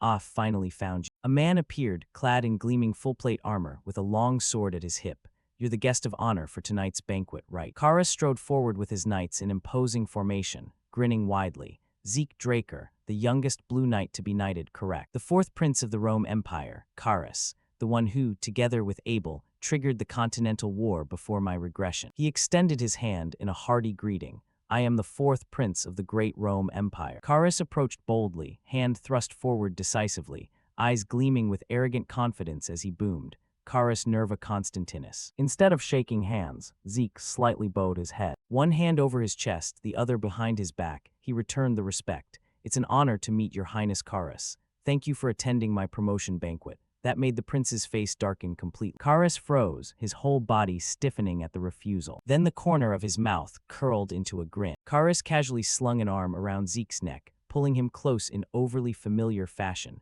Come on now, no need for formalities. Let's have a drink together. Zeke gave a dead fish stare at the arm around his neck, momentarily speechless, while Carus looked thrilled and shouted, Hey, someone bring wine. The best stuff worthy of this historic meeting between me, the most flamboyant prince on the continent, and Zeke, who will become the strongest knight in the future. Red wine was poured into glasses, sloshing slightly over the rim. Then came Carus's booming, commanding voice as he raised his glass with a wide grin. Come on, this is imperial tribute wine. Don't waste a drop, bottoms up. Those around saw Zeke accept the glass so decisively and whispered worriedly, accepting the fourth prince's invitation so easily like that. Even as the brilliant young blue knight, he's still too green, while Carus is acting so arrogantly. But they also muttered about him. That prince really is reckless. Considering the Draker family's influence, he should be more careful with such rude behavior. Carus grinned with delight and shouted, Excellent, great, I really like you. Tonight let's drink until neither of us can stand. Suddenly a voice cut in, Your Highness. Somehow Abel had appeared, hand over chest in a bow. Congratulations, my lord, the rising sun of the empire. Carus clapped him on the shoulder with a hearty, Oh, Abel, you drinking with us too? Abel replied with utmost respect. It would be my great honor to accept your highness's invitation, but I have urgent matters that require a private discussion with. At that, Carus's smile vanished, replaced by a frown. Urgent matters. Speak then. Abel replied mysteriously, Too many eyes watching here. I believe it would be better if we moved somewhere else. Zeke had been silently observing their exchange the whole time. Fine, if you insist, I'll hear you out. Then Carus strode off boldly, red cloak billowing dramatically. Sorry about this, Zeke. I was the one who invited you, yet I have to leave first. Next time we meet, let's drink all night under the beautiful moonlight and share our thoughts on heroic epics praising the Dragon Slayer legend. With that, he left with his knights, and Abel, amid the fearful trembling of the banquet attendees. Only after Carus had completely departed did the crowd resume their whispers. A guy like that is really an imperial prince. Well, the Rome Empire has never been big on legitimacy anyway, but you have to admit, Lord Abel's handling of the situation was truly impressive. No wonder he has such a high reputation. Zeke cast a subtle glance around, having heard everything, and thought, all praise for Abel, huh? If you didn't know the inside story, you just think he was smoothly covering for a flustered prince. He furrowed his brows, expression hardening gravely. But the fact that the fourth prince and Abel are already in contact, it's happening earlier than the timeline K gave me before regression. And Zeke recalled how the two had interacted earlier. Moreover, the way they treated each other, it looked like they've been close for a long time. Right now, they're probably having a private talk in some room, looking very familiar with each other. The Continental War might not be as far off as I thought. Inside a grand building, sunlight further emphasized its imposing authority and solemnity. Zeke still stared contemplatively at the badge in his hand, a token that could be exchanged for one of the Draker family's treasured reports. He recalled his private conversation with the family head. So your plan to become the strongest on the continent is progressing well. Seeing you as the guest of honor today, it seems quite smooth. Zeke replied politely and cautiously, Yes, all thanks to the head of the family. The family head's seemingly harmless words carried an invisible pressure on his shoulders. Head of the family. In private like this, just call me Father Zeke. Zeke lifted his teacup for a sip, eyes subtly shifting. That sentence just now reminded him of what Carly had once said. Just call me sis for comfort, Zeke. That's what Carly told me. Zeke gently set the cup down, deep in thought. Now I finally understand what felt off back then. Abel is acting so boldly that he's pulling the elder council to his side. Carly even noticed and started preparing countermeasures. Yet Arthur, the family head, claims not to know. That's illogical. It means he's deliberately turning a blind eye, even though he knows Abel's scheme. If that's the case, was mentioning Carly's words just now meant to pressure me? Or was it coincident? Either way, I'll proceed assuming Arthur is on Abel's side. There's no downside. He glanced at the family head, took another sip of tea, and replied softly, Yes, Father. The family head smirked. Father sounds nice. All right, I'll give you a gift as encouragement to keep striving toward your goal. Then he placed something on the table and pushed it towards Zeke. Looking down at the lone badge on the table, he continued, This is a token that can be exchanged for a treasure kept in Winter Cup. Zeke picked it up, unable to suppress a smile as he thought. Winter Cup, the Draker treasury, famed across the continent for holding the rarest artifacts. The family head didn't forget to raise a finger in reminder. However, remember this well. Among the truly priceless treasures, there are also piles of flashy garbage. Zeke obediently replied, I'll keep that in mind, father. His footsteps halted. Zeke stood in a dimly lit room. I don't know what he's plotting by giving me this, but the Dragon Slayer report in Winter Cup, Four Seasons City. He gripped it tightly, breaking into an extremely excited grin. Whatever can be exploited, I'll exploit it to the fullest. Before a massive gate, a girl spotted him appearing and spoke softly. I've been waiting for you, Lord Jack. Before you enter, allow me to briefly explain this archive. Could you follow this path, please? According to Draker, reports this place stores approximately 17,000 rare artifacts and items can be exchanged based on quantity. There's no time limit for selection, but once you leave you cannot return, so please keep that in mind. Zeke, noticing someone standing outside, wondered a vault for priceless artifacts with no visible guards around. The girl replied nonchalantly, because it's unnecessary, leaving him stunned. She continued explaining the security magic here rivals even the family head's office. Moreover, all artifacts inside are strictly inventoried and managed through magic, making theft virtually impossible. Jack Draker marveled inwardly. Truly shouldn't judge anything by appearances. She gestured invitingly. Come, then please proceed. Insert the provided token. Jack Draker quickly inserted the token into the small slot. Immediately, a powerful tremor erupted. Accompanied by that sound, the gate before them automatically began to open. In moments, the enormous gate swung fully open before the two. His expression turned utterly wondrous, witnessing the sight. Inside revealed towering shelves holding countless artifacts. Zeke stepped in, examining the items, mouth agape in disbelief. Inside, far vaster than it appeared from outside, truly worthy of Draker. The girl spoke again, then I'll take my leave. Zeke focused on observing him. Just checking the functions of all these artifacts would probably take a lifetime system. Can I categorize the artifacts here by my desired criteria? At that moment, the system window appeared. Notification: administrator request. Confirmed. Activating long eye linkage feature, please. Use long eye to record items for categorization. Jack Draker, full of question marks, record with long eye. After realizing, he smirked. Ah, got it. He got so excited his eyes sparked with fire, cracking his neck. All right, let's warm up a bit. The window reappeared. Long Chi long eye enables detailed observation and inspection of targets, displaying information on detected objects per administrator request. Jack Draker stomped hard on the floor. Instantly, a surge of power burst from him. He simultaneously activated wind/technique and phantom step. After finishing, Jack Draker landed. This field should be sufficient, right? The system displayed recorded items on the minimap. Items recorded 17,138. Jack Draker checked the screen, sighing. More than I expected. Exclude common items and single-use non-artifact system. Responding, classifying detected items per request, remaining after filtering 9,832. Jack Draker read it, looking dejected. Still, way too many. Eliminate all swords with performance lower than black sword.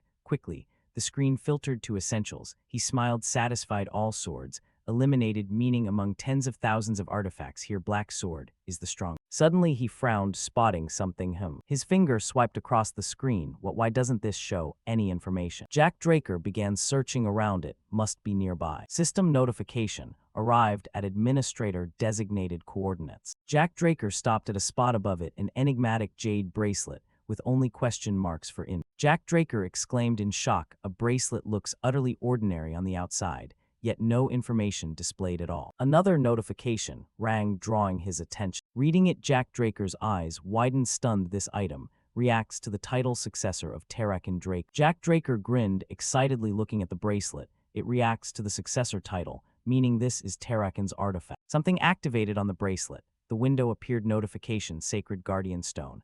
A bracelet embedded with Guardian Stone, capable of summoning spirit beasts. Inherent ability: summon spirit beast compatible with user's soul. Special note: contains Blessing of the Fairy King within the Guardian Stone. Sacred Guardian Stone. Now linked to administrator, you may use Sacred Guardian Stone to summon Guardian Beast fitting your soul. Then the bracelet instantly fastened itself onto Zeke's wrist, startling him. Hey, wait, what do you mean linked? Who authorized this? Can't unlink it. System notification continued. Confirmed administrator request. This item linked to Terrakin Draker successor title. Linkage cannot be removed. Jack Draker stared bewildered at the bracelet. Damn, I haven't finished checking all artifacts, yet this messes up the whole plan. He tried thinking positively. Gotta stay positive. If it's Terakin's artifact, it must be stronger than most others. Zeke could only sigh helplessly. System activate the bracelet's inherent ability system. Responding confirmed request, activating Sacred Guardian Stone, searching for spirit beast compatible with user's soul. Immediately, a surge of power emanated from the bracelet. Jack Draker felt pulled into a floating space, shimmering lights below a magic circle activate. System notification, thanks to Fairy King Blessing search range,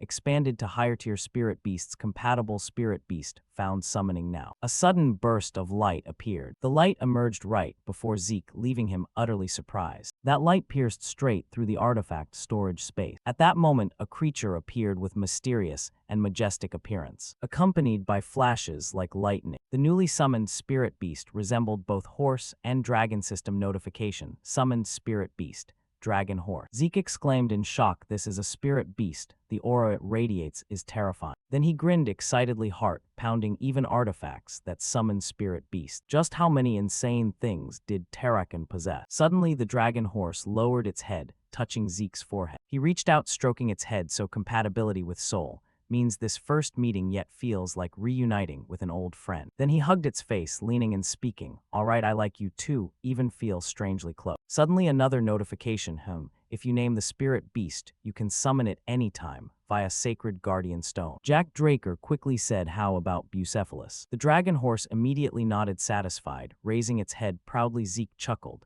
Seems it likes the name too. System notification, Bucephalus dragon horse bearing auspicious spirit inherent ability, can unleash lightning power from both Monet's note. Supreme Spirit Beast King of Dragon Horses, Jack Draker. Read it, pondering. King of Dragon Horses. Sounds impressive, but first time seeing a real dragon horse, how strong could it? Suddenly Bucephalus moved, grabbing Zeke's hair. It left him flustered. Hey Bucephalus, what's wrong? Suddenly, some power shifted his body. Jack Draker stunned, realizing he'd been placed on Bucephalus's back. He happily hugged its neck. You want me to ride, huh? Truly Supreme Spirit Beast, it reads my thoughts, knows I want to test its power, and lowered itself for me to mount. Then Jack Draker joyfully shouted, all right Bucephalus, let's go full speed. Bucephalus immediately strode forward. Bolts of power like lightning crackled through the space. Bucephalus shot forward like an arrow. Jack Draker thrilled so fast, yet no hoofbeats at all. What an absurd creature I've tamed. Then Zeke's eyes widened. Bucephalus's hooves stomped on a magic circle. He laughed wildly before this power. Ha ha ha, absolutely insane. Scene change outside. A horse-drawn carriage rolled along the road. Recalling earlier when he chose the bracelet, the gatekeeper girl was utterly shocked. You really want this one? Jack Draker sat by the carriage window, thinking the guide's attitude when I said I wanted this bracelet was completely unenthusiastic. Then he recalled Alencia Draker's reminder in this archive, our priceless treasures, but also piles of trash, flashy on the outside, so be careful. In other words, this bracelet was one of the trash Alencia mentioned. Makes sense. Before reacting to the title, even the system showed no info. No wonder people overlooked its true value. Zeke thought inwardly, I thought Terakin's artifacts only obtainable from system-guided ruins. Never expected to snag this so easily. Talk about luck. Zeke leaned back, relaxed. Anyway, this is definitely a massive windfall. Feels great. After all the exhaustion from the banquet party today, I'll head back and rest properly. Upon arriving, he heard congratulations on officially becoming a Draker Knight. Lord Jack. Zeke looked utterly bored suddenly, so formal he pocketed his hands, stepping in. The newcomer was Clift Reinhardt. He beamed naturally. Since you've become an official Draker Knight, changing how I address you is only prop. Jack Draker sat down, scratching his head helplessly. Fine, but from now on don't just pop up like that. If someone discovers our connection, the whole future plan could collapse. Clift Reinhardt. Regarding that, Clift sincerely apologized, but truly someone insisted on meeting Lord Zeke at all costs, so I had no choice. At that moment, the hooded seated figure removed the hood, revealing familiar long blue hair. She spoke. We meet again, Zeke. Allow me to greet you once more. I am the head of Reinheart, Chinese letter. Melissa Alencia, first princess of the kingdom of Alencia. Zeke furrowed his brow, exclaiming, first princess of Alencia, Melissa Alencia. Indeed, the true master of Reinheart, Chinese letter, is the princess. Melissa covered her mouth, chuckling. You must have known already. Lately, Princess Melissa rarely appeared in public, then reappeared at your promotion bank. Coincidentally, that was also when the scarlet bloom patient treated with Clift's brought medicine recovered instantly. Anyone not a fool would connect the dots, thinking, so Zeke smiled yet. Melissa raised her hand, continuing, so I'll skip introductions and get straight to the point. The reason I urgently sought you is I need your help. As she spoke, she presented a stack of documents. He asked help, with what specifically Melissa replied, "First, could you please review the documents I've brought? This contains recent Scarlet Bloom case developments, mainly near Alentia's border regions, along with Nirvana supernatural families analysis, results on the disease." Jack Draker immediately focused on reviewing the documents. Suddenly his eyes froze on one page. His face darkened, gravely asking, "Is everything written here true, Scarlet Bloom?" He spoke with utmost seriousness. "It's a pathogen created through magic. This is the analysis from Nirvana, one of the top 3 supernatural families, so it can't be wrong." Hearing the answer, Jack Draker gritted his teeth in fury. "Scarlet Bloom is man-made and spreads even faster than previous rare outbreaks. Could my regression have somehow altered this?" While he was still seething, Melissa continued, "There's more. As you can see in the document, Scarlet Bloom first erupted in villages near the border between Rome Empire and Alentia Kingdom, but it never spread toward the Rome Empire." As she spoke, she pointed at the map. Melissa picked up the chalk and drew a line across a spot on it. "But the spread is only heading in the direction of the Alentia Kingdom. And it's only spreading toward the Alentia Kingdom." Jack Draker couldn't believe it and blurted out, "Wait a second, are you saying?" Draker, his sharp eyes narrowing, confirmed, "Exactly, I'm thinking the same thing as you. It's very possible that the Rome Empire created the Scarlet Blossom disease and deliberately spread it toward Alentia." By now the map was covered with all sorts of marked symbols. Zeke's face was full of confusion and alarm. "This is really serious. The reason the Alentia Kingdom fell so easily to the Rome Empire before my regression was also because of the Scarlet Blossom disease. So that's why the princess needed his help." Having thought it through, he set the stack of documents down. "What the princess wants is most likely the rights to mass produce and distribute the cure for the Scarlet Blossom disease on a large scale, right?" His expression turned cold as he questioned her. Melissa replied calmly, "Yes, exactly." Zeke immediately analyzed. "In the previous contract, our guild only obtained the manufacturing principle. To distribute the medicine nationwide, we'd need a new supplementary contract. Moreover, the princess added a very interesting clause. That said, I have absolutely no intention of breaking the contract." Melissa cheerfully confirmed, "Of course, I'd do the same. As merchants, whoever reveals their intentions first loses the advantage, but now that I have the chance to work with you, I can't really call it a disadvantage." The corner of Draker's mouth couldn't help but curl up, followed by an excited, toothy grin as he openly admired, "As expected, you really are the true master of the Reinhardt Trading Company. It's no wonder Reinhardt has grown into one of the biggest guilds." Melissa presented the contract. "The medicine will be distributed to the people as relief supplies. You don't have to worry about the formula being exposed. Naturally, we'll pay you a very fair amount. I will give you 20% of the shares in our trading company." When Zeke Draker heard this, his expression turned stunned. Then thoughtful again, "Reinhardt is currently one of the top 10 most reputable trading companies. If it doesn't collapse along with Alentia in the Continental War like it did before my regression, then the guild will grow even stronger. The value of 20% of its shares would be at least several million gold. If we can prevent the war and let the guild develop further, that value could easily climb to tens of millions of gold." At this point, Jack Draker fell silent in deep thought for a while, then looked seriously at the other party. "This really is an attractive offer, but first, I have a few questions I'd like to ask the princess. Who knows, maybe I'm actually someone from the Empire side, so I find it hard to understand why the princess would so openly share this information and offer 20% of the guild's shares just for relief supply." Melissa gave a faint smile at the doubt. I'll answer your questions one by one. I'm already certain that you, Zeke, are not someone from the Empire. To put it bluntly, aside from her title, what the princess has going for her is the sharp intuition forged through repeated painful experiences." She continued, "Actually, after we parted at the party, I didn't leave right away. I watched from a distance.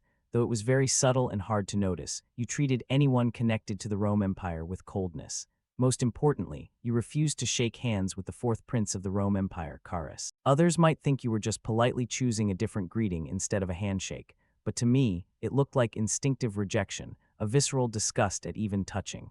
That's why I'm certain you're not with the Empire." After listening for a while, Zeke's mouth twitched. The princess's observation skills are truly godlike. Suddenly, Melissa's expression turned serious. "As for the second question, there's no need for a long explanation. With just 20% of the guild's share, if it means saving the people, then this is definitely a profitable deal." Hearing that declaration, Zeke was momentarily speechless. Memories from his previous life flooded back, loud voices shouting, Alentia, please stop trying, we have to retreat. Even if we stop the Empire right now, what's the point if the king dies? That's right, Zeke, this is your responsibility. For the sake of the future, retreating now is probably the right choice. Zeke tried to explain, you know that too, but the girl cut him off, continuing, if trading my life buys enough time for the people to escape. In his previous life, that same girl had turned away with confident words.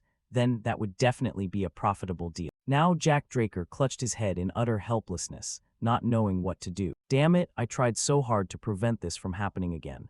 And yet she said the exact same thing Alentia did back then. Making the decision was incredibly difficult for him. Finally, Jack Draker spoke up. All right, it's a deal. Melissa clapped her hands in delight. Really, that's the right choice. He added a reminder, but be careful, don't let my identity get exposed, okay? She immediately promised. Don't worry, I guarantee it on that part. Very quickly, 2 weeks passed. In the basement training room of the mansion, sword auras sliced through the air. The training ground constantly being torn up by powerful strikes. Jack Draker diligently practiced his swordsmanship without pause, unleashing incredibly powerful techniques. He kept charging forward to execute them, dust and debris rising in thick clouds from his sheer power, creating a massive swirling vortex. After a while, Jack Draker's sword aura finally subsided. Suddenly, a notification window popped up. Successfully comprehended beginner-level dragon-slaying sword art.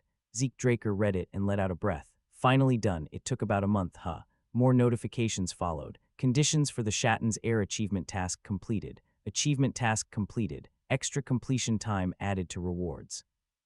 Task rewards include coordinates to the Chronos Kingdom Treasury, title Sword Art Successor, 500 karma points, and 2 random reward boxes. Intermediate Administrator status, name, Zeke class, one and only immortal titles, Blessed by the Dragon, Descendant of Terrakin Draker, Sword Saint Successor. Abilities, Dragon Shield. Constitution, Holy Body, immune to all poisons. System functions. 100 slot inventory, minimap, teleport gate travel, intermediate quest count, shortcut bar, potion stock, elemental class skills, advanced mental healing, infinite stamina, realistic combat sense, wind technique A-rank mastery, sword origin element S-rank mastery, beginner dragon slaying sword art, static electricity C-rank mastery, thunder grenade C-rank mastery, discordant sound C-rank mastery, dragon technique stage 1, dragon eye mastery.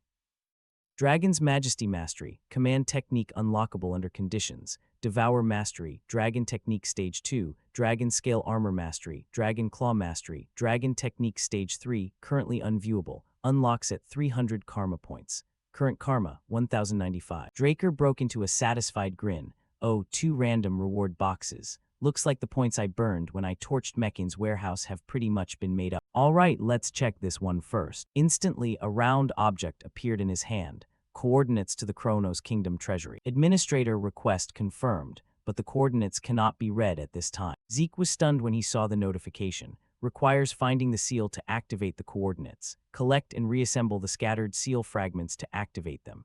Locations of the fragments have been linked and are now displayed on the minimap.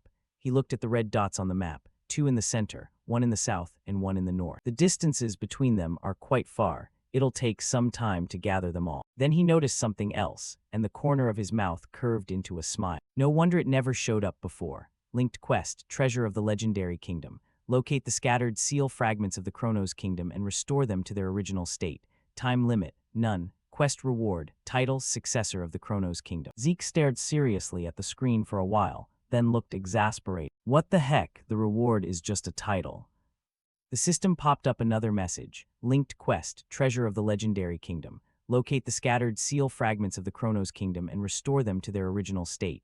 Time limit, none. Quest reward, title, Successor of the Chronos Kingdom. Zeke read it and wondered, does restoring the seal and finding the treasure count as part of the reward too? Or, like before when the relic reacted directly to the title, maybe this title has some special function. His face twisted in annoyance before he put the round object away. I'll leave it for now. As he walked, he muttered, no time limit anyway, deal with the urgent stuff first and figure this out slowly later. Good thing I just got a message from Kay. It's been a while since I met those southern drug dealers, huh?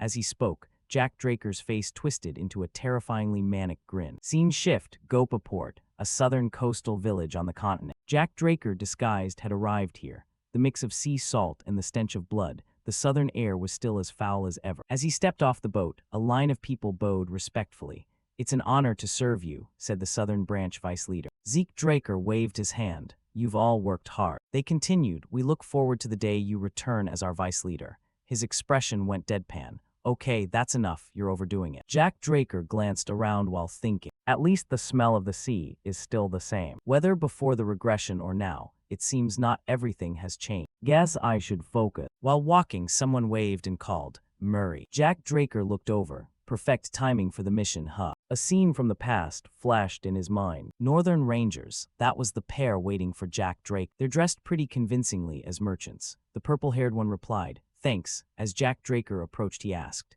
you've already memorized the plan attached to the mission letter, right? Purple Hair looked serious. Of course. On the day of action, we'll use the chaos to rescue the girl Mekin is holding. Hearing that, he nodded in satisfaction and tapped the other's chest. Good, looks like you get it perfectly. But the mission also includes protecting and safely escorting the target, so don't slack off until the very end. Purple Hair added, got it, but I have one question. Zeke asked, what is it? The other asked. Probably to avoid leaks, but the letter didn't explain what kind of chaos will happen on the action day. Is it some special day like a Southern Continent festival? Jack Draker's mouth curved into a grin. His pupils glowed with an eerie green. It's not a festival. It'll be far more chaotic than that, because that's the day Mekin disappears from this world. That expression made Purple Hair break out in a cold sweat from sheer tension. At that moment, a voice called out, drawing Jack Draker's attention. So you're here, Vice Leader. Oh, you're in the middle of talking. I'll come back when you're done. The person scratched his head awkwardly. Zeke asked, you're the guild's guide. No worries, no worries. Just finish talking and we'll head out right away. The man turned, ah yes, understood. I've prepared the carriage. Follow me, please. Zeke followed the guide. The two guys left behind muttered in confusion. Is he seriously planning to go to war with Mech? He paused, then waved and called back loudly. No way, just kidding, don't take it seriously. The two were still uneasy, but when that kid said it, it didn't feel like a joke at all. Agreed. At that moment, a carriage rolled by on the road, and a voice asked, did you check the place the guild prepared? Of course. From the outside it looks impressive, but the red warehouse and interior are all under our control. Hotel-level quality. Lucky right. Oh, by the way, just to go over the plan one more time, I'll summarize it quickly. Today is Don Juan's birthday. Jack Draker rested his chin on his hand and gazed out the window. This is both a celebration for him and a meeting for all the higher-ups to discuss upcoming deals. So Kay, the key figure in the transaction, and her assistant Jack Murray will both be attending the meeting, correct? The other replied, ah yes. Zeke Draker continued, we've gone over this how many times now, feels like the 5th time. I've practically memorized every single word. Kay, sitting across from him, pointed dramatically and raised her voice. Well, what can I do about it? Partner, I'm not as thick-skinned as you. I get worried, that's normal. Don't tell me you dragged me into this and now won't even let me vent a little. Jack Draker listened and gave a wry smile in his mind. I thought something was off compared to usual, but turns out it's just because of that.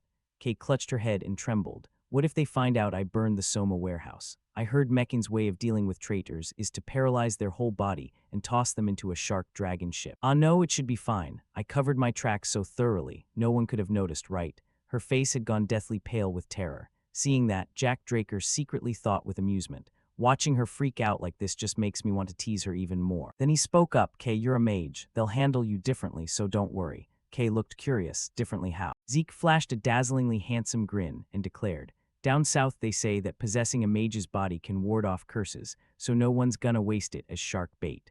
They'll probably just dissolve the whole corpse and sell off the parts to fulfill some obligation or whatever. When Kay heard that, her body practically contorted from the sheer shock, and her scream echoed out of the carriage. So those rings the Mekin members have been wearing all this time aren't replicas. They're real fingers. Ah, I don't even want to know what they'll do with my finger. If that happens, partner, please collect my body and bury it somewhere sunny and warm, okay? But how do you even know about this stuff? Jack Draker stayed silent, gazing out the window, thinking, how could I not know? I'm the one who understands the Southern Continent better than anyone. I'm also the one who guided Mekin's rise and fall as a hired killer. He recalled his previous life, the grudges with Mekin before the regression, starting with being expelled from the academy and captured by slave traders, then sold to Men's Soma Plantation. Men's Soma Plantation wasn't just a place growing soma on order. Sometimes its workers were thrown in as cannon fodder during faction wars, and I was the only one who survived multiple times and came back. Back then I just felt relieved to be alive and didn't question anything. But thinking back now, my survival instinct must have unconsciously used healing. Anyway, after surviving 5 or 6 cannon fodder missions, Don Juan started training me as a hired assassin. And look, he was right. Hired killer work suited my abilities perfectly.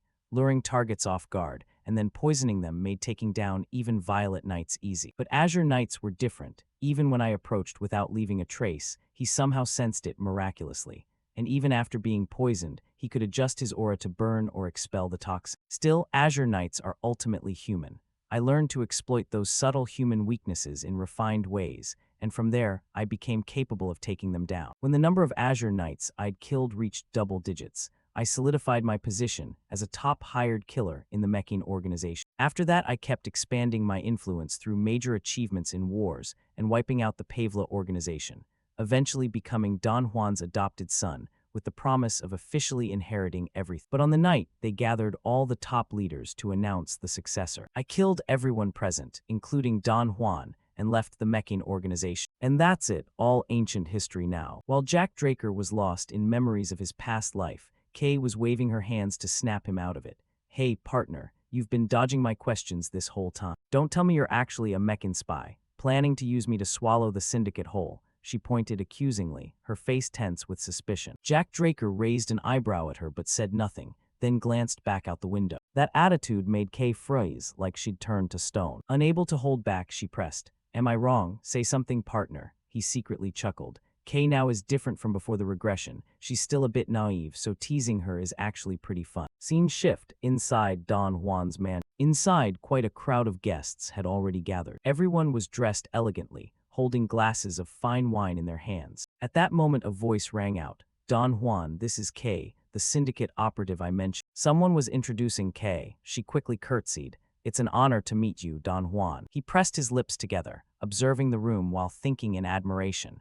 They really are loaded. Not just men's assassins, but infamous outlaws and even rangers. Quite the diverse lineup. This was inside the secret meeting room behind the mansion's main hall. A row of people seated at the large conference table all glanced toward the two newcomers. The mansion's owner, holding a cigar, gave a friendly smile and spoke. Pleasure to meet you, Kay. I heard you were a mage, but I didn't expect a woman. A beautiful mage is rarer than any gem. I'm looking forward to hearing your wise words. Let's get started.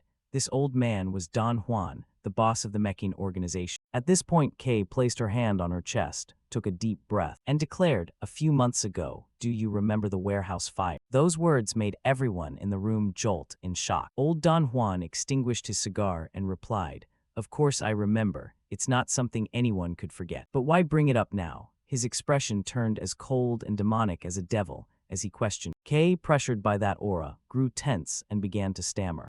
That's because there's a traitor among us who colluded with Pavla to burn the Soma warehouse. Her words caused countless people to roar in fury. What the hell is this crazy bitch saying? Drag her out. Old Don Juan slammed his fist on the table, and the noisy ones quickly shut up. He radiated thick killing intent as he questioned. Those words you just said, do you dare take responsibility for them, Kay? Kay nodded without hesitation. Don Juan extended his hand and continued. Fine, then tell me, who's the one bold enough to betray Mechin? The people there grew extremely anxious, terrified their own name would be called. Suddenly Zeke Draker grabbed one of them, pressed a knife to his throat to hold him hostage, and only then spoke. A pleasure to meet you, Don Juan. He introduced himself calmly. I'm Zeke Murray. Regarding the part you just mentioned, I believe I can help. Old Don Juan remained composed and replied, Zeke Murray, pleasure to meet you. It's my birthday, you come empty-handed but bring a knife. As he asked, he lit another cigar. Zeke Draker looked at the man in his grip and said,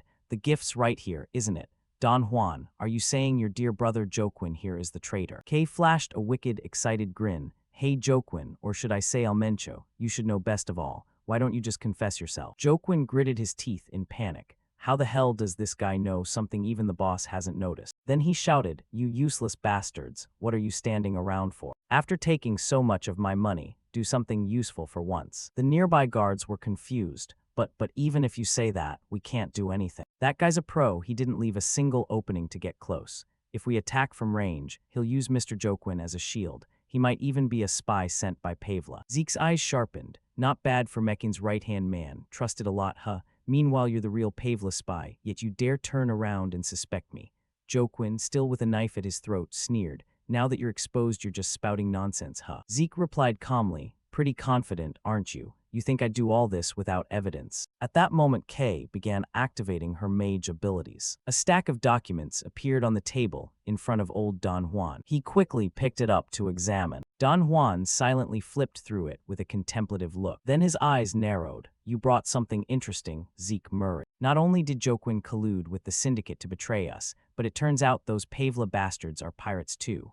Those words left the remaining people stunned. Zeke Draker thought to himself, as expected, just mentioning pirates changes the whole atmosphere. No one likes pirates, especially Southerners, who hate them more than anyone because they're closest to pirate bases and suffer the heaviest losses of any continent. And above all, Don Juan had lost his entire family to pirates, so his hatred for them was irreconcilable. Even for Don Juan, he would never overlook anything involving pirates. "So, what are you planning to do now?" The restrained Joaquin, seeing this, gritted his teeth in even greater panic. Damn it, where the hell did you get that photo? And that report too, it clearly states I smuggled with Pavla before, and it links to the Soma warehouse fire a few months ago. Just that alone is enough to make people suspicious of me." Suddenly, old Don Juan tossed the documents onto the table. "I've looked through it carefully, Zeke Murray. But if it's just this little bit of evidence, you think I'd suspect Joaquin, my own flesh and blood brother." Zeke Draker furrowed his brow in thought. "Looks like this alone isn't enough.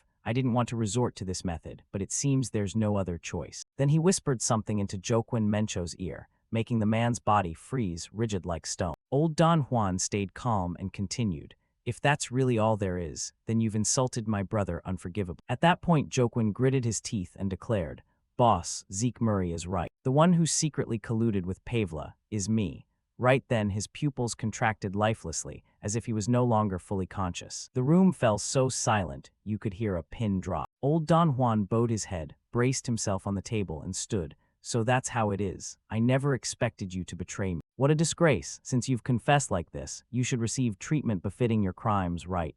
As he spoke, he stepped forward. Suddenly, Zeke's eyes widened, and the old man hurled an axe toward Joaquin. Blood sprayed everywhere, splattering even onto Zeke Drake. Just like that, a mangled corpse with a massive head wound and a pool of blood appeared in the meeting room. Zeke Draker swallowed hard, staring at the axe embedded in Joaquin's forehead, thinking, to think the right-hand man of Mecking would turn out to be such a pathetic mess. These Southerners really are something else. He recalled what he'd just whispered into Joaquin Mencho's ear. "Confess that you're the traitor. If you do exactly as I say, I swear before God I won't touch your hidden family." Zeke took out a handkerchief to wipe the blood from his face. "A vow before God is absolutely trustworthy. Truth is, from the start, I never intended to go after your family anyway." No surprise, he truly lived up to being the infamous crime syndicate boss. Don Juan probably never truly believed Mencho was the traitor, so he only dealt with him because the situation forced his hand. Because a few months ago, the one who caused the fire at the Soma warehouse, the incident that dealt Mecking heavy losses, was also the one who colluded with Pavla and set the blaze. While Kay had insisted that the traitor colluding with Pavla and the arsonist were one and the same person. At the same time, I acted in the most extreme way possible, pointing straight at Mencho's face and declaring him a traitor before immediately subduing him. On top of that came the bombshell revelation that the Pavla organization was actually a bunch of pirates all along. In the midst of such utter chaos, Don Juan somehow managed to stay calm, coldly analyzing the situation. But his subordinates sure as hell couldn't. And right in the middle of that madness, Mencho himself admitted out loud that he was the traitor. Even if Mencho wasn't actually a traitor, letting it slide would probably cause the organization's discipline to completely collapse. Sure enough, Don Juan stayed as coldly rational as ever, not changing a thing. He pressed his lips together and stared hard at the other side. The old Don Juan now pulled his axe out of the corpse, dragging along a horrifying trail of fresh blood. A bizarre, demonic aura surrounded him, his eyes ice-cold like he was staring at prey. Then he spoke again, "But if Kay's report is correct, and Joaquin really was the traitor, then all those close associates of mine who went to cozy up to him must be traitors too." Those words made the remaining subordinates flinch in panic. The old Don Juan slammed his axe down hard onto the stack of documents. "The report spells it out clearly. The burning of the Soma warehouse was just a stepping stone, so you could prepare to switch sides to Pavla along with Joaquin. If you confess, just like my brother Joaquin did, I'll send you off without making you suffer any pain." Someone tried to defend themselves. This is completely slander." The old man's sharp eyes scanned the room. One guy sweating buckets pointed at Kay. "We never had any plan like that. This has to be some filthy trick from that damn witch, if you interrogate that sorceress. He didn't even finish the sentence before a blow struck him instantly, cutting him off for good. A spray of fresh blood splattered across Kay. Her expression turned to stunned shock at the scene, her body trembling as she looked down at the corpse at her feet. A questioning voice rang out. "What the hell are you doing, Zeke Murray?" The one who had just struck was Zeke Draker. He answered calmly, "I'm just helping the boss deal with a traitor, that's all. Joaquin already confessed himself, and you personally executed him. The rest of these guys who went to cozy up were in on it with him anyway, so we've got every right and reason to kill them now, don't we?" The old Don Juan glanced at him, thinking to himself, I kept wondering what this kid was really scheming, and it turns out his ultimate goal was to use my hand to wipe out the syndicate. The old man kept his head lowered, thinking, reputation, sounds nice, but Zeke Murray. His cold gaze fixed on Zeke. So in the end, are you a messenger from the gods sent to help me, or just a pawn of the devil here to destroy me? The corner of Zeke Draker's mouth curled up like everything was going exactly according to plan. He placed his hand on his own chest and declared confidently, I'm neither a messenger of the gods nor a servant of demons. I'm just a business partner coming to propose a new deal. Don Juan looked puzzled. A business partner. He confirmed, exactly. I figured you'd see it that way too. Boss, you want to wipe out the current corporate order and restore proper command, right? But with Ishtar's expulsion order and Pavla's control over the sea routes, the only remaining distribution network for Soma that Meccan has is through the organization right now. You're sharp enough to see all of this clearly, boss. That's exactly why you hesitated to punish them even after learning they'd betrayed you. The old man listened and thought in astonishment. You talk like you've known me for years. Zeke Draker went on, don't worry, by now the syndicate's Soma distribution has been completely taken over by Kay. Kay, still trembling, forced a nervous laugh when her name came up. Ha ha ha. Zeke Draker continued confidently. From here on out, Kay and I will take over from the syndicate and handle Meccan's Soma distribution ourselves. Don Juan sat back down in his chair in silence, feeling somewhat at ease, and replied, That's actually a damn good offer, Zeke Murray. If everything you've said is true, business deals have to be built on trust. But without trust, how can I possibly hand over distribution to you when this is our very first meeting? Zeke agreed, you're absolutely right. The old man asked, so how about this? Suddenly he threw the axe to one side, then tossed the stack of documents into the air, drew his own sword, and finally drove it straight down through the photo on top of the documents. After that whole sequence of moves, he turned back with an arrogant grin. Paulo Santos, I'm going to wipe out the territory controlled by that coward. Paulo Santos, nicknamed Paulo the Coward. His nickname came from always prioritizing safety above everything else. That's why, even though he'd been made an enforcer, his reputation in the organization was rock bottom. Don Juan calmly analyzed, Zeke Draker, you even know details like his existence and his nickname. Yeah, well, as long as it benefits me, I don't care. After weighing the pros and cons, Don Juan stood up and said, all right, that guy might earn my trust. But even though I'm impressed by your boldness and guts, that place is still way too dangerous to ambush alone. So I'll send Meccan's elite assassination squad to back you up. Zeke thought to himself, back me up my ass, they'll just be watching me the whole time. The old man continued, and while you're proving your courage just as a precaution, the young lady here will be under my protection. He turned toward Kay with a sleazy expression. She was incredibly tense and terrified, her body still shaking. Zeke Draker's eyes sharpened as he thought, that's just a longer way of saying she's being taken hostage. Then he replied, understood, please take good care of Kay, boss. The Soma port is massive, so I'll send Meccan's elite assassination squad to support. By now it was night, one arm raised. Kay led the assassination team as they arrived, and he immediately signaled, stop. At that moment, Manuel, the squad leader, glanced at him and thought in admiration.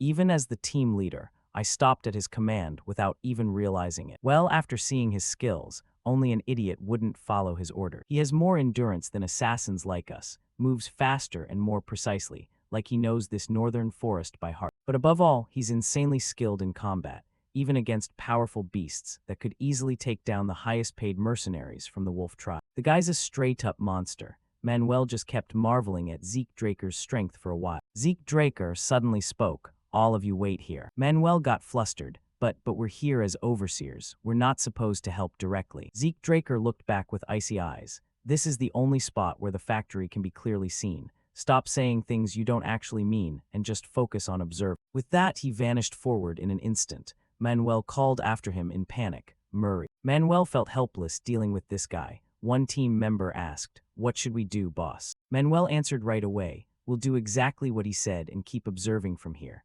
Like he told us, we're only here to supervise, no need to follow him into the fight. From now on, stay sharp, make sure our camouflage is perfect so we don't get spotted." While he was talking, a fire suddenly erupted below. Manuel broke into a cold sweat at the speed. He's already charging in. Down below, a massive blaze was spreading. People were lying everywhere gasping from the fire, looking absolutely horrifying. Then a swirling pillar of flame began twisting through the air. Shouts rang out, "There's a mage among the attack. We can't handle this alone. Request immediate backup from the magic weapon team right now." Zeke Draker held a small sword glowing with fire. Those reactions were only natural since it was their first time seeing an elemental sword. Someone spotted him and yelled, "Intruder sighted." Zeke closed his eyes and sighed. But against an organization facing off with Meccan in the north, I already expected this. Their response is damn quick. A group armed with weapons rushed in to attack. Waves of power shot out simultaneously, met with fireballs in return. This was the elemental sword's attack. Will-O-Wisp field, radiant flame. Zeke Draker dashed through, setting those people ablaze. After finishing, Zeke Draker landed back on the ground. Looking at the burning corpses, Zeke Draker muttered, "But this still isn't enough to even warm up." Suddenly, he glanced to one side, frowned, and exclaimed, "That coward Paulo really is a crazy bastard." Right then, Zeke was being targeted by tank barrels aimed straight at him. He even tapped into a mana pool. How much money got wasted here? Wouldn't it be cheaper to just hire mages? The tanks quickly powered up. Cannon fire exploded out, heading straight for Zeke. He casually raised his elemental sword and sliced the massive shell in half, effortlessly neutralizing the attack. Delayed explosions erupted behind him. Done, Zeke gave a satisfied grin. "Yeah, unless you're a criminal, no one would accept a trade deal like that." With that, he unleashed a barrage of moves. Elemental sword, wind field, sword dance. The surge of power shattered the tanks and everything nearby. Behind the black face mask, the corner of Zeke's mouth curled up. Before regression, I probably would have run the moment I saw that mana pool. He turned his back to the still raging explosions, then swung his sword through the air. But things are different now. Sometime later, the entire area was reduced to ruins and lingering flames. Inside the underground corridor lay corpses everywhere, along with pools of blood. The last ones were quickly dealt with. He fell, revealing Zeke Draker, who had just struck. As he walked in, scratching his head, "After taking care of all these, it's about time for him to show up." Suddenly, an arrow shot toward him. Zeke casually caught it. Abruptly, the arrow exploded into some kind of powder. The system immediately displayed, "Black Mamba poison detected. Immunity to all poisons negates the effect of the poison." Administrator command confirmed. Continuous activation of class recovery skill has been temporarily suspended. Zeke Draker frowned and glanced to one side, "Finally showing yourself, huh?" At that moment, the man named Paulo Santos stepped out from the shadows and spoke. "What the hell is the underground army doing? Letting an intruder get all the way in?" 5 or 6 footsteps drew closer, accompanied by a threatening voice. "What you just inhaled is deadly poison. Even someone using aura can't do anything against this toxin." He held up a vial of antidote and laid out a condition. "I'll give you a chance to trade information about your accomplices for the antidote." Paulo Santos, an executive of the Pavla organization, began mocking Owen as he struggled. "Looks like this was a diversion, but seeing how quiet the ground is, your buddies have probably all been captured, right? Why not make the trade before it's too late?" But he quickly saw through the man's intentions. "You want to trade for something that doesn't even exist. You think I'm that easy to fool?" Just glancing at the poisoned arrow on the ground was enough for him to grasp its danger. For Southerners, the fact that black mamba venom has no antidote was basic common knowledge. An ordinary person would die in minutes from it, and even blue-rank knights would struggle to filter out the toxin, often left with lasting damage. Truly a lethal poison. Moreover, Owen was well-versed in pharmacology, so he'd luckily avoided most of it. And with 100 poisons immunity, it had 0 effect on him anyway. The black mamba poison was detected thanks to 100 poisons immunity. His body remained completely unaffected. Without wasting words, he swiftly smashed the antidote vial in Paulo's hand. Paulo, now furious after his ploy was thwarted, shouted, "You lunatic, destroying the antidote. You really want to die that badly?" Suddenly, right after he finished speaking, his face froze in shock, speechless. Owen exuded total confidence as he laid out the full truth.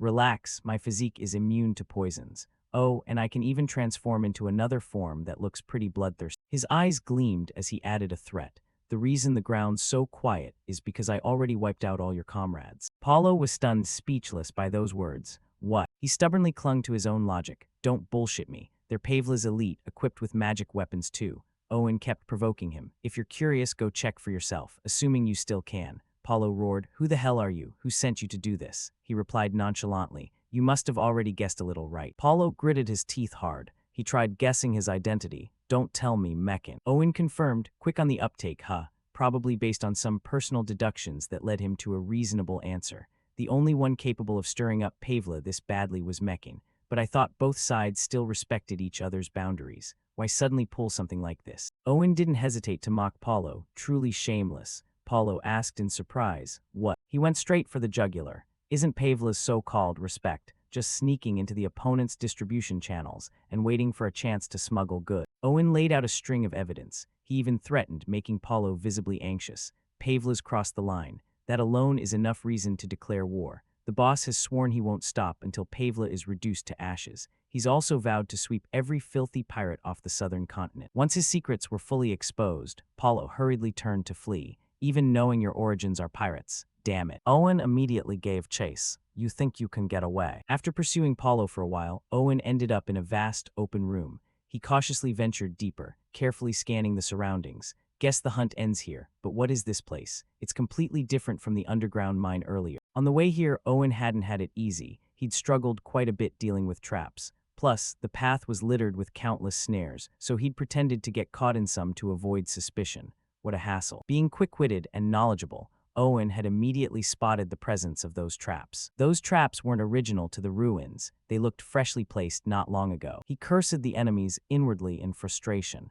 Damn Pavla bastards, what the hell are they doing here? As Owen pressed forward, a mysterious figure had been lying in wait behind him. The figure rushed toward him like a gust of wind. Owen, taking advantage of the moment the attacker wasn't paying attention, drew his sword to finish him quickly from behind. Sensing the danger just as the blade swung, Owen dodged in time. He closed in right next to the man's face and said coldly, "What the hell kind of monster are you?" The attacker panicked from being startled by Owen and hastily withdrew his sword. He stared with eyes full of terror and seething rage. The sword in Owen's hand began to glow. He casually delivered a few commemorative slashes to the man in front of him. The attacker's eyes rolled back white, his body covered in wounds.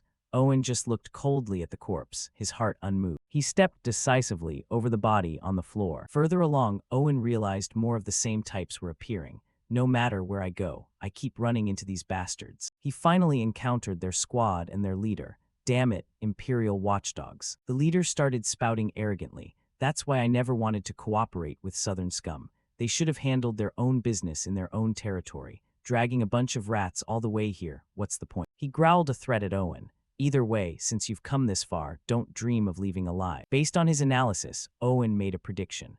On the tactical map from those Imperial watchdogs I ran into at the Resident Mountains, the southern continent ruins were clearly marked too. So this place must be one of the ancient ruins the Emperor's searching for. Owen gripped his sword tightly. The arrogant leader cautiously warned his men. That dagger looks ordinary on the surface, but there was clearly wind swirling around it before he swung. Treat it as some kind of artifact and handle it with extreme care. The soldier obeyed, understood. He glared with murderous intent. What caught his attention in the opponent's hand was a magic scroll. The leader hurriedly ordered the troops below. That's a magic scroll. Get ready immediately. Owen reassured them. Oh, no need to freak out that much. He explained clearly the effect of the scroll he held.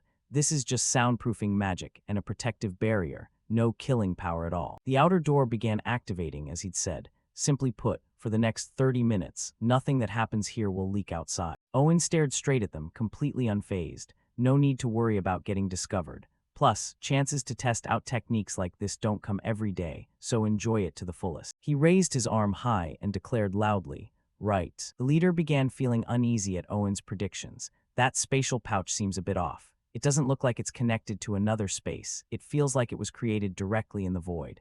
He was puzzled about the opponent's gear too, and that weird weapon earlier, clearly a mage, yet he can use a sword. Suddenly he was stunned, eyes wide in shock. Owen's hands underwent a clear transformation, emitting strange light. In an instant, he gripped a divine sword radiating immense power, or a sword. The leader cried out in horror. Is that guy a blue-rank knight? A sharp sword stroke cut through, accompanied by a flash of light in the space. Thanks to the Sword Saint's support, Owen could confidently handle an entire army without expending too much effort. Dragon Slaying Sword Art, Chapter 1, First Form, Heavenly Slash. The leader didn't escape his tragic fate, falling victim to Owen's deadly technique. The door, sealed by magic, probably began to fade as Owen finished wiping out the enemies. By now the place was in ruins, with a fire lit in the center. Owen had anticipated the current situation and executed a brilliant plan. Burning the bodies with fire makes it hard to find traces. Plus, it'll make people think Mechin hired not just knights but mages for the raid. That way, the conflict between Mechin and Pavla would intensify. A strange premonition rose in his heart. After pondering a series of thoughts, he said, "Now I get why Pavla and the Roman Empire are both showing up here. If I had to guess, it's probably cooperation to search for ancient southern ruins." Owen recalled the past and immediately thought of the most likely outcome before regression. "When I came here back then, there were no signs of this. Makes sense. It was about 3 years later than now, so they probably found the artifact and pulled out." Owen brushed through the dust on the ground, satisfied with his own efforts. "As long as the result is good. Even if I stumbled into it by chance, I've wrecked the Emperor's plans." Seeing everything wrapped up, he prepared to leave comfortably. Guess it's really time to head back now. But suddenly realizing something, he turned back for a glance and spotted the red robot's leg again. It declared, "Trouble." It stepped out with an arrogant and imposing air. "I sensed a powerful, ferocious aura, but then it vanished like magic, so I came to check." Owen clearly felt every step and presence right behind him. A stern voice rang out, carrying heavy killing intent. "So we have an uninvited guest." The surroundings filled with a thick, murderous aura. Zeke turned to look back. He immediately recognized the familiar shape of the armor before him. That armor looks like Hersian, the magic armor granted to Draker's Crimson Knight, right? In his mind, he pictured it along with some info, one of the treasured artifacts. Hersian was engraved with all sorts of auxiliary magic, from weight reduction to self-repair. After observing for a while, Zeke also noticed differences between the two, but this Hersian seemed slightly different from the Empire's version. Zeke boldly asked him straight, "Who are you? That armor you're wearing looks just like Hersian. Don't tell me you're the Empire's Crimson Knight." Before he could react, the knight pressed his sword to Zeke's throat in threat. With no other choice, Zeke drew his own holy sword to counter. Both sides clashed in a fierce, evenly matched battle of strength and stamina. Green light blazed fiercely from the knight's eyes. Zeke strained every muscle to push back against. The fight grew even more intense as the red-armored knight reversed the momentum with ferocious attacks. Zeke managed to dodge the classic shockwave strike just in time, getting blasted straight into the wall behind him, but he refused to give up. As the Iron Knight leaped high for the finishing blow, Zeke got into defensive position. Their weapons collided, creating a powerful ground-shaking impact. Zeke and the Iron Knight continued clashing, neither yielding an inch. Zeke realized the opponent's endurance and iron will in direct combat. Damn it, this strength is basically monstrous. A bad premonition suddenly rose in his heart. Could Hersian have additional power-enhancing magic layered on? Zeke's only option left was to actively evade the knight's relentless chain attacks. The knight stood tall amid the thick smoke, completely unscathed, lifting his gaze with an utterly terrifying and horrifying look. Behind him rose a rock outcrop as tall as a person. Activating skill, Elemental Sword, Metal Force Field. In a short moment, it enveloped the red-armored knight inside. He easily broke through a small gap at the top, then used his transcendent technique to slash repeatedly at the torn protective layer. The knight's unmatched power quickly shattered it into fragments. He emerged prouder and more imposing than ever after breaking free from the opponent's encirclement. A blinding flash of light shot toward him, leaving him momentarily confused. The knight was affected by the strange light, freezing in place for a second. Activating skill, Flash Calamity. Then a barrage of large and small boulders rained down mercilessly on his entire body. Taking advantage of the knight's momentary distraction, Zeke swiftly stepped forward. A small flash of light streaked through the silent space. Zeke was shocked. He hadn't expected that despite trying everything. He still couldn't take the guy down completely. Caught it, he even blocked sword aura. Without the slightest hesitation, he boldly advanced right up to the knight's face. Zeke had encountered some disadvantages in actual combat, making him hesitate slightly as he prepared a new technique and activated the skill, Dragon Tribe Dragon Scale Armor. Activating skill, Dragon Tribe Dragon Scale Armor. He was still determined to push forward with the sword Saint by his side, while the knight remained chained and restrained. For the time being, Zeke prioritized safety and decided to hold a solid defensive stance in one spot. Zeke shot the knight a contemptuous glare and mocked, "Turns out you've got quite the bag of weird tricks yourself." The knight paused for a moment before repeating the question Zeke had asked earlier. You asked who I was just now, right? Zeke furrowed his brow, clearly eager for the reveal. With your level of strength, the least you could do is give me your name. The knight finally stated his alias. I am Cain, Cain Siemens Constantinus. A suspicion immediately arose in Zeke about that name. His name doesn't just have Zeman. It seemed Zeke had sensed something abnormal hidden within a secret, and Constantinus too. Information about his lineage had already been updated earlier. Constantinus was a surname passed down exclusively to the imperial family of the Roman Empire. Moreover, middle names for the imperial line could only come from the elector families, the nobility with the right to vote for the emperor in the Roman Empire. From these small details, Zeke pieced together a massive story. So the Siemens family, one of Draker's great houses, is actually one of the Roman Empire's elector family. He began shifting into a different state. The system notified, demonic energy detected. Eliminating the carrier of demonic energy will grant bonus points. He shielded his eyes with his hand, feeling a bit confused inside. Demonic energy, I don't know exactly what that is. The light radiating from Cain was so blinding that Zeke had to shield his eyes, but it was definitely extremely dangerous. The knight prepared a decisive strike to demonstrate his power and authority.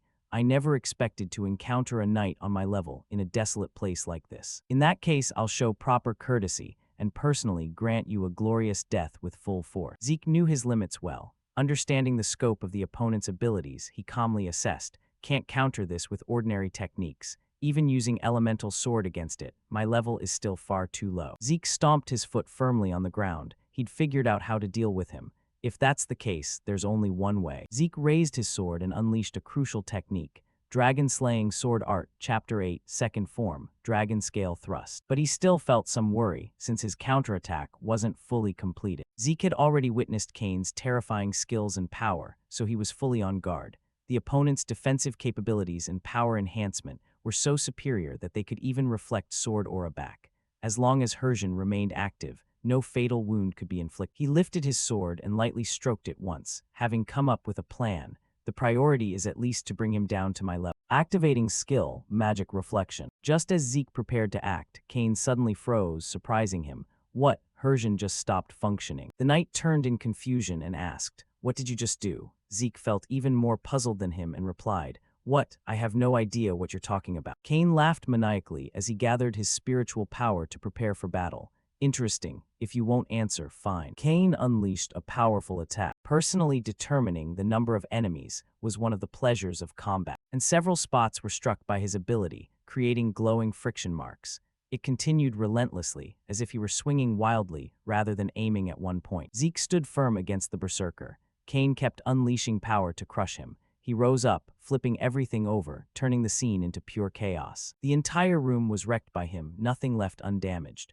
Several spots were hit by his ability, creating glowing friction marks. It kept going as if he were swinging wildly rather than targeting one point. Zeke remained steady facing the mad killer. Cain continued pouring power to take him down. He surged forward, overturning everything into utter chaos. The whole room was demolished by him. Nothing remained intact. It exploded to the point the ground shook, debris flying everywhere. After the clash, the room was left in utter ruins. Zeke was gravely wounded, blood pouring out everywhere. Damn it, the demonic energy ratio in the administrator's body has exceeded the allowable threshold.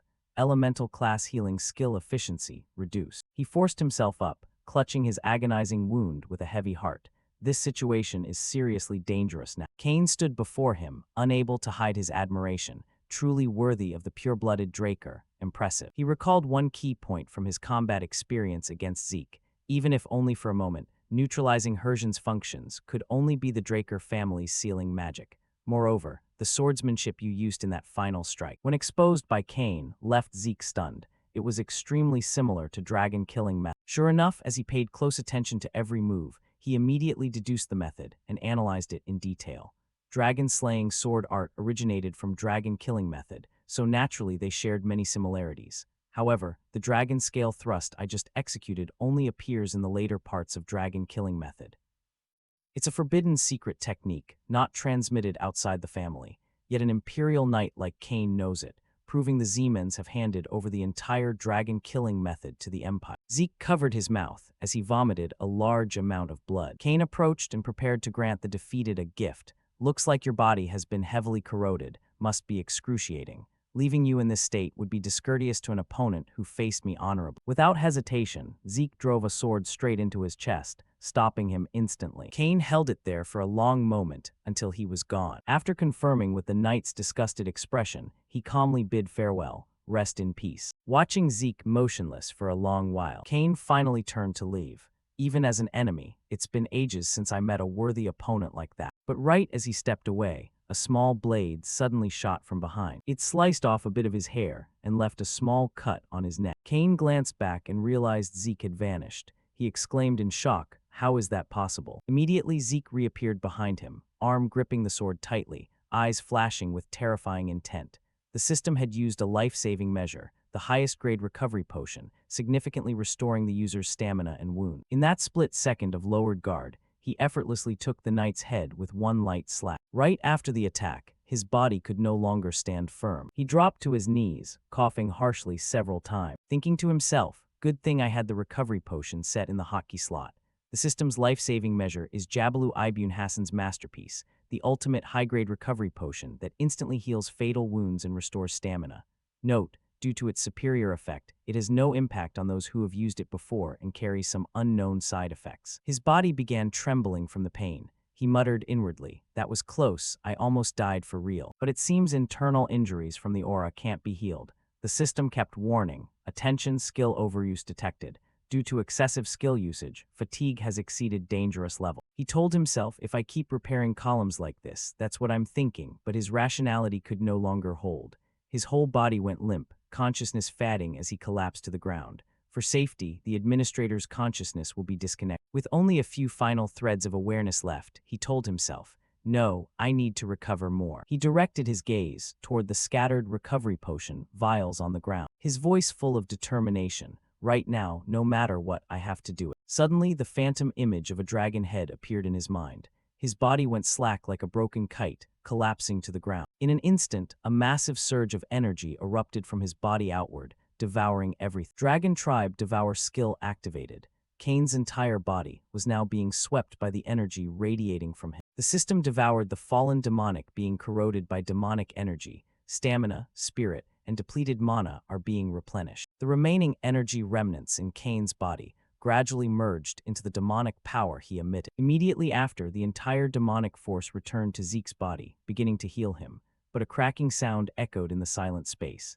The system absorbed the demonic being's designed abilities. C-rank passive static electricity skill evolved into A-rank electric shock. After the healing finished, the golden demonic energy gradually dissipated into the air. Abruptly, his eyes snapped wide open, breathing in rapid gasps. He slowly sat up, gently checking his wounds with his hand, cursing inwardly. "Damn it, I really thought I was done for. Good thing I remembered Devour." Then his gaze fell on a suit of armor hovering in front of him, puzzled. "Is this Cain's armor? The system has obtained the anonymous armor. Do you wish to register as its user?" Zeke pondered complicatedly for a moment. Why no name displayed? But without the slightest hesitation, he selected yes on the system panel. The system registered him as the user. But as his choice finalized, the armor immediately flew toward him, enveloping his body. Now his entire form looked no different from Cain's earlier appearance. The system can customize illusion form according to the user's will. Among the 28 great magic arrays engraved on the armor, 3 are currently activatable. Looking at the bulky armor, yet when worn it felt unnaturally light, leaving Zeke thrilled. A suit this good. Wearing this would definitely get spotted by the Empire. Better store it for now, change appearance later and use it then. More importantly, I need to get out of here right now. Then he suddenly sensed a scent spreading through the air. This smell is, he looked toward the source and marveled, the stench of blood and corpses. Yeah, he went to investigate and discovered this was a site for human experimentation. Right now, countless scientists were conducting experiments here. He gritted his teeth in rage, cursing inwardly. Damn imperial bastards. The moment they saw him appear, the mages shouted, "Intruder, capture him." At their words, countless poison vials in their hands were released outward. He roared in fury, daring to experiment on other people's lives. He summoned via the system. The system detected toxins synthesized by poison magic, surpassing 100 poison's immunity effectiveness, entering poison state. The poison spread rapidly through his body, but he immediately pulled out a high-grade antidote vial. The system used high-grade antidote. He shouted angrily, "Then you all better prepare to pay with your lives, right?" Following his words, the entire laboratory was completely destroyed by him. engulfed in a sea of flames. He grabbed a stack of documents and began reviewing the situation.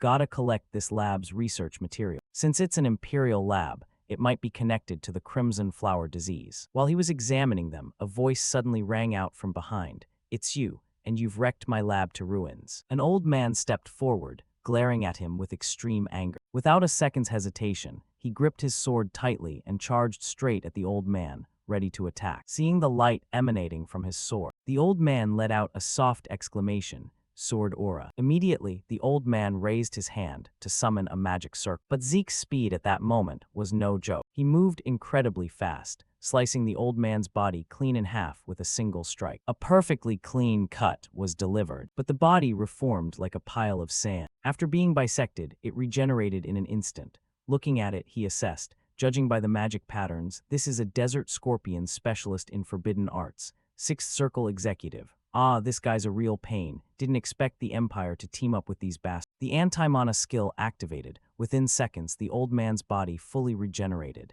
He shouted in rage, "Damn it, could you be a pure-blooded Drake?" Upon realizing his identity, the old man tore apart the magic scroll in his hand.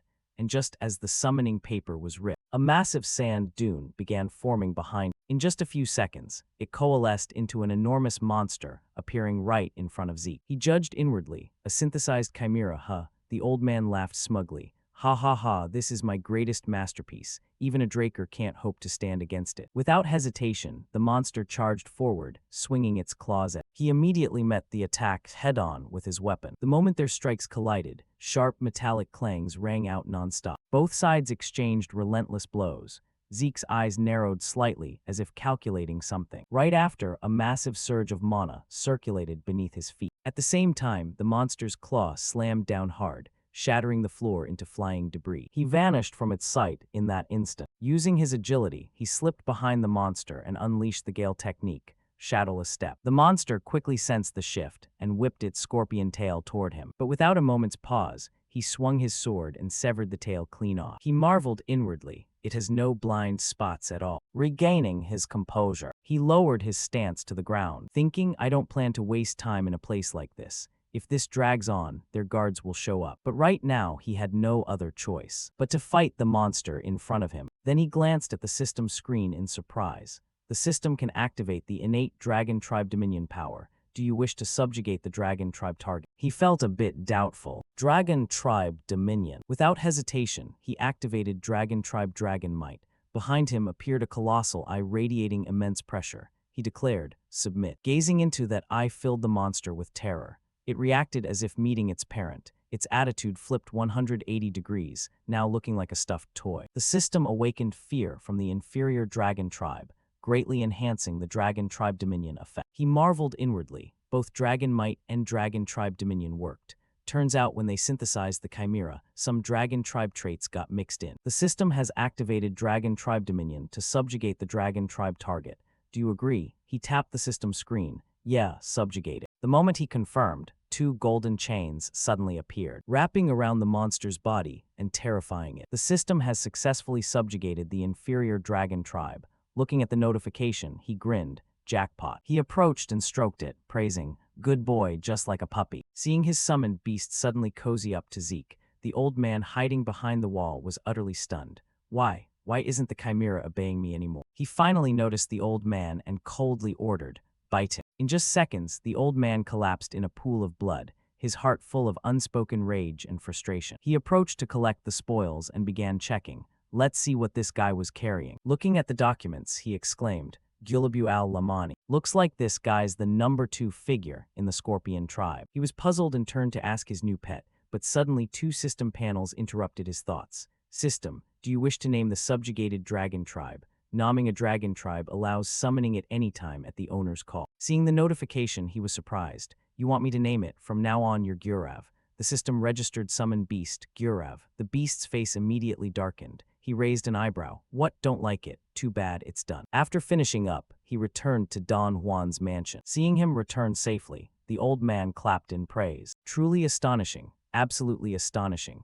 Zeke Murray, I never thought you'd handle even that cowardly Paulo. He nodded in agreement. Indeed, you've proven yourself. I can't deny it anymore. He replied coolly, I always keep my promises. Exactly, you've proven it. I have no choice but to believe. A valiant warrior deserves respect. I always cherish and value strong warriors like my own children. I want to treat you the same way. Hearing those words made Zeke pause thoughtfully for a few seconds, recalling images from his previous life and cursing inwardly. Children, children. You mean the kind of children you can use and discard like tools. You dare say that to me, you bastard. I'll kill you with my own hands one day. The old man stepped closer, wanting to show him something. Zeke Murray, take a look. This is the gift I've prepared for you. As he spoke, countless gift boxes were stacked up, still dripping with fresh blood. That made Zeke's eyes narrow slightly in surprise. The old man continued, "Didn't you want to become my business partner? Then we need proof of mutual trust, don't we?" He approached and began inspecting the boxes. After observing from the outside for a while, he marveled inwardly.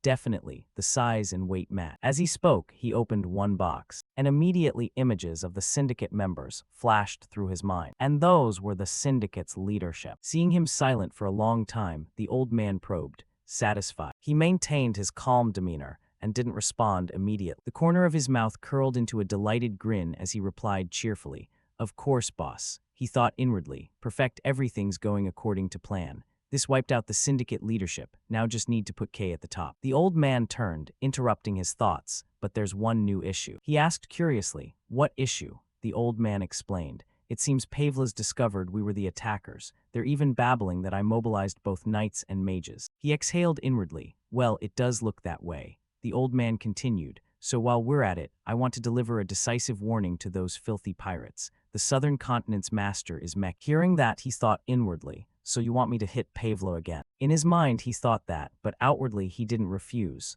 "I'll do it." His sudden agreement puzzled the old man. He explained, "I'll head to Pavla and clearly convey your will. But in exchange, I have one request. Grant Kay more authority so she can become the center of the new syndicate." At his proposal, the old man pondered for a few seconds, then immediately agreed. "Fine, I'll take responsibility as her guardian. And because of you, I'll send my best assassin, along with a cartel squad." As he spoke, he snapped his fingers lightly, and instantly 4 figures appeared swiftly around them. A man with an extremely cold expression appeared behind. He stared intently at Zeke but said nothing. Don Juan explained, "He'll be very useful." Looking at the man, he thought inwardly, "That guy is." Scene shift to Paulo Santos's area in the Pavla cartel. The intelligence bureau now looked utterly devastated after a bloody battle, with 2 pairs of feet slowly stepping inside. The one behind spoke, "Abel, we've investigated everything. Along with the Imperial intelligence, we've checked it all. There's nothing left to dig up. We've got the results already. At least 1 night squad and mages were here. They fought fiercely." Ignoring his words, Abel crouched down to examine the scene. He found a lingering trace of mana on the ground. At this strange action, the one behind called his name in confusion. Abel explained, "No, there was only 1 person here." That stunned the blonde youth. What did you say?" "Only 1 person. There are sword marks and magic traces all over." Abel affirmed, "At least a Crimson Knight level or higher. That 1 person cleaned out everyone here. There are signs the Intelligence Bureau hastily tried to cover things up, meaning there's something even we aren't supposed to know about. We have to find out what the Empire is hiding." Those words sent a chill down the young man's spine in fear. He stepped forward to stop him. "Wait, you're planning to investigate the Intelligence Bureau. What about the consequences?" Facing the young man's worry, he reminded, "William, there's something here I absolutely can't overlook. My instincts are screaming it's right here. You know how desperately I've wanted to make Draker and the Empire mine, right?" Scene shift to the port under Pavla cartel control, where the pirates' eyes were all fixed on the small boat preparing to dock. One stepped out from the crowd and called, "A tiny boat like this, which side are you with?" Zeke didn't hesitate for a second, gripping his blade tightly, and in an instant leaped forward with incredible speed, delivering a swift, clean slash that sent the questioner straight to the afterlife. Down below, Simon observed the pirate's body tumbling into the sea, gripping his sword without hesitation, his eyes flashing with determination. Once he'd locked onto the target, he hurled his sword, pinning the pirate cleanly to the wall. That decisive move earned Zeke's silent praise, clean and silent, straight into the water without a sound. After finishing, he pointed behind him, "Come on up, Simon." The man maintained his icy expression and didn't respond. "Simon Zapatero, in my previous life, he was the one who taught me southern assassination and stealth technique. Even in Meccan cartel, full of scum, he was the only one I could truly trust. And even after regression, his combat coordination is still top-notch. It'd be perfect if I can pull him to my side." In the city at that moment, soldiers patrolled everywhere. Zeke remarked, soldiers deployed all over the city. Simon asked, any way to infiltrate the central district? He replied, of course there is. This place used to belong to the Holy Empire, so there are definitely underground sewers built from that era. Simon questioned again, going through the sewers? That's ridiculous. How do you navigate a maze-like sewer system?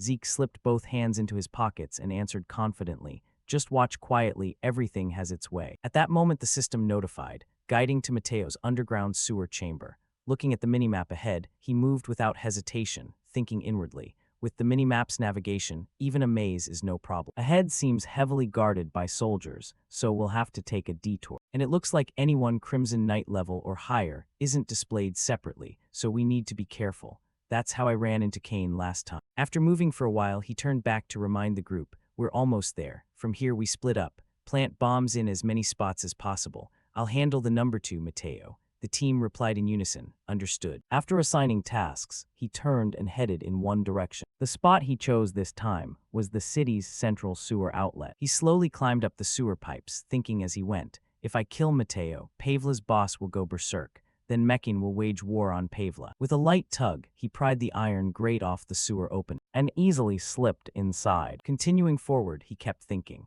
does Don Juan really want this by sending me here? A guy so cautious he personally eliminated his own right-hand man just to maintain organizational discipline. No way, instead, he's hopping everyone sent here never comes back. He's using this raid as a warning to Pavla, while showing that sacrifices at this level mean nothing to him. But things won't go as you want, Don Juan, because I will actually kill Mateo. By now he had reached the end of the tunnel, and immediately kicked the sewer cover flying outward. The startled soldiers shouted, who's there? Without hesitation, he jumped down, moving like a gust of wind, delivering a clean chest slash to each one. After dealing with a few small fries, he sensed something off. Weird, Pavla teamed up with the Empire, so why isn't there a single Imperial here? The minimap isn't reacting either. Just as the thought finished, a blinding flash suddenly appeared ahead, obstructing his vision. The moment his sight cleared, countless Imperial knights and mages had surrounded him, yelling, take him alive. 3 soldiers charged at him, ready to attack. He instantly grabbed one by the arm,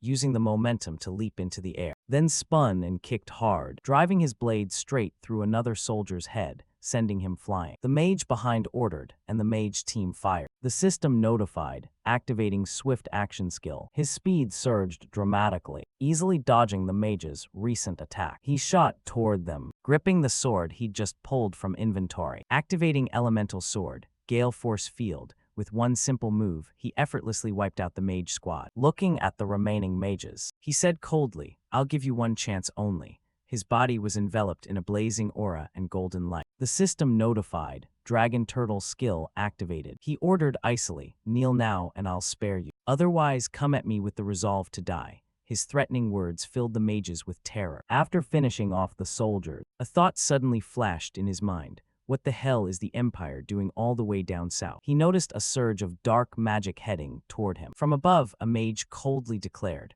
a mere eel standing in the way of the grand plan. The sudden appearance caught him off guard. This guy was here the whole time. I didn't sense a single breath earlier. He turned and asked, who are you? The man didn't answer immediately, but extended his arm. From the ring on his finger, a torrent of dark magic poured out, rushing toward the soldiers Zeke had just killed. Seconds later, the soldiers abruptly stood up and became undead. He commanded, capture him for obstructing the grand plan. I will personally extract your soul. Looking at the zombies before him, he muttered inwardly, zombies and resurrecting so many at once. Is he a high-level dark mage? But aren't most high-level dark mages from the Scorpion tribe? Why doesn't this guy have any tattoos or circles? A golden glint flashed in his eyes, and he accelerated to wipe out the remaining annoying small fry. The system notified, eliminated dark magic corrupted zombie, gained 10 karma points. Looking at the newly appeared system screen, he was surprised, then grinned with delight. Points, nice, and so began a karma farming session. For the next while, the system kept notifying him of 10 karma points each time. He delivered a final sword strike to eliminate the last zombie, then turned to check the system screen. So that was the last one. From above, the dark mage watched his battle in silence. Then his entire body suddenly dissolved into the and vanished without a trace. Looking up, Zeke remarked, what, he just left like that. He turned to leave, thinking inwardly, gotta turn that guy into a future farm spot later. Anyway, this side's done. Just a bit further to Mateo's office. So it's almost time. his steps were suddenly halted by something. He calmly faced it, saying lightly, "I've been waiting for you, Simon." The man maintained his initial cold demeanor, staring at him with icy eyes. "I didn't expect you to come all the way here. Don Juan sent you to eliminate me before things got more complicated, right?" Zeke said with a frosty face, showing no fear at all. This made Simon hesitate slightly. He tightened his grip on the sword in his hand, then stepped up close to the protagonist and said, "The boss intends to wipe out the Pavla cartel. There's no room for outsiders like you to interfere." Hearing that, Zeke frowned and asked, "Without me, wouldn't the distribution network already have been seized by the Pavla?" At that point, Simon began to reveal his true purpose. "The syndicate will still need someone named K, so if you're gone, it's fine." Turning toward Zeke, he didn't immediately command his system to disable his healing ability, then quickly grabbed Simon's wrist and pulled it straight toward his own throat. A little blood began to well on his neck. Still, Zeke taunted, "Oh, why don't you kill me, shadowless demon?" At the hero's words, Simon's expression went blank. He stammered, How do you know the name I used when I lived outside the law?" Zeke didn't elaborate, only calmly said, "Simon Sapari. I know your past and why you're under Don Juan." What nonsense are you spouting?" Simon said blankly. Before he could finish, Zeke cut in, to protect the last bloodline of the Cusco kingdom. "Isn't that so?" The protagonist's words struck at Simon's deepest secret. Immediately his eyes filled with murderous intent as he said, You can know that." Seizing the opportunity of Simon's astonishment, Zeke stepped back a pace to dodge the sword aimed at his throat. At the same time, he drew a sword from his pack and swung hard downward, striking Simon's blade with a ringing clash. After that move, Zeke stared at his opponent with a very serious look. Across from him, Simon, still struggling with Zeke, demanded, "Bastard, how much do you actually know? What the hell are you?" As he attacked with his sword, Zeke answered, "My identity. Fine, I'll tell you. I am one of the direct descendants of the Draker family, Zeke Draker." Because the protagonist's name was so famous, Simon immediately recognized his status. Zeke Drake. "Could you be the youngest person ever promoted to the blue rank in the legends?" At that, Simon's expression suddenly grew anxious. If the Draker family gets involved, the entire southern continent will be affected. Luckily for him, Zeke clarified, "No, this has nothing to do with the family. I'm acting on my own. You don't need to worry about that." His explanation only made Simon more confused. He asked, "Then, why would you so easily reveal your real name? You could have kept it hidden until the end." Turning to Zeke, seemingly fed up with Simon's foolishness, he swung his arm once and effortlessly knocked the sword from Simon's hand, then widened his eyes and shouted, "Simon, don't be loyal to Don Juan anymore. Pledge that loyalty to me. I'll not only protect the Cusco bloodline, I'll help you rebuild the kingdom." Simon froze in shock at those words and blurted, "What?" Zeke continued with florid enticements, "I know it will be hard for you to trust right away, but haven't you already realized? Clinging to Mekin will leave you with no hope. Think about it. If you follow orders and kill me now, then what will you do about the Pavla gang that's closing in? Has Don Juan ever sent reinforcements for you and your men?" Simon thought for a moment, then shook his head slightly. No, it's all on us." Seeing that, our protagonist continued his persuasion. "Besides, after the Cusco kingdom falls, who will swallow that land but the cartels? Don Juan even hopes that former royal knights like you will disappear so he can be free of obligation, because then he can sell the lone remaining princess to the Cusco rebels for a high price." As he spoke, the protagonist quickly recalled events from his previous life. 10 years ago, when the Cusco kingdom fell, Simon fled to the border with the newborn princess. The reason he became an outlaw there was to build strength, so that one day he could drive out the rebels and restore the princess to her rightful place. His joining Don Juan's ranks and becoming an assassin was for the same reason, but Don Juan learned of Simon's past. In the end, in that previous life, Don Juan saw him as a liability and had him eliminated.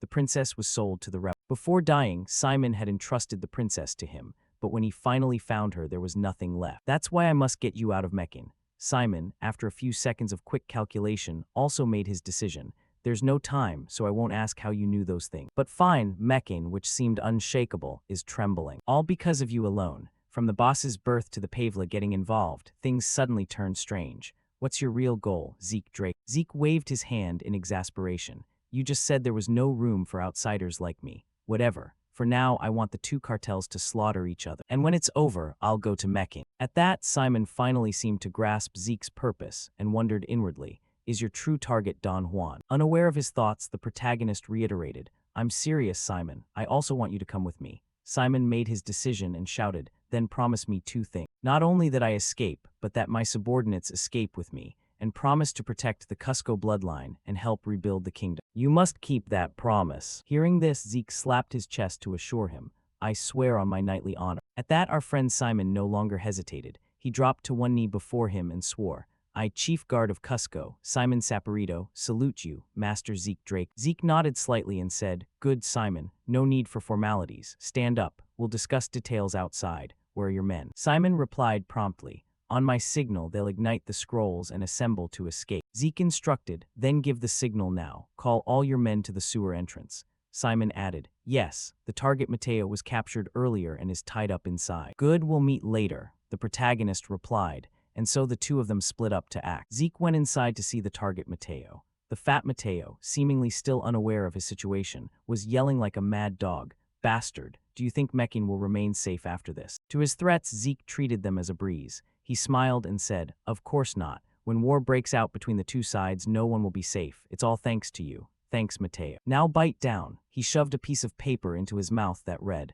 Rest for anyone who dares split Mekin. And just like that, the fat Mateo was eliminated. Zeke quickly left the room. As he walked, he thought, I've taken all of Pavla's secret ledgers. The time has come. At the same time, Simon hurried over after sending the signal. Boss, I've signaled the men. Turning to Zeke, he noticed flashes behind Simon, so he drew the sword from his pack and shouted, Simon, get behind me. Then he bit the sword into the ground, using it like a shield to block the incoming arrow. Fortunately, the attackers were just anonymous thugs. One of them yelled, Intruders, seize them. Up ahead, our protagonist began using his fire elemental sword skill, causing his blade to blaze with searing flames as he charged directly into the gang. Time passed quickly, scene shift to the sewers. It seemed Zeke and Simon had cleared the obstacles and arrived at the rendezvous. Seeing the full group assembled, Simon announced, Greet him. This is our new master. Everyone bowed in unison and said, We salute our new master. Our protagonist didn't want to waste time on ceremonies and said bluntly, Talk later.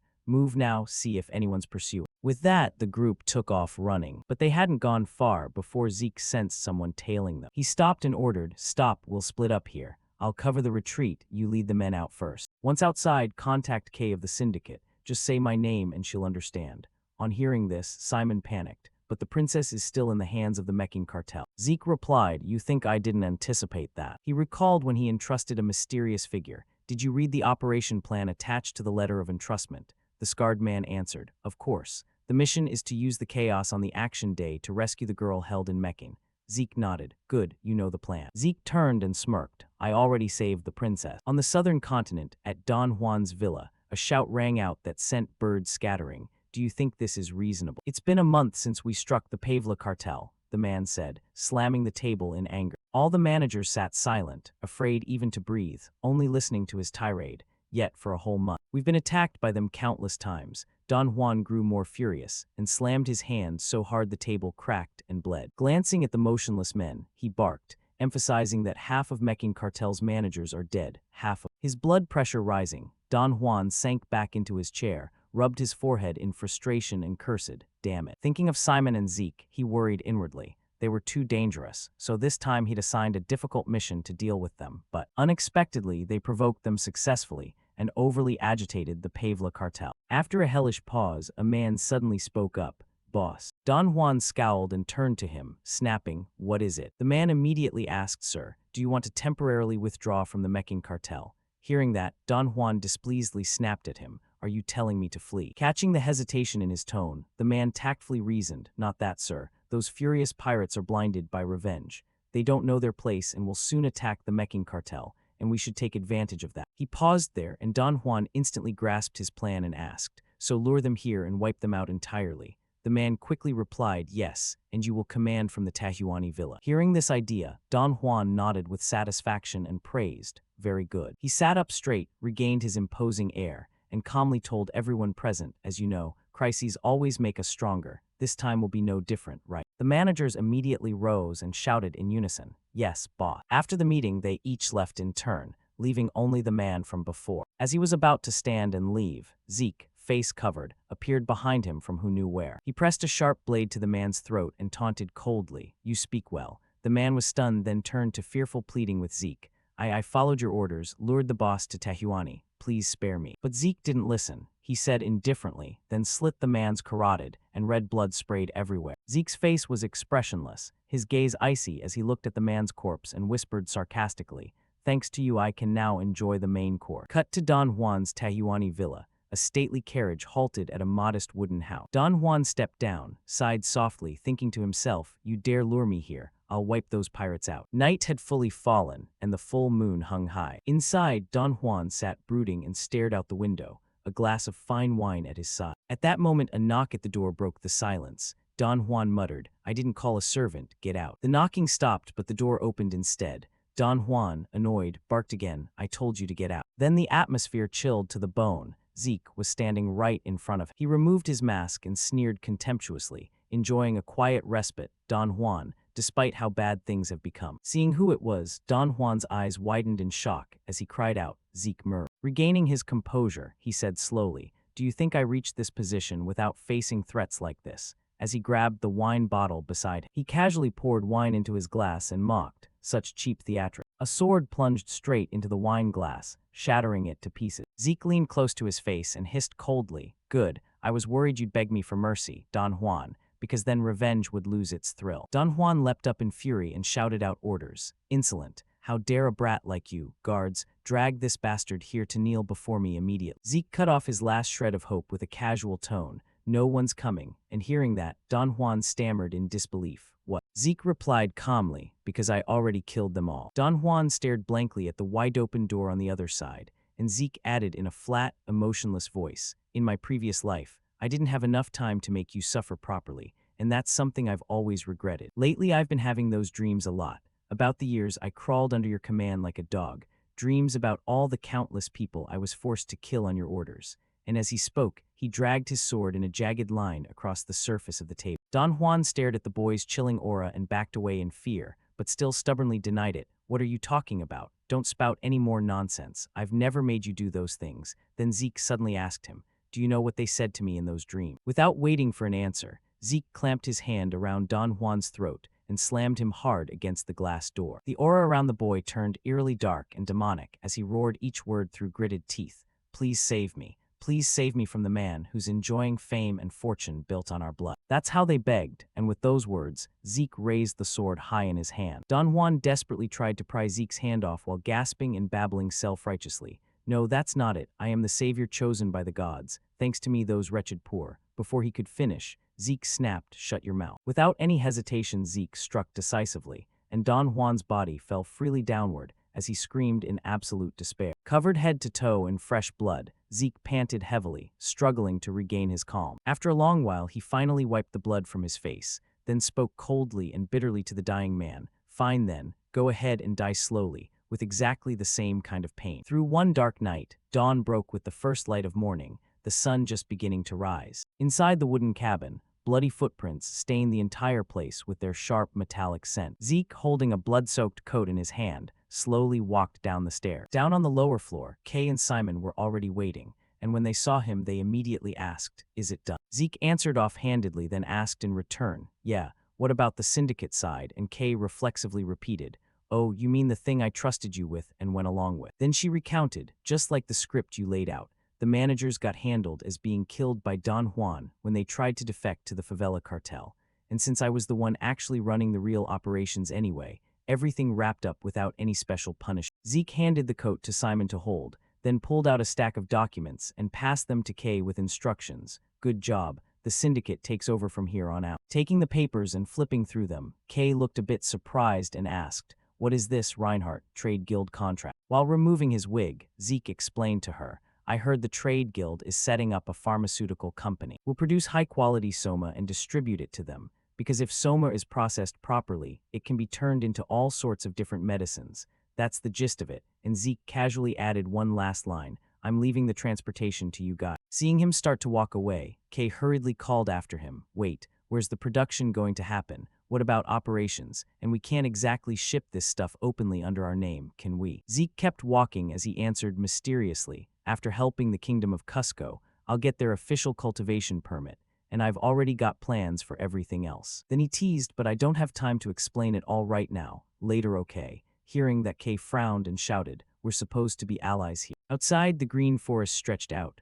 white clouds rolled across the sky, and a flock of white birds flew off into the distant horizon. while Zeke walked on, silently calculating in his mind. All right then, time to deal with this next thing. Suddenly he stopped and rummaged through his pocket. He pulled out a letter, an invitation from Prince Karas Nerva Constantinus. The letter summarized that according to Decker, the prince hadn't returned after the banquet and was still staying in Atlas. Staring at the words on the page, Zeke couldn't help but think, but getting from here to the center of the continent will take at least a few days, and if I'm late, the prince or someone close to him might start getting suspicious, and they'd probably figure out exactly why I showed up late at a time like this. Even though nothing had happened yet, his overactive mind had already spun out 49 different future scenarios, but his worries weren't unfounded, because Zeke Draker might very well be tied to the collapse of the Mecking cartel. The more he thought, the more anxious he got, coming up with different scenarios. Maybe the prince already suspects me, and that's why he summoned me back. Okay, stop overthinking. He told himself, even if it's just speculation, better safe than sorry, so let's create an airtight alibi. With that thought, his fingers flew across the holographic screen, and Zeke let out a relieved sigh. This is the spot. Please specify the destination. Destination set. Atlas Ruins, required points 600. Using the system's teleportation gate function, 600 points were deducted, and in a flash Zeke vanished from the forest. Up in the luxurious top-floor lobby of the Atlas Hotel, the sky had already darkened into evening. Zeke rushed over, and as soon as someone spotted him they shouted, "Look, Zeke's here, hey Zeke." Karas waved enthusiastically to beckon him, but Zeke's attention was locked on the person standing beside him as he thought to himself, Karas, and sure enough, he's here too. At that moment the other man turned his face toward him, gave a faint smile, and said casually, "You've arrived, Zeke," and that man was none other than Abel Draker. Zeke bowed respectfully and said, "Sieg Draker, reporting as summoned for duty. Your Highness, what is it you called me here for?" Karas lounged arrogantly in his seat and declared, "I called you here because there's a matter of utmost importance, and that is." Right after, he grabbed a bottle of wine, hooked his arm around Zeke's neck, and grinned, "This right here." Karas pictured Zeke drinking and laughed excitedly. "William and Abel are great at their jobs, but they can't hold their liquor. But you're the bold and generous type, Sieg, so that's why I summoned you." Zeke glanced away helplessly, thinking to himself, did I really leave that kind of impression back then? He recalled Adele's sharp features and mused, anyway, putting that aside, Prince Karas, Abel, and even William Siemens, I can more or less guess what they've been talking about. Looking deep into Adele's piercing eyes, Zeke suddenly realized something, and it seemed like Abel had something private he wanted to say to him too. Karas happily shoved a glass of wine in front of Zeke's face and urged, "Come on, no need to stand on ceremony, have a drink." Zeke gave an awkward smile and stammered, sure then." The two clinked glasses right after, to a fun time ahead, bottoms up. Not long after, Karas was completely wasted and had to lean on others just to walk. The system popped up a notification, alcohol detected, 100 poisons immunity passive effect activated, toxin neutralized. Zeke watched the drunken Karas with a small smile, thinking, this is kinda, I'm the only one still sober, feels a bit guilty. Suddenly Adele appeared in front of him and said, "Sorry about that. I heard you were in closed-door training, and here I go bothering you again." Zeke replied with a sigh, "It's fine, actually the opposite. I've been feeling frustrated with no progress anyway." Adele smiled gently and said, "Then perfect. Come sit down. Let's have a drink together, see." Zeke's reflection stared back from the wine glass, surprised that Abel had created such an atmosphere. In that awkward tension, he suddenly thought, looks like here, he's planning to tell me something pretty important. All of a sudden Adele spoke up, Sieg, and Zeke quickly responded, "Yes." Then he got straight to the point, making Zeke freeze for a second. "What do you think about the Draker family?" Adele hesitated, and about me in particular. Immediately a cunning glint flashed in his eyes as he emphasized, "One day, I'm going to end the Draker house." Zeke shot to his feet in surprise, making Adele remark, "The scent coming off you is exactly the same as mine." He suddenly recalled the past, blood and battle, death and victory. The image of Zeke walking alone through blinding white snow appeared in his mind. The kind of things a pureblood dragon slayer naturally carries. You give off the scent of a predator who possesses all of it. Zeke stood there listening quietly, but his face showed clear discomfort. "As fellow predators, I think you'll understand what I'm saying." Zeke cursed inwardly in anger. Damn it, that bloodline tone again. He looked at Adele casually sipping his wine and asked, "So, cozying up to the Empire is also part of toppling the family?" Abel drained his glass in one go, set it down hard, and answered, "A lot of people." Adele raised his hand slightly and said, "They call Atlas the foremost continent, but I think differently. You can't just settle for one city. If you want to be called number one, you have to become even stronger." A miniature empire appeared on the palm of his hand. "Look at the Rome Empire. Aren't they constantly building roads? From north to south, they're even trying to connect the entire eastern continent into one. Adele praised with admiration. Roads, culture, resources. The moment everything flows freely with Rome. Then Adele clenched his fist with ambition. When that happens, the world will truly be so much better than it is now. One ideal land where everything unites as one. Zeke stated gravely, that's definitely the kind of story only an emperor of an empire would say. He thought of the man in red armor, Cain Siemens Constantinus. That guy's middle name is Siemens too, and that's the maternal house backing Abel, Zeke silently confirmed. And after hearing this story, there's only one conclusion. Abel, Siemens, and the Empire are connected. The neatly arranged wine bottles on the table accompanied his words, Sieg, our blood clan. Abel continued, I believe talented people should receive rewards worthy of them. And if it's you, I can give you the brightest treasure I'll obtain in the future. Come join my side, Sieg. Zeke said nothing, just quietly thought, so he wants to make me his number 2 in the faction. Immediately he bowed respectfully and replied, thank you very much for the offer, however. Zeke turned coldly and walked away. I've already chosen my own path, so I'm afraid that's not possible. Abel watched him go with a frown and asked, you won't regret it. Zeke didn't even look back as he strode straight out the door. No regrets. As he walked, he gritted his teeth in anger. He thinks I'll become a slaughterer just like him, Abel. Seeing the situation turn bad, William stepped forward and knocked on the door. He approached Abel and asked, why are you alone? Where's Sieg? The fire of rage flared inside Abel as he said, my dear little brother said he'll walk a different path from me. So William, that just means I have no choice but to crush that budding threat while it's still small, right? Hearing those words, William paled in fear, and Abel roared in fury. I clearly gave him one last chance. In front of the principal's office at Valhalla, Zeke stood confidently, deep in thought. I'm already 17, a second-year student at Valhalla. Of course, I have no intention of staying the full 5 years before graduating. He had already prepared an early graduation request that read, since I have become a full-fledged knight, I wish to contribute to the family as soon as possible, however. As I am still a student, it pains me that I can hardly participate in major activities.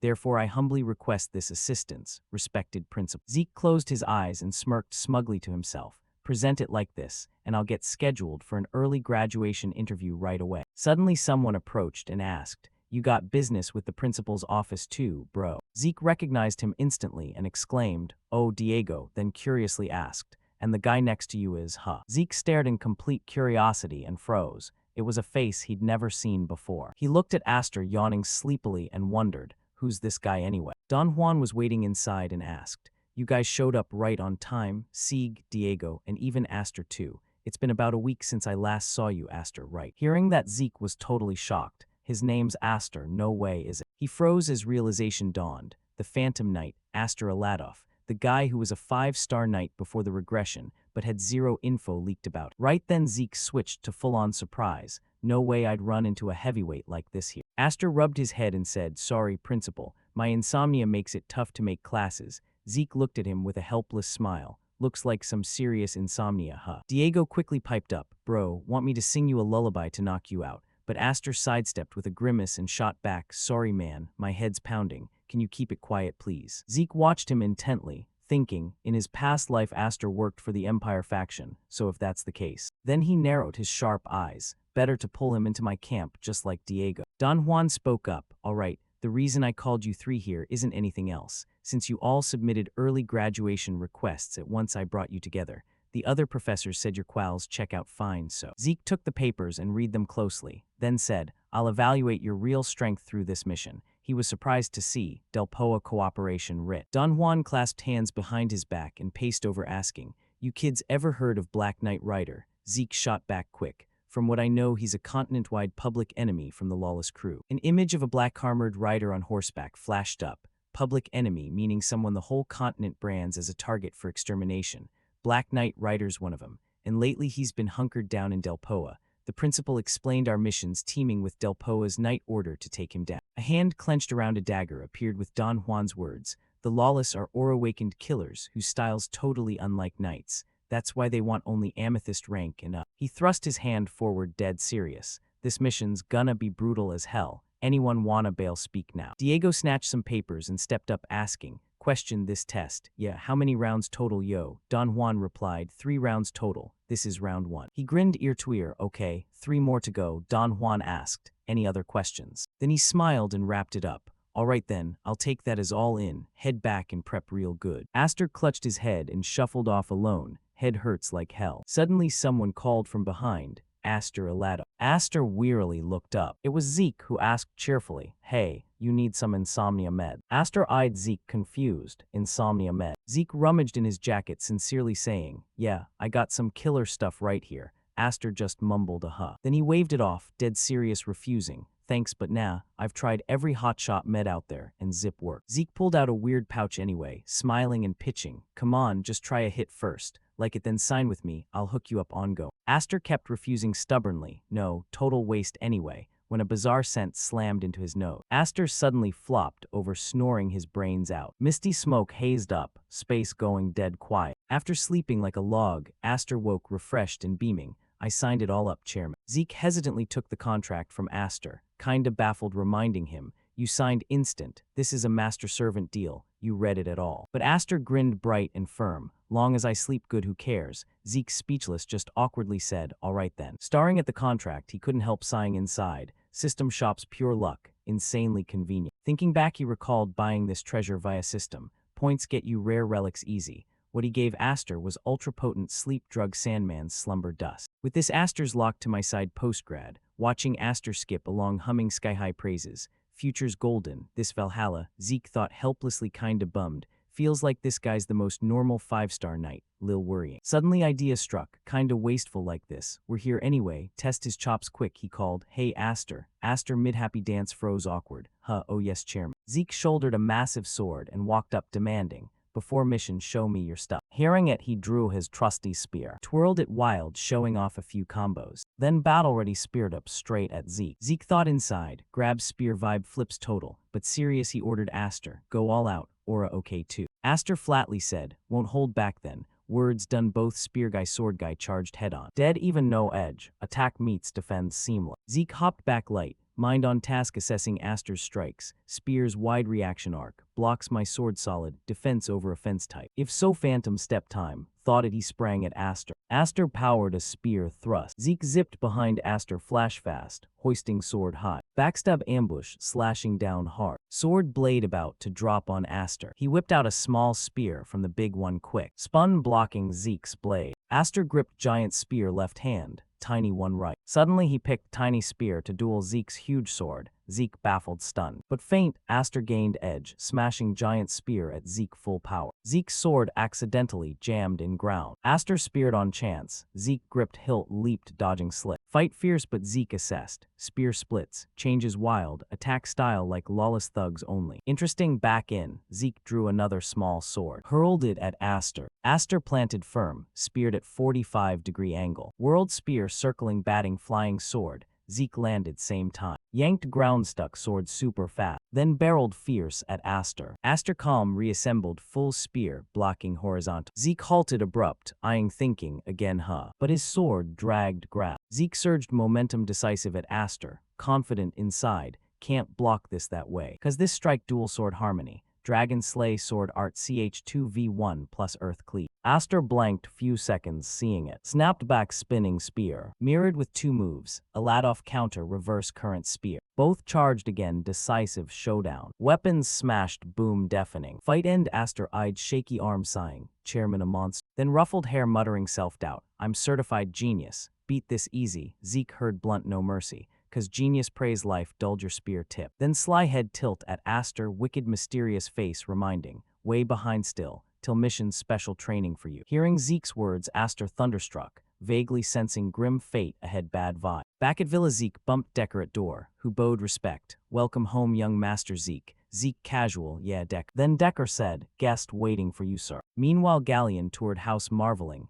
your place is straight epic, sir. Suddenly Zeke in weird armor popped before Galleon serious. Long time Jellion. Called you cause got something for you to check. Hearing Galleon tensed mind 49 dogblood plots. Urgent asking me, black sword busted or what? Magic forge made can't scratch easy. Him mentioning Zeke thought, oh yeah Galleon's rep must be skyrocketing now. Thanks past life magic forge I built him. Cranking top gear ahead schedule. Gotta lock him exclusive Smith soon no poachers. Brushed off waved, Bahamut's fine. Problem is, mid-sentence, sudden full-body armor transform. Swipe touch Zeke's face showed, flatly said, "Got this now." Galleon jaw-dropped, shocked, speechless. Finally sputtered loud, "Holy shit, what is this, sir?" Zeke, honest to know either, called you to figure it. Item, I don't want to probe public. Handed armor to Galleon, probing. So can you inspect close? Galleon still shocked, but yes sir, of course. Sealed study Galleon's, muffled sorry sir leaked out. Chairset eyeing table sketches, Galleon's scratched head asking Zeke. No modern relic I know matches. Any clues on material? Zeke silent, pondering, deep. Recalled past thinking, oh right, Kane fight. Mulled, then hesitant, that armor bounced sword aura. Words out, Galleon table slam, jumped, shocked, yelling.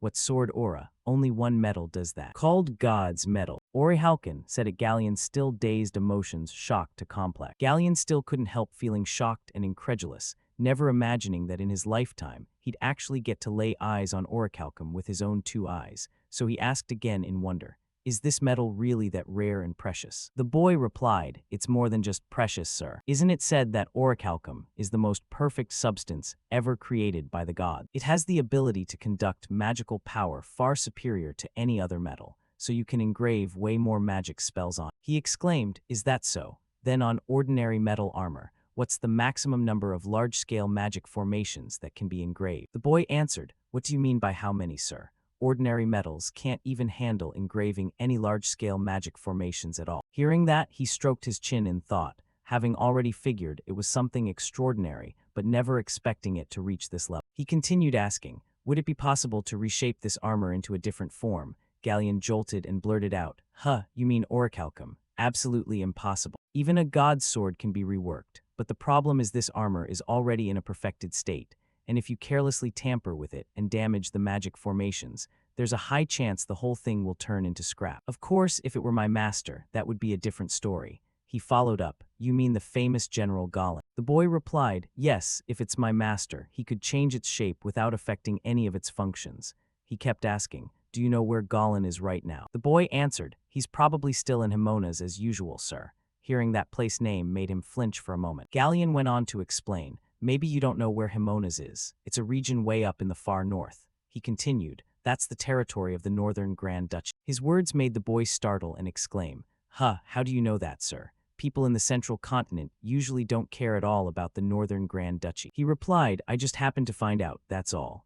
At that point, he suddenly recalled the figure of an old acquaintance. Then he stood up and said, anyway, thank you so much, Galleon, and if you want to study the metal more while you're staying at the mansion, feel free to take a look whenever you like. The boy was a bit startled. Yes, thank you very much, sir. As he stepped outside, he thought to himself, Himonas, why would he suddenly be there of all places? There's still plenty of time, so I'll handle the things that need doing first before heading over. At that moment, as if remembering something, he resolved firmly in his heart, that's right, I definitely have to do it that way. The scene shifts to the Reinhardt Trading Company, where he, along with Cleef and Melissa, began discussing the main business.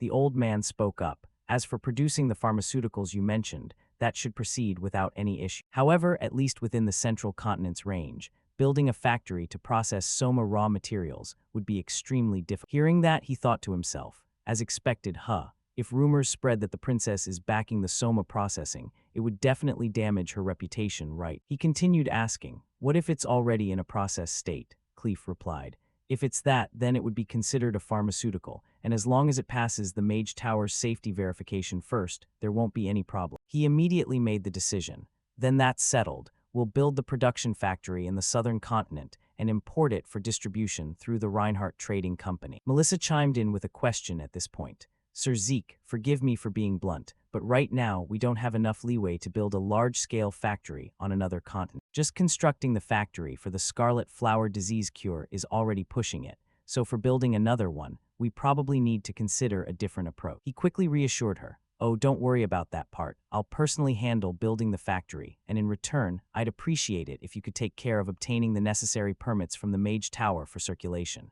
Those words made Melissa startle. You mean you personally, Sir Zeke? Could the Draker family be direct? He explained right away. It has nothing to do with the family. All the costs will be covered by my personal funds. Then he handed over a letter and began explaining.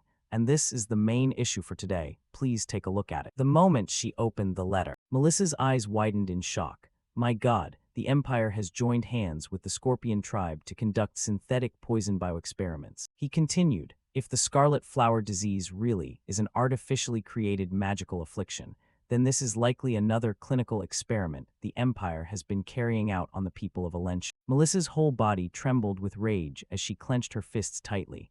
I already suspected it, but I never thought they'd go this far against their own citizens. He added, Your Majesty, the reason I'm showing you these documents now is because for the time being we need to keep this crime of the Empire a secret. Melissa's emotions were currently bottled up to the breaking point. She angrily shot to her feet. What are you saying, Sir Zeke? We have to expose the Empire's crimes right away so they can't repeat this anymore, don't we? He calmly responded, I understand how you feel right now, Your Majesty, but this still isn't strong enough evidence to use decisively on the diplomatic stage. The Empire has cleverly shifted the main subject of the experiment onto the Scorpion tribe, and since they're a notorious group of black mages, human experimentation on their part isn't exactly shocking news. So as the Empire, they can just deny any connection to the group and express regret, and that would be the end of it. And more importantly, for now it's actually more advantageous for us to hold on to this information. Melissa asked back curiously, what do you mean by that? He replied, the Empire has no idea that we've obtained the truth about this, and since they're conducting large-scale experiments, there must be somewhere with more direct linking evidence to. As if catching his drift, she exclaimed, you mean you want to use this opportunity to seize that evidence too, so we can apply absolute pressure on the Empire? He nodded in confirmation. Exactly, that said, the reason I showed you the documents first is to prepare in advance. She kept questioning, prepare. He explained, if they've already run scarlet flower disease clinical trials in the disputed Alencia region, it's highly likely other types of synthetic poisons will be tested there as well. Before that happens, we need to have antidotes ready for those poisons in advance. In her mind, she thought, if those weapons get used in the disputed zone, Alencia's forces would have to fight while poisoned without even realizing it. However, if we prepare the antidotes ahead of time, not only can we minimize the damage, but we might even land a devastating blow to the Empire from behind. A spark of determination lit up in her eyes. Yes, my choice really wasn't wrong after all. Bringing Sir Zeke over to the trading company was an incredibly correct decision. He stood up and said, I probably won't be able to join meetings for a while since my schedule in Valhalla is going to be pretty packed. Melissa replied, is that so? If there's a chance later, I'd really love to invite you to visit Alencia, Sir Zeke. He cheerfully responded, Alencia, huh, that's the place with all those beautiful mountains and lakes, right? Hearing that, she marveled. Have you been to Alencia before? He smiled. I've just heard people say it's a wonderful place a lot, so if I get the chance to visit, please show me around those scenic spots. Melissa happily answered, yes, absolutely, sir. Then the two of them bowed in farewell, wishing you a safe journey, sir. After finishing up there, he returned to his training duties. After a round of intense sparring, his two friends had collapsed onto the ground. Diego groaned, Zeke, I'm gonna die before the mission even starts.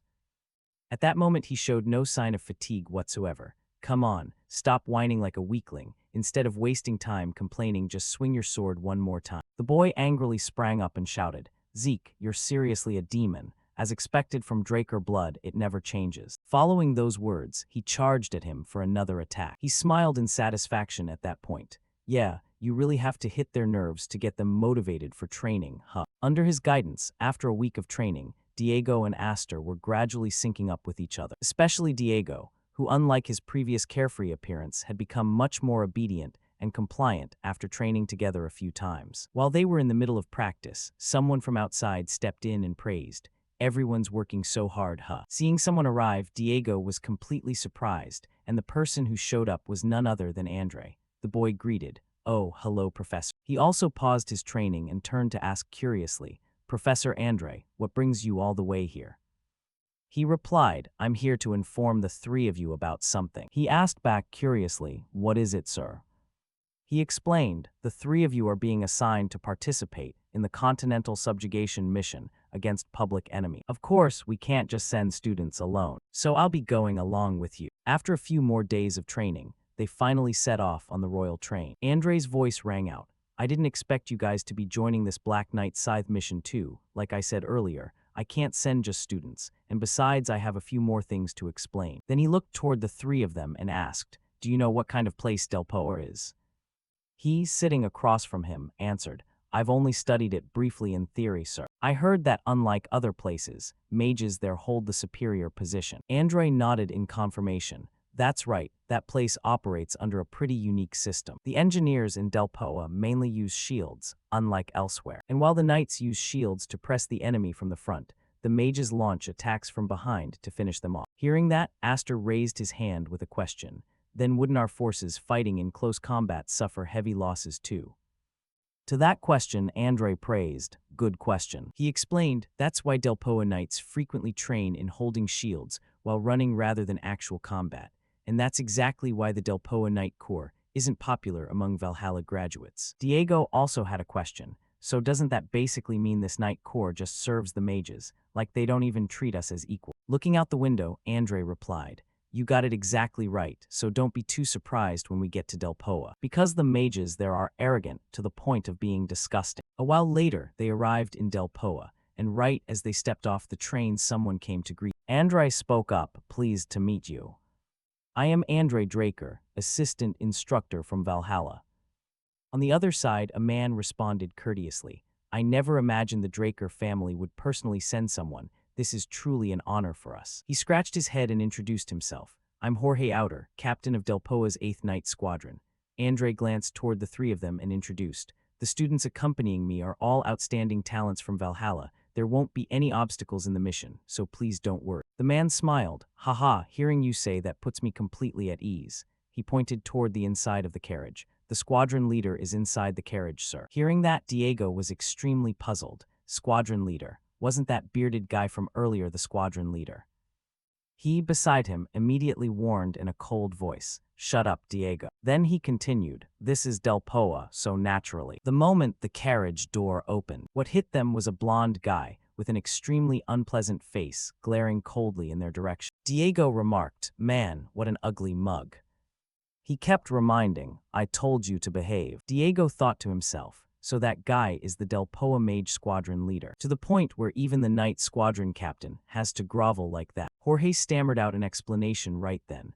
Well, the thing is the captain said he wants to go on his own. You guys might need to find another carriage." Diego shot back, "What the fuck?" Staring in the direction the carriage had left, he yelled loudly, "What the hell is going on here? He just treated us like trash and ditched us completely. No matter what, this is unacceptable. We came all this way for this damn joint mission." Before he could even finish his sentence, Zeke spun around and kicked Diego hard in the leg, making him yelp in shock. Clutching his leg, he whined, "You damn demon. Why isn't even Professor Andre saying anything about this?" Andre paused thoughtfully for a few seconds before speaking. "Once you graduate and start operating as knights, you're going to run into situations just like this. Make sure you remember everything you're about to go through from here on out." The scene shifts to nighttime inside a room where a mocking laugh suddenly rang out. Ha ha. While his two friends were already sound asleep, Zeke was still wide awake, sighing to himself, "Talk about night and day difference. Our lodging looks so rundown it's like they threw it together half-assed just to say they did something. While the facilities I saw for those mages on the way here are dripping with money. I didn't really expect anything fancy to begin with, but still." After thinking it over, he sat up. "Whatever, I'll just step outside for some fresh air." Walking down the hallway, he thought to himself, "I don't really care that much about this shitty treatment anyway. In my previous life, I went through way worse stuff than this plenty of times. But what I'm actually worried about is that doomed Black Knight Yaksha mission." During the strategy meeting, from Captain Jorge Outer all the way down to the knights, everyone just stayed dead silent the moment the mage spoke. "I saw it coming, but I didn't expect it to be this bad." While he was sighing, a figure approached him and asked curiously, "What are you doing out here all alone?" He glanced over at the person who just spoke, thinking to himself, "Isn't this that mage captain from earlier?" The guy kept staring at him with contempt. "Well, I've got something to say too. Lucky I ran into you here." He sneered, "You Valhalla folks aren't gonna accomplish jack shit. So stop meddling in magic and causing trouble, or just shut up and go home." Hearing those words, Zeke's face flushed with anger, veins bulging as he thought, "If that's how it is, then why the hell did you even ask for cooperation in the first place?" I can't exactly punch him in the face though. Then the guy noticed his gloves and commented, "Those gloves. You're a pureblood awakened from the Draker family, aren't you?" Zeke replied coldly, "Yeah, what's it to you?" His response pissed the guy off. "What's with that arrogant attitude? You'd better not take those gloves off around here if you want to make it back alive from this mission." With that, he stormed off angrily, leaving Zeke standing there deep in thought. He's sharp, huh? Makes sense. Purebloods have the power to disrupt mana after all. Then someone else walked up and called his name, startling him into turning around. The person continued, "Is that you?" Zeke turned to look at whoever just called him, a bit dazed. After a couple seconds, he blurted out, "Professor Payne." The man smiled and replied, "Ha, it really is you. Long time no see, huh? How have you been?" Zeke answered. "I'm doing fine, sir, but why are you here?" Payne scratched his head and said, "There's no better place for a mage to rack up real experience. I figured just doing research wasn't enough, so I volunteered to enlist." "What about you? What brings you here?" Zeke replied. "This time I'm here for the Black Knight Yaksha mission." Oh. Hearing that, Payne jolted. "What?" Then he continued, "Zeke, come here for a sec." The words made Zeke flinch a little. "Sir, why all of a sudden? Do you have something you want to tell me?" Professor Payne gripped Zeke's hand tightly and said, "Zeke, about tomorrow's mission, you absolutely cannot join it." Zeke looked puzzled. "What do you mean by that, sir?" Payne explained, "It's a mission that's already set in stone to fail. So don't go under any circumstances." Those words sent a chill through Zeke. He froze for several seconds. As soon as he got back to the room, he heard Diego groaning. Damn it. I feel like I didn't even sleep. I'm so freaking exhausted." Zeke was still thinking about the encounter earlier. Professor Payne had said he couldn't reveal anything more. What does it mean for the failure to be predetermined? In this situation, there are two possibilities. Either the higher-ups in the punitive force are corrupt, or they're secretly colluding with the very target they're supposed to punish. Even though Delpoa is a place where mages often abuse their power, I doubt their internal military side is rotten enough for outright corruption. If there's any wrongdoing, the idea of them being in cahoots with the target makes way more sense. If that's the case, then yeah, the second possibility is definitely the one to watch out for. Right now, everyone was gathered on a mountainside. The captain started assigning roles. Teams 1 through 3 move up along the ridge. Teams 4 through 6, you're on frontal assault. He turned to Jorge Outer and asked, "Any objections, Georgia?" Jorge immediately replied, "None, sir." Then he turned back to the group. "All right, as for the rest of you," before he could finish, Zeke cut in coldly. "I have a question. What exactly are we supposed to do here?" The captain got pissed at the question and shouted, "Didn't I tell you yesterday to just sit tight? I already went out of my way to warn you." Zeke pressed on. "I'm a blue knight, and Diego and Aster are both purple knights. With combat power like that sent here to assist, are you seriously just gonna have us sit around doing nothing?" Hearing that, the captain snapped in surprise. "You're a blue knight." The people around them murmured the same shock. So young and already a blue knight, and with 2 purple knights too. Valhalla really is on another level. The old guy gritted his teeth in fury. "Jorge, assign them to reconnaissance." Jorge stammered, "Why yes, sir." From behind, Andre asked curiously, "Why'd you suddenly do that? You're not the type to pick a fight with the captain for no reason." Zeke replied, "This mission has some suspicious points." Andre asked back, "Like what?" Zeke explained, "I suspect there's collusion between the punitive force and Black Knight Yaksha." His words made Andre flinch a little. Andre thought for a few seconds, then said, "I see. If you're saying that, then you must already have a plan." Then he stepped forward and announced clearly, "From now on we will commence reconnaissance toward the Black Knight Yaksha's camp. All members prepare to move out. As for the vanguard and team command position." He glanced at Zeke and said, "Zeke, you'll take charge." After the assignments were done, the groups began to move out. One squad was scouting through the forest. At that moment, the scarred guy noticed something and immediately called out, "Everyone stop. There's a shelter nearby. Move in carefully, watch your footsteps, and don't make any noise. If we get spotted, it'll be a real pain." While he was talking, a sword suddenly flew in from somewhere. His face instantly darkened. Then he let out pained cries as the sword buried itself in his thigh. Up in the trees, the trolls started moving. They leaped down and attacked the group like crazy. The soldiers panicked and scattered, screaming, "Help me." From behind, Diego and Aster jumped in and struck the monsters.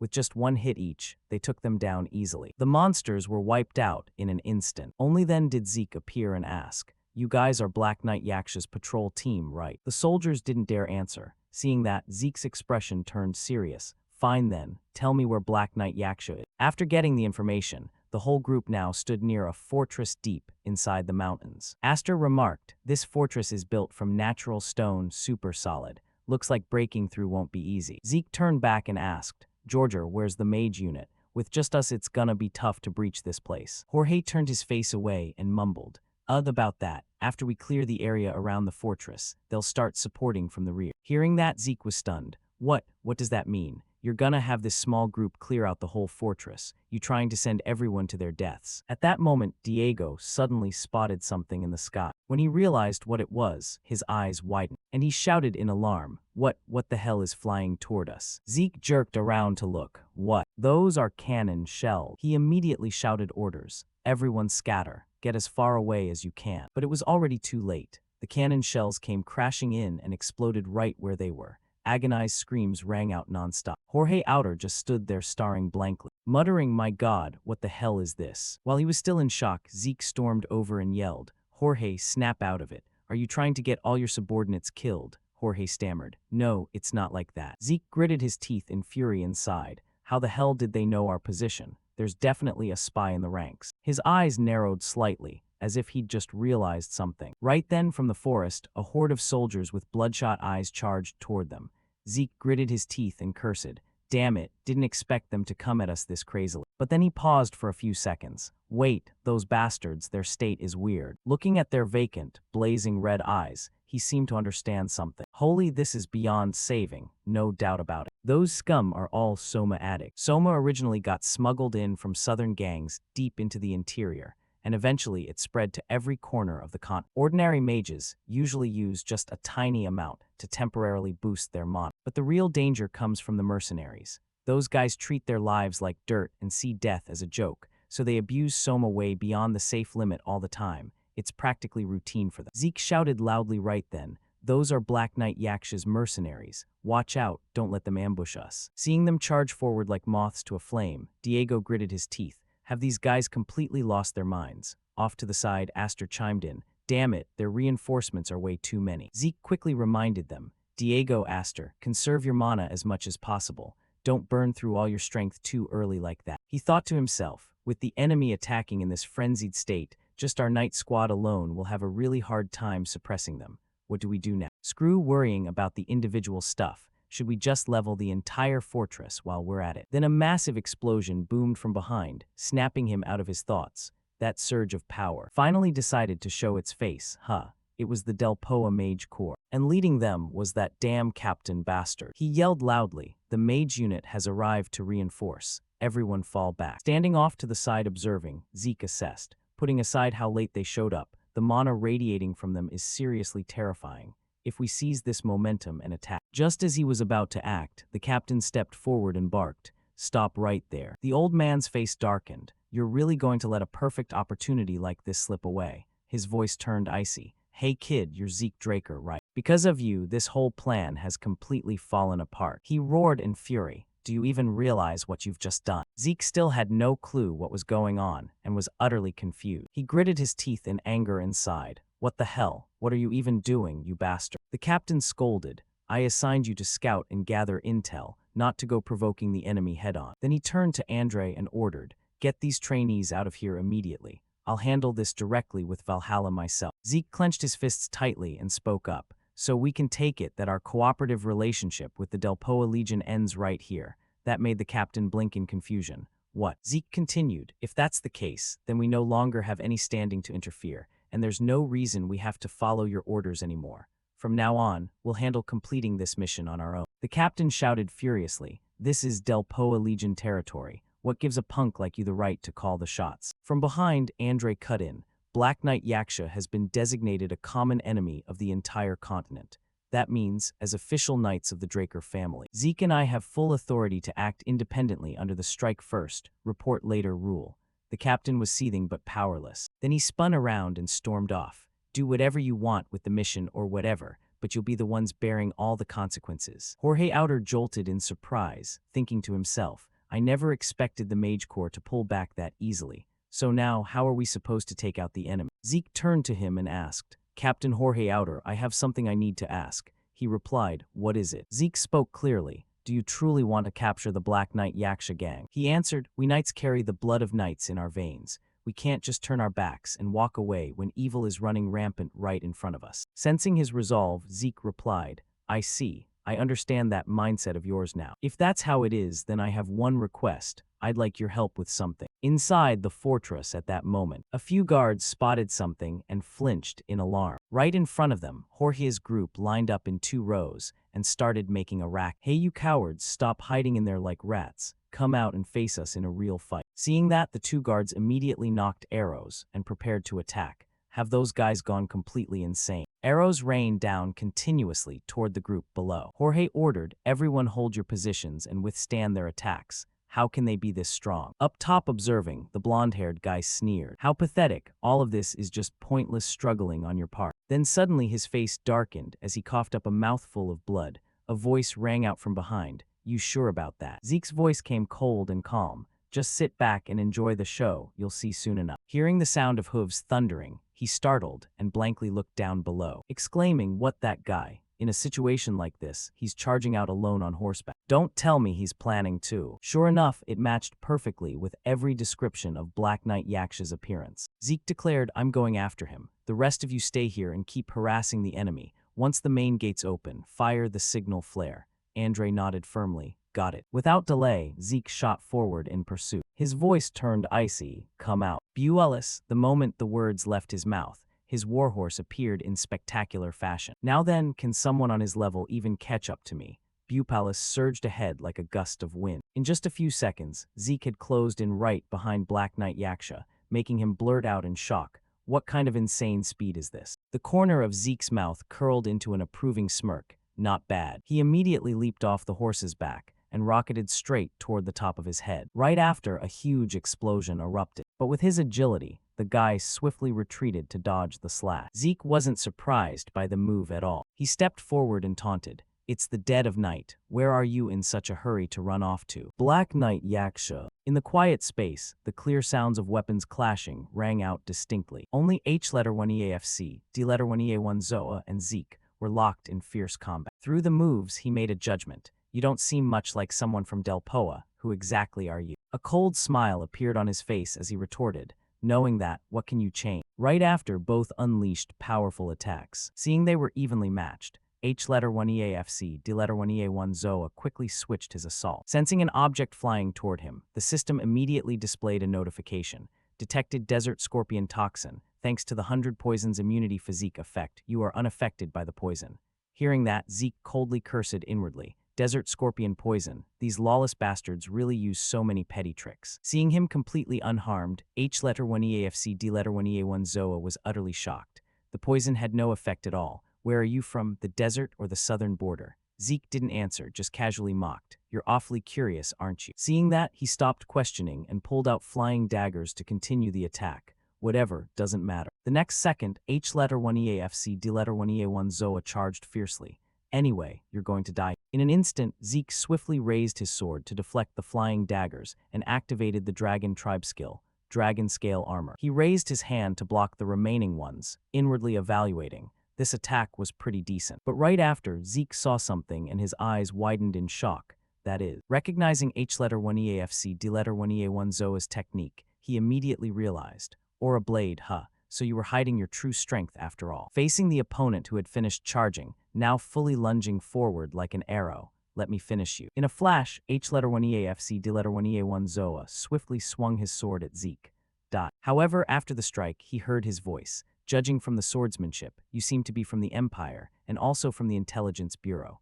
H-1EAFC, D-1EA1 Zoa was extremely shocked and blurted out. How do you know? Abruptly, his body took a fierce lightning strike. H-1EAFC, D-1EA1 Zoa couldn't withstand it and collapsed to the ground. From behind, Zeke slowly approached. So then, his face cold as he interrogated. Now it's my turn to ask. Why is someone from the Intelligence Bureau causing chaos in Del Poa? Knowing he couldn't win against Zeke, H-1EAFC, D-1EA1 Zoa decisively bit his tongue. He had to find a way to commit suicide. Who would have thought the next second Zeke poured medicine into him? Futile. Looking down coldly at H-1EAFC, D-1EA1 Zoa, Zeke calmly said, I know full well how stubborn you Intelligence Bureau people are, using recovery potion. Then he casually threatened, if you provide information that satisfies me, I'll allow you to die. Instantly, his expression became fearful and wary. A moment later, H-1EAFC, D-1EA1 Zoa sat, slumped on the ground, breathing heavily nonstop. In front of him, Zeke leisurely interrogated, ready to talk now. H-1EAFC, D-1EA1 Zoa compromised and slowly spoke. What do you want to know? He asked without hesitation, your identity and everything you've done here. Glancing briefly at Zeke, he honestly answered, I am an agent directly under Room 13 of the Empire's Intelligence Bureau. Zeke seemed to ponder and questioned, Room 13? I thought they were only up to Room 12, so there are types like you after all. Hearing that, H-1EAFC, D-1EA1 Zoa exclaimed in disbelief. How do you know there are up to Room 12? The next second, Zeke leaned down, his face dark and threatening. I'm the one asking questions here, so what have you done here? He panicked and stammered, conducting experiments. H letter 1 EAFC, D letter 1 EA1 Zoa hurriedly added, experiments on awakening drugs. Instantly, Zeke recalled the group he met before. Awakening drugs, could it be those mercenaries? His tone somewhat doubtful as he questioned, weren't they just addicted to soma? He straightforwardly revealed the secret. Yes, it's made from soma component. Hearing that, Zeke continued probing. So why create that drug? H letter 1 EAFC, D letter 1 EA1 Zoa calmly explained the Empire's plot, to create warriors who know neither pain nor fear. In a flash, countless thoughts surged in his mind. Is this another human experimentation by the Empire? You're depleting Del Poa's forces while observing the combat patterns of the test subject. Glancing at H letter 1 EAFC, D letter 1 EA1 Zoa opposite him, Zeke silently analyzed. The fact that H letter 1 EAFC, D letter 1 EA1 Zoa could hold out in the fortress for 3 years, while infiltrating bandits and mercenaries to expand the organization, all must have been thanks to the Empire's back. His inner anger surged as he cursed inwardly. Damn Empire bastards, what the hell are you planning across the entire continent? A moment later, Zeke calmed down and spoke. Hey, you know if things continue like this, the Empire will kill you first to silence you, right? H letter 1 EAFC, D letter 1 EA1 Zoa's entire demeanor lifeless as he replied. Yes, I've answered everything, kill me. Who would have thought he leisurely proposed a solution? If there's a way to survive, what would you do? H letter 1 EAFC, D letter 1 EA1 Zoa didn't believe much and said, no way to escape the Empire's intelligence bureau anyway. But the next second Zeke dropped a bombshell that silenced him. What if the Draker family uses their power to protect you? H letter 1 EAFC, D letter 1 EA1 Zoa couldn't believe it and blurted, Draker, what do you mean? He didn't answer but raised his hand to use power. Feeling his body fully recovered, he asked in shock, you're a pureblood awakener of the Draker family. Zeke casually replied, that's right. At this moment, waves surged in H letter 1 EAFC, D letter 1 EA1 Zoa's heart. Of course I don't want to die in this place. I've done too much dirty work and don't have much patriotism left. Even if I survive and return to the Empire, I'll surely be killed to silence me. Finally, he silently made his decision. In that case, becoming a witness under the Draker family's protection is still a better choice. H letter 1 EAFC, D letter 1 EA1 Zoa tried to calm himself and spoke. Can you guarantee a complete identity change for me? Unexpectedly, Zeke said something else. There's an even better option. He calmly declared, I'll introduce you to a new job. His expression full of confident judgment. If you're from the Empire's Intelligence Bureau, there are plenty of places that need your skill. A moment later, something streaked through the quiet forest. It was Zeke, he quickly set off while pondering. The fortress hasn't fallen yet. His mind kept guessing. A fortress without H letter 1 EAFC, D letter 1 EA1 Zoa should have been easily controlled by Andre's group. Has something happened? For now, I need to return to the knight's camp first. A moment later, Zeke landed in a spot. As soon as he looked up, he was utterly shocked because he saw a group of people discussing something ahead. What are those mages gathering for? Right after, one of them raised a staff. Zeke's eyes immediately widened in horror. Then his face turned icy cold as he questioned, what the hell are you doing? Why are you targeting allies? The response came from someone else slowly approaching, Zeke Draker. He coldly accused, because of you, H letter 1 EAFC, D letter 1 EA1 Zoa who was captured escaped. Ingrid's expression showed no courtesy as he declared, therefore, to hold you accountable for this grave mistake, I will escort you back to camp immediately. Hearing that, Zeke let out a soft sigh. Right after, he darkly cursed, that bastard is throwing a tantrum again. Looking at the person before him, Zeke tried to stay calm and questioned, what do you mean? Is H letter 1 EAFC, D letter 1 EA1 Zoa's escape my fault? Ingrid mercilessly criticized, of course it's because of your sloppy raid plan. If not for you I wouldn't have lost a prey like H letter 1 EAFC, D letter 1 EA1 Zoa, who was already in hand. Hearing that, he coldly mocked. So you've confirmed H letter 1 EAFC, D letter 1 EA1 Zoa is no longer in the fortress. If so, the fortress defense is still too solid. Instantly he faltered, hurriedly shouting, shut up, I already confirmed earlier, someone rushed out of the fortress. Zeke found it laughable and countered. It could also be just a messenger going for reinforcements. On what basis do you claim that's H letter 1 EAFC, D letter 1 EA1 Zoa? Instantly, Ingrid was speechless. Seeing that reaction, he immediately understood. So it's clear now. That bastard reported to let H letter 1 EAFC, D letter 1 EA1 Zoa escape. Looking at the opponent, Zeke quickly deduced the truth. Though he committed treason by colluding with the enemy for 3 years, he probably doesn't know his actions helped the Empire's experiments. Anyway, the fact that he's trash doesn't change. At this moment, Ingrid spoke again. Stop talking nonsense, come with me. Then he turned to leave. I will report your crimes in detail to the superiors. Seeing that, Zeke inwardly sighed. as you wish. A moment later, he followed Ingrid back to the fortress. Suddenly Zeke saw something and was utterly shocked. The figures of three people caught his eye, making him question in disbelief. Those people are. Seeing the man's face clearly, Zeke called out in surprise. Jorge, hearing the voice, he panicked and cried, "Knight." Immediately he looked at Ingrid, questioning, "What is this? Why are they tied up?" Ingrid's cold voice replied, "Shut up, don't meddle in what's not your business." At this moment, Jorge suddenly shouted, "Knight, we don't regret helping you at all." The more he spoke, the more agitated he became. "We also want to become honorable knights." The next second, a lightning bolt struck Jorge, making him shut up. Seeing this scene, Zeke coldly criticized, "Treating allies like this isn't too much. Even prisoners aren't treated this way." But his action completely enraged Ingrid. "I told you to shut up already." His expression ferocious as he threatened, "One more word and I'll execute you on the spot." Right at that moment, a loud explosion sounded not far away. When the dust cleared, someone slowly approached and spoke. Delphoa 8th Magic Division Commander, Ingrid Haxon. Aster arrived with 2 companions and warned, "Your earlier statement can be considered a threat to kill Zeke Drake." His face solemn as he declared, "Therefore, from this moment, the Draker family declares we will shift to a state of wartime readiness against Delphoa." Instantly, the entire space fell into silence. At this moment, Ingrid began to feel fear, a direct warning from the Draker family itself, not from anywhere else. His mind couldn't believe it, targeting the entire Delphoa. Ingrid hurriedly spoke, wanting to treat it as a joke. "Hey, anyway, this reaction is a bit much. This is practically declaring war. Joking like this is over the line." Before he finished, Aster calmly cut in. Ingrid Haxon listened clearly, his eyes full of displeasure as he warned, "The name Draker is absolutely not something light as a feather." Seeing that, Ingrid anxiously explained, "I misspoke earlier. It was just tension from battle, don't misunderstand." His tone softened as he excused his actions. "I just wanted to bring Zeke Draker back to camp for a more thorough investigation." At this point, Zeke suddenly spoke. "Before that, can I talk to my comrades for a moment?" Instantly, Ingrid's brows furrowed in displeasure. But he couldn't refuse, so he led everyone to the room and said, "I'll give you 20 minutes. After Ingrid left, Zeke immediately raised his hand to release power everywhere. This should be enough to disable the surrounding magic devices. On one side, Aster waited for him to finish before speaking. "Zeke, didn't you say you had something to tell?" He calmly revealed, "I captured H-1EAFC D-1EA1 Zoa." He asked in shock, "You mean you faced H-1EAFC D-1EA1 Zoa alone?" Zeke straightforwardly confirmed, "Yes, I planned to capture him alive before the battle dragged on." Hearing that, Aster's heart surged with awe. Capturing an enemy commander alone that even experienced knights struggle against, truly worthy of Zeke. Facing him, Zeke continued recounting the information he uncovered. After interrogation, I found he was deeply involved with Division Commander Ingrid, to the point that handling this might become quite complicated.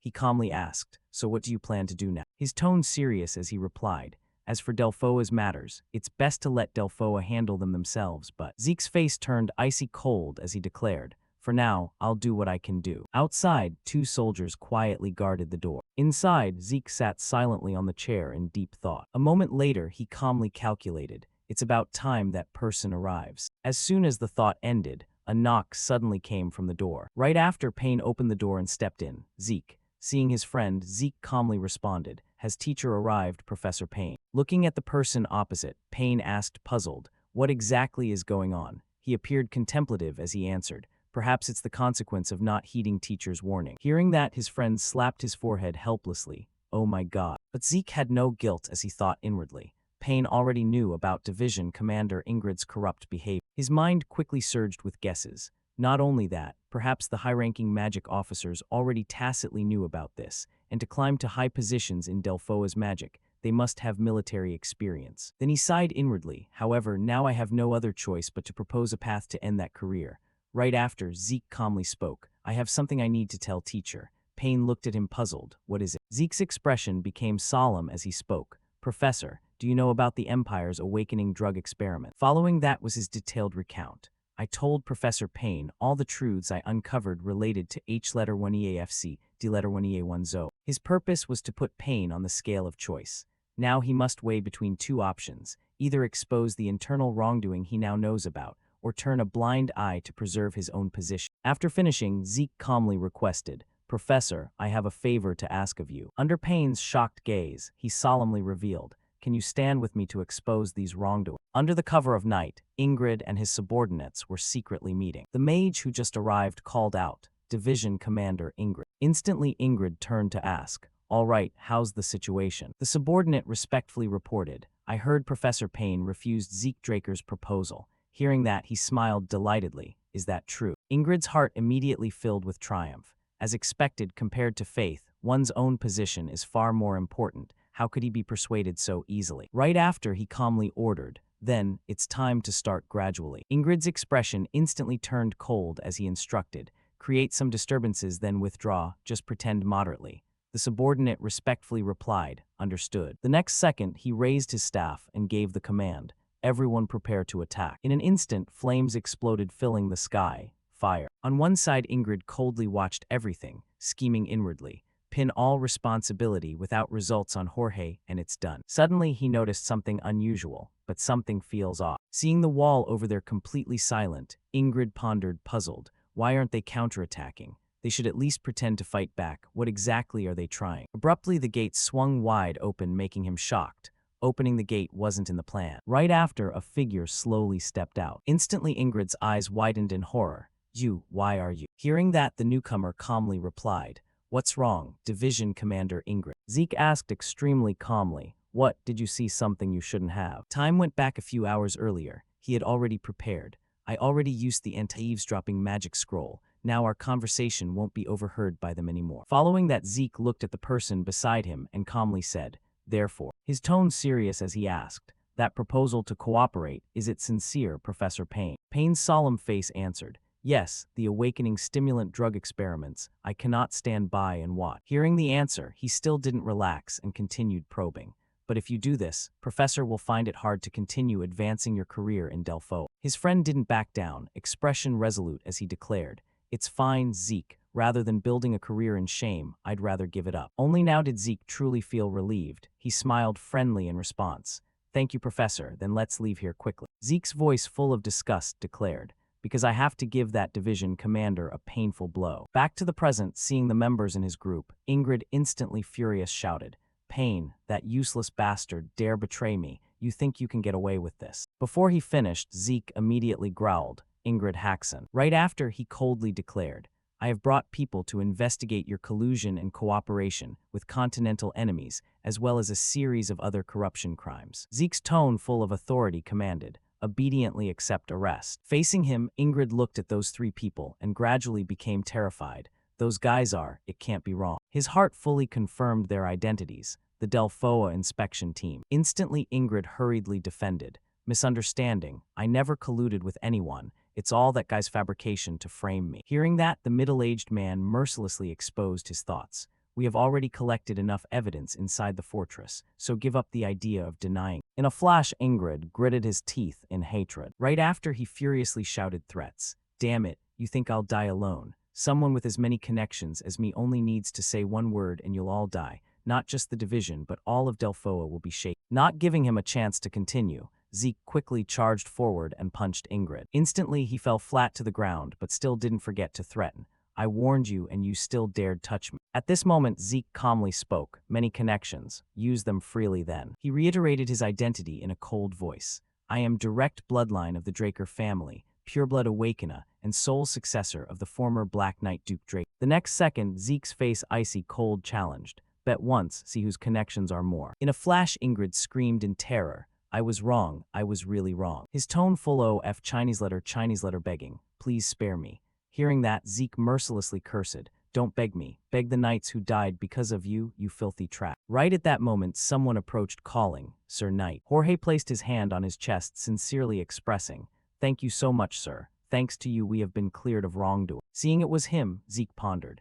"They have been removed from the inspection list, thanks to my statement that they are not involved in this case. But if the 8th Magic Division disappears, then attached knights cannot exist." His heart fully clear on Jorge's group's fate. Therefore, if other magic divisions don't accept them, the 8th Knights Division will inevitably disband. Considering this, Zeke asked without hesitation, "You all don't regret it?" He was very surprised by the question, "How could we?" Following that, Jorge sadly expressed, "We only feel guilty toward the comrades who died unjustly during this time, just because of meeting that terrible division commander." Suddenly, Zeke calmly spoke, "As for me, if you don't mind, I want to introduce a new job." Instantly, he exclaimed in shock, "Yes, a job." While searching for something, he calmly affirmed, Yes. Right after Zeke handed a paper and said, "Read this for detail." As soon as he saw the content, Jorge was shocked. "Knight, this is." Then he couldn't believe and questioned. "The conditions are too good. Did you mistake the currency unit, sir?" Hearing that, Zeke laughed, his voice smug as he explained, "Working with me should get at least that much. I just established a trading company and want you all to handle escort duties there." Jorge looked at his two comrades, expression shocked, muttering, "Working together with the knight." Seeing him like that, Zeke teased amusedly, "What, you don't want to?" Immediately Jorge joyfully accepted. "How could we not want to, sir? We swear utmost loyalty. What are you standing there for? Hurry and greet the master." After resolving their issue, he turned to call Teacher Payne. Zeke's friendly expression extended an invitation. "Once the Delphoa matters are resolved, please come to Atlas. We still have much to do together in the future." Payne immediately placed his hand on his chest, firmly replying, "I understand." Regarding the outcome of the matter, Zeke felt deeply moved. From teacher and student to master and servant relationship, truly the longer you live, the more strange things you see. Then he looked at the rising sun over the high mountains, his heart calm as he pondered. Anyway, the mission result went in an unexpected direction, so I wonder what the evaluation will be. Suddenly Zeke murmured softly, "Whatever." His expression full of confidence, judging. This time's case can be considered resolved satisfactorily. It will all be fine. Cut to Midland Castle. In the pitch-dark room lit only by the fireplace, three figures gathered to talk. Draker spoke, "Sorry for summoning everyone while busy." His voice suddenly serious. "This time's matter probably needs discussion with our Black Crow team's key figure." His eyes narrowed. "All right, no beating around the bush. Straight to the main point, Baron Drake. Lately, the situation in the southern continent hasn't been normal." Hearing this issue, both people beside were surprised. The bearded man spoke in rebuttal. "But Captain, even if the South is full of criminals, it's just small-time drug dealers. No need to worry that much." The young man opposite replied, "Not necessarily. Don Juan of Mequin has taken over the South through Soma business. He's a monster who accumulated enormous wealth. If someone like that causes chaos, it's definitely not trivial." The Baron showed slight displeasure. "Vice Captain Right Wing, you're in charge of intelligence gathering and still don't know that Don Juan is dead." He raised both hands, puzzled. "That's impossible. Currently confirmed that Don Juan is hiding to avoid Favela's attacks." The Baron calmly replied, "After Don Juan disappeared, Mequin cartel has been split apart. The opposing Favela faction is in similar state because most key figures died.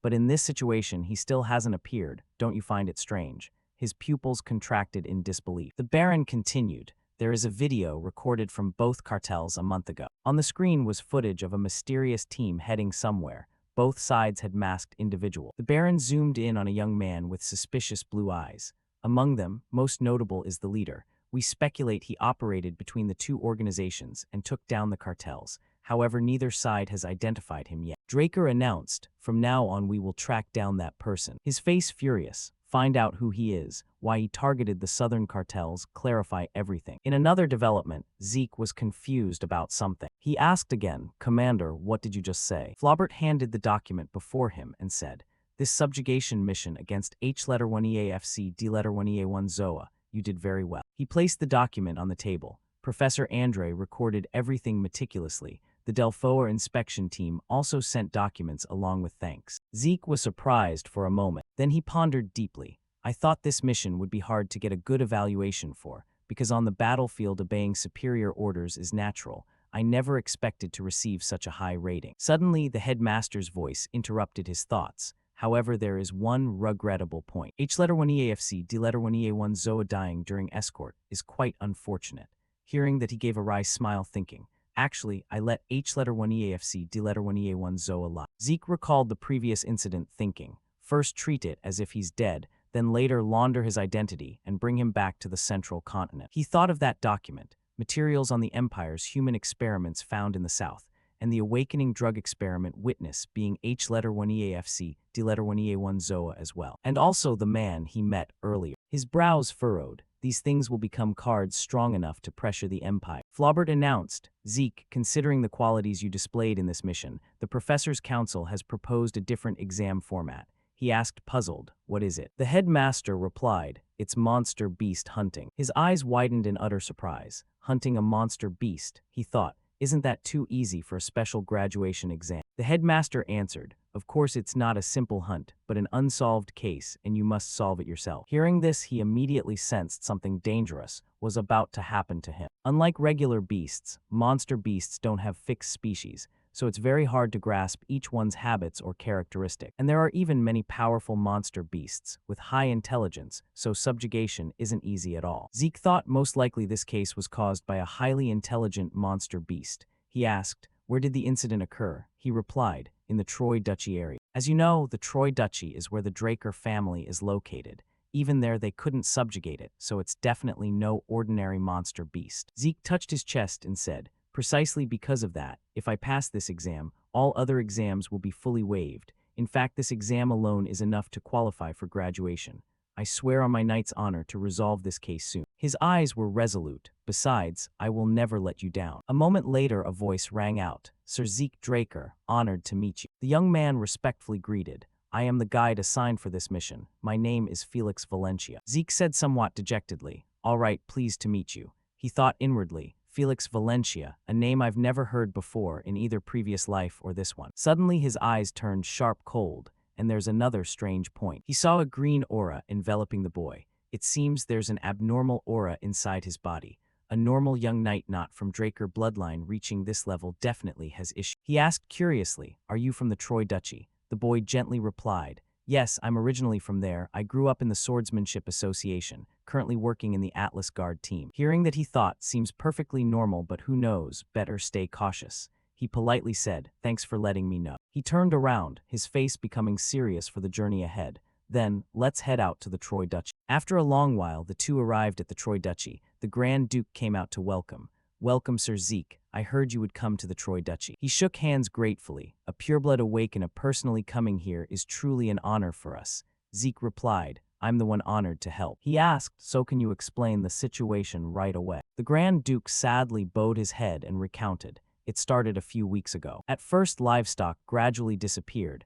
Later, people entering the mountains began to go missing. In order from children, women, to adult men, it seems the monster beast is targeting larger prey over time. He asked, puzzled, "Is there any remaining scene evidence?" The Grand Duke led the way. "This way, please." The Grand Duke pointed ahead and continued, "From the farm area where livestock vanished, to the road leading up that mountain is the main scene." Zeke looked at the blood still staining the posts, thinking, "The fence is still intact compared to this scattered blood pool. Let me check around here." After that, he cast magic and suddenly discovered something. Before him was a large footprint of someone. Such large footprints. He looked at the clues imprinted on the ground and deduced, with considerable weight leaving such deep prints. Then he glanced at the posts, and it could easily jump over this fence like nothing. He gritted his teeth in annoyance. This isn't the behavior of an ordinary monster beast. Zeke showed a serious expression and said, "Perhaps this mission won't be easy." After a long day, the two decided to stop and rest overnight by the campfire. Zeke sat looking toward the sleeping Felix Valencia and pondered. "Seems you're really tired. Makes sense. You've been investigating late into the night." He sat stringing together everything that happened during the day. "We followed the monster beast's tracks up the mountain road, and soon reached a deep forest with no human footprints. While the two were walking intently, they suddenly halted before what was present in front of them, and the clue found there. After careful observation, Zeke concluded, "That's a corpse drained dry like a mummy, with no visible wounds at all." Recalling that dried corpse in the forest back then, he immediately associated it with something. A monster beast that drains all bodily fluids without leaving traces. If it's the monster beast I'm thinking of, then the footprints found in the village aren't its. Right while pondering this line of thought, his face suddenly changed upon hearing noise nearby. Felix was also awakened, groggily turning to ask, "Sir Zeke, the sound just now was..." Zeke turned his head, eyes darkening as he replied, from a position 2 kilometers west. Before leaving, he instructed, "You stay here and wait." The next second, Zeke dashed off, leaving a sentence, "I'll be back before dawn." Felix, still dazed, not understanding, vaguely watched him go. On this side, Zeke ran nonstop toward the source of the noise. While running, he thought, in a place like this, a loud noise can only come from that monster beast. Zeke suspiciously looked around, clearly around here. A long, ferocious roar echoed through the air. A red-haired muscular youth, carrying a large tree in both hands. He swung it horizontally forward with all his might, mouth continuously roaring. Witnessing this bizarre scene, countless questions surged in his mind. What is this, that guy? Is he swinging the tree like a sword? Such absurd, monstrous strength. Observing the appearance of the person before him, carefully Zeke wondered, Could it be a barbarian? But he suddenly noticed another dark figure standing nearby, and the one fighting him is. Pausing for a moment, he suddenly recognized that familiar figure, indeed as expected. The creature before him now, Zeke halted, found it ancient species, Gaga. He stood in a corner observing the battle, recalling past events. In my previous life, I also discovered corpses turned into mummies. Master once said the cause was an ancient species monster beast and warned me to be especially careful. Zeke watched every movement of this ancient creature. It has very agile movements like a monkey and is extremely vigilant. Right when both sides clashed, but what needed more attention was seeing Gagak leap forward, eyes red with cunning malice. What caught his attention was it would whip its tail like tentacles, attacking by draining life in an instant. After stringing together this series of observations, Zeke concluded,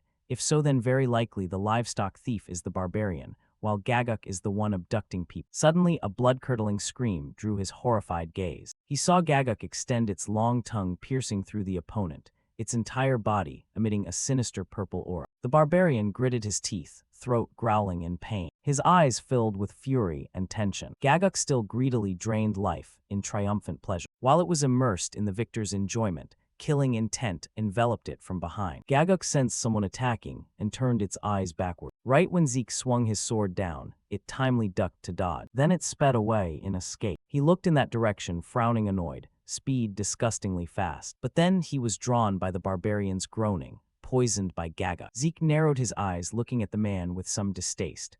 I'm not really interested in helping a livestock thief, but well, might as well do a little charity. Cut scene to inside the cave. After carrying the barbarian into the cave and treating him, he looked at the potion in his hand doubtfully. Recovery potion has no effect. Is it because he's not human? Seeing the potion ineffective, Zeke decided to change treatment method. If so, I wonder if this will work. He placed his hand on the man's wound. A beam of light emanated from it, using wide area support skill. Instantly, strong green light radiated. He used the skill, healing factor. After treatment, the barbarian groaned softly a few times. Then he glared, full of vigilance. Immediately, he switched to defensive combat mode. Seeing that Zeke spoke to calm him, "Hey, calm down," he continued explaining to the man, "I just saved you." Hearing that, he stammered, "Thank you." Seeing that, Zeke sighed in relief. Good thing I know the barbarian language. After this misunderstanding came the young man's background. His name is Royal Power. Though only 16 years old, he was stronger than all warriors in the village. Therefore, as a suitable coming-of-age ritual for Royal Power, the assigned test was to capture Gagak, the strongest monster beast in barbarian territory. But because Gagak was too hard to hunt, while chasing it, he unknowingly wandered all the way to the Troy Duchy. He sat cross-legged, head bowed, sadly confiding, "Hunting is too hard, I probably fail." Then Zeke gave an attractive invitation, "Hunt with me." Royal Power asked, puzzled, "Really?" He smiled, full of confidence, pointing at himself firmly, "Just trust me." Felix called out, puzzled, "Sir Zeke." Seeing Zeke with a stranger, he asked curiously, "This person, isn't he a barbarian?" He pointed toward Royal Power and replied, "Yes, I decided to team up while hunting the monster beast." Royal Power turned to Zeke and asked, "Who is this guy?" He replied, "My subordinate." He curiously, "What is a subordinate?" Felix stood frozen looking at the two, completely not understanding. What are they saying? Though they agreed, Zeke still couldn't shake his suspicions. First time seeing a barbarian without drawing a sword, and just standing still rooted like that. To react like that must have gone through harsh training. His eyes probed suspiciously. Ignoring the aura, he's just a perfectly normal guide, or am I overthinking? Suddenly Royal Power warned, "Big brother Zeke, there's a smell." Zeke reacted immediately. What smell? Royal Power's expression sharpened in vigilance. That guy's smell from earlier. He somewhat understood and spoke. "So where is it?" It truly was a cave. Zeke stood before the gloomy entrance, silently confirming the words his master once taught him. The Gagak species always preferred dark and damp places. He looked toward the horizon where the light was gradually breaking and judged that dawn was approaching. There was a high probability that it was inside. Zeke turned to the barbarian hunter and called out, "Wang Quan, is there any way to catch it?" Meeting Zeke's expectations, Wang Quan only smirked with complete confidence and began throwing a series of punches into the air. Zeke just stood there, speechless and stunned, telling himself, "No wonder it has kept escaping until now. I don't see a plan anywhere, just muscle." Realizing he couldn't rely on the hunter's intellect, Zeke lowered his voice and called again, "Wang Quan." He looked straight into the man's cold, sharp eyes and began outlining a combat plan. "You go down and flush the prey out. I'll coordinate the attack from above." "Understood." Wang Quan flashed a sinister smile and replied decisively, "Got it." The two began to venture deep into the monster's dark lair. Their eyes scanned the ruins beneath their feet. It seemed this truly was its den. Bones from all sorts of animals were scattered everywhere. The air was thick with the scent of death and moisture, proving this was the territory of an ancient predator. Zeke stopped abruptly, sensing a surge of killing intent closing in. He immediately warned, "Wang Quan, we've entered its territory. Careful." Before he could finish his sentence, the Gagak magical beast, with glowing red eyes and razor-sharp claws, suddenly lunged down from a high cliff like a pitch-black phantom. Wang Quan was startled, his eyes widening in shock at the monster's sudden ambush. No need for warnings. Let's get straight into the heat of combat.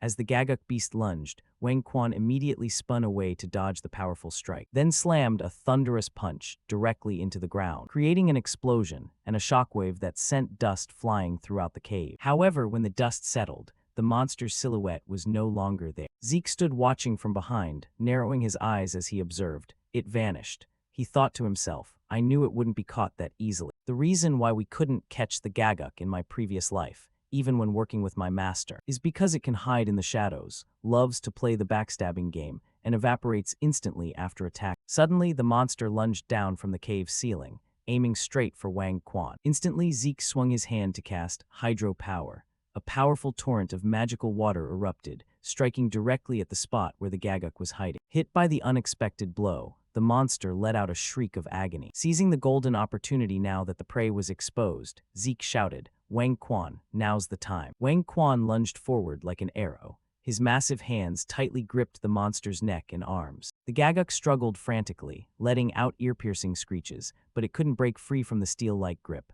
Wang Quan strained to suppress his opponent, letting out grunts from the sheer effort. Zeke swung his sword. The glowing blade pierced through the Gagak's body, leaving it only enough time to utter moans of ultimate pain. Immediately, he ordered the activation of Dragon Skill, Gluttony. A surge of brilliant golden energy, like a predator pouncing on its prey, completely devoured the Gagak. The system rang out with a series of shocking notifications. Successfully monopolized the ancient Gagak species, S.A., corrupted by evil energy. Thanks to the Gluttony skill, all of Zeke's stamina, spirit, and mana were fully restored in an instant. More importantly, he successfully absorbed the bloodline of this magical beast and gained the skill, a rank active stealth. Zeke noticed the monster's hand and thought of something. He turned to call the hunter who was sitting, dazed in the back, Wang Quan. As he spoke, Zeke tossed that monster hand to him. Zeke held up one of the beast's sharp claws and said, "This is proof of the hunt." He smiled slightly, decisively tucked the claw into his bag, and declared, "By custom, one claw belongs to me." Overwhelmed with emotion by his benefactor's help, Wang Quan burst into tears and rushed over to hug Zeke tightly.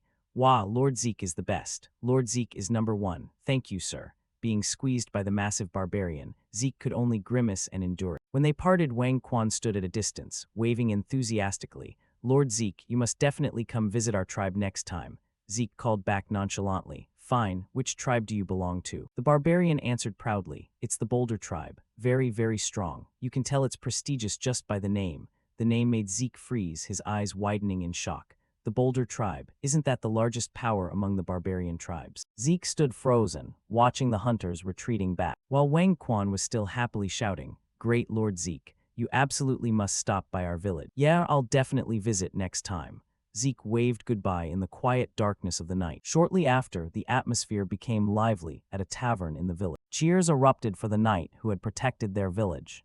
Cheers. The villagers didn't stop praising him. "Haha, seriously, thank you. Thanks to you we can live in peace now." Zeke only gave a humble smile in response. "I'm just glad I could help everyone." However, amidst the celebration, Zeke never took his eyes off Felix. He silently noted, as expected, something is still not right. Zeke recalled, after handling the Gagak and returning to the territory, Felix was nowhere to be found. A while later, he returned looking disheveled, only making the excuse that he had fallen. Zeke grew suspicious. Could he have come to watch the battle between me and Wang Quan during the intense fight?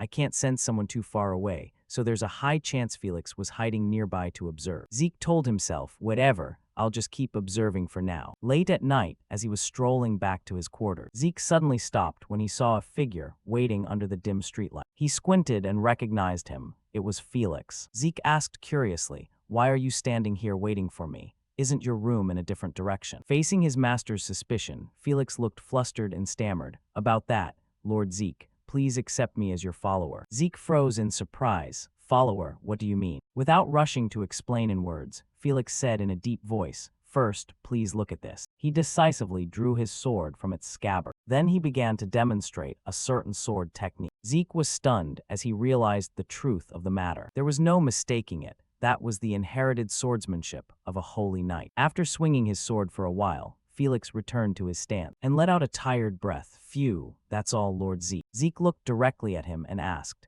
you clearly said you graduated in chemistry from the Swordsmanship Association. Yet why do you know the inherited swordsmanship of a paladin? Even within the Holy Kingdom, only those with minimal outside contact who belong directly to the Holy Knights are paladins. Inherited swordsmanship is only passed down privately among them. Even being able to perform it like this is surely very rare. Across from him, Felix scratched his head awkwardly. I thought if it were Lord Zeke, you'd definitely recognize this swordsmanship. So there was no point in hiding it from you any longer. Hey, could you take a look at this? He spoke while holding out a badge, which took Zeke by surprise. It was the badge of an official paladin. Felix admitted frankly, that's right, my grandfather used to be a paladin. However, in the past, he was caught up in the internal power struggles of the Holy Kingdom, was framed, and was ultimately exiled. This information made Zeke's eyes widen in surprise. What? In his mind, he was constantly calculating. This was starting to get complicated. On the other side, Felix continued to explain. My grandfather bet his life fighting the enemies within to expose the kingdom's crimes, but he still couldn't avoid the arrows pointed at him. Being exiled wasn't enough. He also faced the risk of execution in prison. But thanks to the help of his comrades, he managed to escape the Holy Kingdom with great difficulty. From then on, he always hid his identity and lived in the Duchy of Troy until now. As time passed before he died, he told me everything and passed this swordsmanship down to me. Hearing this, something suddenly clicked in Zeke's mind. Passed down, then could that also be? He hurriedly asked Felix, before he passed away, did your grandfather try to perform an aura inheritance on you? Felix heard this and looked a bit confused. Aura inheritance, what's that? Without letting him ask further, Zeke directly ordered, quickly, give me your hand. Just like that, the protagonist gripped his hand and slowly felt it out. Sure enough, as expected, his aura conduction rate was much higher than his actual strength. Even his aura circuits were completely clear. Seeing Zeke's serious expression, Felix asked worriedly, Lord Zeke, is there something unusual? Zeke spoke with a hint of envy in his voice. On the contrary, Felix, be grateful to your late grandfather. Your grandfather must have been a great holy knight. To put it simply, he was on the same level as a black knight. At these words, Felix felt like luck had truly found him. Is that true? He asked back. Zeke nodded with certainty. Yes, the paladins of the Holy Kingdom have a unique technique passed down from the Imperial era, and that is aura inheritance. It's a technique that helps one achieve aura mastery faster than normal. But your grandfather didn't just do that. He also cleared your meridians to increase the aura conduction rate within your body. The more he heard the protagonist speak, the less Felix understood. How is that possible? I had no idea at all. Ignoring his confused look, Zeke put on an extremely serious face and asked coldly, Felix, do you want to become my follower to seek vengeance for your grandfather? Felix's face darkened slightly, but he nodded in admission. That is certainly part of the reason. But after watching your battle in the previous mission, I truly wanted to serve by your side. As long as you allow it, you won't regret it. Felix's voice was full of determination. However, Zeke was still considering this in his mind. If he were a normal spy, he'd keep him close to find out who the enemy was. If not, then he had just acquired a high potential follower. Thinking this, Zeke temporarily agreed. Following me won't be easy. We're heading back to Atlas tomorrow immediately, so get ready. Seeing that the protagonist had agreed, Felix's face flushed with excitement. He replied hastily, Thank you very much, Lord Zeke. I will be wholeheartedly loyal. Time passed quickly. By now, Zeke had returned to the academy and was reporting his mission to Flaubert. The man praised him. Haha, come in, Zeke. The content of this report is truly astonishing. Treating the injured barbarians and then working together to eliminate a magical beast. In my opinion, keeping a talent like you here at Valhalla is a loss for this continent. Faced with this praise, Zeke remained as calm as ever. I just got lucky. His modesty made Flaubert even more pleased. Haha, you're being too humble again. Here, take this. He spoke while pushing a scroll toward Zeke, making him a bit curious. Flaubert explained from the side. This is a temporary graduation certificate. Since the semester hasn't ended, graduating you immediately is a bit difficult, but with this, you won't face any inconvenience in whatever you plan to do later. For this reward, Zeke flashed a smile and accepted it. Thank you, headmaster. Flaubert followed up with a question. So have you decided on your path after graduation? Will you still go back to work for the Draker family? Zeke nodded and shared his plans. Yes, for now, I want to gain experience as a knight for the family. Flaubert smiled back with an expectant face. Very well. I'll be looking forward to your future growth, Zeke. Just then, a knock sounded from outside. Next, Andre entered the room. Excuse me, there's a contact from Four Seasons City requesting that Zeke be brought into the city. Hearing this, the headmaster couldn't help but exclaim, "It seems the family head already knows about your graduation. Truly a man who does everything quick." Joking at these words, Zeke just laughed it off. "Then I'll take my leave now, headmaster." Flaubert smiled brightly. "Yeah, remember to visit off." Thus, after leaving the room, Zeke asked Andre, "Do you know the specific reason for the request to enter the city?" Andre replied, "I'm not sure about that either. Probably just simply to congratulate you on your graduation or something like that." These words did not find agreement with the protagonist. He remarked sarcastically, "Congratulations. If I think about the family head's usual personality, that's truly unimaginable." Andre explained it differently. "You achieved the miracle of graduating Valhalla in just 2 years, so it's very possible. But before coming to the headmaster's office, I saw a few of your friends. They looked terrible. Did something happen?" He spoke while glancing slightly at Zeke behind him. Hearing this, Zeke's expression remained normal. "I heard they had to continuously clear snow with the northern border guard before returning. So that's how it is. There's a saying that snow is even scarier than magical beasts, so that's understandable." "Well then, go on in." As he said this, the two of them had reached the door to the family head's room. After thanking Andre for leading the way, Zeke stepped inside. His father was sitting there waiting. "Oh, you're here. Congratulations on graduating from the academy, Zeke." Zeke replied, "Thank you, family head."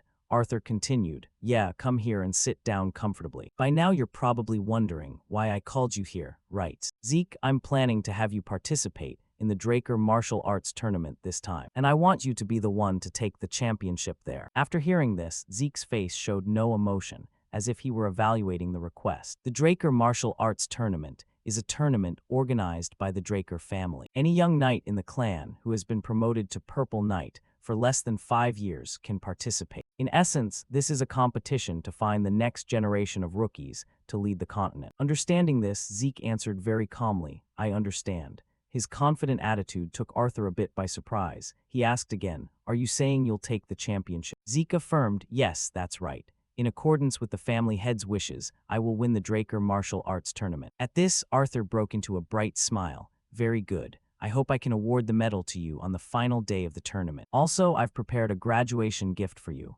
Open it and see." He pushed a box forward as he spoke. After opening it, Zeke's eyes widened in shock. These were metal plates and documents. Isn't this a certificate of ownership for a territory? Realizing this, he hurriedly turned to ask, "Are you saying you're handing this territory over to me?" Arthur nodded gently and explained further, "That's right. It's a territory in the north of the Duchy of Troy, the place where you just eliminated the magical beast." For Zeke, he couldn't believe his graduation gift was a territory. He quickly affirmed, "I will do my best not to fail the family head's expectations." "Very well, I'll wait and see. I'll soon send a manager to handle the administration of the territory, so listen to his detailed report. You may leave now, Zeke." He spoke while looking at the protagonist with meaningful eyes. This seemed to leave Zeke in some thought. However, he could only say his thanks and quickly leave the room. Walking down the hallway, his mind was filled with thoughts. Even for the Draker family, one usually has to be a high-ranking knight to receive a private territory, but I've only just become an official knight. This truly is unprecedented treatment. While he was still lost in his thoughts, a familiar voice suddenly rang out from behind. "Hey, Zeke." The protagonist turned around and realized the person coming was Uncle Duke, his master. He greeted him happily. "Master." Duke nodded. "Right, you busy disciple. Long time no see." Zeke turned to ask him, "Why are you here?" Duke replied, "I plan to go to your place to rest comfortably. Who knew I'd be caught by Arthur and made to do so much work? Even though I've retired from being a knight, my status in the Draker family is still there." Zeke glanced at him and teased, "You've been playing around for 10 years now, so what's wrong with doing a little work?" Duke cleared his throat. "This kid's way of talking is definitely Arthur's son, no doubt about it. Anyway, for now, let's just get home before those hungry leeches catch us." The uncle spoke while directly jumping straight out of the window, leaving Zeke only able to let out a sigh. Seriously, this guy. Time passed quickly. The scene shifted to Zeke's mansion. Duke let out a comfortable shout. "Phew, now I finally feel like I'm living. As expected, home is best, isn't it, Zeke?" The protagonist reminded him, "But this is my home." Seeing that, the teacher started complaining. "You're so stingy. What belongs to the disciple also belongs to the master." Zeke had no idea how to even respond to that. After a few seconds, Duke cut to the chase and asked, "So, what did that Arthur guy call you in for? Surely it wasn't just to congratulate you on graduating, right?" Zeke replied, "I received my graduation gift." Duke waved his hand as if the gift didn't matter much. "Oh, really? So what did he give you? A sword or some armor?" Zeke told him that he had received a territory. That statement made Duke snap awake like a corpse rising. "What? You received what?" he asked again. Zeke just shrugged and said, "I received a territory in the north of the Duchy of Troy." At that point, even Duke was struck dumb for a few seconds before he could let out a sigh. Good grief, seriously. Getting a territory the moment you become an adult. It looks like Arthur is beyond thrilled. Besides, even if it's in the north, the tax revenue from the Duchy of Troy isn't half bad. Zeke nodded in agreement. "Coincidentally, that's where I carried out my last mission. The people there are all very kind." Duke could only feel exhausted by the protagonist's luck. Well, it's a good thing regardless. Being a lord is far better than just holding the title of a knight. Remembering something, Zeke added, "Oh, there's one more thing. I've been ordered to win the Draker Martial Arts Tournament." For some reason, Duke's expression changed abruptly the moment he heard that. He asked back, "The Draker Martial Arts Tournament?" Noticing the shift in his expression, Zeke asked quietly, "What's wrong, Master? Is the difficulty of that tournament really that high?" Duke began to speak in an extremely serious tone. "No. Considering your actual strength, winning the championship wouldn't be difficult. However, that's only if it were a pure test of skill. Zeke, have you ever actually watched the Draker Martial Arts Tournament?" Zeke shook his head slightly. "I've only heard that it's a tournament held once every 5 years." Duke glared at him in warning. "I'll say it one more time. The Draker Martial Arts Tournament isn't just a simple competition. It's a battlefield between families under the guise of a tournament." Hearing this part, our protagonist seemed to guess a few things. "Do you mean there's cheating in the tournament, Master?" Duke brushed that speculation aside. "No, it's actually the opposite. The concept of cheating doesn't even exist there. Any interference from various powers is allowed to be mobilized, and the winner is decided based on all of those factors combined." Zeke fell into deep thought after hearing that. He thought defeating everyone would be the end of it, but if even Master Duke had that look on his face, the issue definitely wasn't simple. Turning back to Zeke, Duke spoke bluntly. "Zeke, I'll tell you straight. Without the backing of a family, you absolutely won't be able to win this tournament. Even I am quite a stranger to political matters, but since there's still a bit of time left, I'll try to reach out to some families I know." Zeke pondered his master's words. Before leaving, he realized he was also quite poor at politics. Damn it, is there really no other way? Just then, the voice of Decker the butler rang out. "Forgive my intrusion, young master. I have some important words I need to share with you. I just overheard your conversation with Lord Duke. You're participating in the Draker Martial Arts Tournament." Zeke didn't quite understand his intent but admitted, "That's right. But Master said it would be very difficult without backing from a family." After a few seconds of thought, Decker suddenly continued, "Young Master, please look at this." As he spoke, he drew his sword from its scabbard. A layer of blue blood appeared on the blade. That caused Zeke to be unable to hide his surprise. "Decker, are you a holy knight?" Decker only spoke quietly. "I knew you would have realized this sooner or later." Zeke nodded awkwardly, silently praising Decker's observational skills in his heart. Then the butler said, "Young Master, in truth, I am a knight directly under the Draker family, and I am also the guardian knight who protected the lady, your mother." Once again, Zeke was caught off guard by this. He gasped in shock, "My mother." The butler began to slowly delve into the story. "Young Master, do you know the reason why no one in the Draker family mentions the lady? It is because the family the lady was born into is the Agamemnon family." Zeke was completely stunned by that name. "Agamemnon, this is the first time I've ever heard that name. What kind of place is it?" The butler's expression became extremely serious. He began to state what he knew. The Agamemnon family used to be the most powerful force among the blood alliances of Drake, even more so than the current Thurn or Saemon's family. The more he heard, the more confused Zeke felt. It was that big, but why have I never heard of that family? Decker let out a sigh. Because everyone shunned them and called the Agamemnon family the cursed family. The women of that family would suffer stillbirths, and those lucky enough to be born would all die before the age of 5. But only one person, your mother, the lady, survived and reached adulthood. Hearing this part, Zeke understood what Decker wanted to tell him. "Decker, do you want me to use that curse to get family backing for myself?" The old butler nodded in admission. "Yes, that place was once the most powerful force in the central region. Furthermore, you are the only one eligible to become the successor of that family." After listening, Zeke only said for the time being, "All right, I'll consider it." Since he had said his piece, Decker didn't want to say more. I understand. Thank you for listening. And young master, although you now know I am a holy knight, thank you for trusting me without suspicion. Zeke flashed an incredibly confident smile. It's nothing. The scene shifted to the Mycenae area. By this time, Zeke and Felix had arrived there. The city's development made Felix marvel. Good heavens, young master, it's as if we're stepping back into the era of the Holy Empire. So Mycenae is this kind of city. The protagonist paid no mind to what he was saying. Instead, he observed his surroundings and thought, as expected, it's better to come and see for myself. Mycenae is one of the cities in Middle-earth backed by the Draker family. According to Decker, the Agamemnon family were the nobles who had ruled Mycenae and the surrounding territories for a very long time. But since about 50 years ago, unfortunate things started happening to the family. Rumors of a cursed family spread far and wide, and the Mycenae family became isolated. That is why the name became rare within the internal circles of Drake. At the same time, the two of them arrived in front of an eatery. Zeke suggested to Felix, let's grab something to eat first. With that, both of them quickly stepped inside the restaurant. Seeing them, the old shopkeeper gave them a warm welcome. Welcome. Zeke walked up to him and ordered, "Boss, give us the best dish you have here." The boss laughed. "I'll bring out the shop's specialty soup for you all." While waiting for the food to be served, Zeke took the time to observe the people inside the eatery.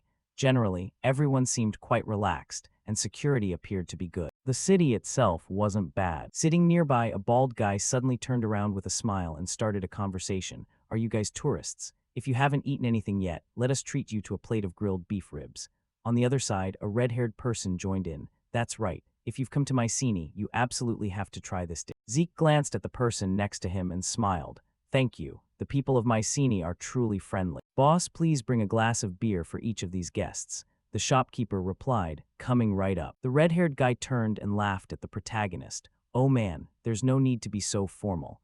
The protagonist said he just wanted to show a bit of sincere gratitude. Then he casually started asking questions to feel out the situation. "So, have you lived here long?" They replied, "That's right, we're Mycenae locals. Just ask us anything." At that point, Zeke stated his purpose. "Then let me ask, who is the mayor of Mycenae? I looked around just now but didn't see any building that looked like a city hall." For some reason, the moment that question was asked, the guy's expression suddenly changed. Not just him, but the entire eatery suddenly went dead silent, leaving Felix quite confused. He didn't know why the atmosphere had become like this. The red-haired guy suddenly stood up, seemingly not wanting anything to do with the protagonist anymore.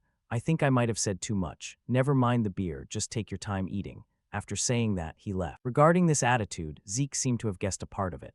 The moment the Mycenae family was mentioned, their reaction became cold. Did they hate that cursed place so much they didn't even want to mention it? Having no time for much thought, Zeke wanted to investigate immediately. "Felix, I'm going to look around a bit. You stay here and rest." The scene shifted to another luxurious bar. While the bartender was wiping some glasses, he saw Zeke approach and complain. "What's this kid? This isn't a place for a child to come to." Zeke didn't explain much. He just took out the VIP card in his hand and gave a reminder. "Let's see if you still dare to say those words after seeing them." The moment he saw that card, the bartender's expression became flustered, and he immediately apologized. "Forgive me, I was blind and didn't recognize you." Zeke requested, "I want to see the branch manager." The bartender also hurriedly followed up. "Yes, I will lead the way. Please step inside." Over here, the protagonist still kept his usual serious face. He thought, "It seems this item has been clearly proven in the syndicate since Kay gave it to me. This card will still be quite useful later on." With that, Zeke began to enter a secret passage. Hurried footsteps began to ring out from ahead. A blonde-haired man ran up in front of him and knelt down, truly terrified. "Forgive me. I didn't know an esteemed guest had arrived and was disrespectful." Zeke asked him, "Do you know who I am?" The blonde man bowed his head low to the ground and replied, "I don't know exactly, but I was told that you are someone who must absolutely not be offended." Zeke continued to ask, "How long have you been here in Mycenae?" The man's face was dripping with sweat from the tension as he spoke slowly. "It has been about 20 years now." The length of time took Zeke by surprise. "Oh, that long. All right, then you must be well aware of the situation in Mycenae, right?" The man nodded vigorously. "Yes, Mycenae is a place where the black market is more developed than its exterior. If you're interested in that side, let..." Before he could finish, Zeke cut him off. "Unfortunately, what I'm interested in isn't the black market. Do you know anything about the master of Mycenae?" Just like before, when the name Mycenae was spoken, the man's expression froze up again, and his body trembled. "Could you possibly mean..." Zeke reminded him, "Do you really not know? Is that why you're asking?" "It's the Mycenae family." Zeke observed his expression and lamented in his heart. Seriously, how far has this rumor spread that everyone is this terrified? Decker's next question seemed to be whether mentioning that family's name was a taboo. Was there a reason? The man spoke tremulously, his face covered in a cold sweat. Sir, that family is cursed. The protagonist spoke coldly. I already know that well enough, but I heard it's a curse where all the children born will die. The man interrupted in fear. Not everyone. Zeke was a bit surprised and asked back, what? Then what kind of curse is it exactly? The man said with a voice full of tension, anyone who steps into that family's castle will die. Hearing those words, the protagonist could no longer hide his shock. After a few seconds to regain his composure, Zeke asked again, so according to you, anyone who goes near the Mycenae family castle is finished, is that right? The man nodded vigorously in confirmation. That's right. Not only that, just mentioning the name too much is also very dangerous. Zeke began to ponder his words. Let's see. It seems there's some hidden truth here. An incantation becomes stronger the more people believe in it.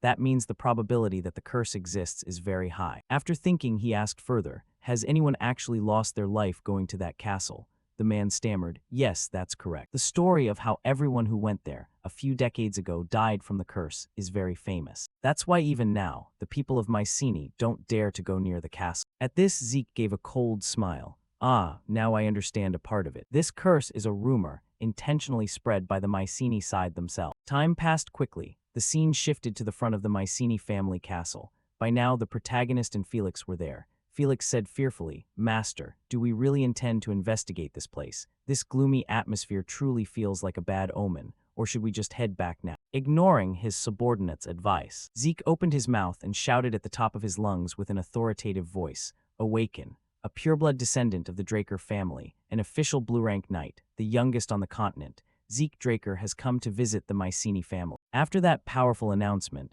the castle gates slowly creaked open. An old servant woman stepped out from inside to greet them. Did you say you're the knight Zeke Drake? Zeke nodded and replied, that's right. I wish to see the head of the Mycenae family. The old woman suddenly laughed in a very eerie way. Hee, welcome. If that's the case, then please step inside. She spoke while pointing toward the interior of the castle. With that, Zeke and his follower quickly entered. As they walked, he took the time to observe his surroundings.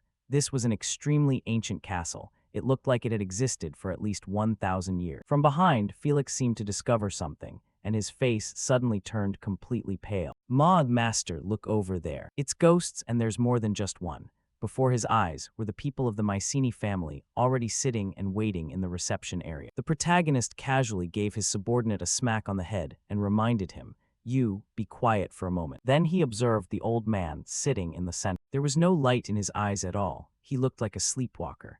Is that old man in the middle the family head? He spoke up to greet them. Greetings to the elders of the Agamemnon family, masters of Mycenae. And as a direct bloodline descendant of the Mycenae family, I hope you will support me. The protagonist went straight to the point. The elderly family head stood up upon hearing that. He slowly walked toward a wall and looked up. Zeke guessed there was a painting over there, so he ordered Felix, shine the light on that wall. Felix quickly directed the lamp toward the wall. Very quickly, the image of the painting was clearly revealed. He cried out, what is this? What kind of ghoulish painting is that? Zeke also somberly observed the painting in front of him. There were two paintings the family head was looking at.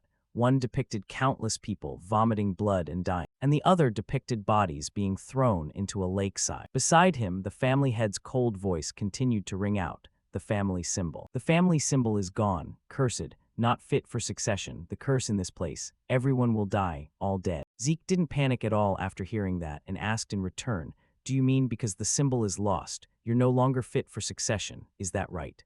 The old man nodded silently in agreement. Felix could only stare wide-eyed at his master. How on earth did he manage to deduce that from those words just now? Unaware of those thoughts, Zeke stroked his chin and calculated silently, the family symbol and the lake. Zeke turned and asked the servant woman from before, let me ask you this, the family symbol sank to the bottom of the lake, didn't it?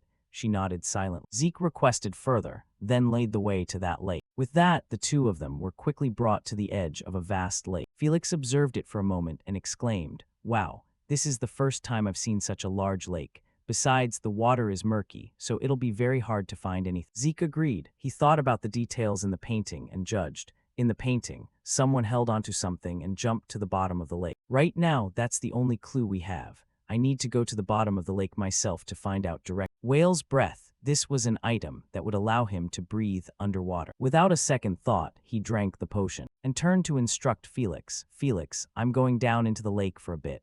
It might take a while, so just wait for me here. Before Felix could even try to dissuade him, Zeke had already leaped into the water. He dove down as fast as possible. Very quickly, Zeke noticed something. That's a huge pile of white bones, like a graveyard. So the story in the painting was completely true. But what is that thing? Before him was a mask emitting a shimmering golden light. He quickly swam over, picked it up, and observed it more carefully. On the exquisitely crafted golden mask was a pattern that looked like a rarity from the Holy Kingdom. Before the protagonist could think further, a roar suddenly rang out, snapping him to attention. What's this? That roar? What? Where on earth did that thing crawl out from? Before he knew it, a fierce water dragon had quietly closed in on Zeke. The system issued a notification. Ancient dragon species detected, being corrupted by evil energy. Under the lake, an ancient, corrupted dragon suddenly lunged out with a mouth full of razor-sharp teeth. Zeke was completely caught off guard, as he never expected this creature to appear at this very moment. Being underwater was too much of a disadvantage, so he was forced to exert his strength to find a way to counterattack. A suit of water armor and an elemental sword were immediately summoned to even the odds in the fight. Zeke unleashed a tsunami sword strike, creating a massive water vortex to engulf his opponent. The monster roared in agony as it was tightly trapped within the powerful attack. However, the immense water pressure made Zeke feel that fighting this way was still too disadvantageous. Just as he reached a deadlock, he suddenly remembered he still had another treasure he could use. The blazing red Hersian armor immediately manifested, radiating a power that overshadowed the dark lake. Zeke began to execute the dragon-slaying sword art True Dragon Sword Form, Chapter 8, Section 1. The dragon scale slash sword stroke tore through the water, striking the ancient dragon head-on. The power of the slash made this corrupted creature begin to tremble in fear. Immediately after, the system asked Zeke if he wanted to subdue it using the dragon domination skill. Seeing that this was more beneficial than killing it, Zeke decided to proceed with the subdual. Chains of brilliant golden light began to emerge from the void. The dragon was locked tight by the chains, officially becoming a spirit beast under Zeke's command. Under the effect of the subdual, its monstrous appearance began to undergo a transformation. A massive burst of light exploded, enveloping the dragon's entire body. The system announced that the demonic energy had been wiped out, restoring its original divine appearance. The ferocious monster from moments ago had now molted into an extremely majestic and graceful spirit beast. The system requested that Zeke name this new companion. He decided to name it after this lake, Nahul. Zeke suddenly noticed there was something special about this spirit beast. It turned out Nahul could still evolve into a divine beast if certain conditions were met. The gentle little dragon nuzzled its head against him. It seemed to really like its new name. Zeke smiled faintly at the spirit beast's submissive attitude. He instructed Nahul to support him well in the upcoming battles from now on. Meanwhile, on the lake shore, Felix was still standing by, waiting anxiously. Seeing the murky lake surface remain restless, he began to worry for his master's safety. Suddenly, Felix felt a massive tremor rushing up from beneath the water. A giant pillar of water exploded, causing Felix to panic and jump backward to avoid it. Zeke appeared majestically on the dragon god's back, leaving Felix frozen in astonishment. The man stammered, asking Zeke what this huge and majestic creature was. Zeke explained that this was the monster from under the lake after it had been completely purified. Zeke then took out a mysterious golden mask that he had just found at the bottom of the lake. The sun patterns on the mask looked very similar to the Holy Kingdom's emblem. Zeke planned to try channeling ether into it to see if it would react like the Terrakin relic. The system notification showed that this item's name was being concealed, just like the Hersian armor when it was first received. Based on what he knew, the Hersian armor had existed long before the Golden Age. Therefore, this mask, sharing similar characteristics, was certainly an artifact from that period as well. Zeke immediately confirmed the registration as the user according to the system's request. When asked if he wanted to activate the mask's functions, he agreed without hesitation. Zeke began to channel energy, causing the golden mask to vibrate violently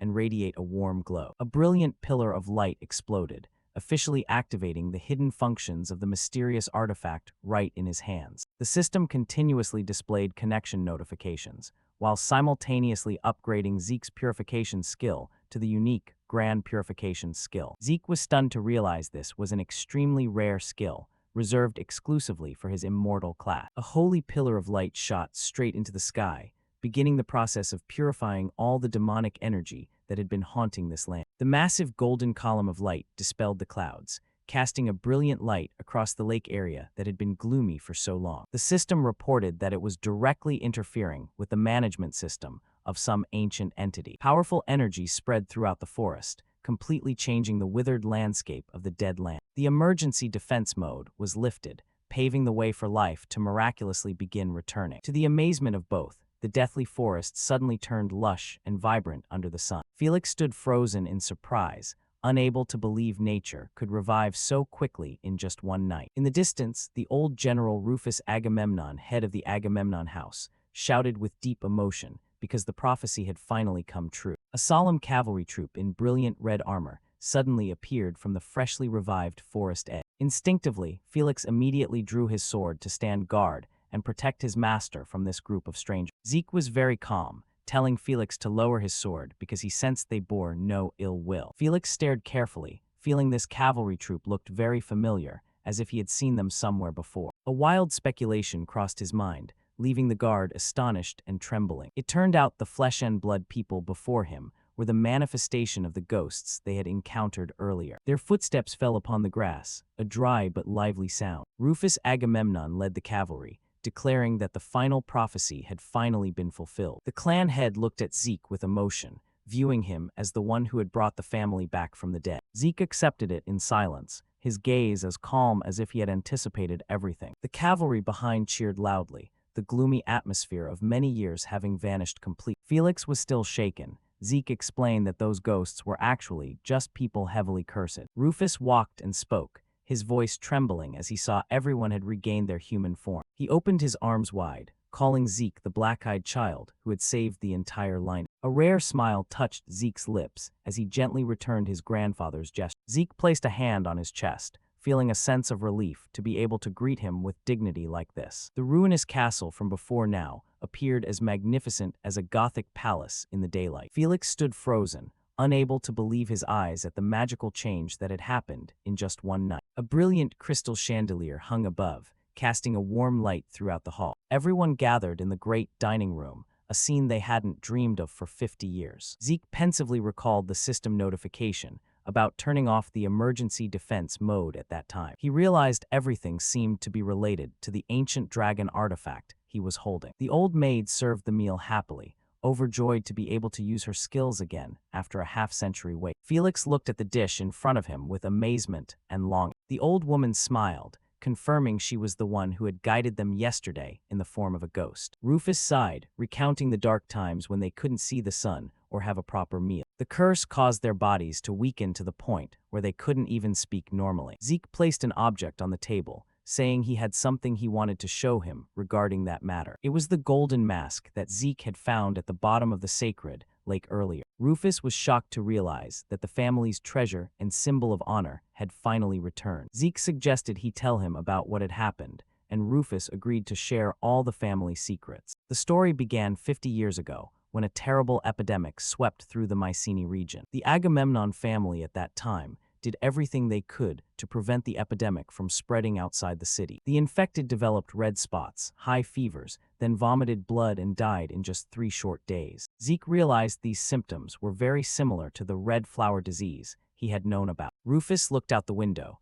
recounting that the real nightmare only began when the sun went down. Those who died from the epidemic suddenly came back to life and attacked the living. Zeke frowned, asking bluntly if they had become zombies. Rufus explained that they were completely different from the type of zombies controlled by mages, and they were contagious with just a bite. People back then only knew to call it a curse rained down upon them because it was too terrifying to accept. They fortified the castle to defend themselves, but the number of corpses just kept increasing in despair. Rufus looked at the golden mask, an item passed down from the family's most ancient ancestor. Zeke asked if he knew who had created it, but most old records were already lost. Zeke was slightly disappointed. He had hoped to find some clue related to Hersion. Regardless, the castle and this golden mask had always been the symbols of the Agamemnon house. The holy power inside had kept the undead from swarming in, but it had its limits. Rufus stood before the ancient paintings, recounting the painful decision of the clan head at that time. The elders volunteered to jump into the sacred lake to purify that corruption. Rufus explained that the source of the polluted energy had tainted the sacred lake,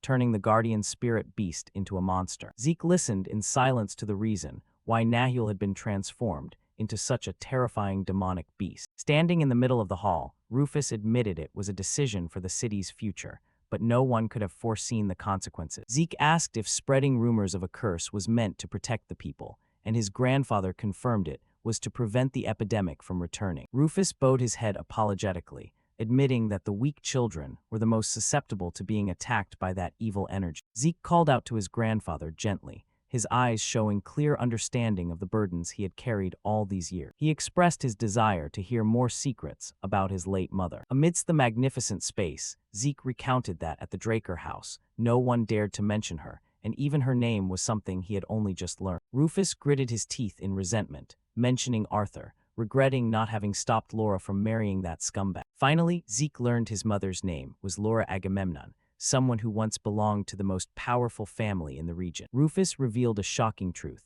The Draker house was actually once a small ally clan under the Agamemnon. He said angrily that during the Holy Empire era, the Draker house were just rural knights. Without Agamemnon's help, they would be nothing. Taking advantage of Mycenae's collapse due to the epidemic, the Draker house seized the opportunity to swallow other clans and rise to the power they hold today. Zeke wondered to himself why someone like his mother would agree to marry Arthur, despite knowing the evil deeds of the Draker house. Rufus looked into the distance, recounting that Laura had been very strange since birth, easily overcoming polluted energy. The clan head affirmed that all of Laura's innate special traits had an extremely important reason. An image of Laura Agamemnon appeared with long brown hair, radiating a brilliant golden aura. He revealed she was a talented healer. Zeke was completely stunned. He couldn't believe his mother possessed such powerful healing talent. Rufus began explaining the concept of class, simply put, a profession.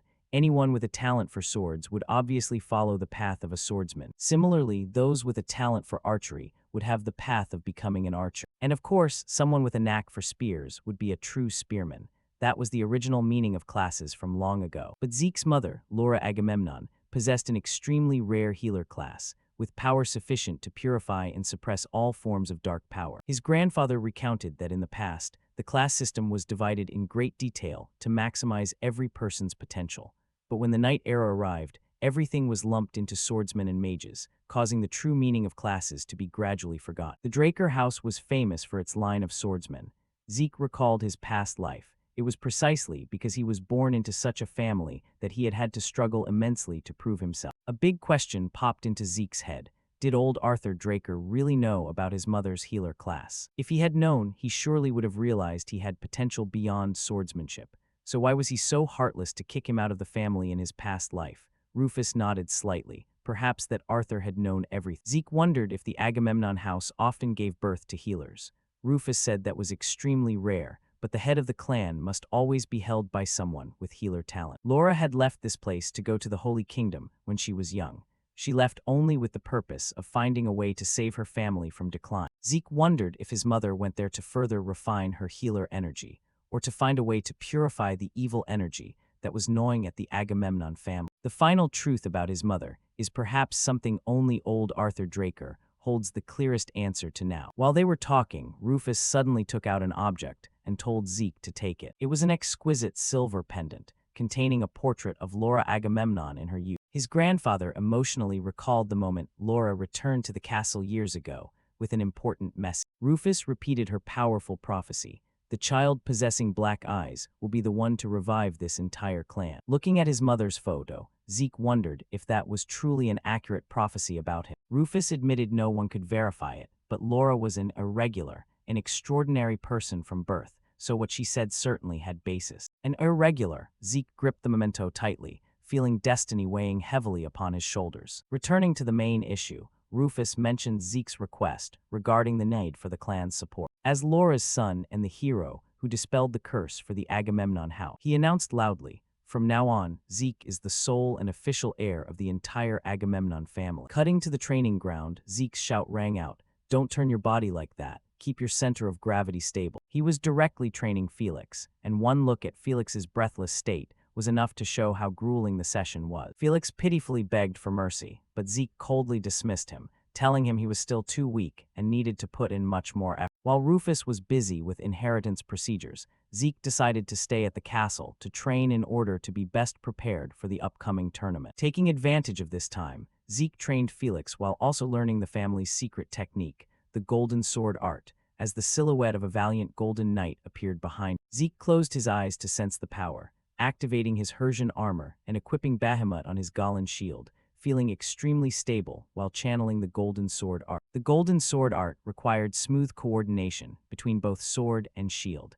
Zeke silently planned to further upgrade his Hersian set to deal with the Empire's people later on. In the study, Rufus was pulling his hair out over a pile of ledgers, realizing that while being a family head sounded grand, the paperwork was a true nightmare. To relax, he invited Zeke to the glorious flower garden to catch some air and discuss some major matter. Rufus was curious about how Zeke had managed the city in his absence, and Zeke revealed that he had reliable subordinates on the outside, and all orders were exchanged via letter. Rufus nodded in satisfaction, then went straight to the main reason he had called him out there today. The Agamemnons were the protectors of Mycenae, and under them were 3 loyal vassal families who had always stood by them following a deep oath. "You mean the vassals?" Zeke asked to confirm, and Rufus nodded in affirmation. Rufus explained that to become a legitimate heir, Zeke was required to receive recognition from these vassals. Hearing this, Zeke smiled slightly, as he had actually been intending to ask his grandfather something regarding that very issue. He suggested that Rufus send a formal invitation to all the vassal family heads,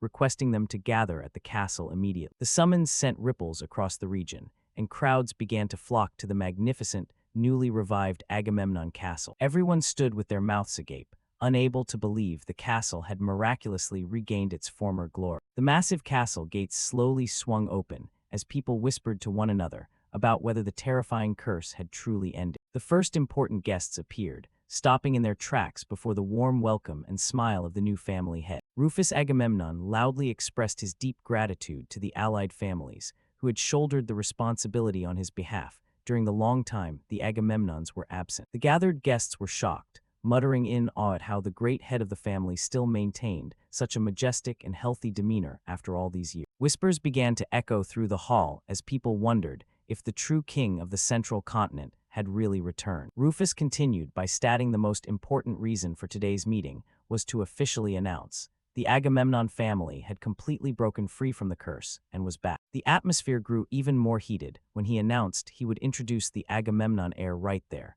before all the vassal families. All eyes turned toward the entrance, everyone holding their breath in anticipation to catch a glimpse of this powerful successor. The name called out was none other than Zeke Draker, leaving those present stunned. Rufus proudly introduced Zeke as the youngest Blue Knight on the continent, a genius who had just graduated from Valhalla in record-breaking time. In the formal atmosphere, Arnold Achilles suddenly stepped forward. As a longtime friend and loyal vassal, he asked for permission to express his opinion. Arnold offered a polite smile, expressing great joy that the family had finally found an official heir for its glorious position. However, he unexpectedly cited the law of representation, arguing that the Achilles family had an obligation and responsibility to verify the qualifications of the new heir. Immediately, representatives from the Hector and Aegis families also stepped forward, showing their agreement with Arnold's request. Facing the calculated challenge, Rufus curled his lips in a smile and declared he would follow the family's ancient traditions to prove the qualification. Arnold loudly declared on behalf of the alliance they would verify Zeke's qualifications as heir through a public nightly duel before everyone. The Agamemnon family arena burned with thunderous cheers from the stands as all eyes fixed on the center of the field, where a historic event was about to unfold. The vassal family heads sitting in the guest area couldn't hide their excitement, having never thought they would witness a traditional nightly duel of this caliber with their own eyes. The Hector family head nodded, admitting that the event truly exceeded their initial expectations. Zeke Draker stepped into the center of the arena, clad in shining silver armor, his expression as cold and calm as ever, showing no hesitation before thousands of spectators. He told himself this temporary armor was enough for today, deciding that the Hersian sword was too conspicuous and best kept as an ace in the hole for truly necessary situations. The first opponent appeared, a warrior in bulky white armor with a horned helmet approaching, looking at Zeke with a skeptical gaze. That was the great warrior of the Hector family, who scoffed and declared he would personally test whether Zeke's title of heir had substance or was just a hollow name. He lunged like a whirlwind, grinning from ear to ear in a frenzy, challenging Zeke to show his full strength. Crash, a sharp metallic collision echoed through the space the moment the first strike was thrown. But the result left everyone floored, with the Hector warrior lying flat on the arena floor, muttering in pain, while Zeke stood firm with his sword in hand. In the stands, the Hector family head stood mouth agape. His strongest warrior had been taken down so fast no one had even seen it happen. Seeing his opponent go down, the Aegis family head immediately urged his own man to get on the field to reclaim their honor. The Aegis warrior charged into battle with fiery spirit, determined not to repeat the previous mistake. With spear and shield in hand, he poured all his strength into a direct attack, hopping to pierce through Zeke's defenses. But dreams are not reality. A lightning-fast counterattack from Zeke sent the Aegis warrior flying backward, his face distorted in pain. Not letting his opponent breathe, Zeke glided across the arena with terrifying speed, leaving hazy light trails behind every step. Thud, another direct hit landed. The immense power from Zeke's sword caused the opponent's sturdy armor to start cracking. The warrior screamed in agony as the pressure from the blow forced him down to the floor, completely helpless against Zeke's skill. Zeke's eyes flashed coldly. To him, these opponents still weren't enough to make him use his full strength. He put power into his sword, unleashing a powerful slash that tore through the air, power that was truly unimaginable for a 17-year-old. "I think this is enough," Zeke said in a flat tone, standing and looking down at his opponent who was struggling to get up in vain. His gaze remained fixed on his opponent, cold and full of pressure. The match was as good as over. One final, dry metallic clash rang out, completely ending the resistance of the Aegis warrior. The referee loudly declared the victory belonged to Zeke Draker, while the entire arena sank into hushed murmurs at his talent. Zeke sheathed his sword, his gaze directed toward the entrance, knowing the real battle was only beginning with one final opponent left. Out of the shadows, a knight with romantic blonde hair stepped out. This person's aura was completely different from those he had just defeated. That was the current tournament champion, someone who had seen it all in high-level battles and had never tasted defeat. Feral Achilles approached with a confident and composed expression. This was the greatest wall Zeke needed to overcome. The two warriors stood facing each other in the center of the arena, the atmosphere suddenly thickening with pressure from both sides. Feral offered a polite smile greeting Zeke with the full respect of a true knight. "I am Feral Achilles," he announced loudly, gripping his weapon tightly and preparing for the clash. Zeke also replied briefly, "Zeke Draker," a formal greeting before the real storm arrived. Zeke observed his opponent carefully. Feral's gaze was very steady, not wavering even slightly under Zeke's pressure. The aura radiating from this opponent was very stable. It was clear he possessed extremely deep mental discipline. Zeke adjusted his stance, lowering his center of gravity, and began to focus entirely on Feral's every movement. "In that case, let's see what skills you have," Zeke thought to himself, preparing to engage. Whoosh, both lunged at each other like lightning, the sound of clashing metal tearing through the quiet space of the arena. Sword paths and spear tips intertwined, creating bright electrical sparks as they stared each other down while locking weapons. Feral swung his weapon hard, unleashing powerful and dangerous attacks toward his opponent. Clang! Zeke blocked Feral's strike with perfect technique, the force from the impact causing both to retreat a step. Feral silently marveled. Zeke's basic skills were truly too solid, not like a 17-year-old at all. Beyond just technique, Zeke's practical combat experience was surprisingly rich. This match was truly dramatic. Rufus couldn't hide his amazement, having never dared to dream that Zeke could go toe-to-toe with the champion Feral Achilles. The vassal family heads sitting nearby were also unable to sit still. Was a 17-year-old making things difficult for the #1 genius of the central region? "Zeke, I believe in you," Rufus whispered to himself, his gaze filled with trust for his grandson. Sharp metallic clashing sounds rang out continuously, the entire arena seeming to shake with every beat of their fight. This was the moment for Zeke to prove to everyone that he was fully worthy of his position as the Agamemnon family heir. Feral began to tire, his breath coming in short gasps. He couldn't believe Zeke was so monstrously strong. Conversely, Zeke still maintained a terrifying composure, his sword strokes remaining extremely precise, their power never waned. "He's not wavering at all," Feral realized with horror the incredible stamina of his opponent. Unable to drag it out any longer, Feral decided to bet everything on the next attack to decide the winner. He employed the Achilles family's elite techniques, darkness enveloping his spear tip and creating suffocating pressure. Black Spear Rage, Feral's strongest ultimate technique, was unleashed, tearing through space and flying straight at Zeke. Witnessing that strike, Zeke's eyes flashed with a cold light.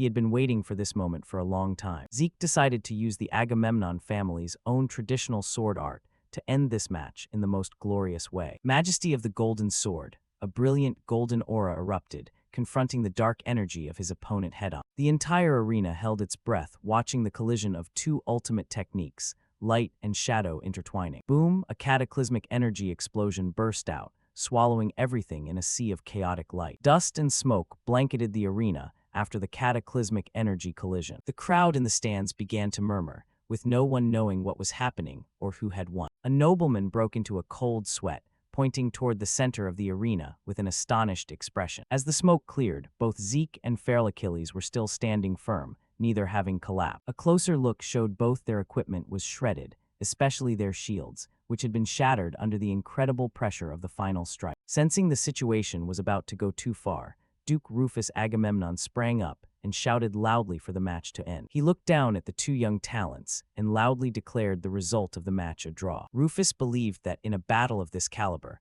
determining a winner and loser no longer held any meaning. Arnold Achilles stood up on behalf of the family to officially acknowledge Zeke's qualifications as heir. Following that, the heads of the Hector and Aegis families also took turns nodding to confirm Zeke was fully qualified. Old man Rufus smirked in satisfaction. His gambit had secured an absolute political victory. The entire arena rang out with cheers, everyone celebrating the Agamemnon family's new heir. Zeke smiled confidently, not forgetting to praise Farrell for his excellent performance. But Farrell only closed his eyes and smiled bitterly, admitting that if the match had lasted any longer, he would definitely have been the one to go down. Farrell pointed out that in the final strike, if Zeke had wanted to, he could have countered instead of just smashing his shield. Zeke was slightly surprised, not thinking his opponent would be keen enough to realize he had been actively holding back. He cracked a mysterious smile. Everything was going exactly according to his plans. The plan to become the heir was complete.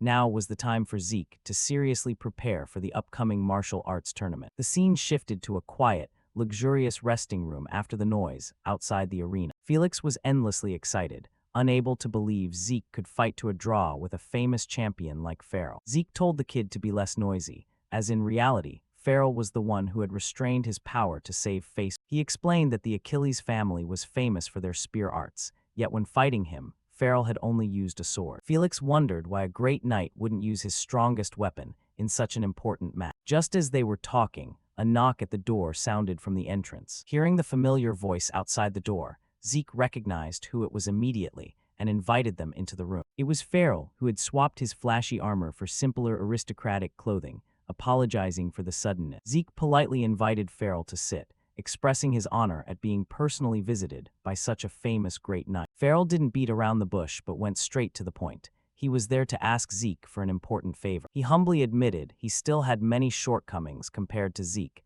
and wished to support him in preparing for the future. Zeke guessed the opponent's intent immediately. It must be related to the Draker martial arts tournament. Farrell nodded in confirmation.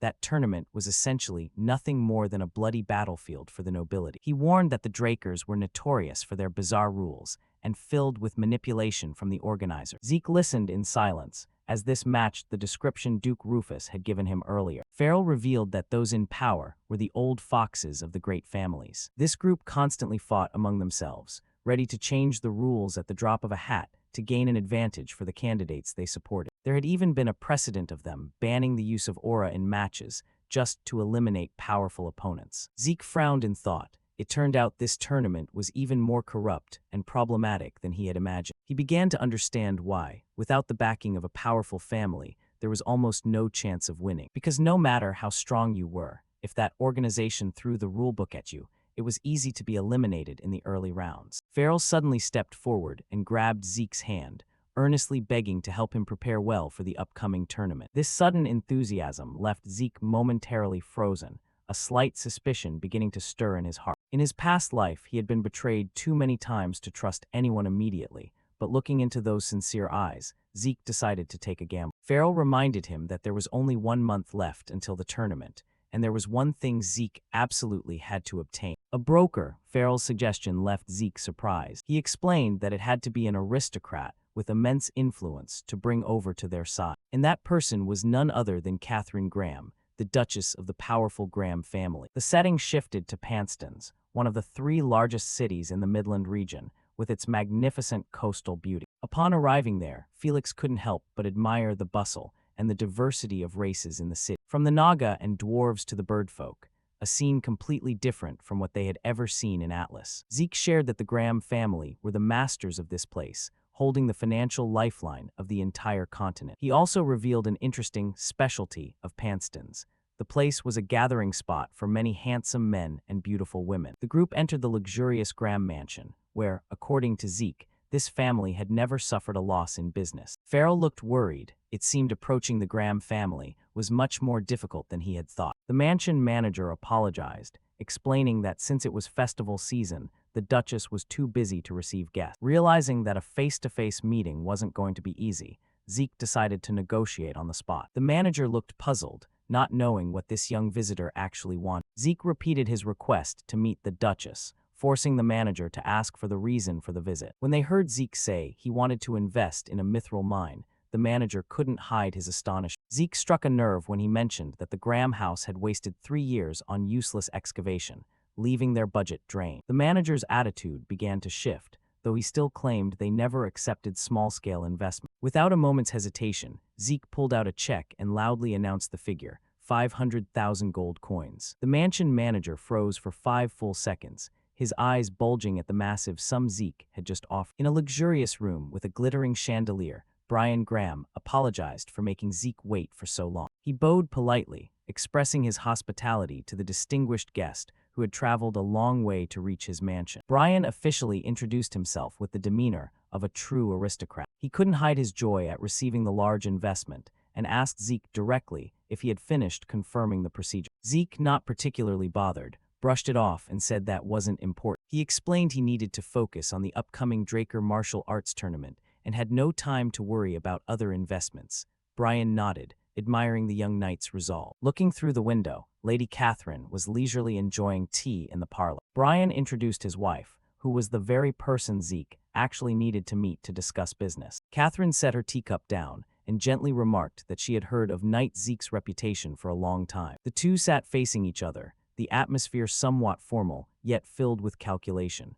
Catherine praised him as a knight who was attracting the attention of the entire continent. Zeke humbly replied that he still had much to learn, and that was why he was joining the tournament to gain experience. Catherine smiled and asked if he knew the topic of the tournament's first preliminary round, as she appeared to possess some secret information. Her smile was full of mystery, as if she were trying to bait him into some kind of deal. But Zeke interrupted coldly, saying that was not the information he had gone through the trouble of coming here to hear. He looked straight at Catherine and stated that his purpose was to help her.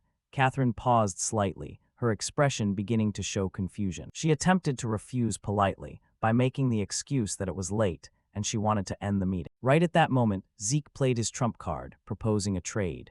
Catherine's gaze hardened instantly upon hearing that word. Zeke leaned in close and asked if she would agree to his proposal, if he could cure Lady Angelina's illness. Catherine trembled, gripping her sleeves tightly. Zeke observed her reaction, knowing he had struck her Achilles' heel. Angelina Graham had once been hailed as the continent's future beauty, but after turning 16, she had suddenly vanished and never appeared before high society again. Catherine pursed her lips, harshly retorting that everyone was just weaving malicious rumors about her daughter's appearance. She stood up abruptly, angrily demanding that Zeke leave the mansion immediately, accusing him of being rude. Zeke remained calm, warning that if she continued to neglect Angelina's condition, she would soon regret it because there would be no chance left to save her.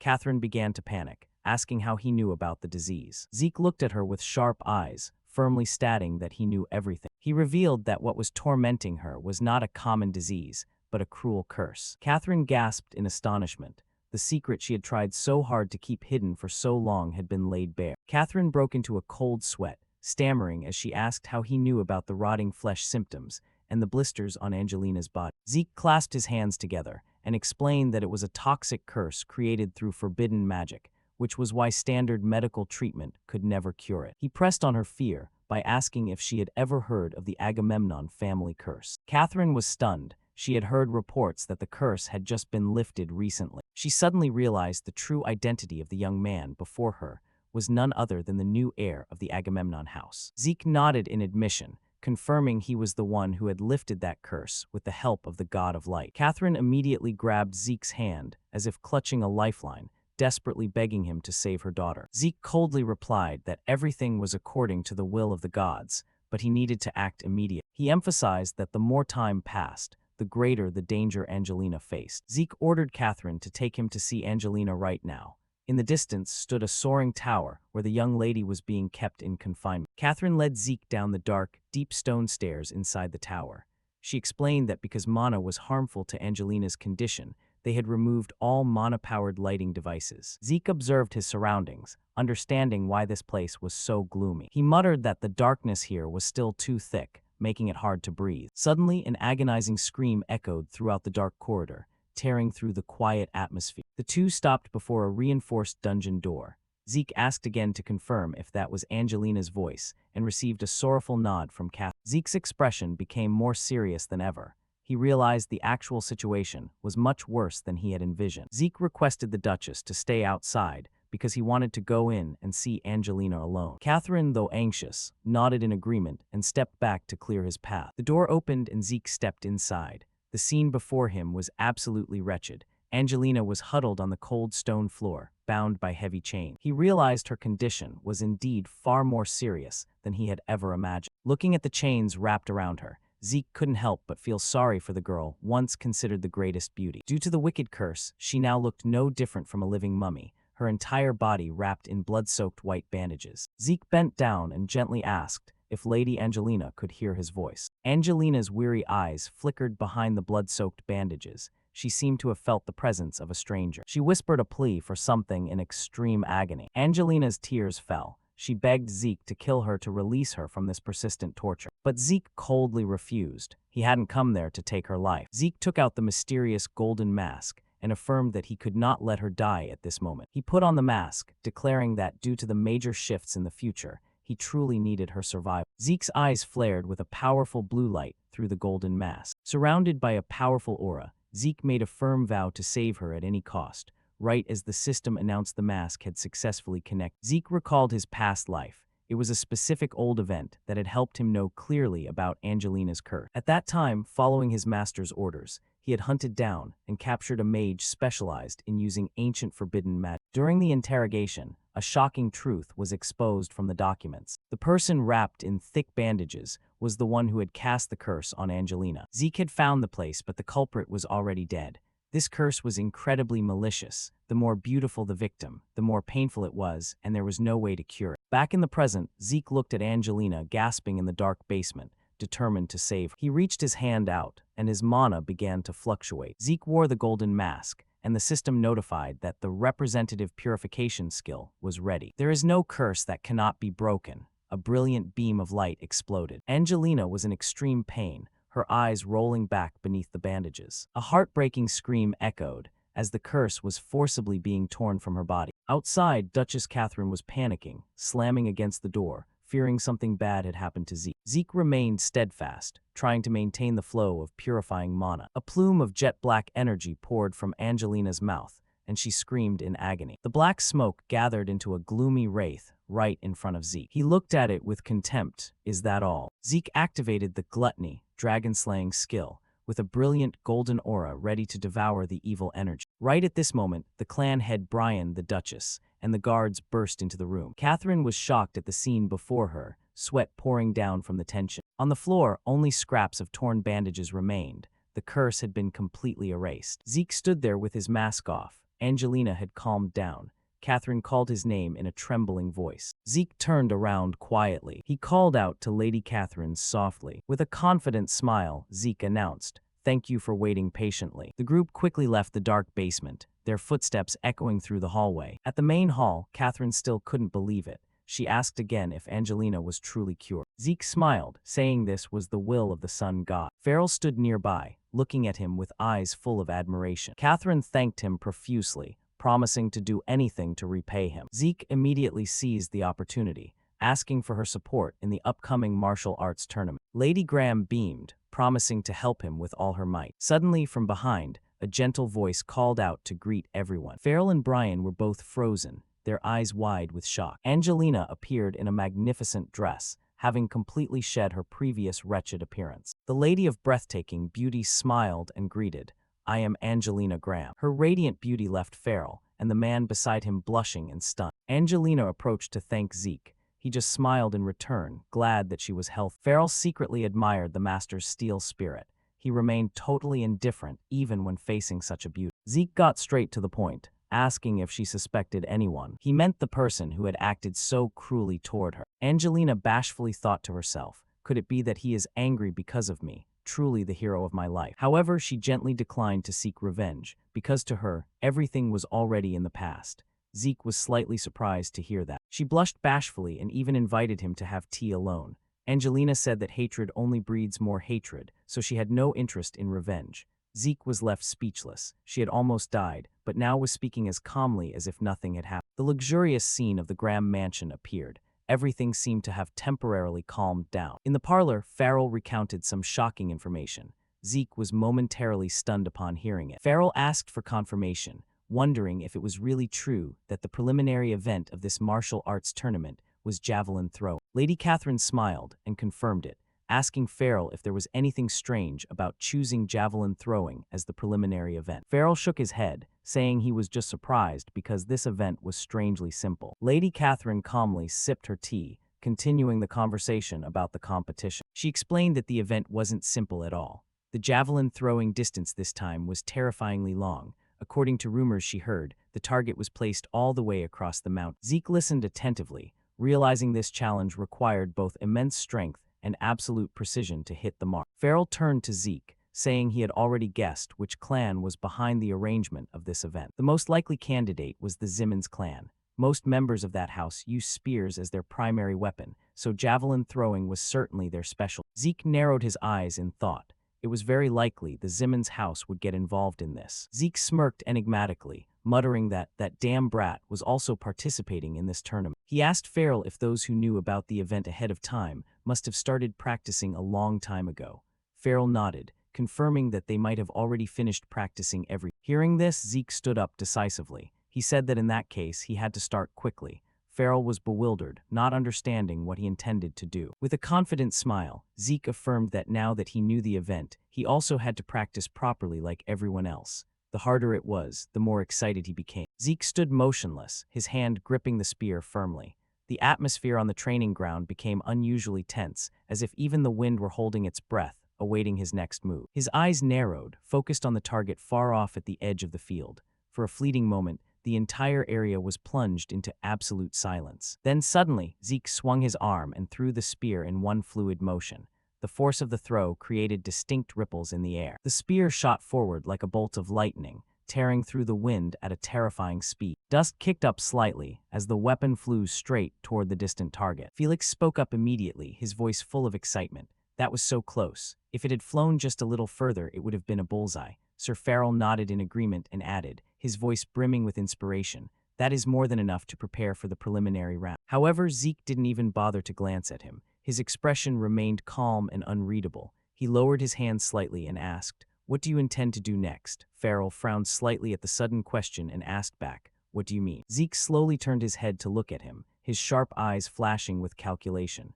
He said calmly, if you modify the spear beforehand and prepare thoroughly, couldn't we compete under conditions better suited for that event? Sir Farrell crossed his arms, mulling over the idea carefully. A moment later, he replied, that's a good point. However, the other families will eventually think of the same thing. In the end, the key will lie in who can prepare the more suitable weapon. Hearing this, Zeke quietly shifted his gaze toward Lady Catherine. His expression softened slightly as he spoke. Lady Catherine, I have a favor to ask of you.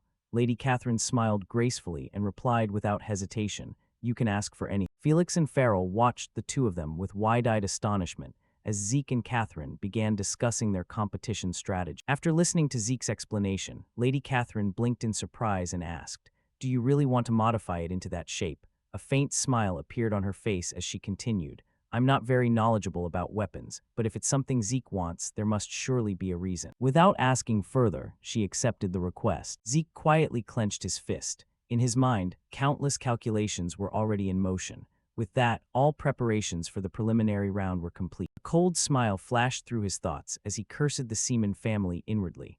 No matter how much they struggled, in the end, they were all in the palm of his hand. The scene shifted to the Valhalla Academy dormitory. Sir Farrell looked around the room with a nostalgic gaze and said, It's been a long time since I returned here after graduating from Valhalla.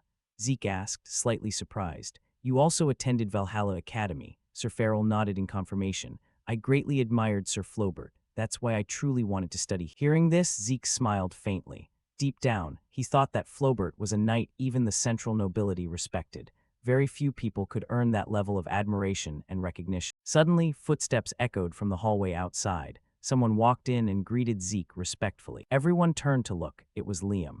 Liam bowed slightly and thanked Zeke sincerely for his help, saying that thanks to him, he had completed his graduation exam safely. Zeke approached Liam and asked, I heard you were promoted to Purple Knight. Liam nodded quietly. Zeke continued, I also heard you received a letter of recommendation to Valhalla, along with Renee, but you refused. What is the reason? Liam replied without hesitation, I want to be by your side and help you as soon as possible. For a brief moment, the room fell silent. Zeke then patted Liam's shoulder and asked, Have you heard any news about the other cousins? Liam nodded and began to explain. Cousin Leon finally withdrew from school indefinitely. Owen Seaman tried to skip a grade, but failed the graduation exam. Renee Draker will graduate this time and enter Valhalla. And Jake Vardek couldn't skip a grade and is acting like a king among his classmates. Hearing it all, Zeke said calmly, It seems Leon has finally lost all his spirit. Liam nodded slightly. Leon brought it upon himself. Right then, the door opened again. Decker walked in holding a box and said, I have brought what you requested. Zeke immediately turned, Hand the box to me. Decker handed over the box without asking any questions. Then, to everyone's surprise, Zeke walked straight over to Liam and handed him the box. This is a promotion gift for you, Zeke said calmly. Liam immediately hesitated, his eyes widening as he shook his head. The things you gave me before were already more than enough. Zeke frowned slightly. Stop nagging and take. Unable to refuse any further, Liam carefully opened the box. The moment he looked inside, his expression completely froze. His eyes widened in amazement. Zeke asked calmly, Do you like the gift? Liam clenched his hand excitedly and replied, Of course I do. Inside the box was a custom-made suit of armor. The craftsmanship was extremely exquisite. The armor had a delicate structure, balancing mobility and defense. Even Felix looked on with visible envy. Liam quickly tried it on, and after a few minor adjustments, he was amazed once more. It's a perfect fit. He immediately thanked Zeke sincerely for the gift. Meanwhile, Zeke quietly thought to himself that in his past life, he had used the mercenary king's armor as a reference.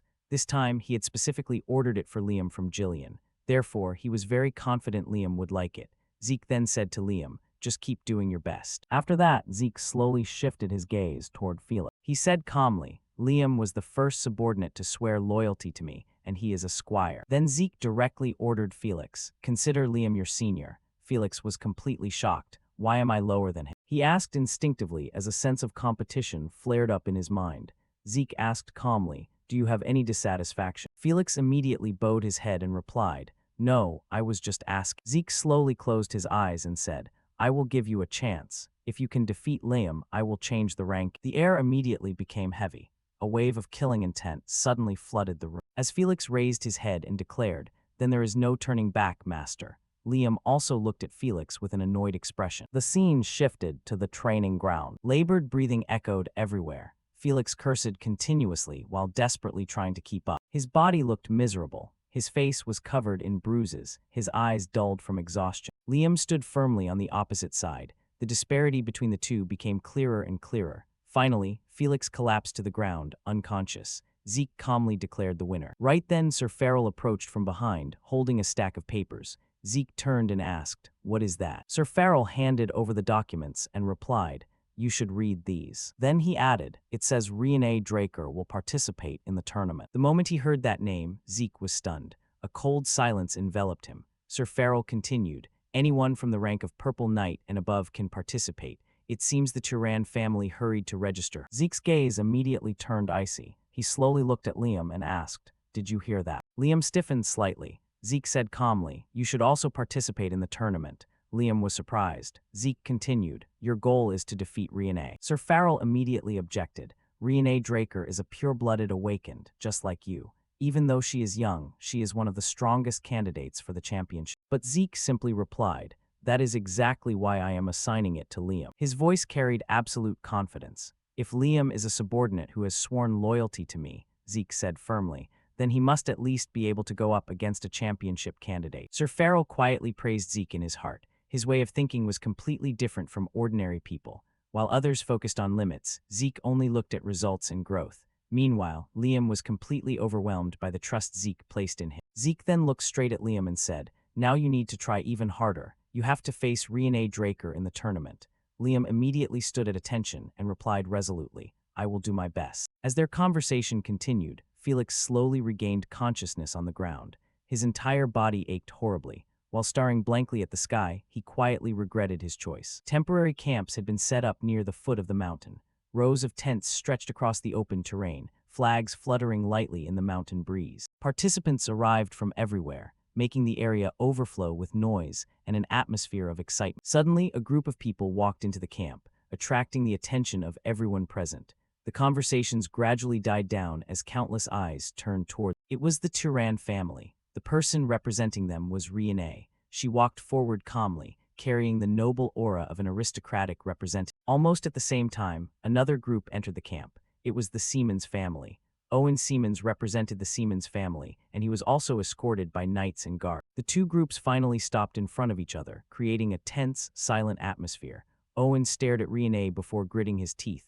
"It's been a long time since we last met," he said. An arrogant smile appeared on his face as he continued. "But it's a pity. The Siemens family will be the winners of the upcoming martial arts tournament." Renee looked at him with an emotionless face. She showed neither anger nor joy. "Don't be arrogant," she replied coldly. "And he will also be participating in this martial arts tournament." Owen frowned. He asked, "Who are you talking about?" Before Renee could answer, a voice suddenly rang out calling her. "Renee," the voice was friendly and familiar. It was Zeke. He approached while greeting her and checking on the situation. The moment Owen saw Zeke, his face instantly turned pale. His expression twisted as anger and resentment welled up. Owen gritted his teeth.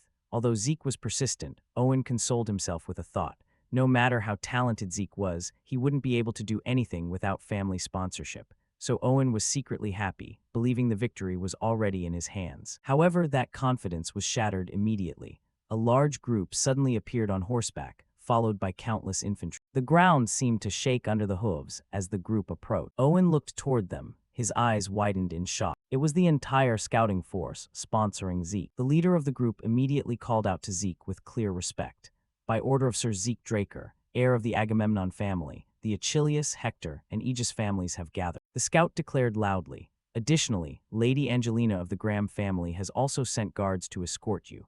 The surrounding crowd became noisy. Many participants looked at Zeke with surprised eyes. Owen felt the veins on his forehead stand out. He cursed inwardly as his anger consumed his reason.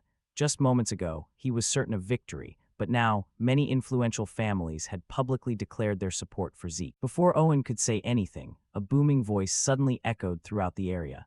"Attention!" The powerful voice cut through every conversation. Everyone present looked toward the source of the voice, wondering who could shout with such overwhelming authority. Standing in the distance was a scarred knight, Gareth Drake. The moment Zeke saw him, he recognized him immediately. Gareth Draker led one of the 3-knight teams of the Draker family, the Black Wolf Knights. In Zeke's previous life, during the Third Continental War, Gareth had operated on the front lines and built a fearsome reputation. That was why Zeke recognized him at first glance. Gareth Draker stepped forward and announced the start of the competition's preliminary round. His voice carried authority as he spoke to the participants. "The preliminary round officially begins. Participants, please choose your weapons and step forward." As the participants began to prepare, Felix approached Zeke and lowered his voice. "It seems everyone has disguised their weapons as javelin." Felix whispered. He looked around carefully before continuing. "They usually just use regular spears, but this time they are all wrapped in cloth. That means the rumors are true." However, Zeke didn't pay much attention to those words. Instead, he casually handed Felix a cloth-wrapped spear. Felix blinked blankly. "What is this?" he asked. Zeke looked at him with an annoyed expression. "What else? This is the weapon you will use to compete." Felix stiffened. Then Zeke dropped another bomb. "I secretly registered you for the competition." For a moment, Felix's mind went completely blank. "What?" he shouted. "Why did you do that? You didn't even ask for my opinion." However, before he could continue complaining, everyone's attention turned to the massive carts being pushed into the arena. The focus of the entire area shifted to them. Gareth Draker spoke up again. "Everyone must be curious about the main event. Participants will receive higher points the more iron plates they can penetrate." As soon as he finished explaining, countless soldiers pushed carts filled with giant iron plates forward. The thick metal sheets looked extremely sturdy. Looking at them, one participant asked anxiously, "Is penetrating these difficult?" Another participant immediately replied, "Just transferring the force into the spear is already hard." Felix began to panic. "I thought this was for javelin throwing." Zeke looked at him calmly. "Don't panic, look at your weapon." Finally, Felix inspected the weapon carefully. Only then did he realize an important detail. This wasn't a throwing javelin. It was a sharp spear specifically designed for penetration. Felix turned back to look at Zeke. "Did you know the contents of the preliminary round beforehand?" Zeke nodded. "The Siemens family doesn't favor javelins. Why would they choose spear throwing for the preliminary round if it were for distance?" Felix understood immediately. The first person to compete was Owen Siemens. He stepped forward confidently while holding the spear. An arrogant smile appeared on his face as he looked around at his rivals. "Watch closely," Owen declared proudly. He spun the spear once before taking his stance. "I will surpass you all." At that moment, he thrust the spear forward with incredible force. Boom! The sound of the collision echoed across the field. The giant iron plates were torn apart as his spear penetrated 6 plates in a row. The crowd reacted with astonishment. Owen slowly turned his head and looked straight at Zeke with a triumphant smile. He was clearly very pleased with his result. However, Zeke didn't pay him any attention at all. Meanwhile, Felix was still complaining. "I'm not confident at all," he muttered. "Stop making noise," Zeke replied. Finally, it was Felix's turn. Taking a deep breath, he thrust the spear with all his might. His attack penetrated 3.5 iron plates. Felix looked like he had been relieved of a burden. After him, it was Liam's turn, and he penetrated 3 iron plates. Next was Renee Draker's turn. She thrust the weapon with significant force and penetrated 4 iron plates. However, she couldn't help but feel regret afterward. Her spear wasn't specifically designed for penetration, limiting its effectiveness. After finishing, she looked toward Zeke. It was finally his turn. Zeke stepped forward calmly. The weapon in his hand immediately drew attention. It looked like a sword attached to a spear handle. Owen looked at it with a confused expression. "Is that a sword attached to a spear handle?" Zeke just smiled faintly and stepped forward. Seeing the strange weapon, even the instructor became curious. "Are you really going to compete with that spear?" Zeke nodded in confirmation. Then he channeled mana into the weapon. A brilliant blue light immediately emitted from the surface. The atmosphere changed. Zeke slowly took his stance. The blue light grew stronger and stronger around the weapon. Then he moved, dragon-slaying arts, true dragon sword play. In an instant, his spear shot forward like a ray of light, tearing through the darkness. The attack was impossibly fast. The spear pierced through the iron plates as if they didn't exist. 1, 2, the metal offered no resistance. The weapon continued to fly forward without stopping, smashing through plate after plate. Owen's eyes widened in shock. Renee was also stunned by the display of power. Even the surrounding participants watched in disbelief. Meanwhile, the instructor stared at the destroyed iron plates, unable to believe what he had just witnessed. A moment later, he finally announced the result with a trembling voice: 10 iron plates. The crowd became rowdy. The instructor swallowed hard before repeating, "Zeke penetrated 10 iron plates." Even Zeke was satisfied with his performance. The result had met his expectations. However, while the crowd was still reacting to his achievement, his attention suddenly shifted elsewhere. His gaze landed on another figure. She had competed almost at the same time as him. That person was wearing a red cloak covering her face, making it impossible to identify her. Even so, her performance had caught Zeke's attention. She had penetrated 8 iron plates, not with a spear, but with a sword. Where did she come from? The question lingered in his mind as the preliminary round continued around. As he continued to observe, the instructor suddenly called out her name: Elin Sabrina, 8 points. Hearing the announcement, Zeke thought to himself that he had never heard this name before. It sounded completely unfamiliar. However, as the hooded figure revealed more of her face while leaving the testing area, something suddenly clicked in his mind. Abruptly, Zeke recognized her. His eyes widened in shock. The person standing before him was none other than Helen Draker, his older sister, the woman known throughout the entire empire by the title, the Steel Knight. For a moment, Zeke could only stare at her in disbelief. Memories from his past life came flooding back in waves. In his previous life, Zeke clearly remembered what happened after the Platinum Knight, Carly Draker, died at the hands of the Pirate King in the Southern Seas. After her death, the Draker clan fell into complete chaos. Civil war erupted across the region as factions fought for influence and power. Before Abel became the family head, the Draker clan had been split into 2 major factions. At the center of one of those factions was Helen Drake. Later, she sought to oppose Abel. When Abel took power as the head of the family, he began organizing an opposition force and consolidating his power. Unable to accept Abel's rise, Helen built a defensive wall within the Troy Duchy and prepared to confront him. However, fate was not on her side. Ultimately, while engaging the Imperial army, she was killed in battle. The memories gradually faded as Zeke slowly returned to the present. After leaving the test site, he returned to his camp. Sitting on the sofa, he leaned back and sank into thought. In his past life, until her very last breath, Helen remained a traditional knight. She always fought valiantly, honorably, and without hesitation. She never cared about fame or political games. That was exactly why Zeke felt so confused. What brought her here? Why did Helen Draker decide to join the martial arts tournament? The question kept swirling in his mind. Before he could think further, Lady Catherine's voice brought him back to reality. She smiled slightly and complimented Zeke for correctly predicting the characteristics of the Zyman's family. She noted that he had rightly guessed they would choose a spearmanship strategy focused on piercing technique. Zeke bowed respectfully. "Thank you for your help," he said sincerely. "Without your support, I wouldn't have been able to prepare the spear for the competition." He paused for a moment before continuing. "And thanks to you, our 3 members have made it into the main round." Lady Catherine seemed very pleased with the compliment. "Thank you," she replied. Then her expression became more serious. "I have obtained some reliable information regarding the first event of the main round." Everyone in the room immediately focused their attention on her. "The first event will be running." Felix blinked repeatedly. "Running?" he asked in disbelief. "In a martial arts tournament." Before he could finish, Sir Farrell interrupted. His expression was unusually grave. "The running mentioned here is the Draker survival running of the Draker family." The atmosphere immediately grew heavier. Sir Farrell crossed his arms and continued to explain. "This is not a normal race where you just reach the finish line." His voice grew colder. "This is a match where participants can be ambushed by opponents. They can engage in open combat if necessary. If you don't have family sponsorship, you will only be eliminated." The significance of those words immediately sank in for everyone.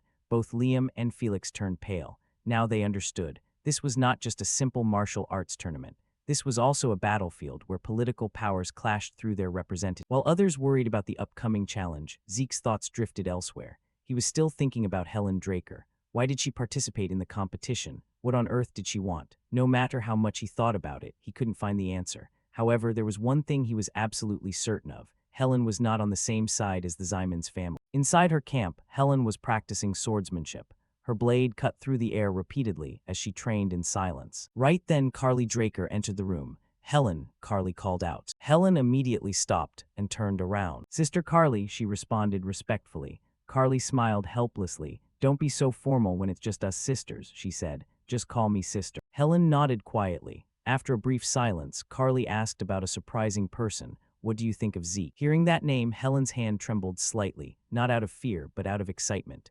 Carly noticed the reaction immediately. The corners of her mouth curled into a small smile. "You want to spar with him, don't you?" she asked. Helen didn't answer immediately. Instead, her thoughts flew back to the competition. She recalled the technique Zeke had used, the dragon-slaying arts, dragon scale pierce. That image was still vivid in her mind. It was an extraordinary attack. Helen silently complimented that technique in her heart. Then she whispered softly, almost to herself. Zeke's dragon scale pierce was more vivid, as if he could truly catch a dragon. For a moment the room became quiet. Carly then snapped out of her thoughts and stepped closer. Placing a hand on Helen's shoulder, she said seriously, "Zeke will be a great asset to us." She looked directly into Helen's eyes. "Keep testing him until you acknowledge him." Helen was silent. She didn't say a word. However, deep in her heart, she felt increasingly excited. The more she thought about Zeke's potential, the more interested she became. The scene shifts to the day the official main round begins. Countless participants gathered at the starting area. A cold wind swept across the land as everyone prepared themselves.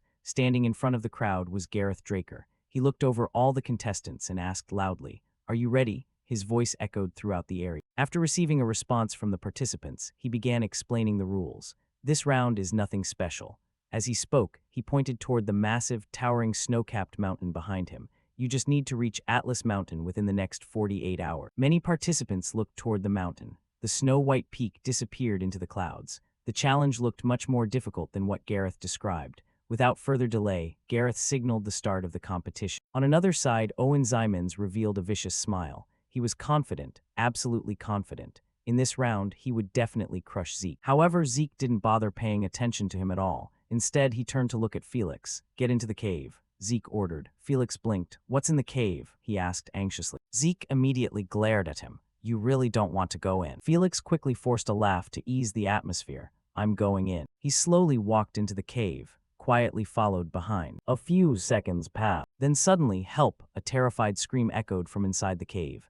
everyone jumped. The next moment, Felix rushed out in desperation, screaming for help. Behind him were three massive polar bears in hot pursuit. The giant beasts roared angrily as they chased. Seeing the situation, Zeke calmly turned to Liam. "Draw your sword." Liam looked at him in disbelief. "What are you asking me to do?" Liam asked worriedly. Zeke just smiled. "The fur of these bears will be very useful for us." Meanwhile, Renee and her group were moving through a snowy forest. As the group leader, Renee walked in front. Behind her, her subordinates shivered incessantly. The weather was cruelly freezing. Although most of them remained silent, they whined endlessly in their hearts while enduring the cold. Suddenly, Renee felt something was wrong. A strange sensation ran down her spine. She immediately stopped, then she looked back. In that moment, her eyes widened. A group of giant creatures was following them. Yeti. Several giant yetis were moving through the forest behind them. Renee was amazed. Normally, yetis rarely appear before humans. Their appearance was completely illogical. Then the realization hit. Her expression darkened immediately. "This is the Zyman's family's doing," she muttered. The answer became clear.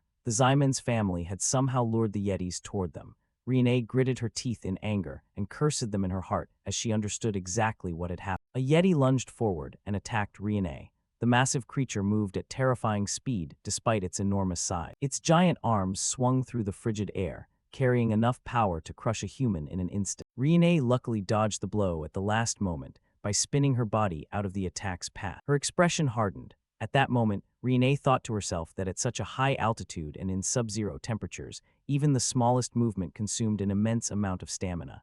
Every breath was heavier than usual. The icy wind cut into her skin like a blade, and the freezing environment continuously sapped her strength. Her gaze then shifted to her subordinates. Renee immediately understood the situation. Although she could try to endure this battle, her subordinates could not. Their condition had deteriorated significantly due to the harsh environment, and the enemies standing before them were completely overwhelming, especially given their terrifying number. Dozens of yetis stood before them, their towering figures surrounding the area like an army of monsters. Their growls echoed through the snowy forest, making the air even more suffocating. Realizing what had to be done, Renee stepped forward and stood before the group of yetis. She gripped her weapon tightly and turned to her subordinates. "You must leave here," Renee ordered firmly. "I will hold them back." The subordinates immediately froze. However, none of them were willing to retreat. Instead of backing down, they stood their ground. They refused to leave her alone. Seeing that they wouldn't retreat, Renee's expression darkened with anger. "What are you doing?" she asked sharply. "Are you refusing my orders?" Her tone carried an authority that immediately silenced. The subordinates were stunned for a moment, torn in their decision.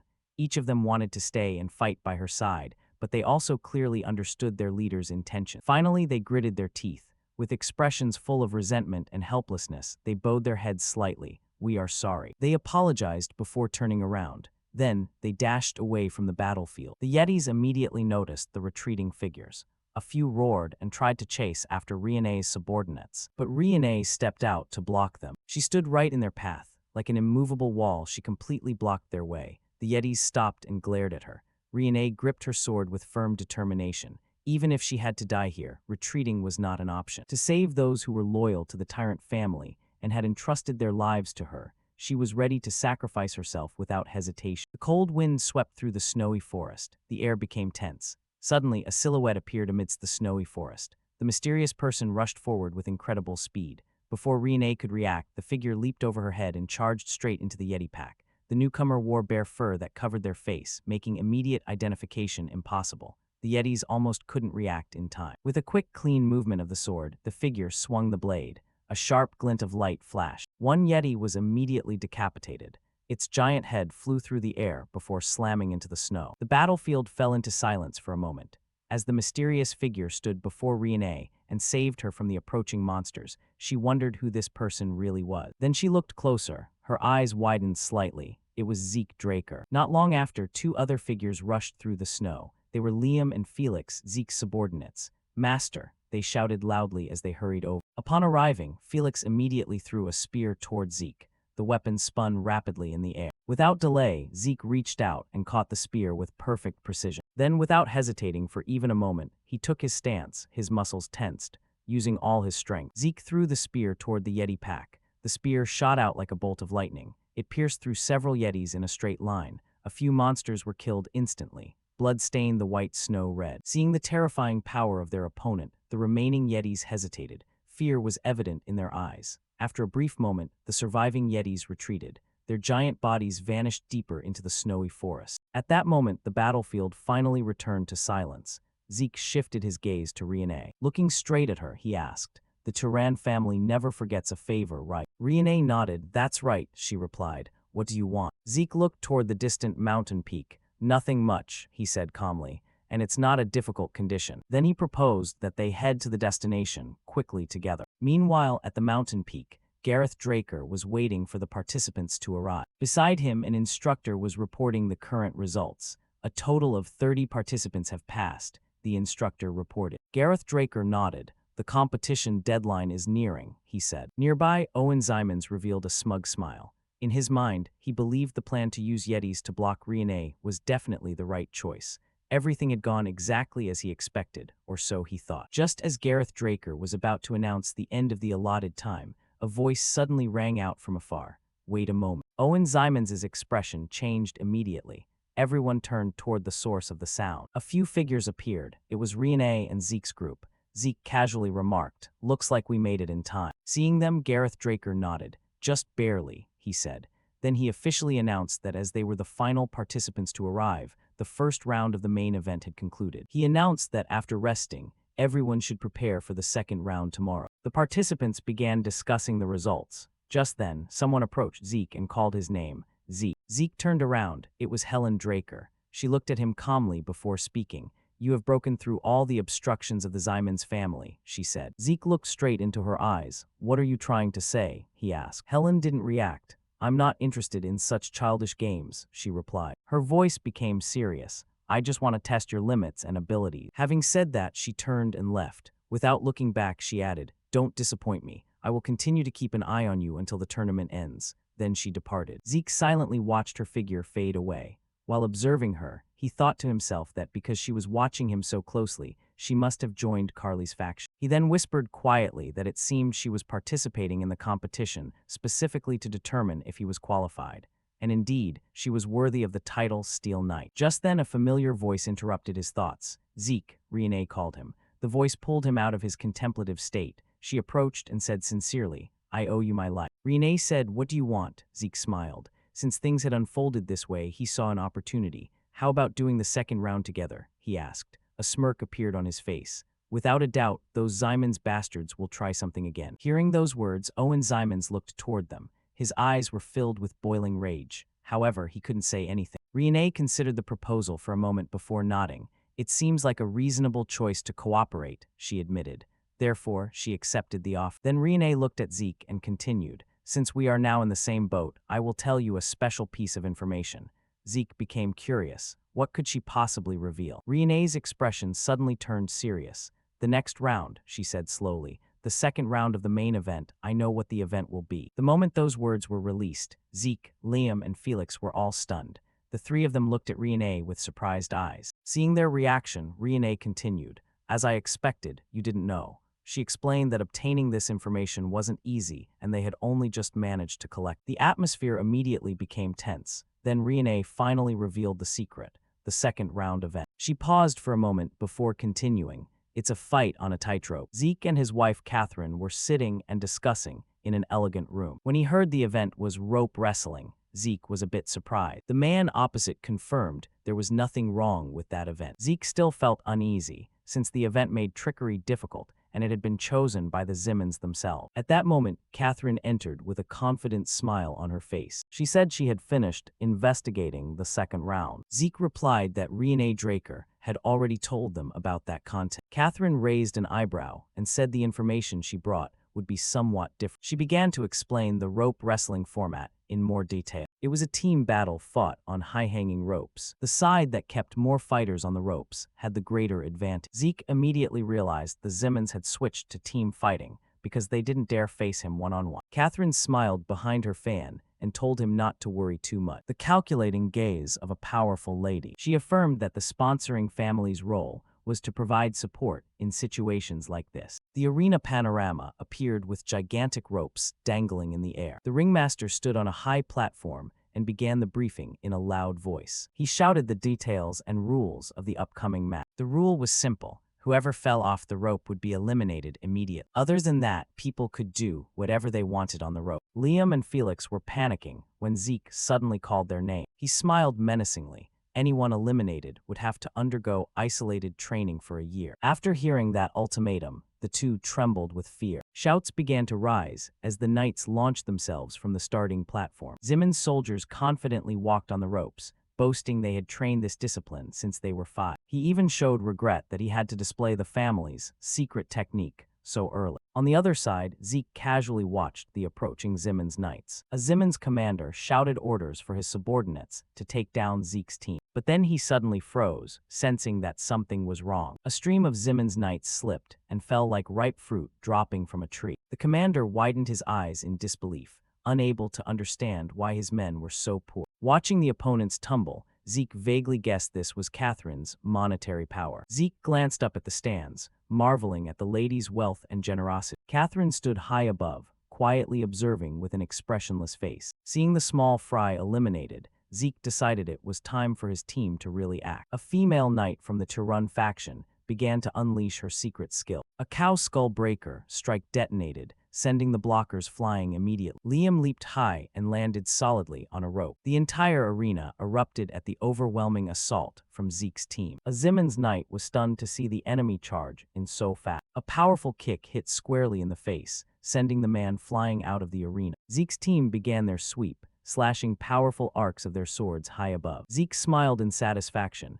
as he watched his teammates doing an excellent job clearing the ring. At that moment, Owen Zimmons strode forward with murderous intent in his eye. Owen proposed a fair one-on-one duel in the knightly style, telling Zeke not to rely on his weak subordinates. Zeke snorted and laughed, retorting that did Owen truly think he would fall for such an obvious provocation. Still, Zeke decided to indulge his opponent with a preemptive strike. He leapt from the rope, swinging his sword straight at Owen with terrifying speed. Just as the blade was about to land, a silver flash suddenly cut across its path. The clash of metal rang sharply through the air. Zeke's strike was completely stopped. The one who intervened in the fight was none other than Helen Drake. Even Owen was bewildered, since Helen was never on his side. Zeke retreated, landing on the rope, eyes wary as he looked toward the female knight who had appeared. He asked in a low voice whether she intended to side with the Zimmons. Helen replied casually that she merely wanted to test Zeke Draker's strength. Zeke felt an overwhelming pressure radiating from Helen and thought that,